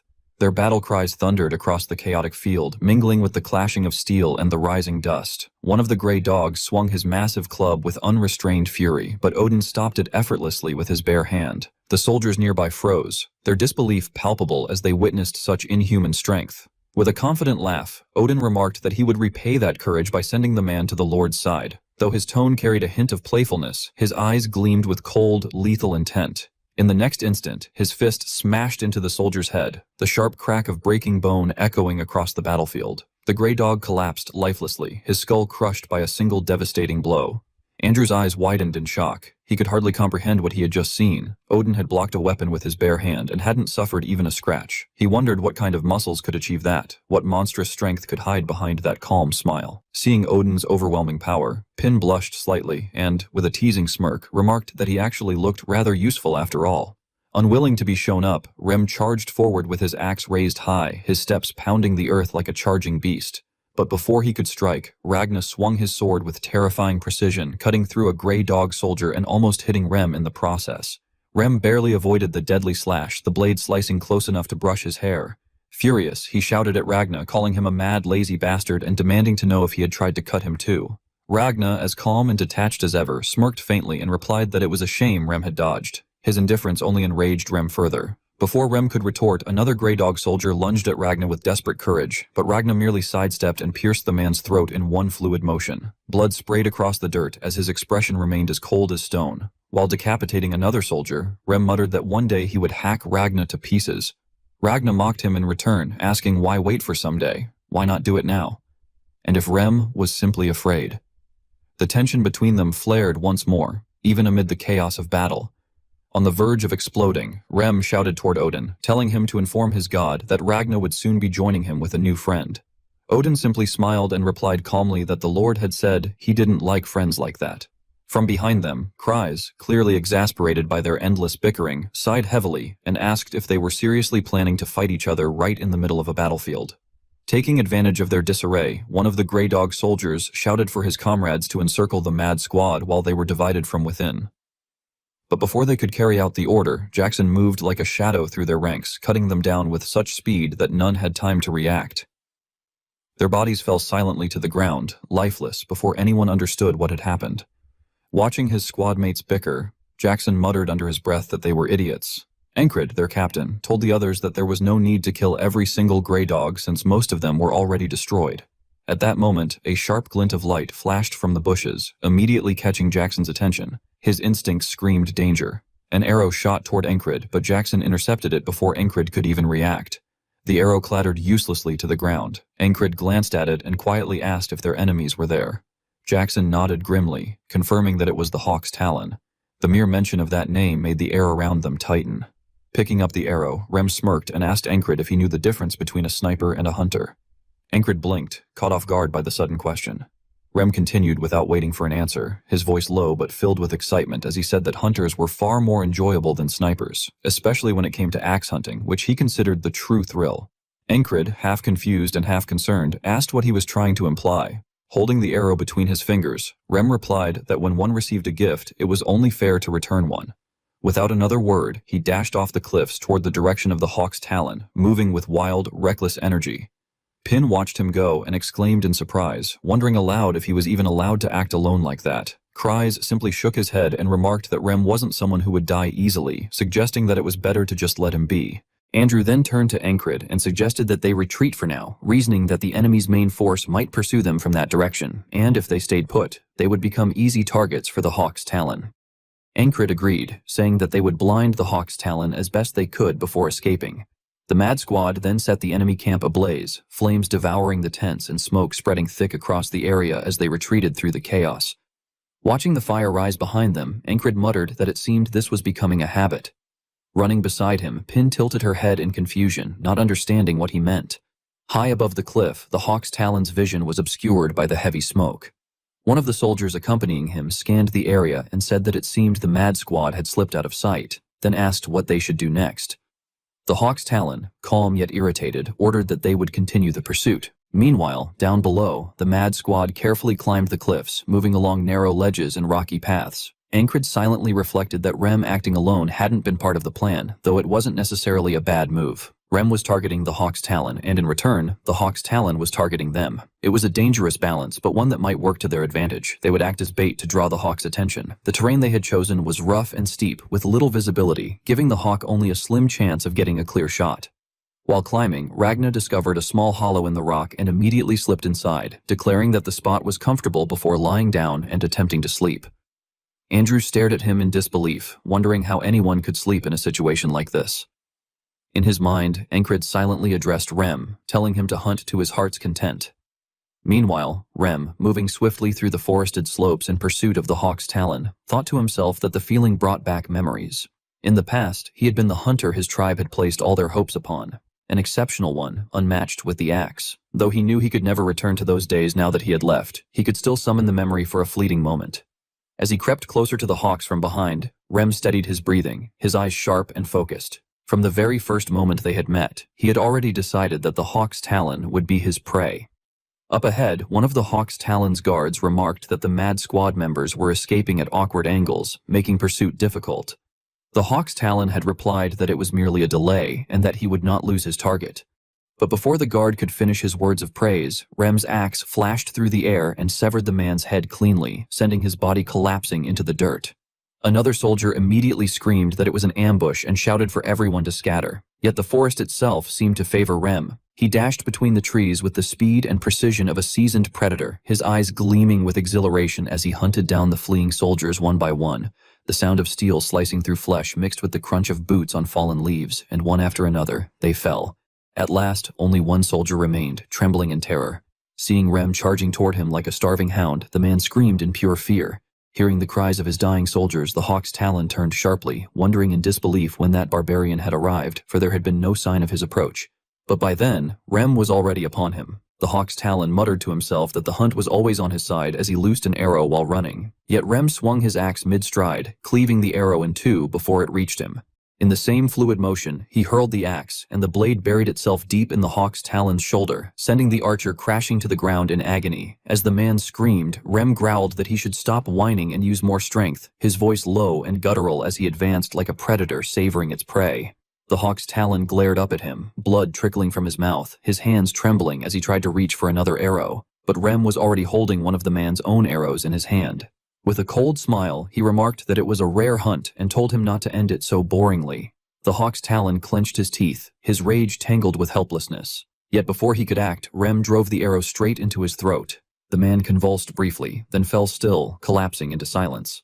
Looking down at the corpse, Rem scoffed and muttered to himself that the fight had been disappointing until the very end.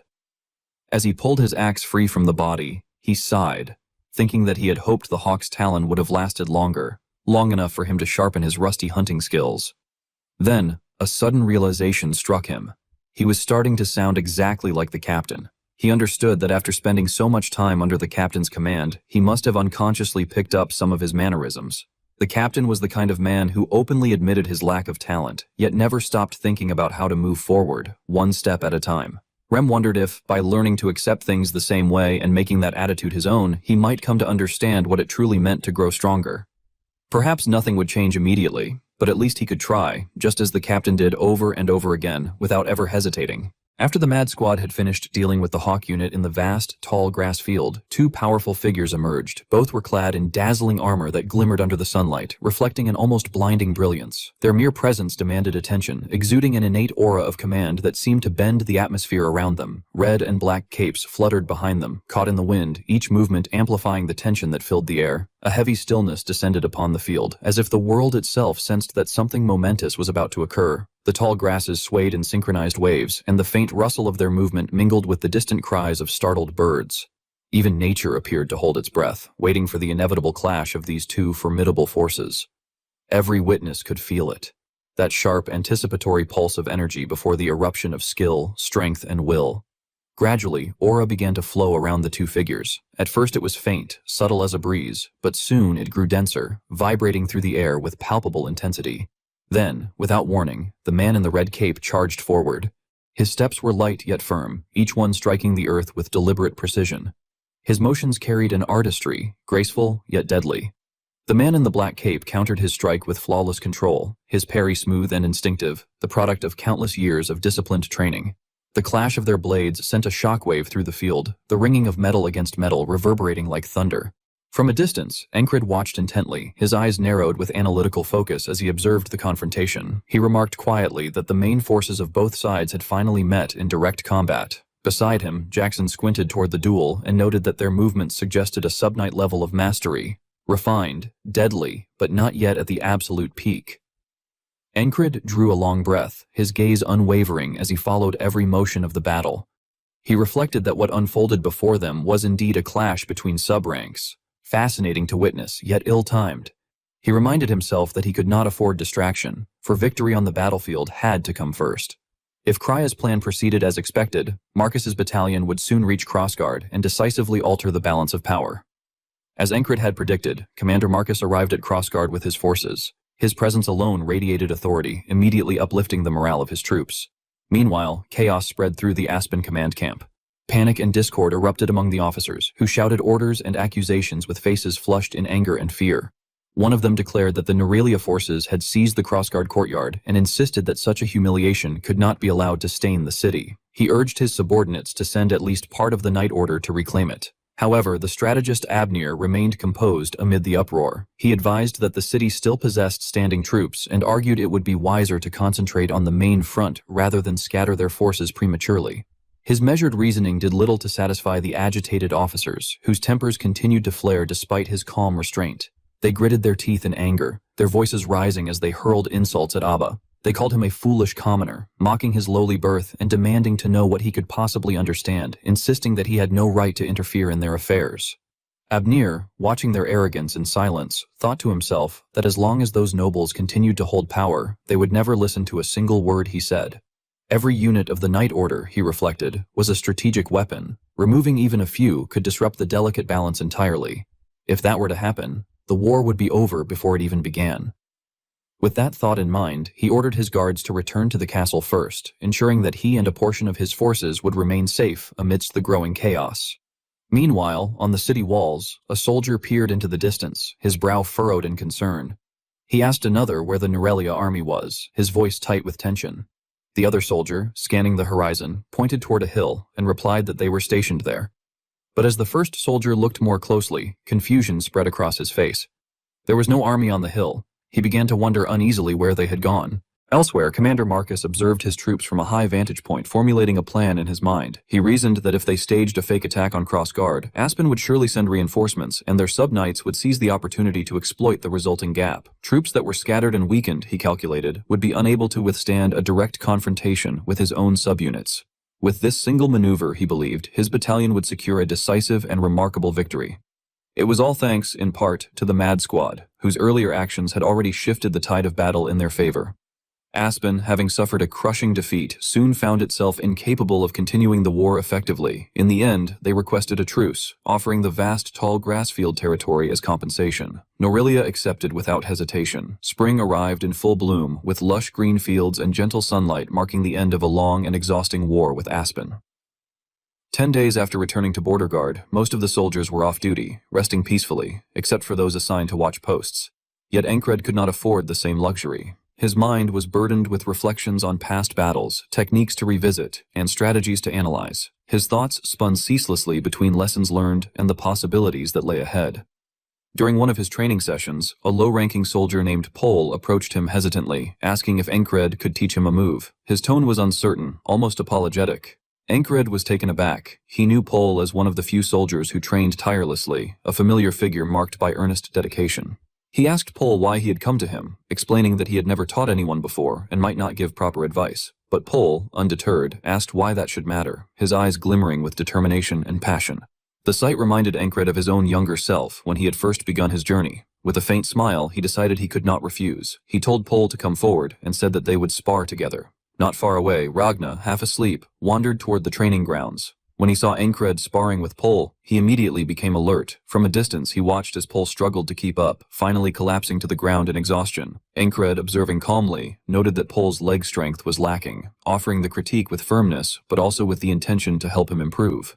Pol, undeterred by exhaustion, requested another round of sparring.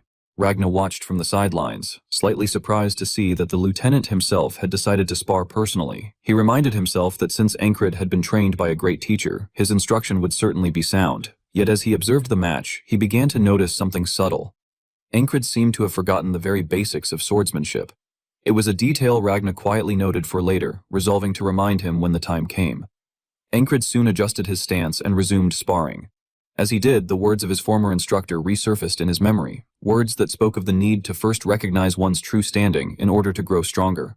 He realized then that he had spent too much time looking upward, comparing himself to those stronger than him, and in doing so had neglected to look below, to the fundamentals, to the roots of skill. For the first time in a long while, clarity began to take shape. He saw where he stood and what he still lacked. With renewed understanding, he shifted his sparring style. Ragna noticed the change immediately, recognizing the stance as one he himself had taught long ago.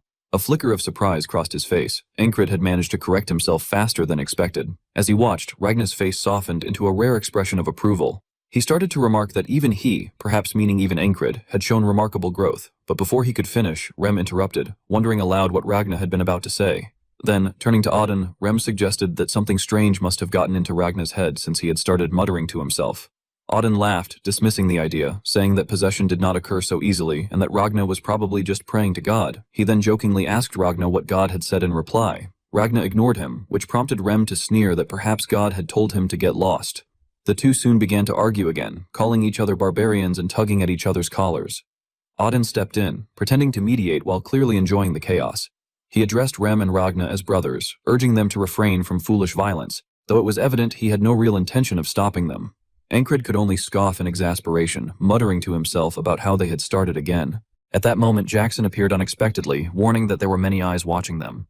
Startled, Encred wondered when Jackson had arrived. He could only mutter under his breath that they were always such noisy bastards. Upon hearing the remark, Jackson questioned whether Encred's sense training was truly functioning as intended. Encred, puzzled by the comment, asked what Jackson meant. Jackson then explained that the attention of the onlookers was not fixed on the soldiers he had referred to as fools, but rather on the lieutenant himself. Encred soon noticed that the soldiers were whispering among themselves, expressing admiration and envy.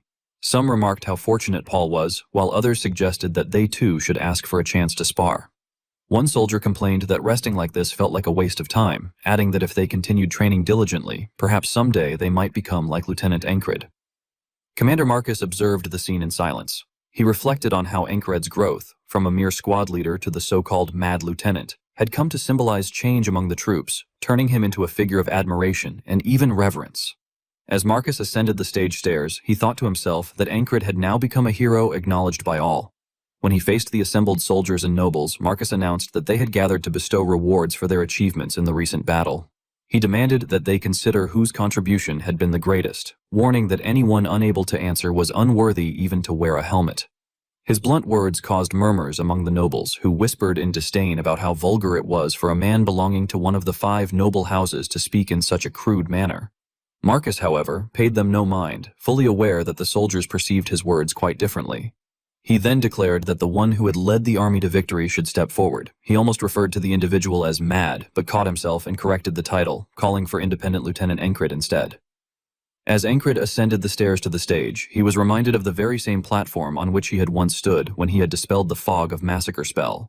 Yet this time, the atmosphere was entirely different. There were no jeers or scornful remarks, only a heavy silence brimming with focus, respect, and admiration. Commander Marcus then spoke again, saying that he had given much thought to what might truly satisfy a soldier who had accomplished so much. He presented a chest as a symbol of his utmost sincerity and respect. When the commander opened it, Encred's eyes widened in astonishment. Inside lay the royal dagger, its blade gleaming magnificently under the light, a grand symbol of honor, recognition, and the ultimate reward for his unyielding dedication, relentless training, and unwavering effort. Commander Marcus explained to Encred that the dagger he had been given was an identity dagger, a rare and prestigious award bestowed only upon those who had rendered great service to the royal family. He said that the royal dagger symbolized far more than just a weapon. It guaranteed the bearer noble status and authority, granting them the privilege of being treated as an honored guest by the royal household. As Encred held the dagger and traced the intricate details along its ornate hilt, he briefly thought to himself that it seemed overly decorated, something meant more for display than for actual combat. Yet despite that thought, he could not ignore the weight of the honor it represented. A quiet pride swelled within him, and he felt a deep sense of dignity. This, he realized, was what true honor felt like. As the soldiers around him erupted in cheers, he raised his hand in acknowledgement, a silent gesture of respect to his comrades. He reminded himself that a knight who sought nothing but strength was no different from a mercenary. A true knight, he believed, was one who built honor upon skill and fought for a purpose that transcended battle itself. With that conviction, Encred stood tall, his eyes gleaming with renewed determination. He lifted his hand toward the cheering soldiers again, a gesture of camaraderie and unity, silently recognizing the significance of the moment. The dagger, he understood, was not merely a symbol of recognition, it was his stepping stone toward becoming a true knight. Amid the applause, Rem frowned, clearly dissatisfied. He muttered under his breath that he too had done something worthy of acknowledgement, questioning why only the lieutenant was receiving all the attention. His tone carried both frustration and mockery. Auden, however, clapped joyfully beside him, his face beaming with a broad grin. He remarked, half in admiration and half in jest, that it looked as though a god had finally answered the prayers of his soldiers. Meanwhile, Ragna, still groggy from the long day, sleepily asked whether they were heading back now, his tone casual and uncertain, as if he wasn't entirely sure where the evening was leading. Andrew, on the other hand, cheered loudly, his voice filled with enthusiasm as he declared how amazing Encred was. Commander Marcus, wearing a wide grin, turned to Encred and said he was glad to see the lieutenant pleased with the reward. But his tone shifted slightly as he added that Encred shouldn't be satisfied just yet. There was still a personal gift awaiting him, something he could look forward to. Though slightly surprised by the statement, Encred felt his anticipation stir. He wondered what Marcus might have planned for him, but before he could ask, the commander raised his voice over the crowd and declared that they would feast that night. He gestured expansively and announced that he had brought the finest liquor, urging everyone to drink until they dropped. As the celebration continued, Encred couldn't help but notice that some of the nobles still cast disapproving glances in Marcus's direction. Watching them, he smiled faintly to himself, thinking that the commander certainly had a fiery personality. He could already picture what the banquet might hold, feeling a blend of curiosity and unease about it. When night fell and the banquet began, the air grew heavy with the rich aroma of roasted food and the clinking of glasses that filled the hall. Rem, ever loud and unrestrained, began making boisterous remarks as he drank. He called out to Ragna in a teasing tone, asking whether he wasn't drinking. Ragna, always the cynic, replied mockingly that his taste was refined, unlike Rem's. Unwilling to back down, Rem suddenly flung his drink straight into Ragna's face, laughing loudly as he told him to stop being so picky and just drink. Ragna, furious, grabbed Rem by the collar and growled that the drink was now mixed with barbarian spit. His face twisted in disgust as he glared at Rem. At that moment, Auden, grinning mischievously, overturned an entire barrel of liquor over both of them, drenching them completely. Enred watched the scene unfold, both entertained and faintly amused by the absurdity. Auden chuckled and told the two to behave while drinking. Red-faced and irritated, Rem called Auden a big oaf and muttered that he would dunk him headfirst into another barrel next time. Ragna, still disgusted, grumbled under his breath, but it was clear the chaos had slightly improved his mood. Encred observed all of this with detached amusement.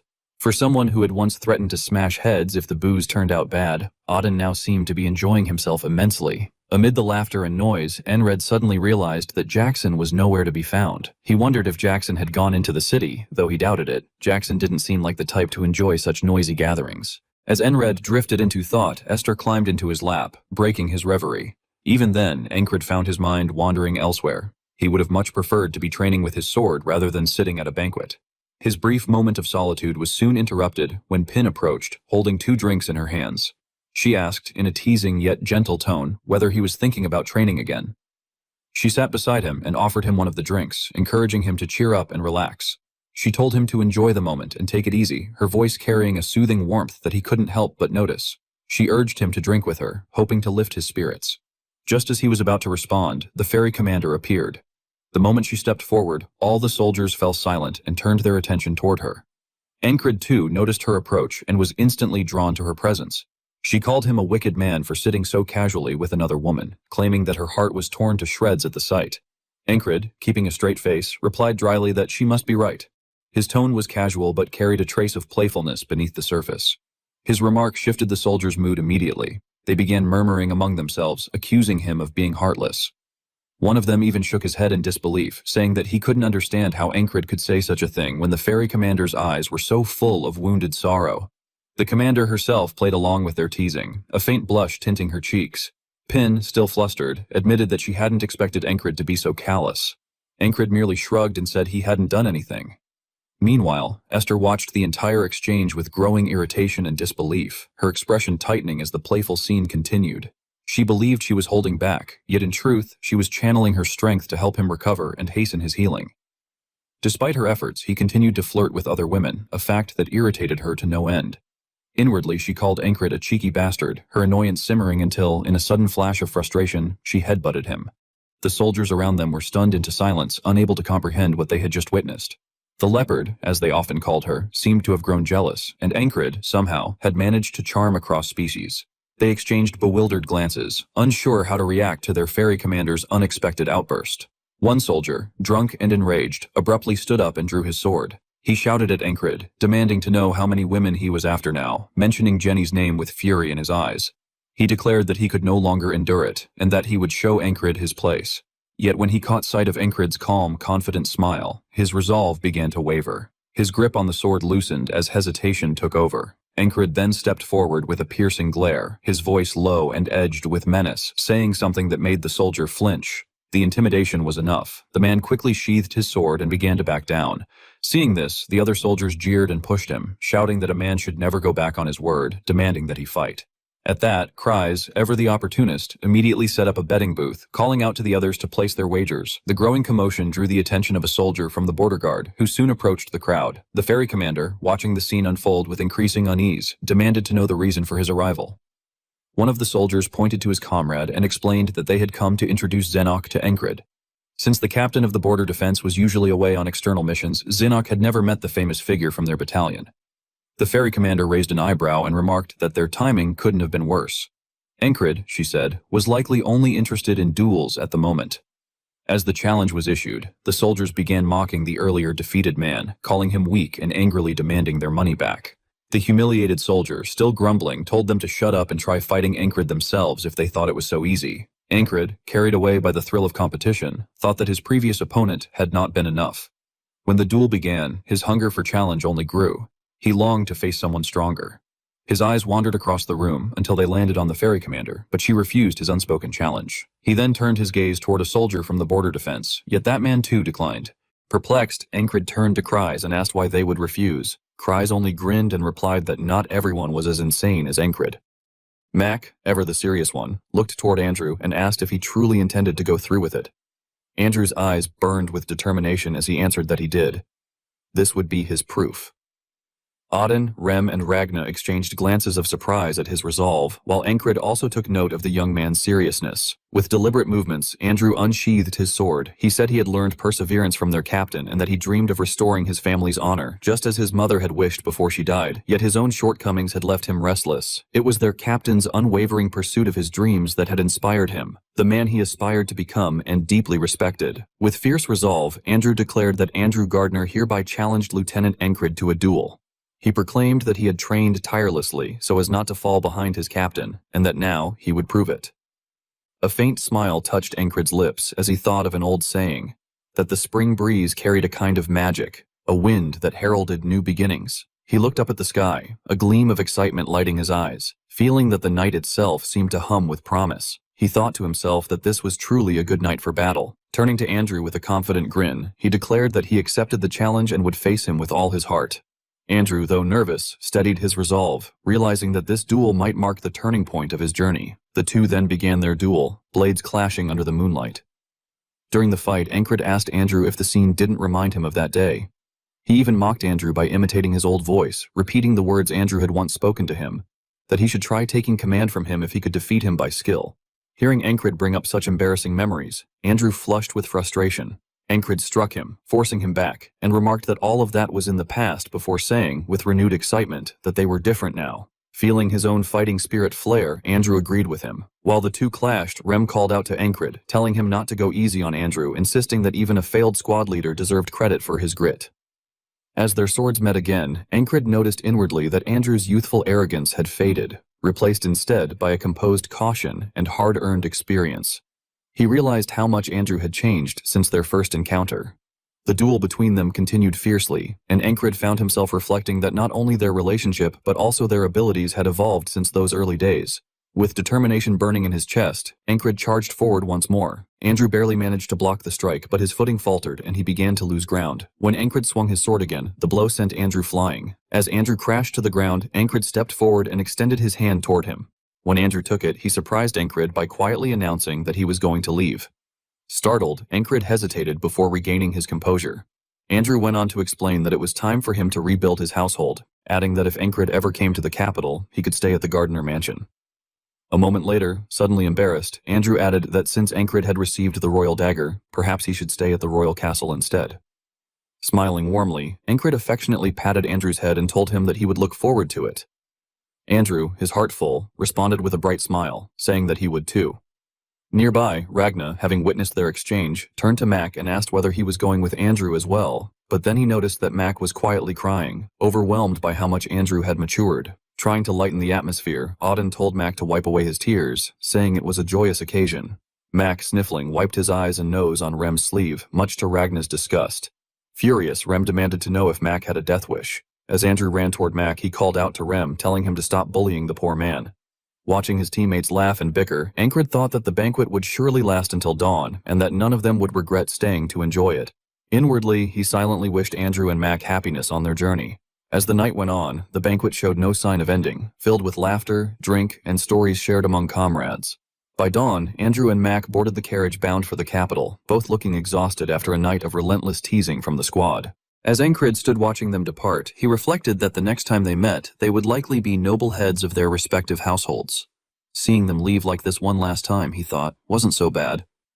Even after the long night, Encred did not neglect his morning training. It was both a promise to himself and a step toward his ideal of becoming a true knight. As he trained, Commander Marcus approached him, remarking with a knowing smile that, as expected, Encred was already awake. Enred was taken aback to see Commander Marcus appear before him, but his attention was soon drawn to the frog and the squire standing quietly behind the commander. Marcus began explaining that he had brought a personal gift for Encred. However, before he could finish his words, the squire suddenly unsheathed a sword, instantly putting Encred on edge. Before Encred could react, the squire lunged forward with a swift attack. Enred barely managed to block the blow in time. The frog looked utterly shocked by the squire's sudden aggression, while Encred's hands trembled as he struggled to hold his stance against the assault. Then, the squire stepped back and tauntingly asked if he wanted her to continue.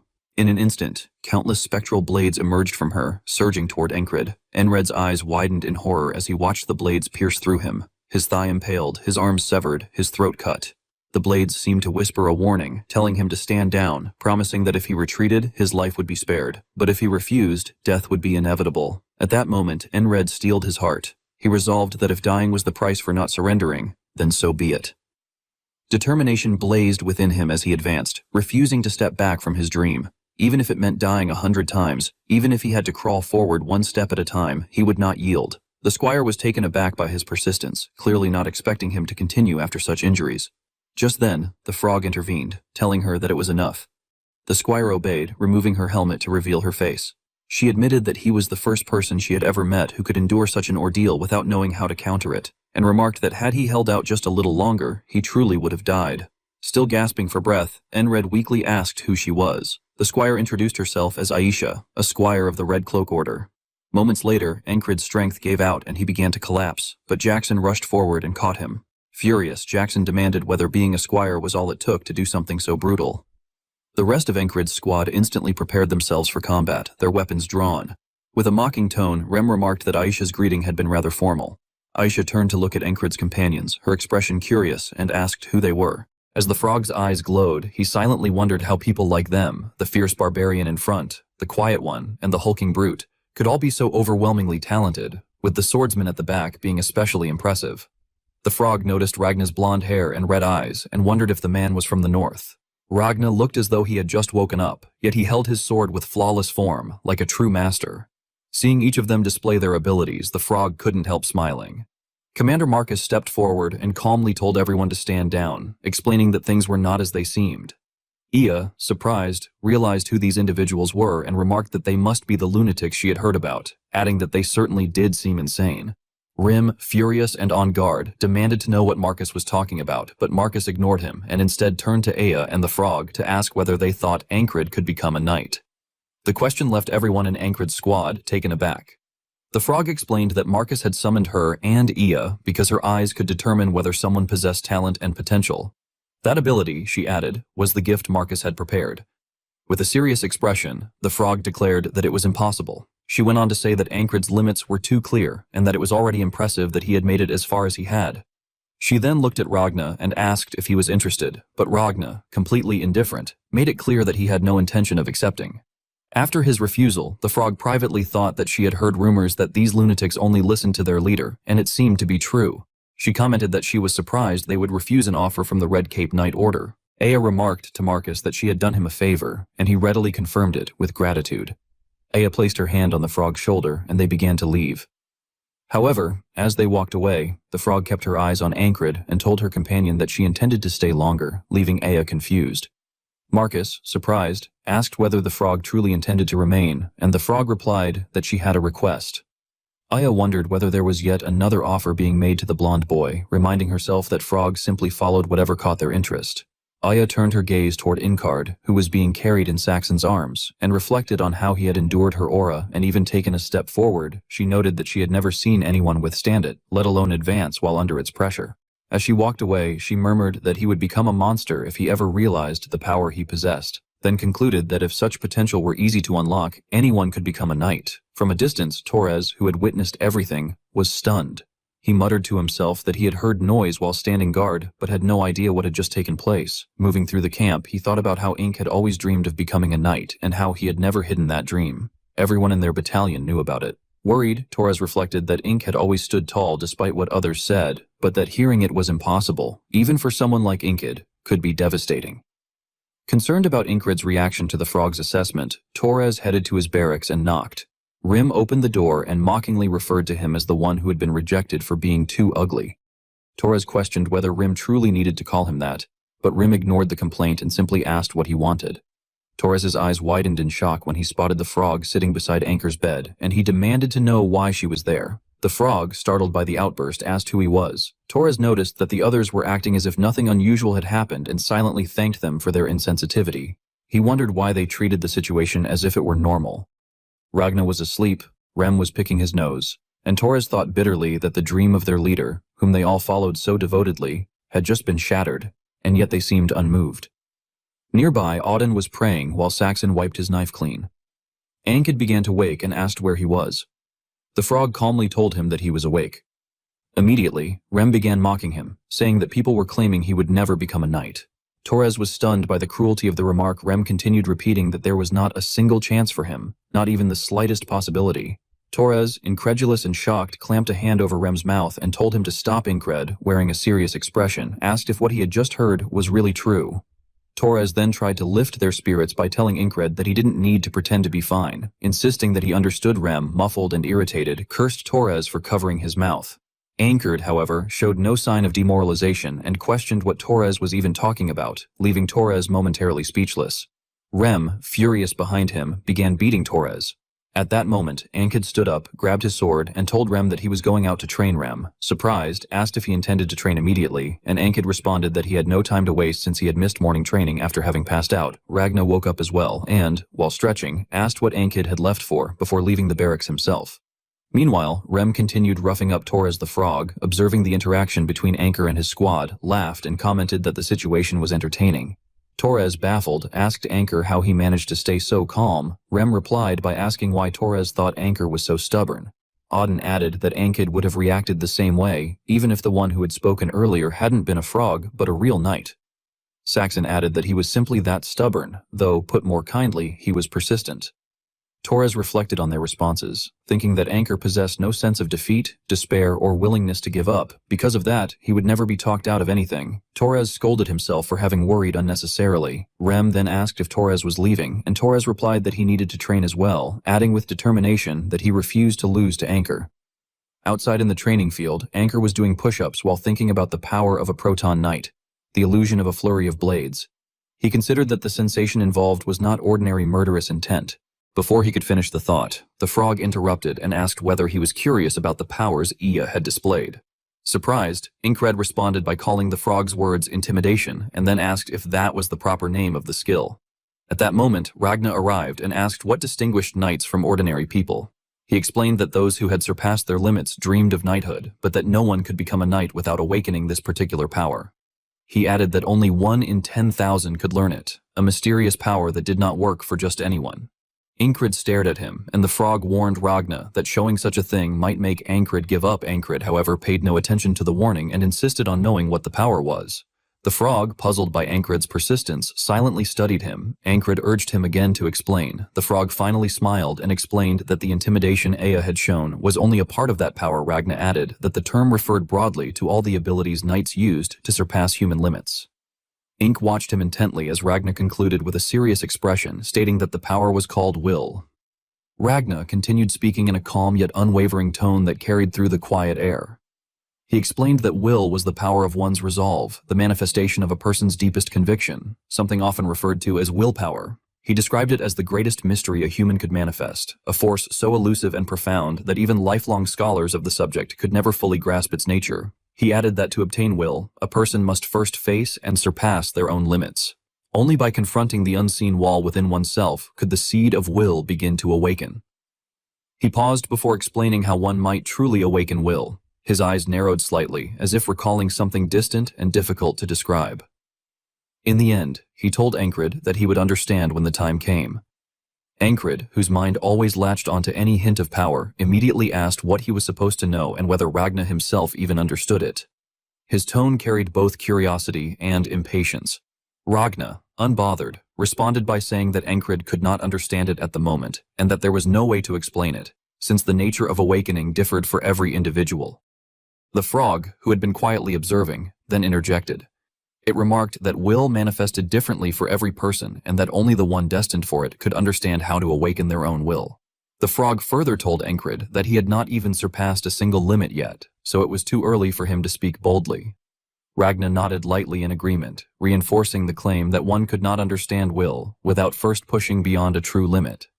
Encred then asked the question burning in his mind, how one was supposed to surpass a limit. He asked earnestly, genuinely trying to comprehend the path ahead. The frog replied that only Encred himself could know that, and that he would not understand his limits unless he felt them directly. But before the frog could even finish speaking, Encred picked up his sword in a sudden decisive gesture, declaring that he understood. His voice held no hesitation as he resolved internally that he would simply keep repeating what he had been doing until it killed him. His expression was grim, yet full of determination. The frog smirked and remarked that, in its opinion, the approach would not work anyway. Deep in its mind, it began thinking again. Its ability to appraise others worked on instinct. Instincts formed through long experience. It reminded itself that it had observed countless humans, from the weak and hopeless to exceptional prodigies, so naturally it was better at judging talent than any other frog. It assessed talent using two criteria: whether the person possessed true talent and whether they had the will to move forward. Usually, if the first criterion failed, the second was irrelevant.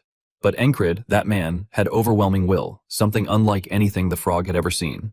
He was a completely unknown existence, far outside the frog's expectations. Frogs lived driven by personal desires. Some sought overwhelming strength, others spiritual love. But the frog desired the exploration of the unknown above all, and Encred, captain of the Mad Squad, was precisely that, an unknown existence walking in human skin. Calling Encred's title to mind, the frog concluded that it would be staying with him for a while. When Encred extended his arm toward the frog and asked for its name, the frog took his hand and introduced itself as Luger. In that moment, the frog found himself thinking again. Encred intrigued him more than anything else. This strange and unknown existence stirred his curiosity in a way nothing ever had. As night slowly fell and the sky deepened into shades of navy blue, torches flickered across the outpost while the soldiers settled into their evening routine. During dinner, the soldiers were taken aback to see the frog sitting with the Mad Squad. Whispers spread quickly among them like sparks leaping across dry leaves. Torres quietly muttered to himself that the frog had truly decided to stay. The soldier beside him, noticing his expression, asked whether he knew something. That simple question broke whatever composure remained, and soon all the soldiers crowded around Torres, demanding to know what had happened and why the frog was with the Mad Squad. Irritated, Torres abruptly stood up and began leaving the dining area, calling the others idiots, complaining that they stank and telling them to stop crowding him. Observing the scene, Rem frowned and remarked that they had no manners. Jackson, eager as always to provoke him, retorted that Rem was the last person who had any right to say such a thing. Rem immediately grabbed a fork and attempted to stab Jackson with it, though Jackson easily stepped aside with casual annoyance. The two quickly descended into another round of loud, chaotic bickering, their voices echoing through the dining space. The other soldiers executed a swift, tactical retreat the moment the fight began. Watching them go, someone sighed in disappointment and commented that the pair was completely uncivilized.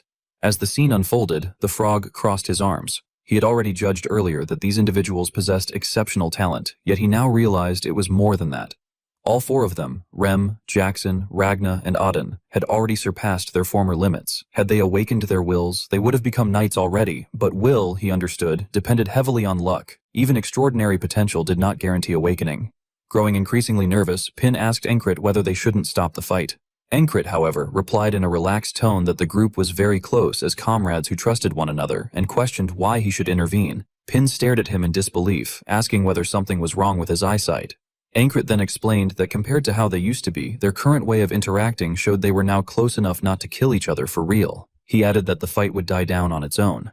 Pin glanced back at the chaotic struggle with doubt deepening across her face, unsure whether to trust Encred's reassurance. The surrounding soldiers grew even more agitated when they saw Rem pulling out his axe and Ragna drawing his sword, sparks of danger almost visible in the air. Ignoring the chaos entirely, Encred turned to Lugarn and asked if he had decided where he would sleep at the outpost. Lugarn responded calmly that he wanted the spot next to Encred. Suddenly, Rem hurled his axe toward the frog, but Encred intercepted it with seamless precision, blocking it with his sword. The steel rang sharply, startling everyone nearby. Rem, furious, shouted at the frog that the spot belonged to him, calling Lugarn a frog bastard and demanding to know where he thought he was sitting. From this outburst, the frog fully realized just how insane these people truly were. Encred apologized to the frog on Rem's behalf, but the frog waved the apology off, saying it was fine. He added lightly that good-looking men could be forgiven small offenses. Upon hearing the comment, Ankrit asked whether it was true that frogs judged humans by their beauty. Pin cut in, nodding, and affirmed that it was indeed true, adding that everyone present was fairly good-looking. The frog then told Ankrit that, in that sense, Ankrit passed as well, and that he could overlook a bit of disrespect. The frog then asked Ankrit whether he wanted anything from him. Hearing the question, Ankrit paused to think. Then, with sudden excitement, he declared that he wanted to spar. The frog seemed slightly surprised by the request and asked if Ankrit truly wished to spar after training all day. Ankrit responded with complete seriousness that he intended to spar and then continue training afterward. It was then that the frog realized something important. Ankrit was the craziest of all of them. Pin agreed, noting that a normal person would have collapsed after such intense training sessions. However, Ankrit's mental endurance appeared to far surpass that of ordinary people. The frog began to wonder what Ankrit might become if he were ever to acquire will. The thought sent a strange thrill through him. Ankrit then calmly insisted that he was an extremely normal and reasonable person. Pin stared at him and questioned whether he was truly sane. As the frog pulled out his whip, he thought that under normal circumstances he would never waste his time on someone with no talent at all. But with Ankrit, he felt like indulging him a little. With growing excitement, the frog warned that he would not hold back. Ankrit's eyes gleamed with anticipation, and he said that this was exactly what he wanted. The scene then shifted to the Duchy of Aspen. Aspen's strategist sat in dim candlelight, a battlefield map unfurled before him. He admitted to himself that predicting absolute victory had been arrogance. With all the strategies they had prepared, he had believed they would not lose so easily. Yet the defeat had begun with Mitch Hurrier's death. After that, their provocation had failed, and even the giant had been slain. At the center of all those events stood that mad squad leader, Ankrit. He reminded himself that the war was not entirely over. When the ceasefire ended someday, Aspen would claim victory. That was what he believed. But he also acknowledged that if Ankrit interfered, things would become troublesome. He knew that the Grey Dog had already sent assassins after Ankrit once. At the time, he had found it strange for them to target a mere squad leader. Unexpectedly, however, this approach might be the answer. He considered the swamp of Matur, home to assassins of exceptional skill, a guild known for never failing a contract, a guild owned by the Aspen Royal Palace itself. The strategist then issued his order. By the authority of the Royal House of Aspen, the soldier known as Ankrit was to be killed. The assassin moved like a shadow, slipping through the darkness until he reached the barracks where Ankrit was having dinner. Silence wrapped around his movements as he approached his target. Just as he was about to strike, a hand suddenly appeared behind him. A cold blade touched the side of his neck. Jackson emerged from the shadows, pressing a dagger against him and demanding in a low voice to know who he was. On the outskirts of Aspen territory, tension filled the hidden base beneath the Monterilde swamp. Inside the dim underground chamber, a guild leader slammed his fist onto the wooden table, furious as another report arrived. They had lost contact with their assassins for the 5th time. The weapons on the walls rattled, and his expression showed not just failure, but humiliation. A figure stepped forward from the shadows and reported that an unknown individual had interfered again. Even the top-class assassin they sent, one skilled enough to kill unnoticed, had been taken down instantly. The messenger's voice trembled, as though he feared he might provoke the leader's anger. Cold sweat ran down the guild leader's back as he processed the news. The contract had come directly from the Aspen Royal Palace, and a failure of this scale could destroy their guild. The palace did not tolerate incompetence. One failure might be overlooked, but 5 certainly would not. He tapped the table repeatedly, each tap revealing his rising fear. After a moment of thought, he muttered that only one group could finish the job now, then firmly ordered the deployment of their best assassins, the Lux brothers. The room fell silent before he commanded that the mission be completed at all costs. The story then shifted to the border city of Norelia. Within the busy streets, Ankrit, now regarded as a war hero, walked among grateful villagers. Many greeted him warmly, some asking if he was on patrol, while others offered small gifts despite his attempts to refuse. One father insisted he accept them, saying his son survived thanks to Ankrit. More people soon gathered around him with similar sincerity. Someone asked about the shoes Ankrit once gifted him, and the cheerful crowd paid no notice to the danger moving among them. 3 assassins hid within the area. One blended into the crowd with a concealed weapon, another watched from behind stacked goods, and a third aimed from a tavern window. At the same moment, all 3 struck. 2 weapons flew toward Ankrit, while the third assassin pushed through the crowd. Ankrit remained unaware. Jackson, appearing suddenly, shattered the incoming weapons with a single motion and grabbed the charging assassin by the throat, lifting him off the ground. Ankrit sensed something was off and looked around, but saw nothing unusual as the villagers continued speaking to him. In a nearby alley, Jackson dragged the assassin away. Another assassin confronted him, accusing him of interfering. They clashed, but Jackson quickly ensnared him with a deadly thread around the neck. Above them, the assassin in the tavern realized Jackson was too dangerous. Seeing his brothers defeated, he leaped from the window, determined to kill Ancrit himself. Jackson appeared again just in time, destroying the assassin's hidden weapon and incapacitating him, binding him like prey. Moments later, Ancrit walked by and noticed Jackson. When he asked what Jackson was doing, Jackson pointed at the unconscious men, claiming they were drunk and lying somewhere dangerous, so he moved them. Ancrit smelled alcohol on him and questioned whether Jackson could really do something good, but Jackson stared him down until he dropped the matter. Jackson thought their squad leader needed uninterrupted training and couldn't let small threats interfere. Remembering the half-elf who tried to kill Ancrit last time, he murmured that those intruders had no idea whose territory they had stepped into. That afternoon, Jackson went to a tavern and met a dangerous yet elegant woman. She noted that the assassins had masked their scent with alcohol and confirmed they came from the Meter Swamp. When she asked what to do, Jackson told her to handle it however she wished. As he turned to leave, she asked shakily if he was leaving again, but two masked subordinates entered and she regained her composure. She ordered them to send Monter Swamp a warning and kill any assassin entering the city from now on. At the swamp base, the Minter Guild leader trembled upon receiving the warning, realizing they had provoked a power far beyond them. Aspen's strategist was furious when he learned the assassination was impossible. The guild leader explained that the target was protected by people of continental-level strength, far above their rank. Shocked, the strategist withdrew the assassination, but resolved to uncover Ancrit's true nature on the battlefield. 3 months later, back at the border, two exhausted soldiers watched Ancrit train relentlessly and admitted that his strength clearly came from constant effort. Before they finished talking, Rem Ragna suddenly spoke from the shade, mumbling that he hadn't trained their leader wrong and that their squad leader must be possessed by a demon. Jackson sighed at Ancrit's mad training pace. Nearby, the frog insisted Ancrit had no talent and was clearly stagnant, but in Ancrit's mind, he smiled darkly, believing he was making a massive breakthrough invisible to everyone else, as if a new day had begun and he was shattering a great barrier. As dawn approached, the barracks remained mostly quiet except for Cries, who was muttering under his blanket while trying to decipher an ancient script on a parchment. His constant whispering woke the frog, who angrily pulled the blanket off and demanded silence. But when he noticed the parchment, he quickly recognized the writing and translated it with ease, shocking Cries with his unexpected ability. Morning arrived fully as Ancrit abruptly woke and immediately began training. The squad watched with disappointment, noting that his progress had stagnated.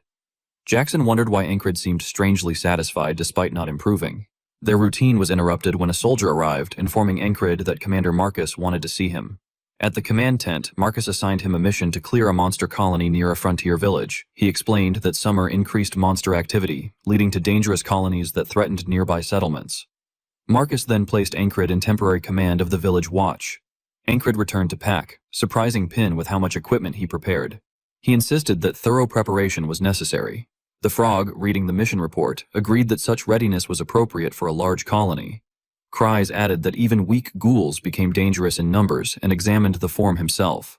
While they discussed the mission, Ancrit thought about how useful a whistle dagger would be. He regretted no longer having the rare one he once received from the half-elf, but accepted that he had to proceed without it. Jackson noticed Ancrit's distraction, especially when his hand brushed the empty belt loop. Meanwhile, after confirming the report's location, Cry began trembling with excitement and rushed to Ancrit with greedy, sparkling eyes, insisting he would join the mission because it was a once-in-a-lifetime chance. Ancrit, confused by Cry's sudden shift from nerves to enthusiasm, tried to push him aside, but Cry persisted and showed him the ancient map he had been deciphering. He pointed to a spot near the frontier village, claiming treasure was hidden there. Ancrit paused, surprised at the mention of treasure, and recognized the map as the one Cry had scavenged earlier. Cry eagerly confirmed this and explained it was tied to the legendary merchant Dolph. The dungeon was over a century old, and he believed the traps had long decayed, making the treasure high reward and low risk. After glancing at the map, Pin said she couldn't read any of it. Ancrit wondered if it was an ancient language, and the frog proudly interrupted, declaring he had translated it and was a scholar. This shocked Ancrit and Pin, who had never heard of a warrior species frog with academic skills. The frog dismissed their assumptions as narrow-minded. Ignoring that argument, Cry looked to Ancrit again, implying he needed the squad leader's protection to reach the treasure.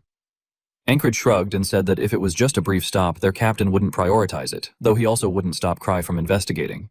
Cry grew even more excited. Ancrit then stood up and announced they would depart at dawn, telling everyone to prepare, but he quickly realized no one was moving. Rem calmly said he wasn't going. Odin claimed the Lord gave him no answer. Ragna said he preferred to sleep or train.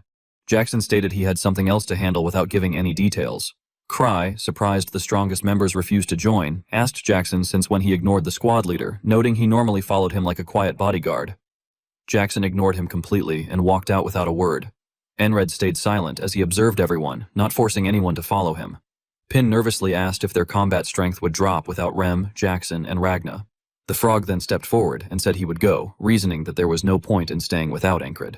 Cry brightened immediately, convinced they would be fine with the frog around, and rushed off to pack. Encred noted each member's behavior, sensing their refusal came from something deeper, but he kept it to himself. At dawn, the frog informed him that the group was ready. Cry pointed out that Esther was coming too, only to fall silent when the beast growled at him. Just before Encred left, Jackson appeared and tossed him a pouch filled with whistle daggers, the weapons Encred had wanted the day before. Jackson admitted he had obtained them through his own means despite the difficulty. Encred realized Jackson had not avoided the mission, but had been preparing the support. Jackson only said the squad leader needed more weapons, and the others silently agreed. Encred said he understood their real intentions. With a rare, confident smile, he told them that he would show them something when he returned, that he would break through his limits. Jackson watched him disappear into the morning mist. Rem wondered what Encred was thinking. Ragna said he didn't see the captain improving at all, but Jackson replied that Encred tended to grow suddenly and unpredictably. Auden said he wanted to trust that confidence and see what surprise Encred would bring back. Rem lifted his axe and challenged Ragna to a spar, saying he should bet half his life, making their intent clear. They would train while waiting. Ragna warned him not to blame anyone if he died. Auden seriously said he would join too, not wanting to fall behind, and Jackson cracked his knuckles, offering to accompany him. With excitement in his eyes, Rem thought that if the captain kept his word, things had better get interesting when Encred returned. They would grow stronger too, ready to challenge him again. Chaos spread among the ferocious beasts, as it was explained that a colony tended to attract nearby monsters and wild creatures, and because of that, the journey to the town had been expected to be difficult. Encred powerfully swung his sword, cutting down a monster. Fighting alongside him was Luagarn, who, despite her visible tension, remained remarkably strong, remarking that there were far too many of them. Kreis, growing increasingly anxious, shouted that they had already encountered 6 groups since they began. Finn, overwhelmed with guilt, cursed under his breath and apologized, insisting that he had been certain this was the correct route. Encred calmly reassured Finn, telling him not to worry and urging the group to keep moving. As dusk fell and moonlight covered a thorny side path where monsters supposedly did not pass, it was noted that Pin knew the way. Suddenly the roars of wild beasts echoed from all directions as they charged toward Encred's group. Finn shouted in disbelief, complaining that they kept running into these beasts again and again. Luagarn voiced her confusion, stating that the situation was strange even with a nearby colony and that this place was not Devil's Gate either. Encred reflected on Devil's Gate, known as the source of monsters and beasts, a land unreachable by humans and suspected to be the origin of all monsters, and admitted to himself that he had a bad feeling about the situation. He struck down another monster, and the scene shifted to a strange town filled with guards. The town's mayor greeted Encred's group with seriousness, welcoming them and introducing himself as the leader of the town. Encred replied that he had come in response to a mercenary request regarding a suspected large colony. Suddenly, a large one-eyed man accompanied by another individual rudely interrupted, demanding to hear the specifics directly. The mayor hesitated as he looked at the man, appearing startled. Kreis stared at him in shock as well. The man then introduced himself, stating that he was the leader of the town's watch, Deutsch Fullman, while extending a handshake to Encred. Encred responded by introducing himself as Platoon Encred of the Border Guard. After the introduction, the watch captain bluntly stated that they had already taken care of the colony, explaining that the town watch consisted of well-trained mercenaries and that ordinary monsters and beasts were no match for them. He went on to praise the massive wall, calling it a masterpiece built by a town engineer, asserting that no regular monster or beast could ever breach it. He concluded by saying that there was nothing left for Encred's group to do and that he would report the request as completed, ordering them to leave. After hearing those unpleasant words, Encred coldly replied that he would decide for himself when to leave. Kreis quickly stepped in, urging calm and pointing out that they were exhausted from the long journey, suggesting that it would be reasonable for them to rest before heading back. Hearing the request, the captain agreed that they would be provided with lodgings. Hugo, who was standing beside him, respectfully acknowledged the order and said that he would take care of it. Luagarn fell into deep thought, and Kreis noticed her unusual reaction and asked what was wrong. Luagarn replied that she simply could not stand looking at that man through her frog's eyes and felt an overwhelming urge to beat him up. After hearing this, Kreis told her to calm down and take it easy. However, Luagarn could not stop thinking about the captain. She had an uneasy feeling about him, sensing that his energy felt similar to that of them. Meanwhile, Hugo, the captain's subordinate, cheerfully announced that he would guide them to their rooms. Luagarn tried to reassure herself that she was overthinking things, and told herself that it must have been a coincidence. Chrysa then spoke to Encred, commenting that the people here seemed openly hostile, and added that he could understand why. Encred did not quite grasp Chrysa's meaning, as his thoughts were still focused on the one-eyed man. Chrysa continued, saying that Encred had come with the authority to command, and that Deutsch must have felt as though he was about to lose control over his watch. Encred replied that he did not think that was the whole story. Nearby, Finn was talking with Luagarni and asked whether she believed it was true that the colony had been eliminated. She answered that it was probably not true, reasoning that based on the number of monsters they had encountered on the way, the colony must still exist. Upon hearing this, Encred said that it did not matter, and that they would do what they had to do. Chrysa then asked Encred how long he planned to keep training, and where he had even found those rocks. Encred responded that there was still time left. Finn then yawned, said that it was late, and announced that he was going to bed. Hearing this, Chrysa also said that he would do the same and went to rest. On the other hand, Luagarn continued to brood over Encred. She observed that he kept repeating the same training because he was not improving, and yet she could not understand how he could still have that kind of expression. Her thoughts drifted back to the past, remembering how training had once been fun, and how she had promised to help him for as long as he needed her, recalling the time when she still had the mental bond that frogs and humans shared. She reflected that the feeling had never changed, and that things might have been different if her lover had not died to them. Looking toward Encred, she asked him whether training was fun. He replied without hesitation that it was. Hearing his answer, she seemed to sink deeper into thought. The scene then shifted to the mayor and the captain. The mayor loudly called out to Deutsch and insisted that although they had defeated the beast horde many times, there were still too many of them, and that they needed to accept outside help. The captain immediately rejected the idea, shouting that this was their town. He declared that everyone there had come to escape corrupt nobles, that they had worked day and night to build the town from nothing, and that if they allowed city people to interfere again just because of some monsters, those people would soon take control of the town. He told the mayor not to worry, claiming that they could hold the monsters back on their own and that even now his trusted men were watching from the walls. The mayor then asked whether the new man he had brought was Hugo. The captain answered honestly that Hugo was trustworthy and good at what he did. The story then moved to the mysterious wall within the town, where Hugo asked if there were any issues. The soldiers replied that everything was ready. Suddenly, Hugo broke into a terrifying smile and said that there was no need to keep acting anymore, and that it was time to begin what they had planned. Hundreds of ferocious eyes of monsters lit up the darkness as chaos erupted. An attack began as a monster colony emerged. The beasts surrounded Encred's group, and it was revealed that a pack of gnolls had arrived. Luagarn cursed in anger, realizing that her instincts had been right, and that them, the cultists, were involved.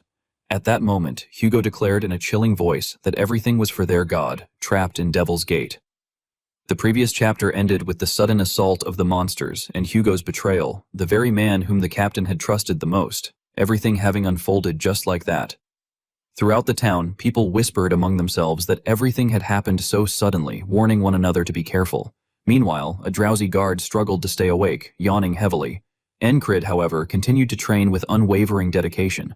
The scene then returned to that night. In an atmosphere so silent it was terrifying, the roars of monsters echoed through what had once been a peaceful village as the stench of blood spread through the air. The townspeople rushed out with extreme determination to exterminate the beasts, screaming in panic and urging one another to flee.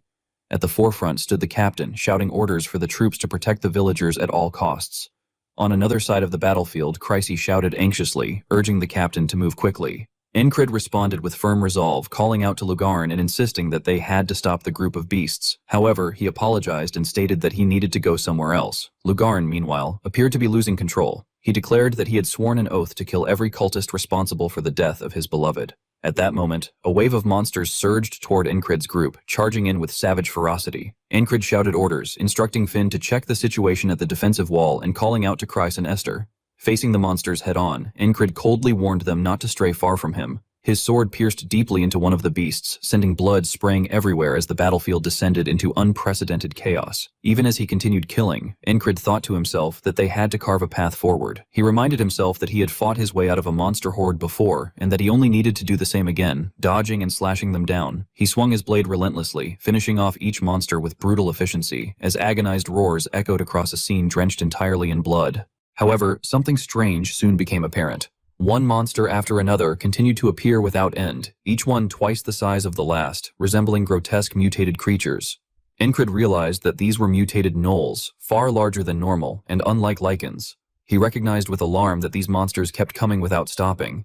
They slaughtered people one by one, attacking with overwhelming force that struck terror into everyone's hearts. All across the town, the screams of the villagers rang out endlessly, nothing but shrieks and terror filling the air. At this moment, the captain was desperately trying to protect everyone from the monster's onslaught. He cursed bitterly in his mind, feeling both rage and helplessness as he fought alone against a swarm of beasts converging on him from all sides. What had once been a village built upon hope and the desire for survival was now being reduced to ashes. The peaceful town, created through relentless effort, was burning to the ground. Corpses littered the streets, monsters slaughtered civilians one after another, and the devastation was so severe it became horrifying to behold. The land was being trampled mercilessly beneath the monster's feet. A monster suddenly lunged at Encred. He tightened his grip on his sword and, with a cold and decisive swing, cut it down in a single strike. Even so, his thoughts remained grim. He realized that a horde of this size could not be exterminated by any magic powerful enough while he remained in his current condition. Suddenly, Christ let out a broken scream as a monster pierced straight through his neck. At the same time, one of the monsters abruptly fled. Encred cursed inwardly, recognizing the big-eyed bastard that was escaping. He bitterly reflected that if it were not for the curse binding him, there might have been another way. However, he understood that if he continued fighting like this, only a meaningless death awaited him. He resolved to withdraw for now, vowing that he would avenge Encred's death someday. It was then revealed that the one behind it all was Hugo. Hugo believed that his plan had already begun and decided to quietly slip away through the rear. However, just as he was attempting to flee, someone suddenly appeared and attacked him. Lugarn struck him with overwhelming rage and a desire for revenge, accusing him of being the true culprit behind everything and condemning him as a corrupted, misguided traitor. Meanwhile, outside, Encred was still locked in fierce combat against the monsters. Overwhelmed by their numbers, he suffered severe injuries. He felt as though his body were shattered, realizing that he could no longer lift his arms. Exhaustion consumed him completely, and he no longer had the strength to keep fighting. He could not even raise his sword. As he looked around, he saw the bodies of townspeople scattered everywhere. Among them, he noticed a young boy desperately trying to survive, lying motionless and holding his breath to avoid being noticed. That sight reignited Encred's resolve, forcing him to stand once more. At that moment, a massive monster advanced toward him, the leader of the monster colony. Encred stepped in front of the child, bracing himself to confront the beast head-on. He challenged it to come forward. The monster charged. Encred poured every last ounce of strength into his swing, but the attack missed. When he turned around, he saw the creature holding a blade, poised to strike him down from behind. The monster thrust its weapon, but Encred narrowly avoided the fatal blow. The attack sliced his face, blood flowing down as he stared back at the monster with eyes filled with killing intent. In his mind, he mocked the creature with contempt, accusing it of being a despicable coward who resorted to poisoning its weapon. Amid a sea of flames, the village burned fiercely as if everything were being reduced to ash, and the merciless battle between Encred and the monsters showed no sign of ending. Encred realized that he was unable to move because of the poison, yet he also understood that he had not been returned to the beginning of today. His screams echoed through the air as he sensed that the leader of the colony was deliberately enjoying watching him suffer instead of finishing him off. Encred collapsed to the ground, blood spilling everywhere, while the surrounding monsters howled in delight.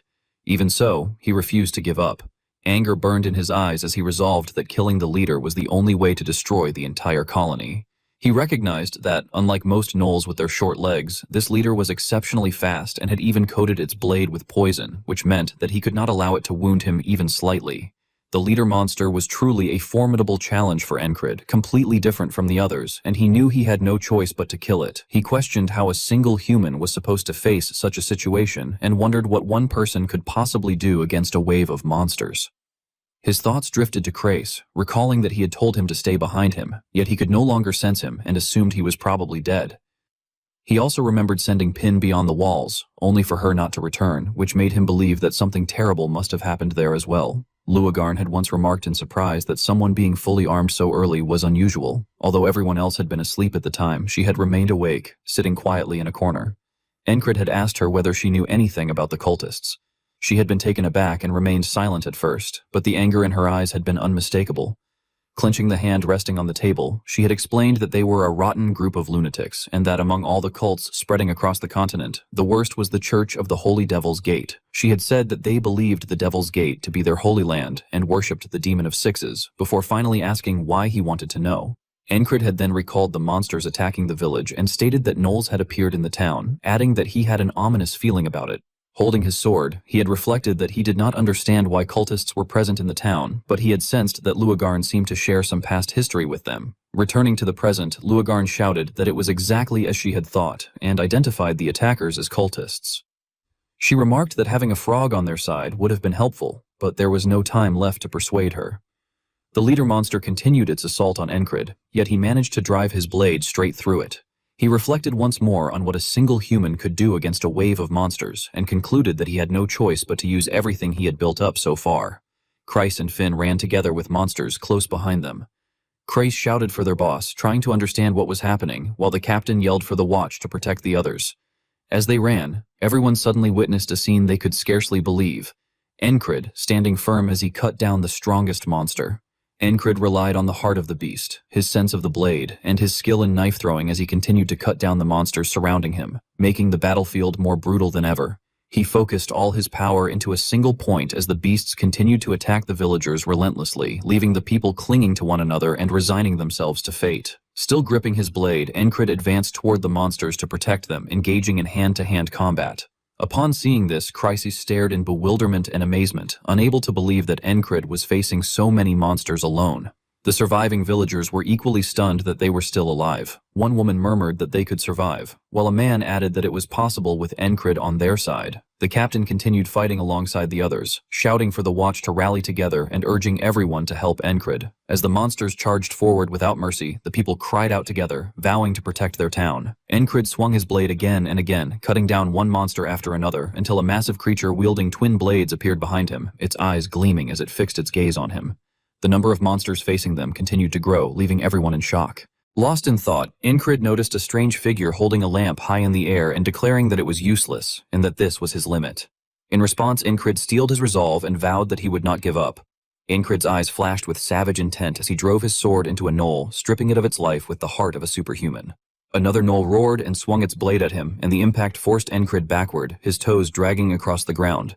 Refusing to lose, Encred let out a thunderous roar and poured all his strength into his strike. With a single swing, he tore through several gnolls at once, their bodies severed and sent flying apart. Suddenly, a gnoll with distinct golden eyes charged forward through the corpses still suspended in midair. Encred swung the twin swords in his hands, his eyes blazing with nothing but fury. Once again he charged left and right, cutting down the gnoll monsters surrounding him. He continued to swing his blades tirelessly, slaughtering his enemies until they were utterly erased. At that moment, the gnoll leader stirred, its white mane shifting slightly. At the same time, the remaining gnolls grew even more frenzied as they rushed toward Encred. In the blink of an eye, a spear pierced through his thigh, sending blood and flesh spraying everywhere.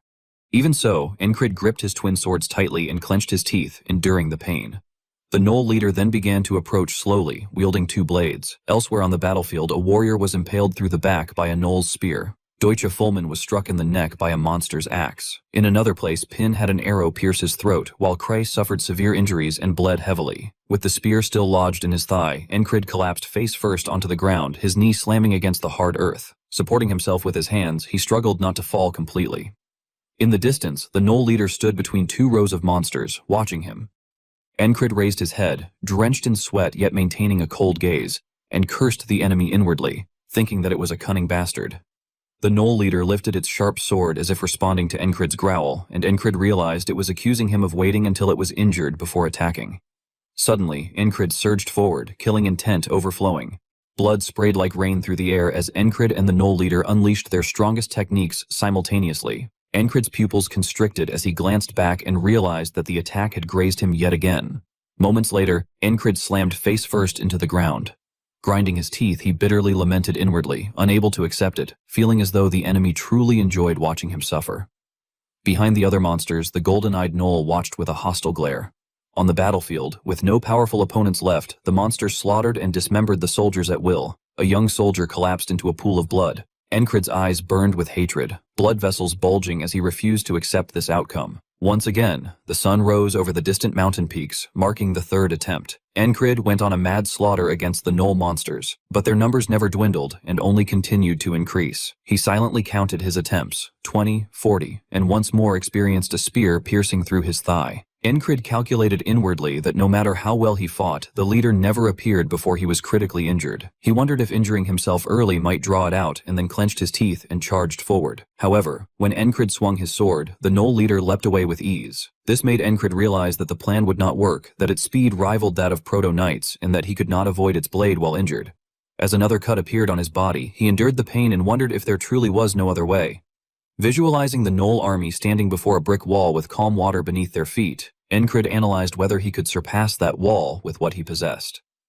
Suddenly, he recalled sitting with Jackson in the team's resting room, when Jackson had remarked that Encrid's dodging sense was only halfway there, a statement that had deeply confused him. Jackson, sitting on the bed, had glanced at him and explained that the matter was not about watching and dodging, but something more fundamental. In the present, Encrid woke up on his bed. Unlike usual, he did not jump up immediately, but stared at the ceiling and thought. After a while, he sat up while the others remained fast asleep. Then, in a low voice, he murmured the realization of coordination. Shortly afterward, the alarm bell rang repeatedly. After changing into his uniform, Encrid resolved inwardly that if what he had was not enough, then he would have to try something new. He remembered Jackson pointing with his finger and telling him to reduce the thinking time required to act. Back on the battlefield, a Gnoll lunged at him with its mouth wide open, sharp teeth exposed.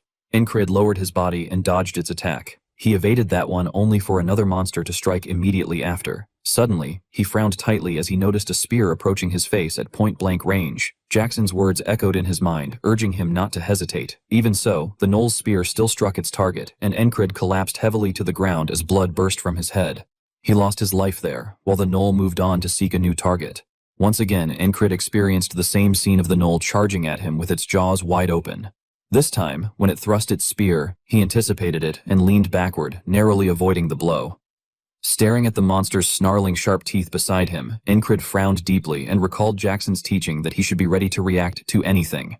At the same moment, the Gnoll bit down on Encrid's neck. Repeating the cycle once more, Encrid managed to escape the bite and surged forward to attack the monster before it could pounce again, reflecting on Jackson's words about repeating actions until they were ingrained in the body. With eyes as cold and sharp as blades, Encrid thrust his sword straight through the Gnoll's head. He reminded himself of the need for precise judgments, quick movements, and the strength to support them all, yet he was struck again and collapsed with a spear piercing his heart.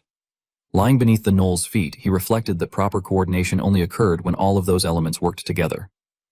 After dying time and time again, Encrid accumulated experience with each death. This time, he tilted his body, allowing the spear to graze past his face. The Gnoll struck only empty air and gnashed its teeth in rage. Immediately, it spun around and raised its spear for another attack.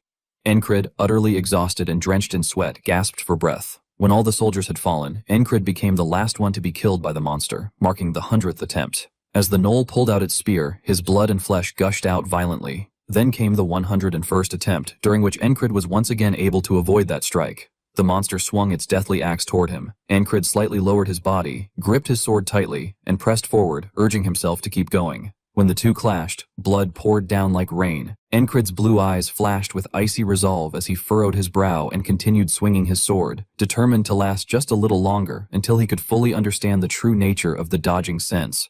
The townspeople screamed in terror when they saw the Gnolls charging toward them, crying out in panic that monsters were attacking. Seeing that the situation was spiraling out of control, Deutsche urgently shouted for everyone to protect the townsfolk and kill the attackers. Suddenly, something made him break out in a cold sweat in shock. Nearby, Kreis, who was fighting alongside Pin, stared in disbelief and blurted out that it looked as though their platoon leader had appeared. Esther also widened her eyes, silently doubting her own sight, as she thought that he must have lost his mind to charge into such a large group of gnolls. On the other side, Encrid moved like lightning, narrowly dodging a spear thrust aimed at him. Watching this, Esther wondered what he was trying to accomplish. Encrid panted as he rapidly assessed the battlefield, calculating that he needed to use only the minimum amount of movement to avoid exhausting himself too early. He slipped through an opening on the gnoll's left side, reminding himself to predict their attacks and stay one step ahead. The monster quickly followed up with another strike, but once again missed its target. Encrid planted his hand on the ground and twisted his body, only for another spear to graze his shoulder moments later. As he glanced at the blade coming for him, Encrid analyzed the situation, thinking that he had to process all of this even while fighting. This time, however, the gnoll's weapon sliced across his neck. Flesh and blood dripped to the ground, forming a small pool, before blood burst out like rain, splattering in every direction. Encrid collapsed onto the ground, propping himself up with both hands as he looked at the gnoll leader standing between two lines of monsters. Refusing to accept defeat, he swung his sword and lunged forward with resolute eyes, thinking that the leader only revealed itself when he was critically wounded. At the same time, the gnoll slashed a deep cut along his arm. As blood sprayed out, Encred reminded himself that there was a trick he had learned after dying many times to this poison. He lowered his center of gravity, bracing his hand against the ground to evade the monster's attacks. Even so, the gnolls riddled him with spear thrusts as he lay on the ground. In his heart, Encred reflected that this fate was far better than writhing endlessly in agony. Once again, everything repeated. Encred suddenly sat upright on the bed in the squad's resting quarters. He realized that the day itself was designed to train his sense of dodging. Nearby, Luagarn rested her chin on her hand and asked why he was fully armed so early in the day. Her words startled Encred, making him turn his head toward her. He carefully observed Luagarn and recalled that she had not changed at all across all of these repeated todays, always chasing after the cultists and never returning. Encred then asked whether she knew about the cultists. Luagarn, still propping up her chin, replied that they were the most dangerous cultist group on the continent, committing atrocious acts for their so-called god and operating within the Devil's Gate. She added that they also sacrificed humans in summoning rituals. Hearing this, Encred grew suspicious and thought about a rumor circulating in the mercenary world regarding a salamander that spewed flames from its entire body. Imagining a monster wreathed in blazing fire, he stated that it must have been summoned by the cultists. Luagarn grew pensive before denying that it was merely a rumor, explaining that she had personally witnessed the cultists summoning the salamander with her own eyes. Outside, the sun had begun to rise over the mountain peaks. At the same time, somewhere in the forest, the howls of the gnoll pack echoed far and wide. Encred dashed outside, realizing that the monsters attacked at daybreak. He charged straight into the gnoll horde, recalling that they fought as a massive swarm with countless attack patterns. A faint smile formed on his lips as he thought that he finally understood. A gnoll wielding a spear rushed forward to strike, but Encred arched his body to the side and avoided the blow. He thrust his sword toward another gnoll while silently counting the repetitions in his mind. 170 times, 180 times, 190 times. Encred grabbed the arm of an ashen-colored gnoll and used its own weapon to wound another monster. As he blocked and countered in rapid succession, he reflected that he simply repeated the process, moving as his senses guided him, dodging, blocking, or countering, knowing that choosing the best option often depended on instinct. After bringing one gnoll down, he immediately prepared to push forward. However, another monster suddenly seized his sword, holding it tightly. Encred glanced back in confusion and silently added this detail to his accumulated experiences. He unfastened the belt securing his sword sheath, threw it aside, and charged toward the gnoll in front of him. Time passed quickly. The sun leaned toward the west, flames filled the sky, and the gnoll pack surged violently in one direction. As the blood-red sun slowly descended toward the foot of the mountain, Encred noted that the sun was setting. Covered in blood and drenched in sweat, he narrowly avoided 3 weapons striking from different angles. With the sun hovering at the edge of the horizon, Encred once again recognized that the sun was setting. Encred, drenched in sweat, leaned backward to evade a thrusting spear. The sun had been reduced to its final lingering rays at the foot of the mountains, and as it nearly disappeared beyond the horizon and night fell, Encred found himself alone amid the smoke and dust, surrounded by a pack of gnolls. Though completely unarmed, he continued to charge forward to confront them head-on. Their weapons struck at him relentlessly, one after another, while a blood-red moon began to rise faintly along the horizon. By the time the crimson moon stood high in the sky, Encred was still alive, gazing upward. His eyes burned brightly, and a self-satisfied smile spread across his face. With one hand, he seized the monster's spear, his smile never fading. A drop of sweat fell, reflecting the image of the blood moon within it. The droplet struck the surface of a tranquil lake, sending ripples spreading outward in shimmering circles. As Encred leaned back again, narrowly dodging 2 weapons slashing toward him, he reflected that the key to the technique was not merely noticing attacks and moving out of the way quickly. Another droplet fell upon the lake's surface. Slipping past a line of gnolls, he affirmed inwardly that the true essence lay in tuning his senses to the point where his body could react automatically. Sweat poured down like rain, yet Encred felt no fatigue as he continued smiling to himself, recognizing that this was the essence of the dodging sense. His gaze gradually relaxed, and the smile faded from his face. He then closed his eyes, concentrating deeply as he told himself that this ability now belonged to him. When he finally opened his eyes, he turned to look in a certain direction. Upon the rippling surface of the water, it seemed to him that only he remained within the vast, silent space. He murmured inwardly that the other party must already understand as well.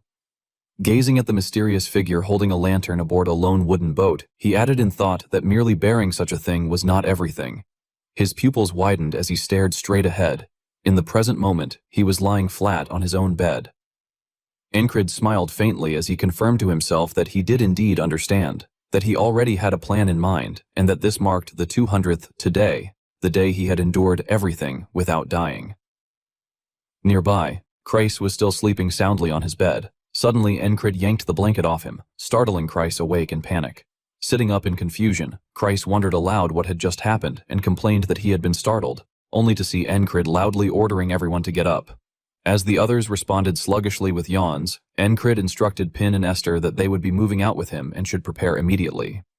Turning to the red-haired youth who still looked dazed, Encrid told Kreis that he had another task he needed him to handle. From the upper bunk, Luagarn sat up and asked curiously what was going on so early in the morning. Encrid offered no explanation, merely stating that there was not much time. In his mind, he reasoned that the Knoll hordes would arrive at sunrise. Resting his hand on the hilt of the sword strapped to his back, his eyes filled with resolve, Encrid decided internally that they had to finish their preparations before then and break through this so-called wall. Suddenly, he looked at Luagarn and said that he had just remembered something, which immediately made her suspicious. He went on to explain that there had been cultists who had escaped during a mission from his days as a mercenary, and that there were people in town who looked exactly like them. Hearing this, Luagarn questioned whether he was truly certain about such a memory. Encrid met her gaze with unwavering conviction and firmly asserted that no one possessed a better memory than he did. At once, Luagarn ground her teeth and exclaimed that her instincts had been correct all along. She then stormed toward the door, declaring that she would go see that person herself. Encrid merely watched her leave without stopping her, thinking to himself that Luagarn had never returned in previous cycles, but that this time he had sent her out before the monsters arrived, so things might turn out differently. Even if she failed to return, he reasoned, it would not affect his plans. Afterward, he ordered his subordinates to bring him Deutsch Fullman, instructing Kreis to handle it. Kreis broke out in a cold sweat and questioned whether those men would even listen to him, but Encrid answered with absolute certainty that they had to be brought in by any means necessary, even if taking the mayor hostage was required. Still deeply uneasy, Kreis hesitantly asked whether Encrid was truly serious about that, but Encrid did not respond. Instead, he called for Pin and Esther to leave with him at once, leaving Kreis standing there in growing confusion. As they exited, Encrid informed Pin and Esther of their assignment, telling them that they needed to secure the town walls. A short while later, they sprinted through the dimly lit streets, and Encrid reflected on the monsters that would come to the town. Visualizing the wooden palisade outside the settlement, he analyzed that the monsters would have to breach that wall to enter the town, and that there was no way such a structure could collapse so easily. His thoughts then returned to the Knoll leader who had appeared at the very end of the previous battle. He questioned whether creatures with such short legs could have climbed the wall and concluded that there was only one possible answer. The gates must have been opened from within. Leading Pin and Esther toward the town gate, he reasoned that the reason Pin had never returned after being sent to the walls during the first today was because enemies had already been stationed there. Stopping in front of the watchtower at the gate, Encrid observed the figures present and concluded internally that every one of those guarding the wall had been cultists. At the same time, atop the watchtower, two soldiers looked down suspiciously and remarked to each other that he was the man who had come the day before. Stepping forward boldly, Encrid issued a commanding declaration that control of the wall would now fall under the authority of his platoon, and himself. With a cold gaze, he sternly emphasized that all men on the wall were to obey his commands. Hearing this, one soldier on the watchtower looked confused and wondered what he was even saying, while another soldier at the base of the tower grew anxious, questioning whether Deutsche was even aware of this situation. Encrid drew his sword and resolutely stated that any disobedience would result in immediate execution. At once, several soldiers on the watchtower shouted angrily, cursing him as a bastard. At the same time, Encrid recalled the death bell from previous regressions, remembering that the bell had rung whenever the monsters attacked. Raising his sword, he hardened his resolve, refusing to allow the soldiers to reject his orders, and reasoned to himself that if everyone here were cultists, the bell would never have rung, meaning that at least one innocent watchman was present. Spotting a bearded man at the foot of the tower charging toward him, Encrid inwardly identified him as the one, then sliced apart an arrow fired from above. He remembered that the bearded soldier had been the one who rang the alarm bell and realized that this was the face he had seen on the 200th today. Meanwhile, a soldier on the watchtower pointed with an arrow and ordered the others to kill him. Seeing this, the bearded man turned back in terror and screamed for them to wait, insisting that he was still there. Despite his plea, a rain of arrows poured down. Encrid rushed forward, shielding the man from behind and knocking the arrows away. At another corner, Esther clawed her way up the wooden palisade and climbed onto the tower to attack the soldiers above. Esther pounced on one soldier, preventing him from firing, while at the same time Pin was also climbing the tower. As soon as she arrived, she grabbed another soldier by the arm and slammed him face down onto the floor. Down in the yard, Encrid calmly waited as the first sunlight touched his body, noting that the sun was rising. Watching the rays pass through the wooden stakes, he immediately understood that sunrise meant the gnolls were coming. He then turned to the bearded soldier and asked whether the gate was secure. After hearing that it was locked, Encred still cautiously ordered him to check it again. Seeing this, the soldier restrained by Pin cried out in panic. At the same time, the soldier inspecting the gate shouted in alarm when he noticed something strange, then reported in horror that the bar was cracked. Outside the walls, the gnolls were surging forward in droves. From the watchtower, Pin saw them approaching and shouted a warning that the colony was advancing. The bearded soldier hurriedly grabbed another intact bar and shouted that they needed to replace it immediately. Suddenly, the soldier pinned by Pin twisted his arms behind his back, unleashed death energy toward the bearded man, and shouted angrily that they should not interfere with what they had done for their god. Nearby, another soldier whose arm was being bitten by Esther fired death energy with his free hand. Sensing the danger, Encred shouted an urgent order to push those bastards over. Without hesitation, Pin gritted her teeth, grabbed the spell-casting soldier by the collar, and lifted him up. Then she and Esther threw both soldiers over the wall, while their streams of death energy shot straight into the sky. The two soldiers fell just as the gnolls surged forward. The monsters trampled over their bodies and rushed toward the gap at the gate. However, the bearded soldier managed to wedge the intact bar into place just in time, replacing the cracked one. Unable to break through, the monsters could only slam against the gate in frustration, lifting their heads and howling angrily. Inside the town, Kreis dragged the village chief by the neck and brought him before Encred, while Deutsche arrived with his men and loudly demanded to know what was going on. Encred glared at them, silently assessing the situation, recognizing Deutsche and the watch, and noting that Kreis had brought them just in time. Kreis released the village chief and announced that he had done exactly as instructed. Turning to face Deutsche, Encred informed him that the gnolls were at the gates. With icy eyes, Encred declared in a low, forceful voice that this was an emergency and that he was taking command as requested. Deutsche, not understanding the situation, hissed in fury and began to protest. Suddenly, the sound of the gate being battered made the bearded soldier cry out in fear, cutting Deutsche off mid-sentence. Immediately, Encred shouted sharply, demanding whether Deutsche could not tell what was more important right now and ordering him to have his men fire their bows. Realizing the seriousness of the situation, Deutsche cursed, saying that Encred had better explain everything later. He then climbed the wall and commanded his soldiers to take positions and shoot them all. Arrows quickly rained down upon the gnolls, drawing continuous bloodshed among the monsters. Meanwhile, Encred was troubled by another concern, realizing that even if the gates held as long as the gnoll colony remained at the gates, this, today, was not over. He pointed in a direction and asked the bearded soldier whether that was a side entrance. After the man confirmed it and asked what about it, Encred seriously requested that he open the door just slightly. The request made the soldier's eyes roll back in shock, his mouth hanging open, while those holding the gate screamed that the monsters were pushing through and told them to hold the door. Dazed, the bearded man asked whether he should do it now. Afterward, Encred looked up toward the wall and called out for Esther to help him. As if waiting for that very signal, Esther leapt down from the wall. She landed directly on the head of a gnoll. With fluid movements and sharp claws, Esther sent several nearby monsters flying. A soldier who had been firing arrows suddenly stopped and shouted that there was an opening. Seeing Esther block the gate and prevent the gnolls from approaching and smashing it down, a soldier cried out in shock that the puma had made them stop. At the same time, Encred surveyed the situation and indicated a specific spot, signaling that it was there. Meanwhile, the bearded soldier focused all his strength and skill on carefully opening the gate.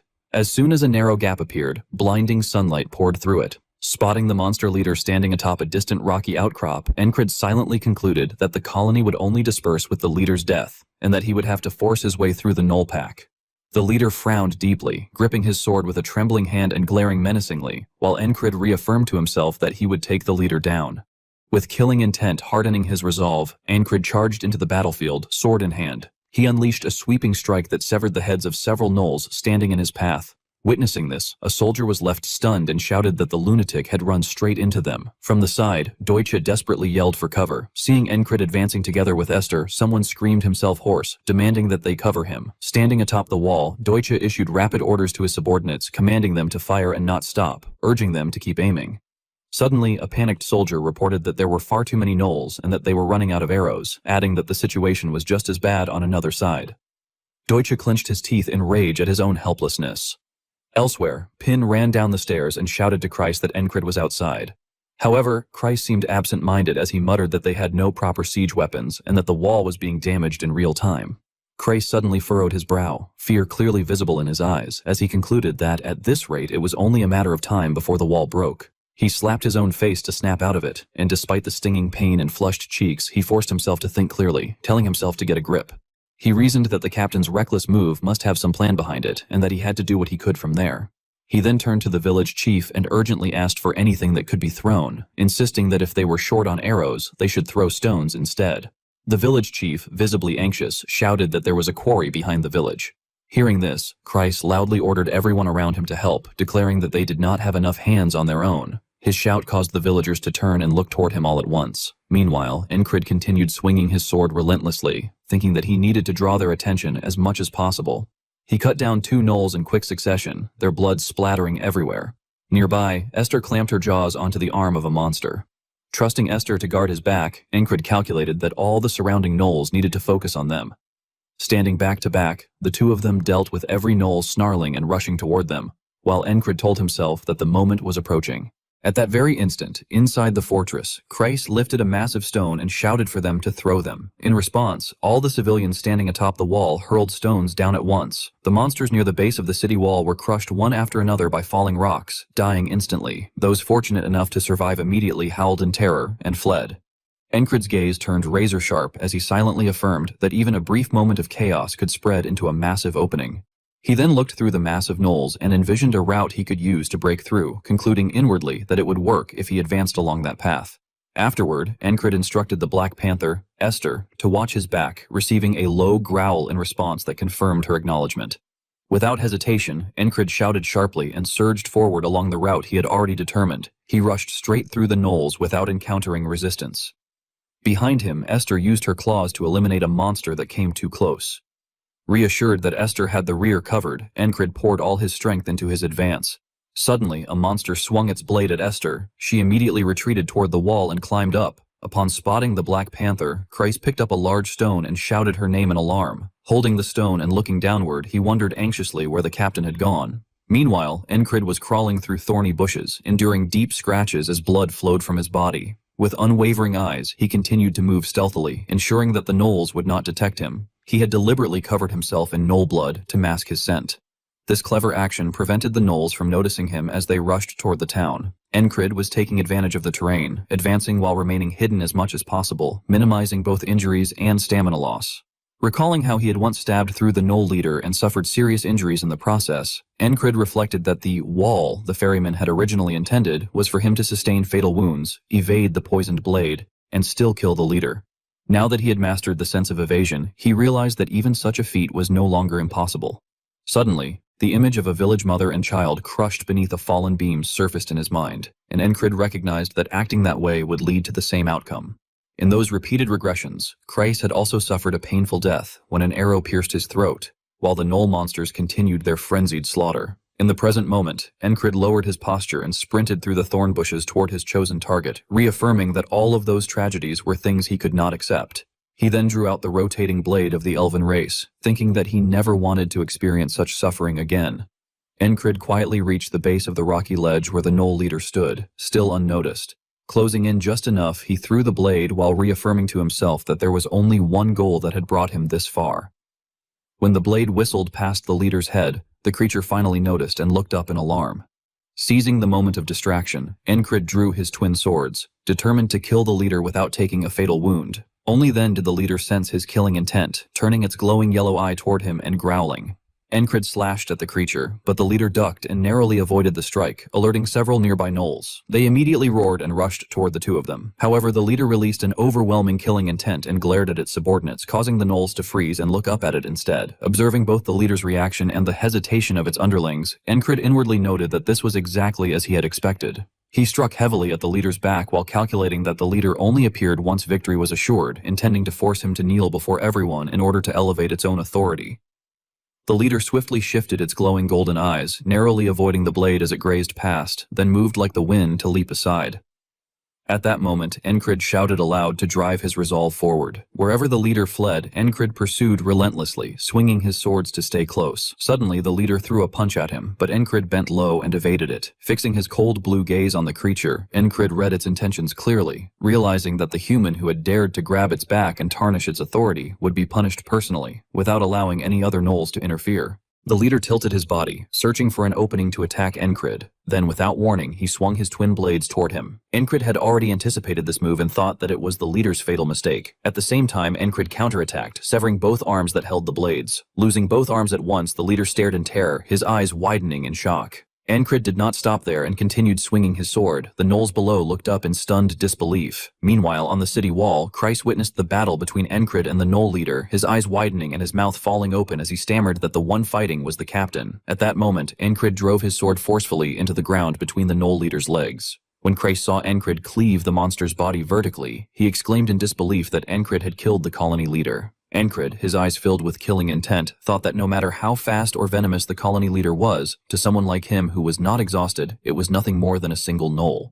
Suddenly, the subordinate gnolls threw back their heads and howled together. Having all witnessed their leader being slain by Ancrid, they charged forward in unison. Seeing this, Christ shouted anxiously that the gnolls were going wild. Beside him, Pin waved his arms in fear as he warned that with the leader gone, the colony had lost control and urged Ancrid to escape before being surrounded. Hearing their cries, Ancrid suddenly released a blazing red aura of spiritual energy around his body and looked toward the town. He then shot forward through the air, the resulting shockwave blasting all nearby gnolls away. Ancrid flew from the rocky cliff, passing over their heads before landing in an open area. He spread his legs to steady himself, still gripping his sword tightly and preparing to attack. The gnolls snarled madly as they rushed toward him.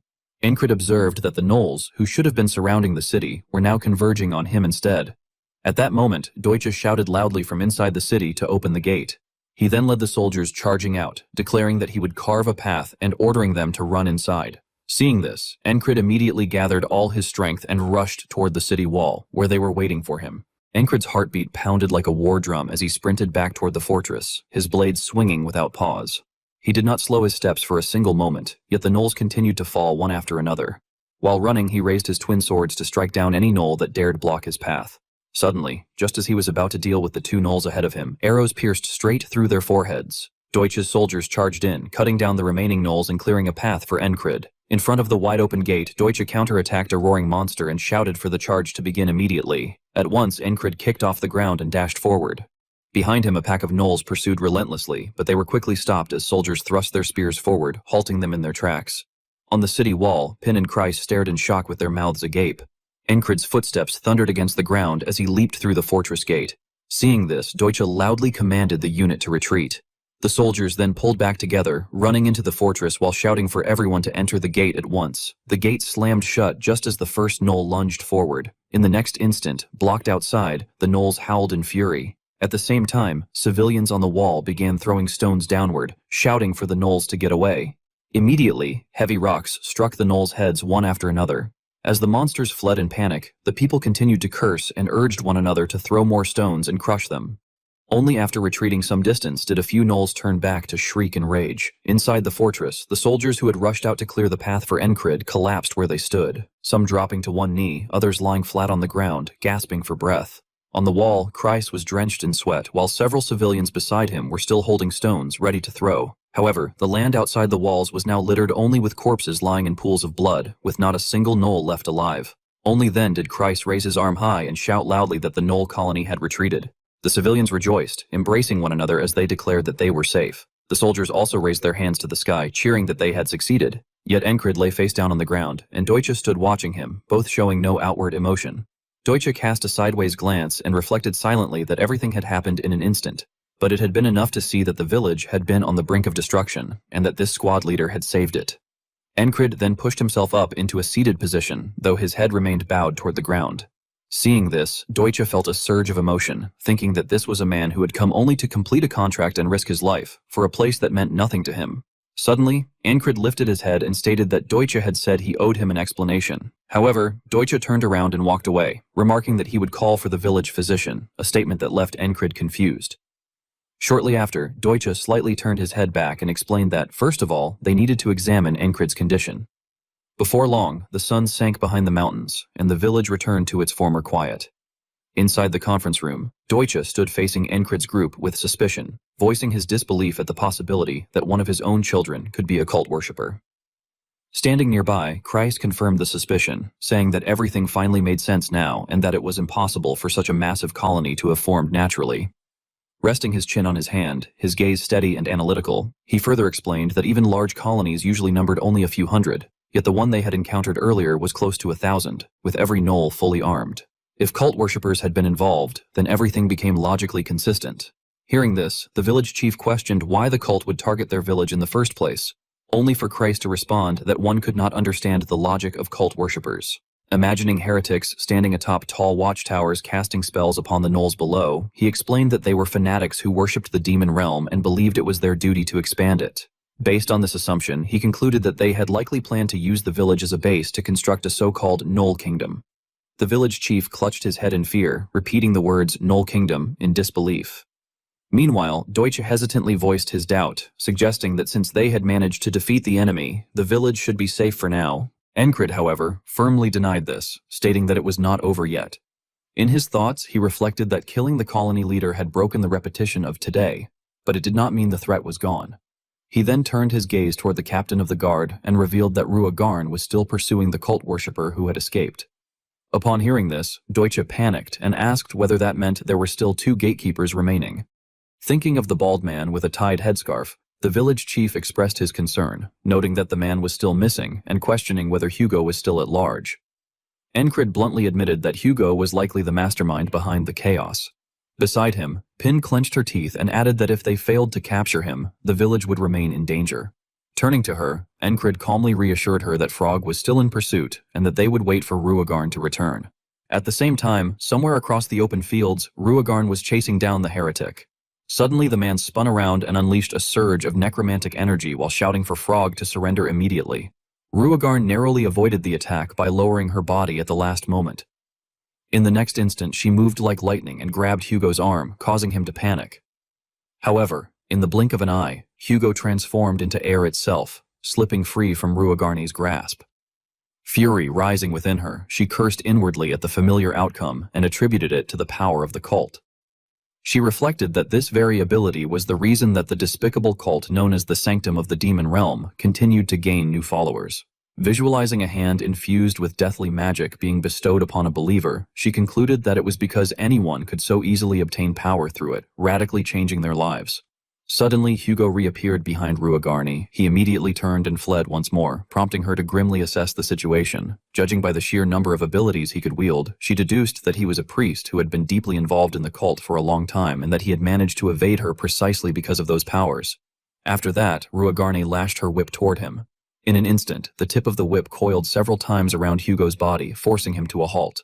At the same time, Ruagarn charged forward with a contemptuous fist, thinking that his strength was nearly depleted. This time, Hugo took her punch squarely in the middle of his face. Suddenly, from far away, an enraged roar echoed through the air. Ruagarn broke into a cold sweat and cried out in shock upon realizing that it was a gnoll. Seizing the moment when she lost focus, Hugo shoved Ruagarn away with force and fled. On the other side, a group of gnolls, their eyes gleaming with killing intent, thundered forward. Gripping her whip, Ruagarn did not pursue Hugo, but instead cursed under her breath in frustration. Meanwhile, Hugo, his violet eyes now resembling those of the gnolls, ran straight toward them. That night in the village, while Pin and Crace were sitting aside to rest, Encred was training with a pair of hand weights. When he saw Ruagarni open the gate and step inside, he remarked that she had finally arrived and asked what had happened to the cultist.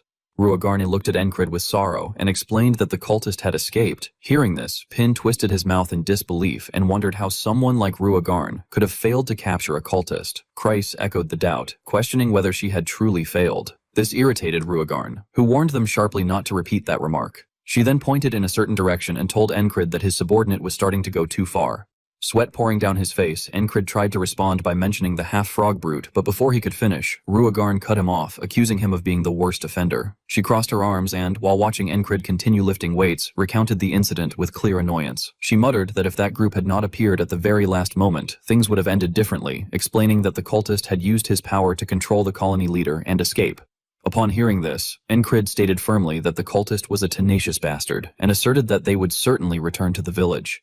Resting his chin on his hand, Pin frowned uncomfortably and murmured that this meant they would have to fight another group of gnolls. Suddenly, Encred slammed the weights onto the ground and declared that it would not be a problem. Rubbing his wrist, he proposed that the scattered colonies were dangerous and could not be left alone. He suggested that it would be better to deal with the cultist and settle everything at once. Pin questioned how they could possibly defeat 1,000 gnolls, especially if the cultist had become their new leader. Beside him, Kreis commented that the situation was growing worse. However, his eyes gleamed as he rubbed his hands together, remarking that monsters were unpredictable, but humans were different and their thoughts could be read. Immediately afterward, Encred slung a towel over his neck, turned around, and ordered everyone to head back so they could formulate a plan. Elsewhere in the village, a bearded soldier gestured toward a direction while speaking to Deutsche and the village chief. At the same time, Encrid silently steeled his resolve, thinking that they had to be ready before dawn broke. Outside in the wasteland, gnolls roamed across an open field beneath a blood-red moon. Meanwhile, Hugo stared intensely in one direction with his violet eyes, while Encrid reaffirmed to himself that they would be prepared. An eagle carrying correspondence flew up into the sky beneath the blood-red moon, while the villagers were seized by fear and suspicion, murmuring that Para-Gnoll might have returned. Deutsche and the village chief stood there listening to the anxious commotion as the people exclaimed in terror that misguided ones and demons had come, and that it would be impossible for them to survive this time. Suddenly, the village chief turned to Deutsche and informed him that they had already sent a request for aid to Baron Ventra's territory nearby, but even at the fastest pace, help would take 7 days to arrive. Upon hearing this, Deutsche lowered his head slightly in distress, yet remained resolute, stating that if that was the case, they would have to endure, as that was the only thing they could do. At that moment, Crace approached from behind them and suggested that it might not take 7 days after all. He confidently asserted that this would be true, at least if their plan succeeded. Hearing this, Deutsche reacted with surprise and asked whether Crace actually had a plan. Encrid then spoke up, reminding them that this was the home they had all built together. With a cold, sharp gaze, he vowed that he would not allow a band of gnolls to trample over their village so easily. The following day, just as the sun began to rise above the mountain peak, the warning bells rang out continuously. Encrid and Luagarn were already standing before the city gate, waiting. On the opposite side, the gnoll horde advanced with a thunderous rumble. Standing atop the city wall alongside the soldiers, Crace was startled, while Pin cried out in alarm, urging others to look at them. At that moment, it became clear that the gnolls were not only carrying weapons, but many of them were also hauling long ladders as they charged toward the fortress. Someone immediately shouted in panic that the gnolls were bringing ladders. Luagarn calmly stroked her chin in doubt and questioned how the gnolls could possibly have learned what ladders were overnight. Nearby, Encrid speculated that Hugo might actually be more suited to being a teacher than a cult worshipper. Suddenly, Crace shouted down that this was not the time to admire him, warning that if the gnolls managed to hook all those ladders onto the walls, they would be finished. At once, Encrid drew his swords and called out to Luagarn. Upon hearing him, she immediately understood his intent and responded that having a clear target made everything easier. Encrid raised his twin blades forward, prepared himself, and ordered the operation to begin. Somewhere among the gnolls, Hugo curled his lips into a contemptuous smile, thinking that they were fools. He then swung his arm commanding the gnoll horde to charge, convinced that the defenders were choosing to die willingly. The gnolls rushed straight toward Encrid and Luagarn. At the same time, Encrid recalled the plan he had discussed with Krosh the previous evening, in which they had concluded that the strategy remained the same. A new colony would collapse if its leader were killed. Deutsche had shown concern upon hearing this, suggesting that they should temporarily disregard the strength of the cult worshipper and charge in to assassinate the gnolls' leader once again. However, Crace had shaken his head in refusal, warning that the gnolls would scatter in all directions and threaten every nearby settlement, turning the task of hunting them down one by one into a nightmare. Encrid had then proposed that they must first reduce the gnolls' numbers.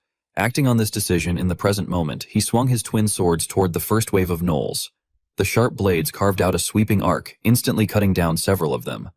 Yet despite being wounded, the gnolls, still under Hugo's magical control, showed no sign of pain and continued charging forward. Seeing this, Encrid unleashed an even more powerful strike, severing one gnoll's arm and splitting the head of another clean in two. Fragments of gnoll bodies were sent flying through the air. Encrid leapt upward and targeted a gnoll carrying a ladder, striking it down. The ladder was split lengthwise and shattered into countless pieces. Witnessing this scene, Hugo turned pale, his eyes widening in terror. Luagarn was no less astonished, recalling that when she had chased the cult worshipper the day before, she had heard claims that Encrid could defeat the gnoll leader on his own, something she had honestly not believed.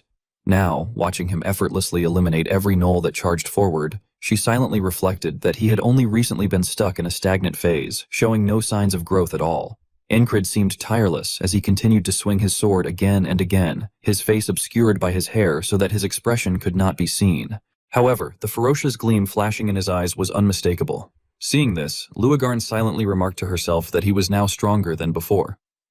Encrid wielded his twin blades, striking left and then right, and every swing claimed the life of an invader. Before long, gnoll body parts were scattered violently through the air, with Encrid at the center. Within a 2-meter radius, not a single gnoll could approach him. Luagarn, overwhelmed by the sight, thought in shock that Encrid was strong enough to turn the tide of the entire war all by himself. Suddenly, something flashed within Luagarn's golden pupils, and she told herself that he was now almost on par with a knight. Meanwhile, atop the city walls, civilians and soldiers worked together to hurl stones and fire arrows downward. Any gnoll that managed to slip past Encred was either wounded or killed by the barrage of rocks and arrows. Luagarn continued fighting relentlessly as well, swinging her whip while feeling her heart pound intensely. Her whip coiled around a gnoll carrying a ladder, and she flung it aside, then used the creature itself as a weapon to strike other gnolls. Inwardly, she felt a quiet sense of joy, believing that Encred was finally seeing her mysterious strength. Luagarn smiled as she watched fragments of the shattered ladder scatter everywhere, feeling as though she had become a young girl again. On another front, Encred unleashed another sword strike, cutting down several more gnolls. Witnessing this, Hugo was seized by fear and turned to flee, thinking in disbelief that the man was insane and capable of cutting down 100 gnolls in an instant. He realized that if things continued this way, the gnolls would be completely routed. While running, he raised his hand and ordered the gnolls to retreat. Seeing this scene, Encred bent forward slightly, gasping for breath, and called out Luagarn's name.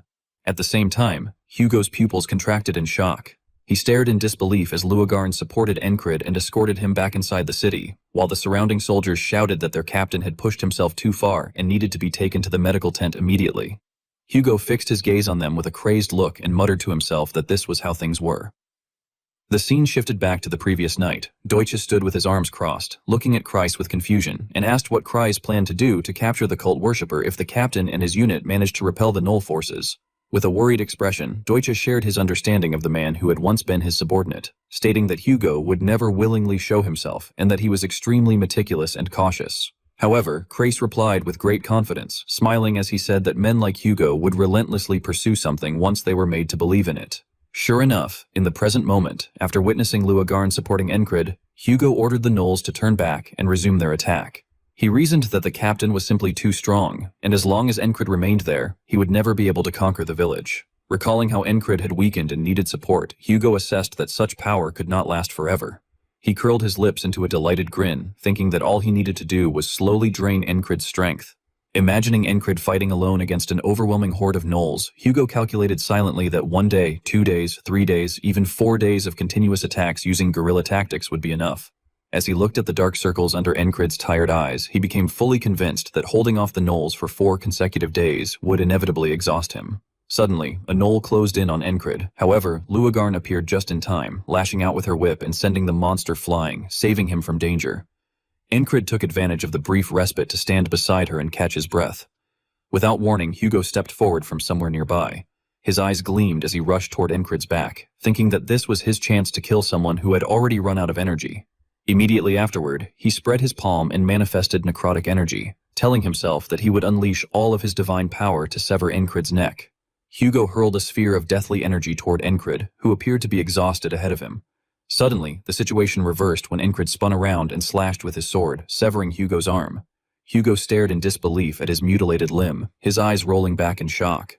Encred calmly wiped the dark bruise beneath his eye and remarked that acting like that was quite difficult after all, before fixing Hugo with a cold, sharp gaze and pointing his sword at him. From atop the city wall, Cross looked down and assessed the situation, noting that Encred had begun the battle by openly displaying his strength, which convinced the cult fanatic that the gnolls would be unable to stop him. He explained that Encred had then deliberately pretended to be fatigued so that the overly cautious opponent would lower his guard. Observing the pile of gnoll corpses outside the wall, Kreis added that, given Hugo's personality, he would certainly attempt to use the gnolls to continue assaulting the captain, and that thanks to this, they had managed to wipe out most of the gnoll horde there. After that, Kreis beamed brightly and said that the moment the cult devotee appeared, he had immediately fallen straight into their trap. Only then did Hugo realize his predicament. Clutching his bleeding arm, he screamed in fury, accusing them of being filthy bastards and demanding to know whether they had deceived him. Under the sunlight, Encred looked at him with contempt and stated that only a fool would fall for such a cheap trick. Standing atop the fortress wall, Deutsche pointed forward and ordered the archers to take aim. Immediately, the bows were directed toward Hugo, who was being pressed by Encred and Luagarn. Luagarn stepped forward threateningly, telling Hugo not to expect any chance of escape. Seeing this, Hugo clenched his teeth and thought that the situation was bad, realizing that the madman's strength exceeded his expectations and that his escape route had been completely blocked. Unable to attack and with no path to retreat, Hugo lamented inwardly that this was the grand mission of the Sanctum of the Demon Realm. He then glared fiercely, raised his hand and generated deathly magic while asking if they thought it was already over. At the same moment, the blood beneath Hugo's feet suddenly rose and manifested into entities, forming a swirling vortex that surrounded him. Hugo declared that even if he had to sacrifice his life, he would fulfill Sanctum's mission. However, witnessing this scene, Encred began to speak in surprise, while Luagarn stepped in front of him and warned him to be careful. Meanwhile, a monstrous creature of blood and death appeared behind Hugo, opening its crimson mouth and growling. Observing it, Luagarn explained that it was a summoning spell. With madness filling his eyes, Hugo commanded the creature, ordering the Hound of Huaren to tear them apart. The monster immediately charged toward the two of them. At the same time, Encred and Luagarn leapt in opposite directions to evade it. Luagarn then swung her whip to attack the Hound of Huaren, and the whip moved as fast as lightning, splitting the monster's head in two. However, within moments, the creature's severed head reattached itself as if nothing had happened. This sight horrified Luagarn. Tightening her grip on the whip and pressing her lips together, she stated that although its form was visible, it could not be physically touched, and attacks simply passed through it, explaining that the cultist had summoned a wraith. She then swung her whip above her head, and it transformed into a will-o'-the-wisp-like stream of light as she stated that physical attacks were useless against a wraith. Witnessing this, Encred exclaimed in astonishment, asking whether the whip was a magical artifact. As she rushed forward to confront the Hound of Huaren, Luagarn replied that she had long hunted cultists and had therefore prepared for situations like this. The magical whip wrapped several times around the Hound of Huaren's foreleg, and she continued explaining her preparedness. With that, Luagarn yanked the whip forcefully, severing the monster's front leg. Unable to regenerate due to the whip's magic, the creature howled in rage. Watching the battle from outside the combat circle, Hugo evaluated the situation inwardly, thinking that the beast could rampage as much as it wanted because Frock, the Hound of Huaren, was merely bait to draw their attention. Suddenly, Hugo extended his hand and launched deathly magic while thinking that this was a summoned creature he had called forth with his entire power. The deathly energy shot toward the severed hand lying on the ground. Simultaneously, something began growing from the cut on his arm. Hugo sneered inwardly, thinking that unlike creatures that attacked and vanished, the wraith would tear out its target's heart without fail. Eventually, the manifestation formed into a headless, humanoid monster, which Hugo named the Arm of the Warrior. At the same time, Hugo coughed up a mouthful of blood, startling himself as he realized he had overexerted and that his body could not withstand summoning two creatures simultaneously. With bloodshot eyes and gritted teeth, he nevertheless resolved to continue. Meanwhile, the Arm of the Warrior suddenly appeared behind Encred and raised its weapon to launch a surprise attack. Sensing the killing intent, Encred swiftly turned his head. Nearby, Luagarn lashed out with her magical whip and shouted a warning for him to watch out.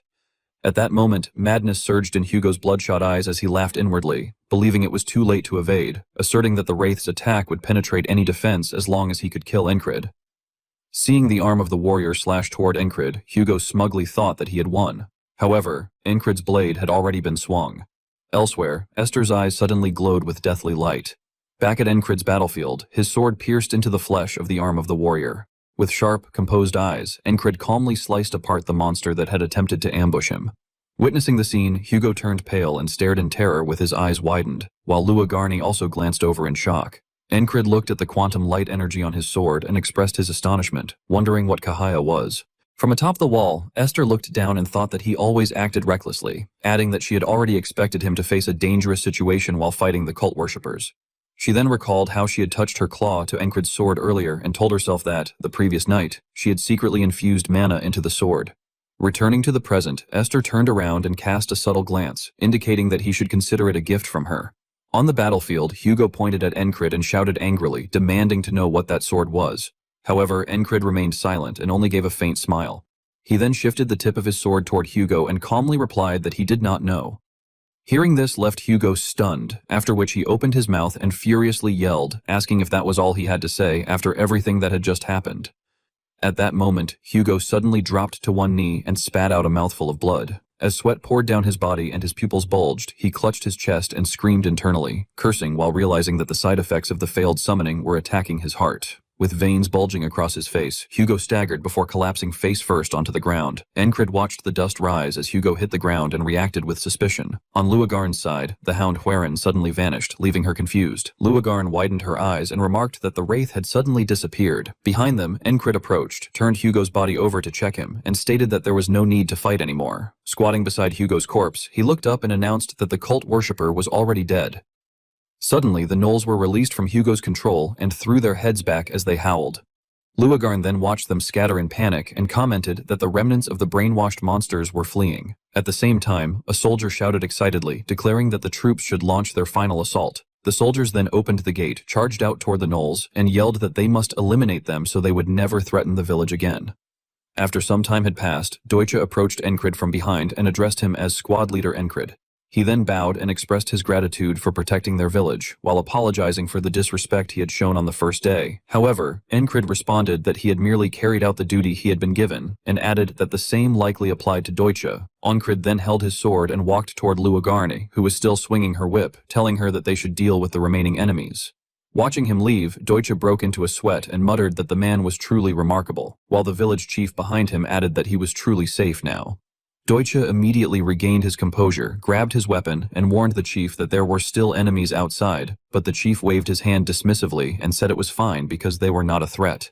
The chief then glanced upward, causing Deutsche to become puzzled. Turning around, the chief looked at the fortress wall made of sharpened wooden stakes and remarked that the fortress was badly damaged. Deutsche followed his gaze and reassured him that it was only temporary, adding that if they wished to develop it into a proper city, they would need to rebuild the fortress more solidly. Hearing this, the chief agreed that he was absolutely right. Beneath the fluttering leaves, soldiers frantically stabbed and slashed at the Gnoll horde. Suddenly, the chief suggested discussing the name of the fortress that would be built and proposed a possible name. Meanwhile, on the battlefield, Encrid continued relentlessly slaughtering monsters. Watching him, Deutsche murmured that it was beautiful and insisted that no better name could exist. He then looked at the soldiers eliminating the gnolls behind Encrid and asked for the chief's opinion, adding that he was certain the entire village would agree. Time quickly passed, and the soldiers joyfully raised their weapons and cheered. The villagers on the wall were equally excited, while Deutsche continued by stating that the fortress would be named after the hero who had saved the village. Deutsche and the village chief then smiled together as they looked ahead, where Encrid was raising his sword in victory. Around him, the soldiers celebrated and followed suit, and Deutsche loudly finalized the new name of the village as Encrid Wall. After defeating the gnoll, the villagers and the warriors raised their cups together and cheered, shouting that they were celebrating. As they congratulated one another, they excitedly called out for another round and praised the homemade cheese. Pin suddenly raised her voice and insisted that he could not just leave like that, pleading with their village hero to let them celebrate first. Standing with one hand on her hip and drinking beer while watching everyone, she remarked that although that was what they said, they were actually the ones enjoying themselves. Hearing this, Encrid responded that they had already expressed their gratitude enough. Out of nowhere, Kreis approached their table in confusion and asked why there was so much food there. Encrid explained that everyone had brought out their secret weapons from home, especially the apple cider that was said to have only 2 bottles left. Immediately, Kreis grabbed a bottle, lifted a mug, and drank it in one gulp. Her eyes lit up with excitement as she declared that if they distributed it as border guards, they would surely become rich. Esther, now curious, reached her hand toward the table near Encrid. Seeing that, he picked up the bottle and poured the drink into Esther's mouth, commenting that he appreciated their hospitality but felt as though they were consuming the village's food supplies. Someone beside him then spoke up, asking what the problem was and saying that this was how the villagers repaid those who had saved them. Luagarn smiled at him and told him that he should at least enjoy a little. After that, the two of them fell into silence. Meanwhile, the village chief, his face flushed red, rested his chin on his hand and announced that he had decided to marry his daughter to squad leader Encrid. A person next to him agreed, saying there was no better match out there. Immediately, a woman nearby who was lulling a child to sleep angrily shouted that the girl was only 5 years old and called him an idiot. In another corner, a child excitedly declared that he would join the hero's squad and train under him, prompting someone beside him to scold him for being just a little kid. At another banquet table, a soldier looked at his leader and asked about Commander Deutsche, and the commander replied that joining Encrid's squad was not actually a bad idea. The soldier then slapped Deutsche on the shoulder and teased him, asking whether that was betrayal. Meanwhile, Kreis put her arm around a villager and greeted him, asking if he was the brewing expert there, and suggesting that they discuss business for a moment. The joyful atmosphere continued as some villagers even proposed celebrating the day every year and suggested calling it Encrid Day. Hearing this, Encrid lowered his head slightly, though a faint smile appeared on his lips. He then looked up and said that it sounded good. Thinking about the countless battles he had endured, Encrid reflected that over the past 4 days, while deceiving cultists and fighting the gnoll, he had felt it himself. His combat abilities had surpassed their previous limits. He realized something even more profound, yet lamented inwardly that without will, this power could not remain stable. He thought that although he had balanced it with the heart of the superhuman, it was, as expected, still insufficient. Luagarn then brought up the way one obtains will and asked Encrid whether he was curious. He responded by asking whether she had not said he would know when the time came. She confirmed that she had, but added that for the person he was now, that time was not far away. Her words left Encrid stunned. Luagarn casually raised 2 fingers and explained that semi-knights channel their will into 1 or 2 specific movements and use it wisely. With sharp eyes, Encrid reasoned that it was like semi-knight Asia who infused her will into her aura for intimidation. Imagining a knight releasing spiritual power in all directions, he continued that one could also channel it into the legs for swift movement. Envisioning someone dropping to one knee and using spiritual power to withstand a rain of arrows, Ancrid concluded that this was a use of will tied to specific movements. Luagarn intertwined her fingers, rested her elbows on the table, and emphasized that being able to use will in several movements was what made someone a semi-knight, adding that a true knight could go even further, as they could use will freely in any situation to unleash superhuman strength. With eyes that seemed to drift into distant memories, she further explained that many people had succeeded in using will, but had never reached the level of a knight, and that most of them failed to do so. After that, she looked thoughtfully at Ancrid beside her and asked whether, even so, he thought he could become a knight. Beneath the night sky, Ancrid replied that it was a dream he had held since long ago. He looked at the villagers and the soldiers happily gathered before him. Luagarn's golden eyes turned toward him, waiting for his next words. Ancrid tilted his head up toward the brilliant light and firmly declared that he would become a knight. Hearing this, Luagarn was astonished and thought that although he had said it so calmly, she could feel it. There was a fire blazing in his heart. She then touched her own chest, sensing that great ambition that attracted everyone around him, and reflected on it inwardly. Soon after, Luagarn shared that once they left the village, she would return to her own duties, explaining that Frock had a covenant that took precedence over personal interests and that she could not stay away any longer. As if he had known this moment would come, Ancrid closed his eyes and expressed that this would then be their farewell, adding that she had stayed longer than he had expected. Luagarn suddenly remarked that he did not need to speak formally to her, which made Ancrid respond that he did not mind, though he wondered why she had suddenly said that. Smiling as she revealed her feelings, Luagarn confessed that she did not like formal attitudes from someone to whom she had already given her heart. Narrowing her eyes playfully, she promised that if he became a knight, she swore she would fall in love with him. Thinking about what that meant, Luagarn explained inwardly that for Frock, spiritual love was different from marriage. It was a love that conveyed the deepest feelings of the heart. They did not mind if their spiritual partner had another lover. In fact, they might even introduce themselves to that person and ask for understanding. She glanced at Ancrid and reflected that a human who received love from Frock was extremely rare and special. Ancrid looked back at her and frankly replied that it was up to her. Hearing this, Luagarn stretched and laughed softly to herself, wondering whether he understood how important this matter truly was. Beneath the blood-red moon, she admitted in her thoughts that even that side of him attracted her. The next day, when the sun was already high in the sky, someone asked whether this was the correct village.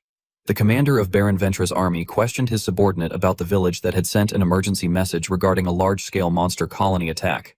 Meanwhile, in the village, the townspeople were digging holes with shovels. As they worked together, they chatted excitedly, describing how Ancrid had slashed and cut down 500 enemies alone and shouting that they should name the fortress after him, chanting his name repeatedly. Deutsche, unaware of the mounted group behind him, cupped his hands around his mouth and shouted that the monster's flesh and blood could become excellent fertilizer, adding that they had almost buried them all and that only a little remained. Seeing this, the commander of Baron Ventra's army expressed suspicion, wondering whether there was not supposed to have been an attack there, while his subordinate speculated that, setting the attack aside, it looked as though the villagers were farming instead. Suddenly, the village chief ran toward them and asked whether they were from Baron Ventra's forces. Scratching his head awkwardly, he explained that it seemed they had made them come all that way for nothing because the colony had already been dealt with. Upon hearing that, the commander of Baron Ventra's army asked how they had handled it, and the village chief informed him that because of interference from cult worshippers, the colony that had arrived had grown extremely large. He added that they had thought they would die at that time, but... The commander of Baron Ventra's army listened in astonishment as the village chief explained that there had been a great hero who had cut down 500 monsters and defeated cult worshippers to save the village. The man standing behind him could not hide his doubt and asked whether that hero was the very Ancrid they had been singing about. He then continued to question whether the man was a wandering knight or perhaps the leader of a mercenary group. However, the village chief denied this and clarified that Ancrid was merely a squad leader from the border guard. Upon hearing that, one of the soldiers broke into a cold sweat and repeated in disbelief that he was just a squad leader, while the commander let out a thoughtful hum. After a moment, the commander looked at the village chief and stated that he wished to meet him, only to be informed that Ancrid had already left, saying that his duty had been only to deal with the colony before departing immediately. The commander of Baron Ventra's army fell silent and murmured that he understood. He then turned his horse to leave, saying that since the area was now safe, they would also return. As the horses galloped away, kicking up clouds of dust, his subordinate curiously asked whether he believed the story had truly happened, muttering about someone cutting down 500 enemies alone. The commander interrupted him, stating that it was surely exaggerated. Thinking of the villagers working in the fields, he added that the only ones who could vouch for Encrid's deeds were those villagers, and that a person's memory tended to grow hazy when pushed to the brink. He further remarked skeptically that the monster corpses had already been buried, making it difficult to verify the claim, and suggested that perhaps they should assume the real number was only 50. Hearing this, the subordinate reasoned that it meant the squad leader had simply been boasting, but the commander denied that conclusion, saying that Encrid might indeed have saved the village. Nevertheless, with experienced yet doubtful eyes, he judged that the man was probably a fool who had exaggerated his own name. Imagining the possibility of encountering Encrid later, the commander added that if they were to meet him, it might be best to teach him a small lesson. Elsewhere, Kreis picked up a crumpled map and declared that at last all their time and hard work would be rewarded. Excitedly, he exclaimed that everything would pay off, which prompted Pin behind him to ask in reluctant curiosity what kind of treasure it actually was now that they had finally arrived. At one side, Encrid turned to the Frog Tribe girl and asked whether they were parting ways there, calling her Luagarn. She confirmed that they were, and at the same time Kreis's ears perked up. He turned his head, still wearing an eager expression, as Luagarn explained that she had indeed decided to leave and therefore had no reason to stay any longer, but since she had also helped map the treasure's location, she might as well see it through to the end. At this, Kreis's face darkened and he complained that he had hoped the treasure would be divided among fewer people. Seeing his reaction, Pin frowned and asked mockingly whether he had a problem. Suddenly, Luagarn reminded them that Kreis had said the treasure's location was about a day's journey from the village and warned that even if traps had been set years ago, it would still be difficult if they were still functioning. However, Kreis did not turn around and merely waved his hand dismissively, grumbling that this was precisely why amateurs could not be relied upon. Encrid worriedly pointed out that Kreis himself was still an amateur, but Kreis retorted sulkily that they should simply trust him and follow his lead. Then he turned back, pointed his thumb at himself, and confidently declared that he would show them what the true skills of a real treasure hunter looked like. Kreis walked ahead while looking at the map and said that 100 years had passed since the treasure dungeon of Dolph had been built, and that during those 100 years many treasure hunters had made various plans. Clenching his fist and knitting his brows, he muttered that he wished he could obtain treasure more easily, and that he wished he could become rich without having to make any effort, which prompted Encrid to mock him, remarking that his thinking was very shallow. After a while, Kreis strained as he pushed a large round boulder aside and murmured that, according to the map, the stone should be the right one. When a tunnel entrance was revealed as the boulder shifted, he exclaimed joyfully that he had found it. While the others stood at the entrance and looked inside, Kreis continued forward with a relieved sigh and said that next came the following step, which made Pin question whether that was not already the entrance and ask where else he intended to go. Kreis kept walking and explained that this was a technique born from the careful consideration of treasure hunters. Suddenly, he decisively pulled out the shovel hanging at his waist and explained that by using the dungeon entrance to measure the location of the treasure room and then digging directly from above, one could reach it more efficiently. He added that this technique was called the back door, and then began digging frantically, claiming that it had insane efficiency because it allowed them to bypass all the installed traps at once. Seeing Kreis laboriously digging the ground, Encrid corrected him by saying that it was simply called taking a shortcut. However, Kreis argued that it was practical, was it not, only for Encrid to deny it and reply that it did not look practical to him at all. After some time, when Kreis was exhausted and collapsed onto the ground, panting heavily, Pin mocked him by saying that he had only created more work. This time, however, Encrid took over the digging for Kreis and remarked that shortcuts sometimes did succeed. Esther even stepped in to help him. As time quickly passed, Luagarn looked at the sky and observed that the sun had already set, suggesting that they should spend the night there first. At the same time, Encrid dug out a brick-lined tunnel beneath the ground. Kreis shouted in delight about his gold coins. Beside him, Pin, who had already prepared a rope to climb down, volunteered to scout the situation ahead and was the first to descend into the passage below. Pin looked toward the end of the tunnel and noticed something. Remaining cautious, she glanced around before walking straight toward it. After a moment, she entered a place where a sword and a wooden chest were placed. Then, from below, the group above heard Pin call out that it seemed safe to come down. As soon as Kreis descended, he ran toward Pin and asked whether there were any traps, and she informed him that there were no traces of any. With her hands on her hips, Pin looked at the sword and speculated that any proper trap would be easily detected by a ranger's basic instincts, and that in order to evade her instincts, any existing trap would have to be constructed with a spell. Luagarn agreed, adding that doing something like that would be somewhat excessive for a wealthy person from ancient times. Meanwhile, Esther slowly stepped inside, glancing around with suspicion. Kreis quickly pried open the lid of the chest in the room and exclaimed excitedly that if there were no traps, he would not hesitate at all. Seeing this, Encrid teased that he already had a lot of krona, yet he was always looking for more. However, Kreis denied it, saying that Encrid simply did not know, and that he himself was still far from enough. As he struggled so hard to force the lid open that his body trembled, Christ declared enthusiastically that his salon was not merely meant to become the best in the capital, but that he wanted to establish branches spread across the entire continent. Watching him try without success, Encrid curiously asked whether he truly wanted it that much, and upon hearing Christ confirm that of course he did, Christ added, with eyes as if gazing into the future, that the salon was the perfect place to gather krona, and that only krona could save people's lives. Suddenly, Esther sniffed the air and thought that something felt strange, as there was a faint scent lingering. Sensitive as she was, she noticed a pale blue aura emanating from the location of the chest and the sword. Immediately grinding her teeth and taking a cautious stance, she told herself that there was a spell inside the treasure box. Then she roared a warning at Christ, telling Big Eyes to get away from there. At the same moment, Christ managed to open the chest. Instantly, magic from within spread outward. It enveloped Encrid and Christ first, as they were the closest. The magic then quickly extended toward Luagarn and Pin, trapping them even though the two reacted swiftly and tried to run away. Only Esther remained outside the range of the magic at first. She attempted to run toward the door, but the magical layer had already reached the lower half of her body. In the blink of an eye, the magic covered her up to her head, and in the end, she was knocked back inside the magical barrier. Encrid rushed forward and caught Esther, holding her in his arms as he looked at the magical membrane, and asked Pin whether she had not said earlier that there was no trap. Pin frowned and asked in return how she could possibly have known, since this was a magic trap. Meanwhile, Luagarn assessed the situation and stated that it was bad, as they were completely trapped inside. Esther slipped out of Encrid's arms and blamed herself, thinking that it was her fault, and that if only the trap had not been so old that its scent had faded. Seeing this, Encrid gently patted her head and asked if she was all right. Touching the magical membrane, Esther remarked that it was not a difficult trap to remove, but that gathering enough power to do so would take about 2 days. Suddenly, Christ looked into the chest and cried out that the treasure was empty, asking where his gold had gone.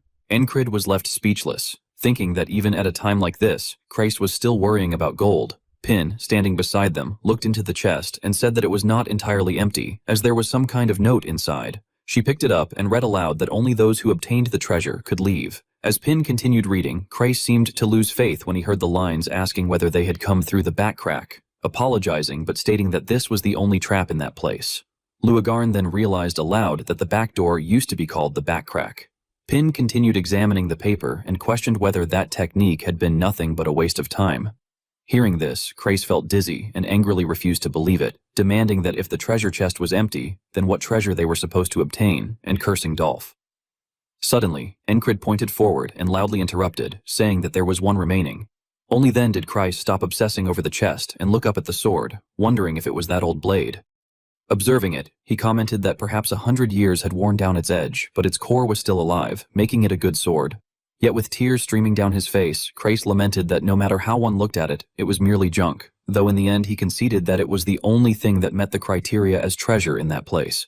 Afterward, he grasped the sword's hilt with both hands. Instantly, it felt as though Christ had appeared in a corridor of an ancient castle. Sweating nervously, he looked around in confusion, wondering where he was. All of a sudden, a knight clad in full armor raised his sword and aimed it at him. Terrified, Christ raised his hands to shield himself and screamed loudly. When the others saw Christ suddenly fall backward, Pin and the rest were stunned. Worried, Pin shouted to ask what was wrong. Christ abruptly sat up, turned his head sharply, and yelled that a madman had attacked him from behind with a sword, only to exclaim in confusion that the attacker had disappeared. Pin, baffled, asked what he was talking about. She then stepped forward and, muttering that she had merely touched the sword, grasped the hilt as if to draw it. At that same moment, she too saw the armored knight raise his sword to attack her. Startled, she quickly let go of the sword and screamed in shock, calling the attacker a madman. This made Christ even more frightened as he exclaimed that he had told her so. Luagarn suddenly spoke up, saying that she would try. She then placed her hand on the sword's hilt. However, she quickly let go of it and stood still as if something had affected her.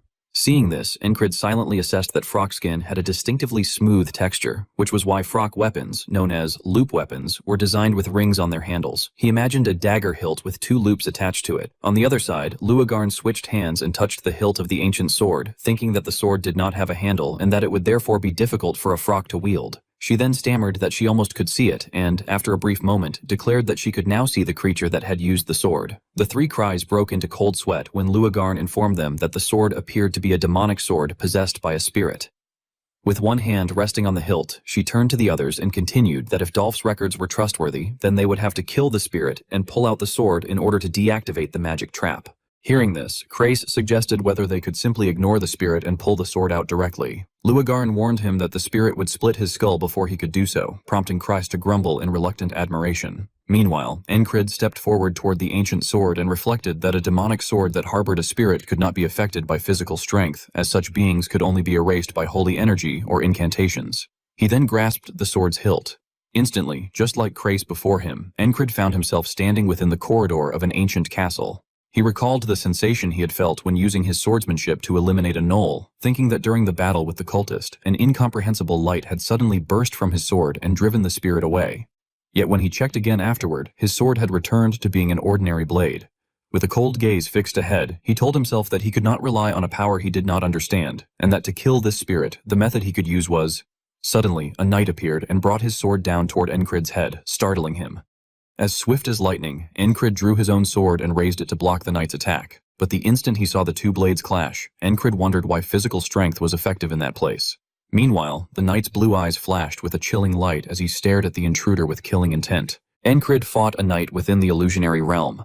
As he slid backward, he thought that it was an evil spirit against which physical force worked, but then he corrected himself, thinking that this one was different from an evil spirit, and that if he subdued him...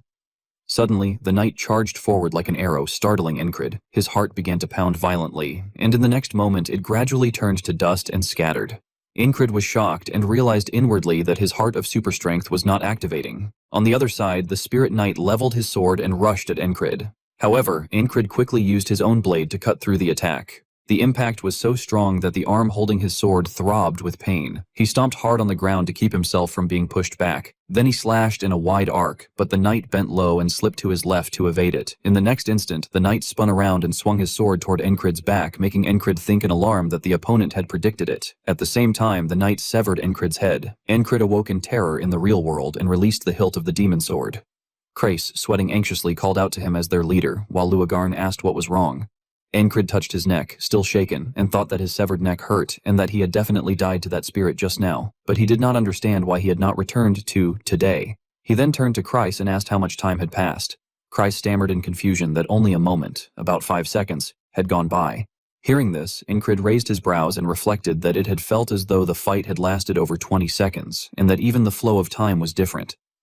Remembering the evil spirit knight in the illusion, he concluded inwardly that while holding the sword, it was a separate space from reality. He then seriously informed them that he had just died to the spirit. His words made Krace turn pale as he cried out fearfully whether he had died, and then questioned what, in that case, was standing in front of them. Pin, startled, took a fighting stance and asked if it was a spirit. Luagarn stepped forward, placed a hand on Encrid's shoulder, and observed that he looked perfectly alive, wondering aloud whether dying inside that space did not affect the body.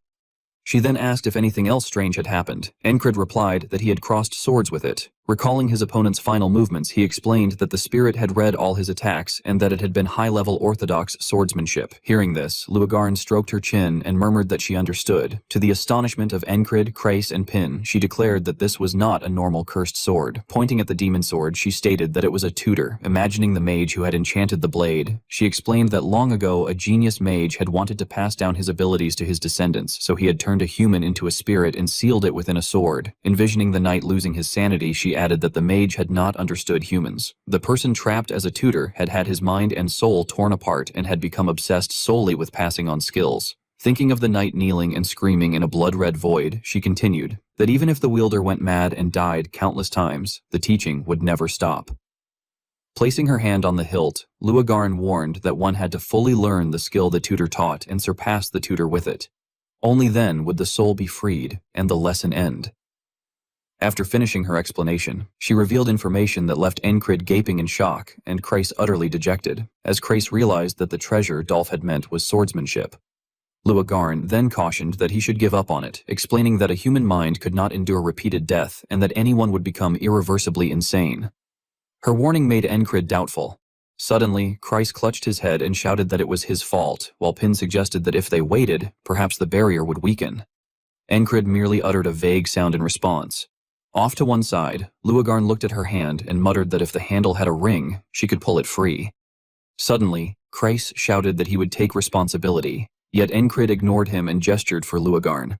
When no one listened, he stomped heavily on the floor and stepped toward the demon sword, announcing that he would simply do it. At once, Krace and Pin stopped shouting and looked over. However, before Encrid's hand could touch the hilt, Luagarn seized his wrist and told him to stop. With a sharp gaze, she emphasized that she knew his will was strong and asked whether he thought this was a joke. She then looked at him and said that she did not want to lose her future lover for nothing, but he cut her off by calling her name. With resolute eyes, Encrid declared that this was something he could do. Hearing this, Luagarn was momentarily stunned. At the same time, Encrid grasped the demon sword tightly, and once again, he returned to the illusionary realm. Encrid suddenly opened his eyes when he felt an overwhelming pressure descending upon him. The evil spirit knight swung his sword at him, and Encrid hurriedly bent down and spread his legs to lower his body and evade the strike. Drawing his sword, he said that it was a rough welcome and asked whether the knight had been waiting for him as well. The knight's eyes flashed with killing intent as he charged again. On his side, Encrid's momentum was no less fierce. As he swung his sword, he thought that, as expected, neither his sixth sense nor his focus was activating, and that the only thing he could rely on there was swordsmanship. The clash of blades rang out sharply, and streaks of spiritual energy scattered in all directions. Suddenly, the knight twisted his sword and dragged it along Encrid's blade, startling him. Encrid immediately launched a preemptive strike and rushed forward, telling himself that even if he died, he would awaken in reality without having to repeat today to pass the time, and that this was a training ground where he could retry again and again. The knight's sword slashed down along Encrid's body, but Encrid leaned back and narrowly avoided it. Even so, one of his ears was severed. With a crazed look in his eyes, he laughed and asked whether it was efficient, remarking that nothing was easier for him than repeated death. Gripping his sword tightly as he charged at the knight, he declared inwardly that this tutor was the perfect tool. Outside, Luagarne looked at his back and called him a fool. In a worried tone, she stated that even priests of the god of endurance failed 9 times out of 10. Hearing that, Pin reassured her that they had no choice if they wanted to escape. Then, glancing anxiously toward Encrid, Pin suggested that perhaps he was trying to protect their minds by handling it alone. After a while, Encrid released the hilt of the demon sword. Rubbing his trembling sword arm, he remarked that the sword strike that had cut his arm at the end was amazing.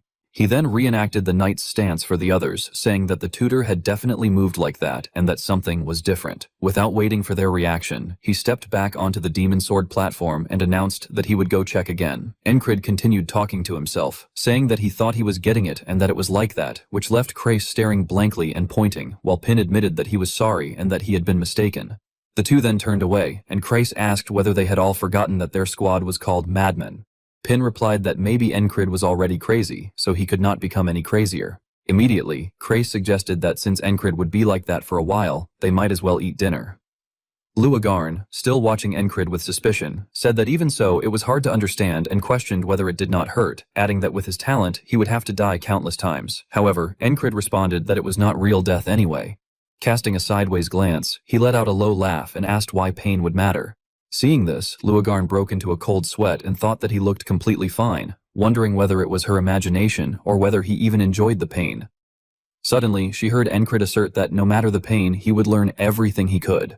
Tightening his grip on his sword and assuming an attacking stance, he continued that that was how a dull person moved forward.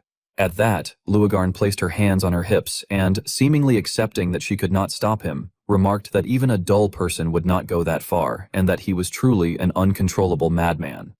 Afterward, Luagarn commented on his stance, saying that it was a step and that the move he had kept trying required his right foot to be placed farther forward. Upon receiving her guidance, Encrid praised her, saying that she was good at teaching. In response, Luagarn explained that as a scholar, she also researched swordsmanship and that passing it on was part of her role.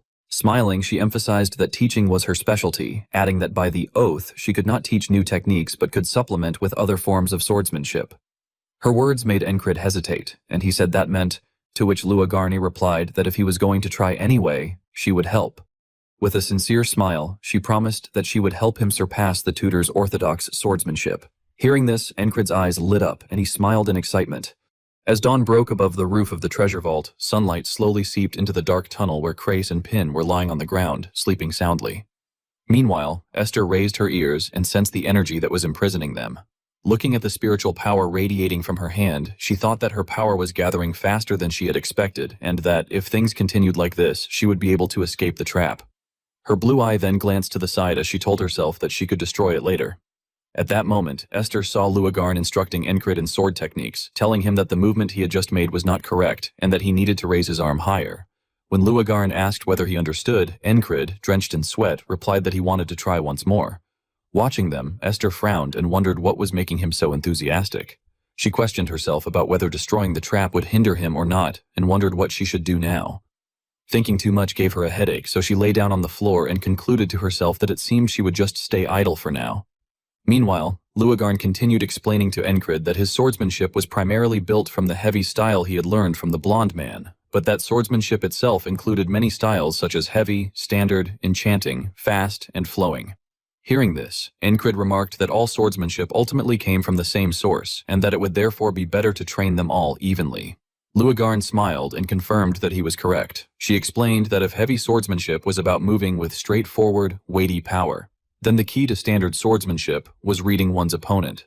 Imagining two fighters crossing blades, she emphasized that it involved understanding the opponent's movements and trapping them within one's own flow of motion, which she described as the essence of the standard sword. Seeing Encrid turn his back to her in deep thought, Luagarn continued by advising him to predict and respond, telling him to build enough experience to read everything about his opponent. She added that once he could perfectly replicate the tutor's movements, he would eventually be able to surpass them. Preparing himself, Encrid grasped the hilt of the demon sword and once again entered the illusion, where the evil spirit knight swung his blade toward him. Encrid drew his sword and quickly intercepted the knight's attack. Seeing this, the knight pulled his blade back behind his head. Without looking directly but lowering his gaze slightly, Encrid analyzed that it was an upward diagonal slash and reasoned that if he created distance there, he would be dragged into the knight's next movement. Instead of retreating, Encrid rushed forward as the knight's sword came down, raising his blade to confront the attack. He wondered whether pressing closer and blocking the path of the knight's sword might work. At that moment, the knight's eyes flashed, and he suddenly changed his technique, raising the sword high above his head before bringing it down in a powerful strike toward Encrid. Encrid widened his eyes in shock as the blade rapidly approached his face. Back in the real world, Luagarn commented that it had been a good attempt, but that trying to block was a response that was too defensive. Once again, Encrid grasped the demon sword's hilt and returned to the illusion. With a determined and sharp gaze, he charged forward while swinging his sword, telling himself that he should keep pressing inward like before rather than blocking the blade's path. Sliding one leg forward, he glided along the ground and slashed while thinking that he should aim for the knight's ankle. However, the knight reacted with lightning speed and leaped up, easily avoiding the attack. Even so, Encrid continued rushing forward, realizing that the knight's stance had been broken and thinking that this time he had seized the flow of the fight. On the other side, the knight landed, stomped heavily on the ground, and swung his sword upward. In the next instant, Encrid's head was severed. Later, standing before Luagarn again, Encrid explained that the attack had been a mid-level slash and continued analyzing the sequence. After sharing what he had observed, he once more grasped the demon sword and inwardly praised how quickly the tutor responded to variables, describing it as a clean and flawless example of standard swordsmanship. When Encrid appeared again in the illusion, the knight suddenly materialized behind him and thrust his sword forward. Encrid suddenly turned his head in shock and saw a sword blade rushing straight toward him. He quickly jumped to the side to avoid it, his back slamming hard against a nearby pillar. Without even having time to cry out in pain, he swiftly drew his sword. As he looked at the knight charging toward him like lightning, he remarked inwardly that the brilliant textbook technique was being demonstrated right before his eyes. Then he recalled Luagarn and thought that there was also a teacher who explained it perfectly. His eyes flashed with excitement as he smiled to himself and wondered whether it was really all right to learn swordsmanship this easily, adding that it was truly thrilling. While continuously clashing swords with the knight, Encrid felt grateful inwardly that he had listened to Chrysa's nagging and joined the treasure hunt. Outside, the sunlight was gradually turning orange.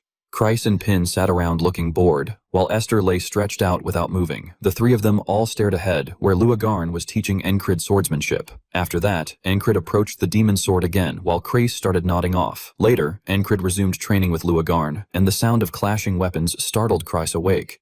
Pin, who was sitting beside him, commented that Encrid was really doing it non-stop the entire day and wondered if he had not even slept yet. Hearing this, Chrysa groaned that if someone wanted to become a madman, he should at least do it with some elegance. Pin pouted and teased him by asking whether he had already lost interest now that there was no treasure. Chrysa casually lay down and replied that there was no reason for him to obsess over something he could not even sell, adding that he did not understand what was so great about becoming stronger. Looking ahead again, Pin murmured that she supposed that was the case and said that she thought she understood how Encrid felt. As she watched his back while he practiced tirelessly, she observed that if he could move forward, he would move forward because he was not satisfied with the limits that others set for him. Pin's eyes shone brightly as she said that watching Encrid reminded her of something again. Then she looked at Luagarn and reflected inwardly that Encrid possessed a determination so strong that no suffering could stop him. She thought that he had already grabbed the tutor and died hundreds of times as if it were nothing, and she wondered whether that was the reason he had become so skilled. At that moment, Encrid swung his sword rapidly and powerfully. Seeing this, Pin concluded in her mind that he was skilled enough to imitate it perfectly. As she watched Encrid's eyes grow cold while he brought his sword down, she realized inwardly that every movement he made came from what he had observed while fighting the tutor. Encrid spun around and slashed horizontally, creating a crescent-shaped arc with his blade. Luagarn's eyes widened in astonishment as he thought that he was witnessing Encrid's talent with his own eyes. He reasoned that it was impossible for a fool to develop so quickly, and wondered what exactly this was. The firm and resolute back of the man before him left a strong impression on Luagarn. Meanwhile, Encrid told himself that when he had learned the sense of evasion while fighting the Knoll Pack, there had been no time to understand it with his head, so he had had no choice but to risk his life and feel it with his body. Holding his sword, he concluded inwardly that after using his body countless times, understanding had naturally followed, and he had discovered a way to learn techniques more easily. Tightening his grip on the sword hilt, Encrid reflected that those who mastered skills faster and more easily than others were the ones called talented. A delighted smile appeared on his sweat-soaked face as he shouted in his mind that a talent that had never existed within him had finally begun to sprout. At that moment, Luagarn spoke honestly, saying that what Encrid possessed was not human determination, but something terrifying that gave him chills. Hearing that, Crace, still lying on the ground without even turning to look at Encrid, remarked that Encrid must have been possessed by a wraith. Pin then asked whether they should stop by the temple on their way back. Encrid was left speechless and replied that there was no need. Seeing this, Luagarn reminded him that that much training should be enough and told Encrid to go in there and surpass the tutor. A moment later, Encrid seriously stepped forward and grabbed the hilt of the demon sword. In the blink of an eye, he returned to the knight's training illusion. This time, however, the knight did not attack immediately and instead stood facing him, which made Encrid suspicious. Encrid raised his sword into a guard stance and asked why he was just standing there and told him to come at him. Suddenly, the knight spoke, saying that Encrid was truly the first of his kind he had ever seen. This left Encrid stunned. Curious, he asked whether the knight could speak, and the knight replied that of course he could, explaining that before becoming a tutor, he had once been human. The knight then admitted frankly that Encrid's desire for swordsmanship was immense, and said that his desire had awakened his conscience. However, Encrid suddenly rushed forward and attacked, startling the knight. The knight reacted quickly and slashed out, breaking Encrid's attack. With a cold gaze that radiated chilling intent, Encrid smiled and told him that there had been enough talking and that they should fight first. As Encrid charged at the evil spirit knight to attack, he thought that after fighting his tutor hundreds of times, he could now see every movement clearly. From the other side, the knight rushed forward, stamping heavily on the ground and shouting that this person. Encrid took a defensive stance while waiting for the attack and inwardly judged that the knight intended to strike straight at his heart. He immediately corrected himself, realizing that the angle of the arm was actually directed toward something else. As the tip of the knight's sword came close before his eyes, Encrid concluded to himself that the target was his head. He swiftly launched a counter-slash, instantly knocking the knight's sword path backward. With a cold expression, Encrid stated that all of the knight's movements were already in his hands. His sharp eyes flashed with killing intent as he rushed forward and declared that at this moment the knight had already fallen into his trap. Holding the hilt of his sword with both hands, the knight raised it high and remarked that Encrid was truly worthy of praise. However, he merely used the hilt to slam down hard onto Encrid's blade. Immediately, Encrid withdrew his sword, spun around, and continued attacking. Seeing this, the knight commented that Encrid had developed rapidly since they had begun. Their swords clashed loudly. While fighting Encrid, the knight calmly analyzed that from reading the sword's trajectory to the movements of his feet, everything had already reached a solid standard. Unfazed by the commentary, Encrid continued pressing forward with relentless attacks. After a moment, he seized an opportunity and slashed straight toward one side of the knight's neck. Yet the knight bent down and avoided it while swinging his sword, adding that there was still a gap. His eyes behind the helmet gleamed coldly as he affirmed that it was indeed true. Even so, Encrid suddenly dropped to one knee and narrowly evaded the attack. He then slashed toward the knight and replied that it was because that was exactly what he wanted the knight to believe. At the same moment, Encrid's blade struck the knight in the stomach, causing blood to spray. The knight staggered backward, and Encrid immediately closed the distance. The knight stabbed his sword into the ground to steady himself and warned Encrid not to be arrogant. However, when he attempted to pull the sword back up, Encrid had already stepped on it. Encrid pointed his sword at the knight's face, cornering him. With a cold gaze, he acknowledged that the knight had fought exceptionally well. The knight's pupils suddenly shrank. In the next instant, Encrid's sword pierced through the eye slit of the knight's helmet and drove deep inside. The knight's body fell backward under the force of the thrust. When Encrid pulled the sword out, a spirit emerged from the knight's head, and the knight's body collapsed heavily to the ground. Only then did Encrid let out a long breath, thinking that he had finally surpassed his tutor. He wondered what level of strength he had reached now. Turning to walk away, Encrid told himself that in order to find that out, he had to return to that place as soon as possible and confirm it with his own eyes. As he thought about the mysterious and sinister forces, his eyes suddenly filled with fury. At that moment, the knight lying on the ground suddenly spoke and thanked him. Encrid turned around suspiciously and saw a spirit sitting there. The spirit explained that even before he had begun training Encrid, his soul had already been shattered. Lowering his head slightly so that his hair covered most of his face, the spirit confided that his lifelong ambition had been to restore the lost swordsmanship of his clan. He said that he had devoted himself to that pursuit until his final breath. Hearing this, Encrid frowned and asked whether the knight had started rambling again. The knight hesitantly asked if that was so, but Encrid ignored him, turned away, and said that he did not have time. Seeing Encrid leaving, the knight hurriedly called out for him to wait and begged him to give him 1 minute. No, even just 30 seconds.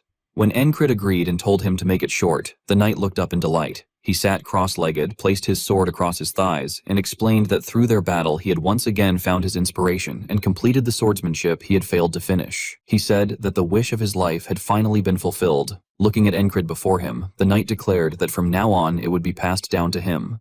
With a faint smile, he added that everything had finally come to an end. The knight then remarked with emotion that he had always felt chills every time Encrid returned with that frightening smile on his face, which left Encrid confused. Gradually, the knight began to fade away and bid him farewell, saying that he had never wanted to see him again. As the blue energy dissolved into the air, he insisted that he was serious and that they would never meet again. Before leaving this place as well, Encrid sighed that it had been the knight who had tormented him from the very beginning, but that it was fine since everything had ended now. After a while, outside the tunnel, the magical barrier that had been sealing them in was finally lifted. Seeing the situation, Kreis and Pin both turned their heads back and exclaimed that the magic barrier had disappeared. Luagarn looked at Encrid, who was still standing silently beside the demon sword, and asked whether he had succeeded. Encrid gave a faint smile and replied that the spirit inside the tutor had already departed, and that now things were different. Encrid then gripped the sword's hilt tightly and pulled with force, easily drawing it out of the stone pedestal. After examining the demon sword, he remarked that the sword had returned to its original form. Seeing this, Kreis excitedly ran over and shouted that they could finally leave. However, Pin gestured toward the outside and suggested that since it was already past midnight, perhaps they should rest there first. Holding the demon sword, Encrid speculated that the tutor had clearly been deliberately stalling for time, which made Luagarn wonder in confusion what had actually happened to him. Meanwhile, Esther widened her eyes in astonishment and thought to herself how Encrid could possibly have pulled out that sword. At that moment, Encrid remained extremely calm, without a single drop of sweat on his body. Soon afterward, the whole group lay down on the ground and slept soundly. After some time, Esther quietly approached the deeply sleeping Encrid. Her leopard-like eyes shone brightly as she stared at him, and she even stuck out her tongue and licked his face. At the same time, Encrid found himself transported into an aurora-like space where he was lying on a bed of flowers. When Encrid opened his eyes, he did not understand what had happened. He quickly sat up in surprise and thought that the place felt like the garden he had once known so well. Suddenly, someone stepped onto the flower-covered ground and commented that purifying the tutor's soul purely through ability, without using any magic at all, was something that even the most extraordinary geniuses could not guarantee they could accomplish. Standing behind Encrid, Esther appeared in human form amid falling petals. Encrid turned around to look at her and asked whether it was truly that extraordinary. Esther replied that he did not even understand the magnitude of the miracle he had just performed. However, she soon paused and added that because of that event, she had been able to preserve a reserve of her mana. After a while, Encrid opened his eyes again and realized that he had returned to the tunnel. He simply lay there staring at the ceiling. Then he noticed the gaze of the leopard Esther beside him and glanced sideways at her. Esther twitched her nose while observing him as well. Encrid continued staring silently without saying a word. Before long, the first rays of sunlight shone down through a hole in the tunnel's ceiling. Encrid sat up and gripped the sword firmly. When he stood and began to walk somewhere, Kreis rubbed his eyes, raised his head, and curiously asked where the squad leader was going. Encrid did not answer, quietly drawing the sword from its sheath. A moment later, while watching his back, Kreis heard Encrid say that it was time for morning training. Upon hearing that, both Kreis and Pin, who had only just woken up, were left staring in silence. Outside, the dawn light was just beginning to appear beyond the distant mountains, and Kreis grumbled that the man's dedication was truly terrifying. When the sun had risen high, someone exclaimed that it was time to set off. Hearing this, Encrid turned and began walking while reminding Kreis to stop whining and move quickly.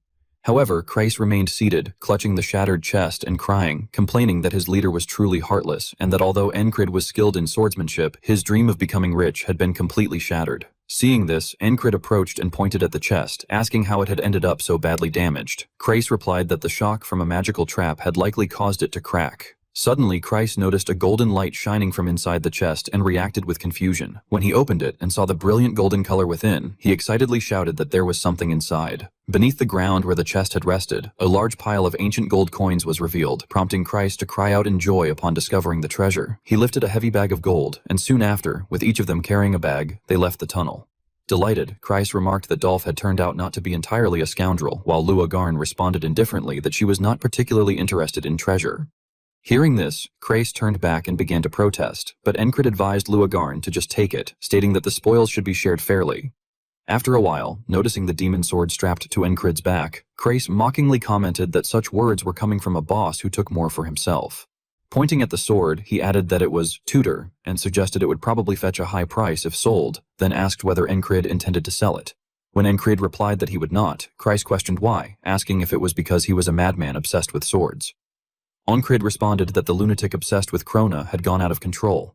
Looking at the sword at his side, he explained that the weapon he had used to fight the Null was quite damaged and that with some maintenance, this sword could still be useful to him. At that moment, Lua Garn, who was ahead of them, spoke up and said that in that case, she would take her leave. While Pin bowed to her, Encrid gently said goodbye, and Kreis enthusiastically waved, telling her to be careful. After that, they split into two different directions. Suddenly, Lua Garn stopped walking. Seeing this, Encrid glanced back at her with curiosity. Tilting her head slightly, she asked whether, if becoming a knight was his goal, it had to be in this country. Her words caused Encrid to fall into brief contemplation. Without waiting for his answer, she left. As Encrid continued standing still, Kreis called out to him, asking what was wrong. Only then did Encrid close his eyes and murmur that it would be soon, reflecting that when he had first dreamed of such a thing as a child, he had not even understood the concept of a country. He then stepped forward and followed after Kreis, Pin, and Esther. Encrid, with a contemplative gaze, thought that when he grew older, he had come to realize that a knight bound to a nation by an oath of loyalty was different from what he had once dreamed of, and he wondered whether there might be another path. Under the blazing sunlight, they all headed in one direction, and somewhere, weapons were sent flying into the air. Rem, looking down coldly, told the others to start sparring and urged them to wager about half their lives. At the training ground, he overwhelmed his opponent to the point that the latter could not counterattack. In another bout, his wooden weapon was shattered by the opponent's sword, yet this only caused the killing intent in Rem's eyes to flare up as he cast a sharp glance at his foe. Watching from the side, several soldiers trembled and whispered among themselves, questioning whether those people were truly human and admitting that they were too afraid to even set foot on the training ground. One of them, sweating profusely, looked at his own sword and wondered what the point of trying was, before throwing it to the ground and lamenting that he would never have the chance to fight people like them. Meanwhile, a man hiding behind a wooden post silently cursed them as cowards. As he observed, he analyzed that fighting at such intensity meant there was much to be learned, thinking that Paul, after slacking off in training, had been reborn as a more spirited soldier. At that moment, a man being grabbed by the leg by Rem was suddenly hurled away, and Rem even used him like a weapon to smash the wooden post where the hidden man was taking cover. Terrified by the destruction, the man broke into a cold sweat, his whole body trembling before he turned and fled for his life. Elsewhere, Marcus, looking out the window, remarked that the place was being called a training ground exclusively for madmen. He took a sip of hot tea and added that he had heard rumors spreading within the unit, saying that the soldiers had lost morale after witnessing those sparring sessions. He then ordered the elven captain that one solution was to separate them completely, and instructed her to carry it out. She slightly bowed and agreed, but before she could continue, Marcus cut her off and added one more thing, questioning her with a sharp gaze about the rumor that she had also fought alongside them and whether it was true. At that time, the elven captain had already drawn a sharp slash with her sword as she faced Ragna in combat. Squatting nearby and watching, Rem wondered aloud whether a company commander should not be busy and asked if it was really fine for her to be playing around with them. She replied that from everything she had observed so far, every time her fiancé paused for even a moment, something surprising would always happen. Having said that, she swung her sword toward Ragna again. Under the bright moonlight, the captain loudly declared that merely accepting things was not a fitting way for a lover. Hearing this, Auden smiled with narrowed eyes and remarked that the time seemed to be approaching, while Rem, still squatting, said he could not wait. Suddenly, Rem threw his head back and laughed wildly, declaring that if nothing impressive happened when that person arrived, he would beat them half to death. Meanwhile, inside a lit wooden house, Encrid stood straight and reported that independent platoon leader Encrid and 2 others had returned. Seeing Marcus reading documents, Encrid added that Luagarn had already returned to his original post. Marcus praised this, saying it was good and that he had already received news that the mission had been completed without issue. However, he then added that he had received a different report, which made Encrid suspicious.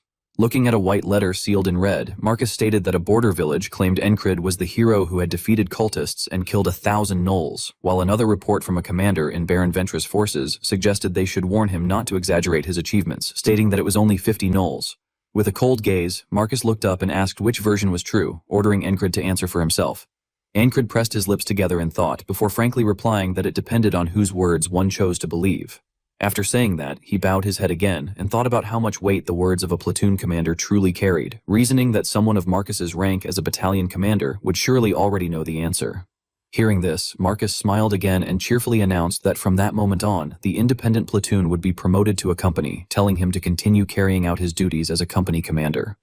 This unexpected news made Encrid widen his eyes in shock. He hurriedly began to mention his platoon members, but Marcus cut him off, reminding him that it was now a company. Encrid immediately corrected himself, saying that the company had fewer than 10 members and that it did not seem to make sense. However, Marcus firmly reassured him that he was the one responsible for the city, and that it made sense, which only deepened Encrid's confusion.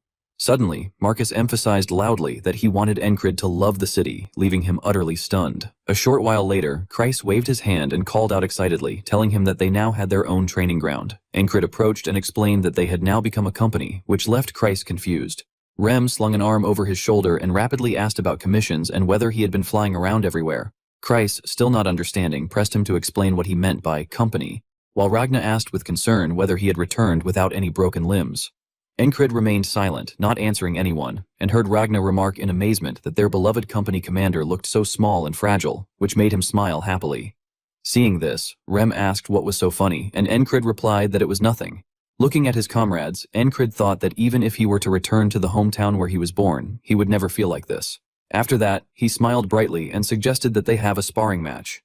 Hearing this, Kreis blankly reminded him that he had not even unpacked his belongings yet. Ragna, curious, agreed immediately, while Odin rubbed his shoulder and laughed, saying that he seemed confident. Meanwhile, Rem hoisted his axe onto his shoulder and grinned with delight, saying that this was what he had been waiting for all along. With shining eyes, he excitedly declared that he wanted to see just how interesting it would be. At the same time, Encrid also reached for the hilt of his sword. Encrid's sharp blade glinted with a flash of light, as, at the same time, he thought to himself that at some point, Rem had become the standard for his strength. A series of questions surfaced in his mind as he wondered whether he was weaker than Rem, whether they were equal, whether he was stronger, and where he stood right now.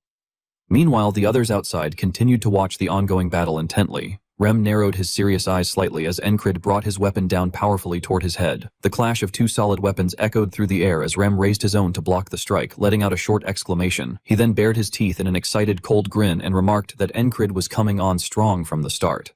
Encrid, unwilling to yield, frowned and warned that if Rem did not take this seriously, he would be pushed back. Hearing this, Rem found it amusing and commented on Encrid's confidence before shouting loudly that he wanted to see what Encrid had. Rem then swung his axe back with force and brought it down in a heavy strike, which Encrid managed to block. The scene of the 2 exchanging blows unfolded rapidly, with the continuous sound of weapons clashing ringing out. Encrid, his eyes faintly glowing blue, drew his sword back, while Rem glared upward with red pupils. Sparks flew repeatedly as their weapons collided, and Rem leaned aside to evade the heavy sword descending toward him. Watching the scene, Odin raised an eyebrow and thought that Encrid possessed excellent physical strength, noting that even if it was thanks to using the barbarian's technique, his stamina had improved tremendously. At the same time, Jackson curiously wondered whether Encrid had developed coordination, reflecting that he definitely had not mastered his dodging sense before and questioning when he had become so proficient. Ragna, resting his chin on his hand, considered that the technique Encrid was using seemed to be the righteous sword technique and observed that Encrid had not learned it half-heartedly but was blending it naturally with the heavy sword technique. Encrid showed no intention of stopping and continued swinging his blade. His sword was about to collide with Rem's axe again when he delivered a powerful strike that made Rem cry out for help. Driven by the momentum, Rem quickly stepped back while thinking that his rhythm was no longer breaking Encrid's, and that while before he had found enough amusement in simply toying with him, things had now changed. With sweat running down his face, Rem smirked inwardly, affirming that he was surging with excitement and bloodlust to the point where he would have to risk half his life. After that thought, Rem charged forward forcefully, pushing Encrid back. His expression darkened as he glared ahead and thought that if he could not stop himself now, the fight would not end as just a spar.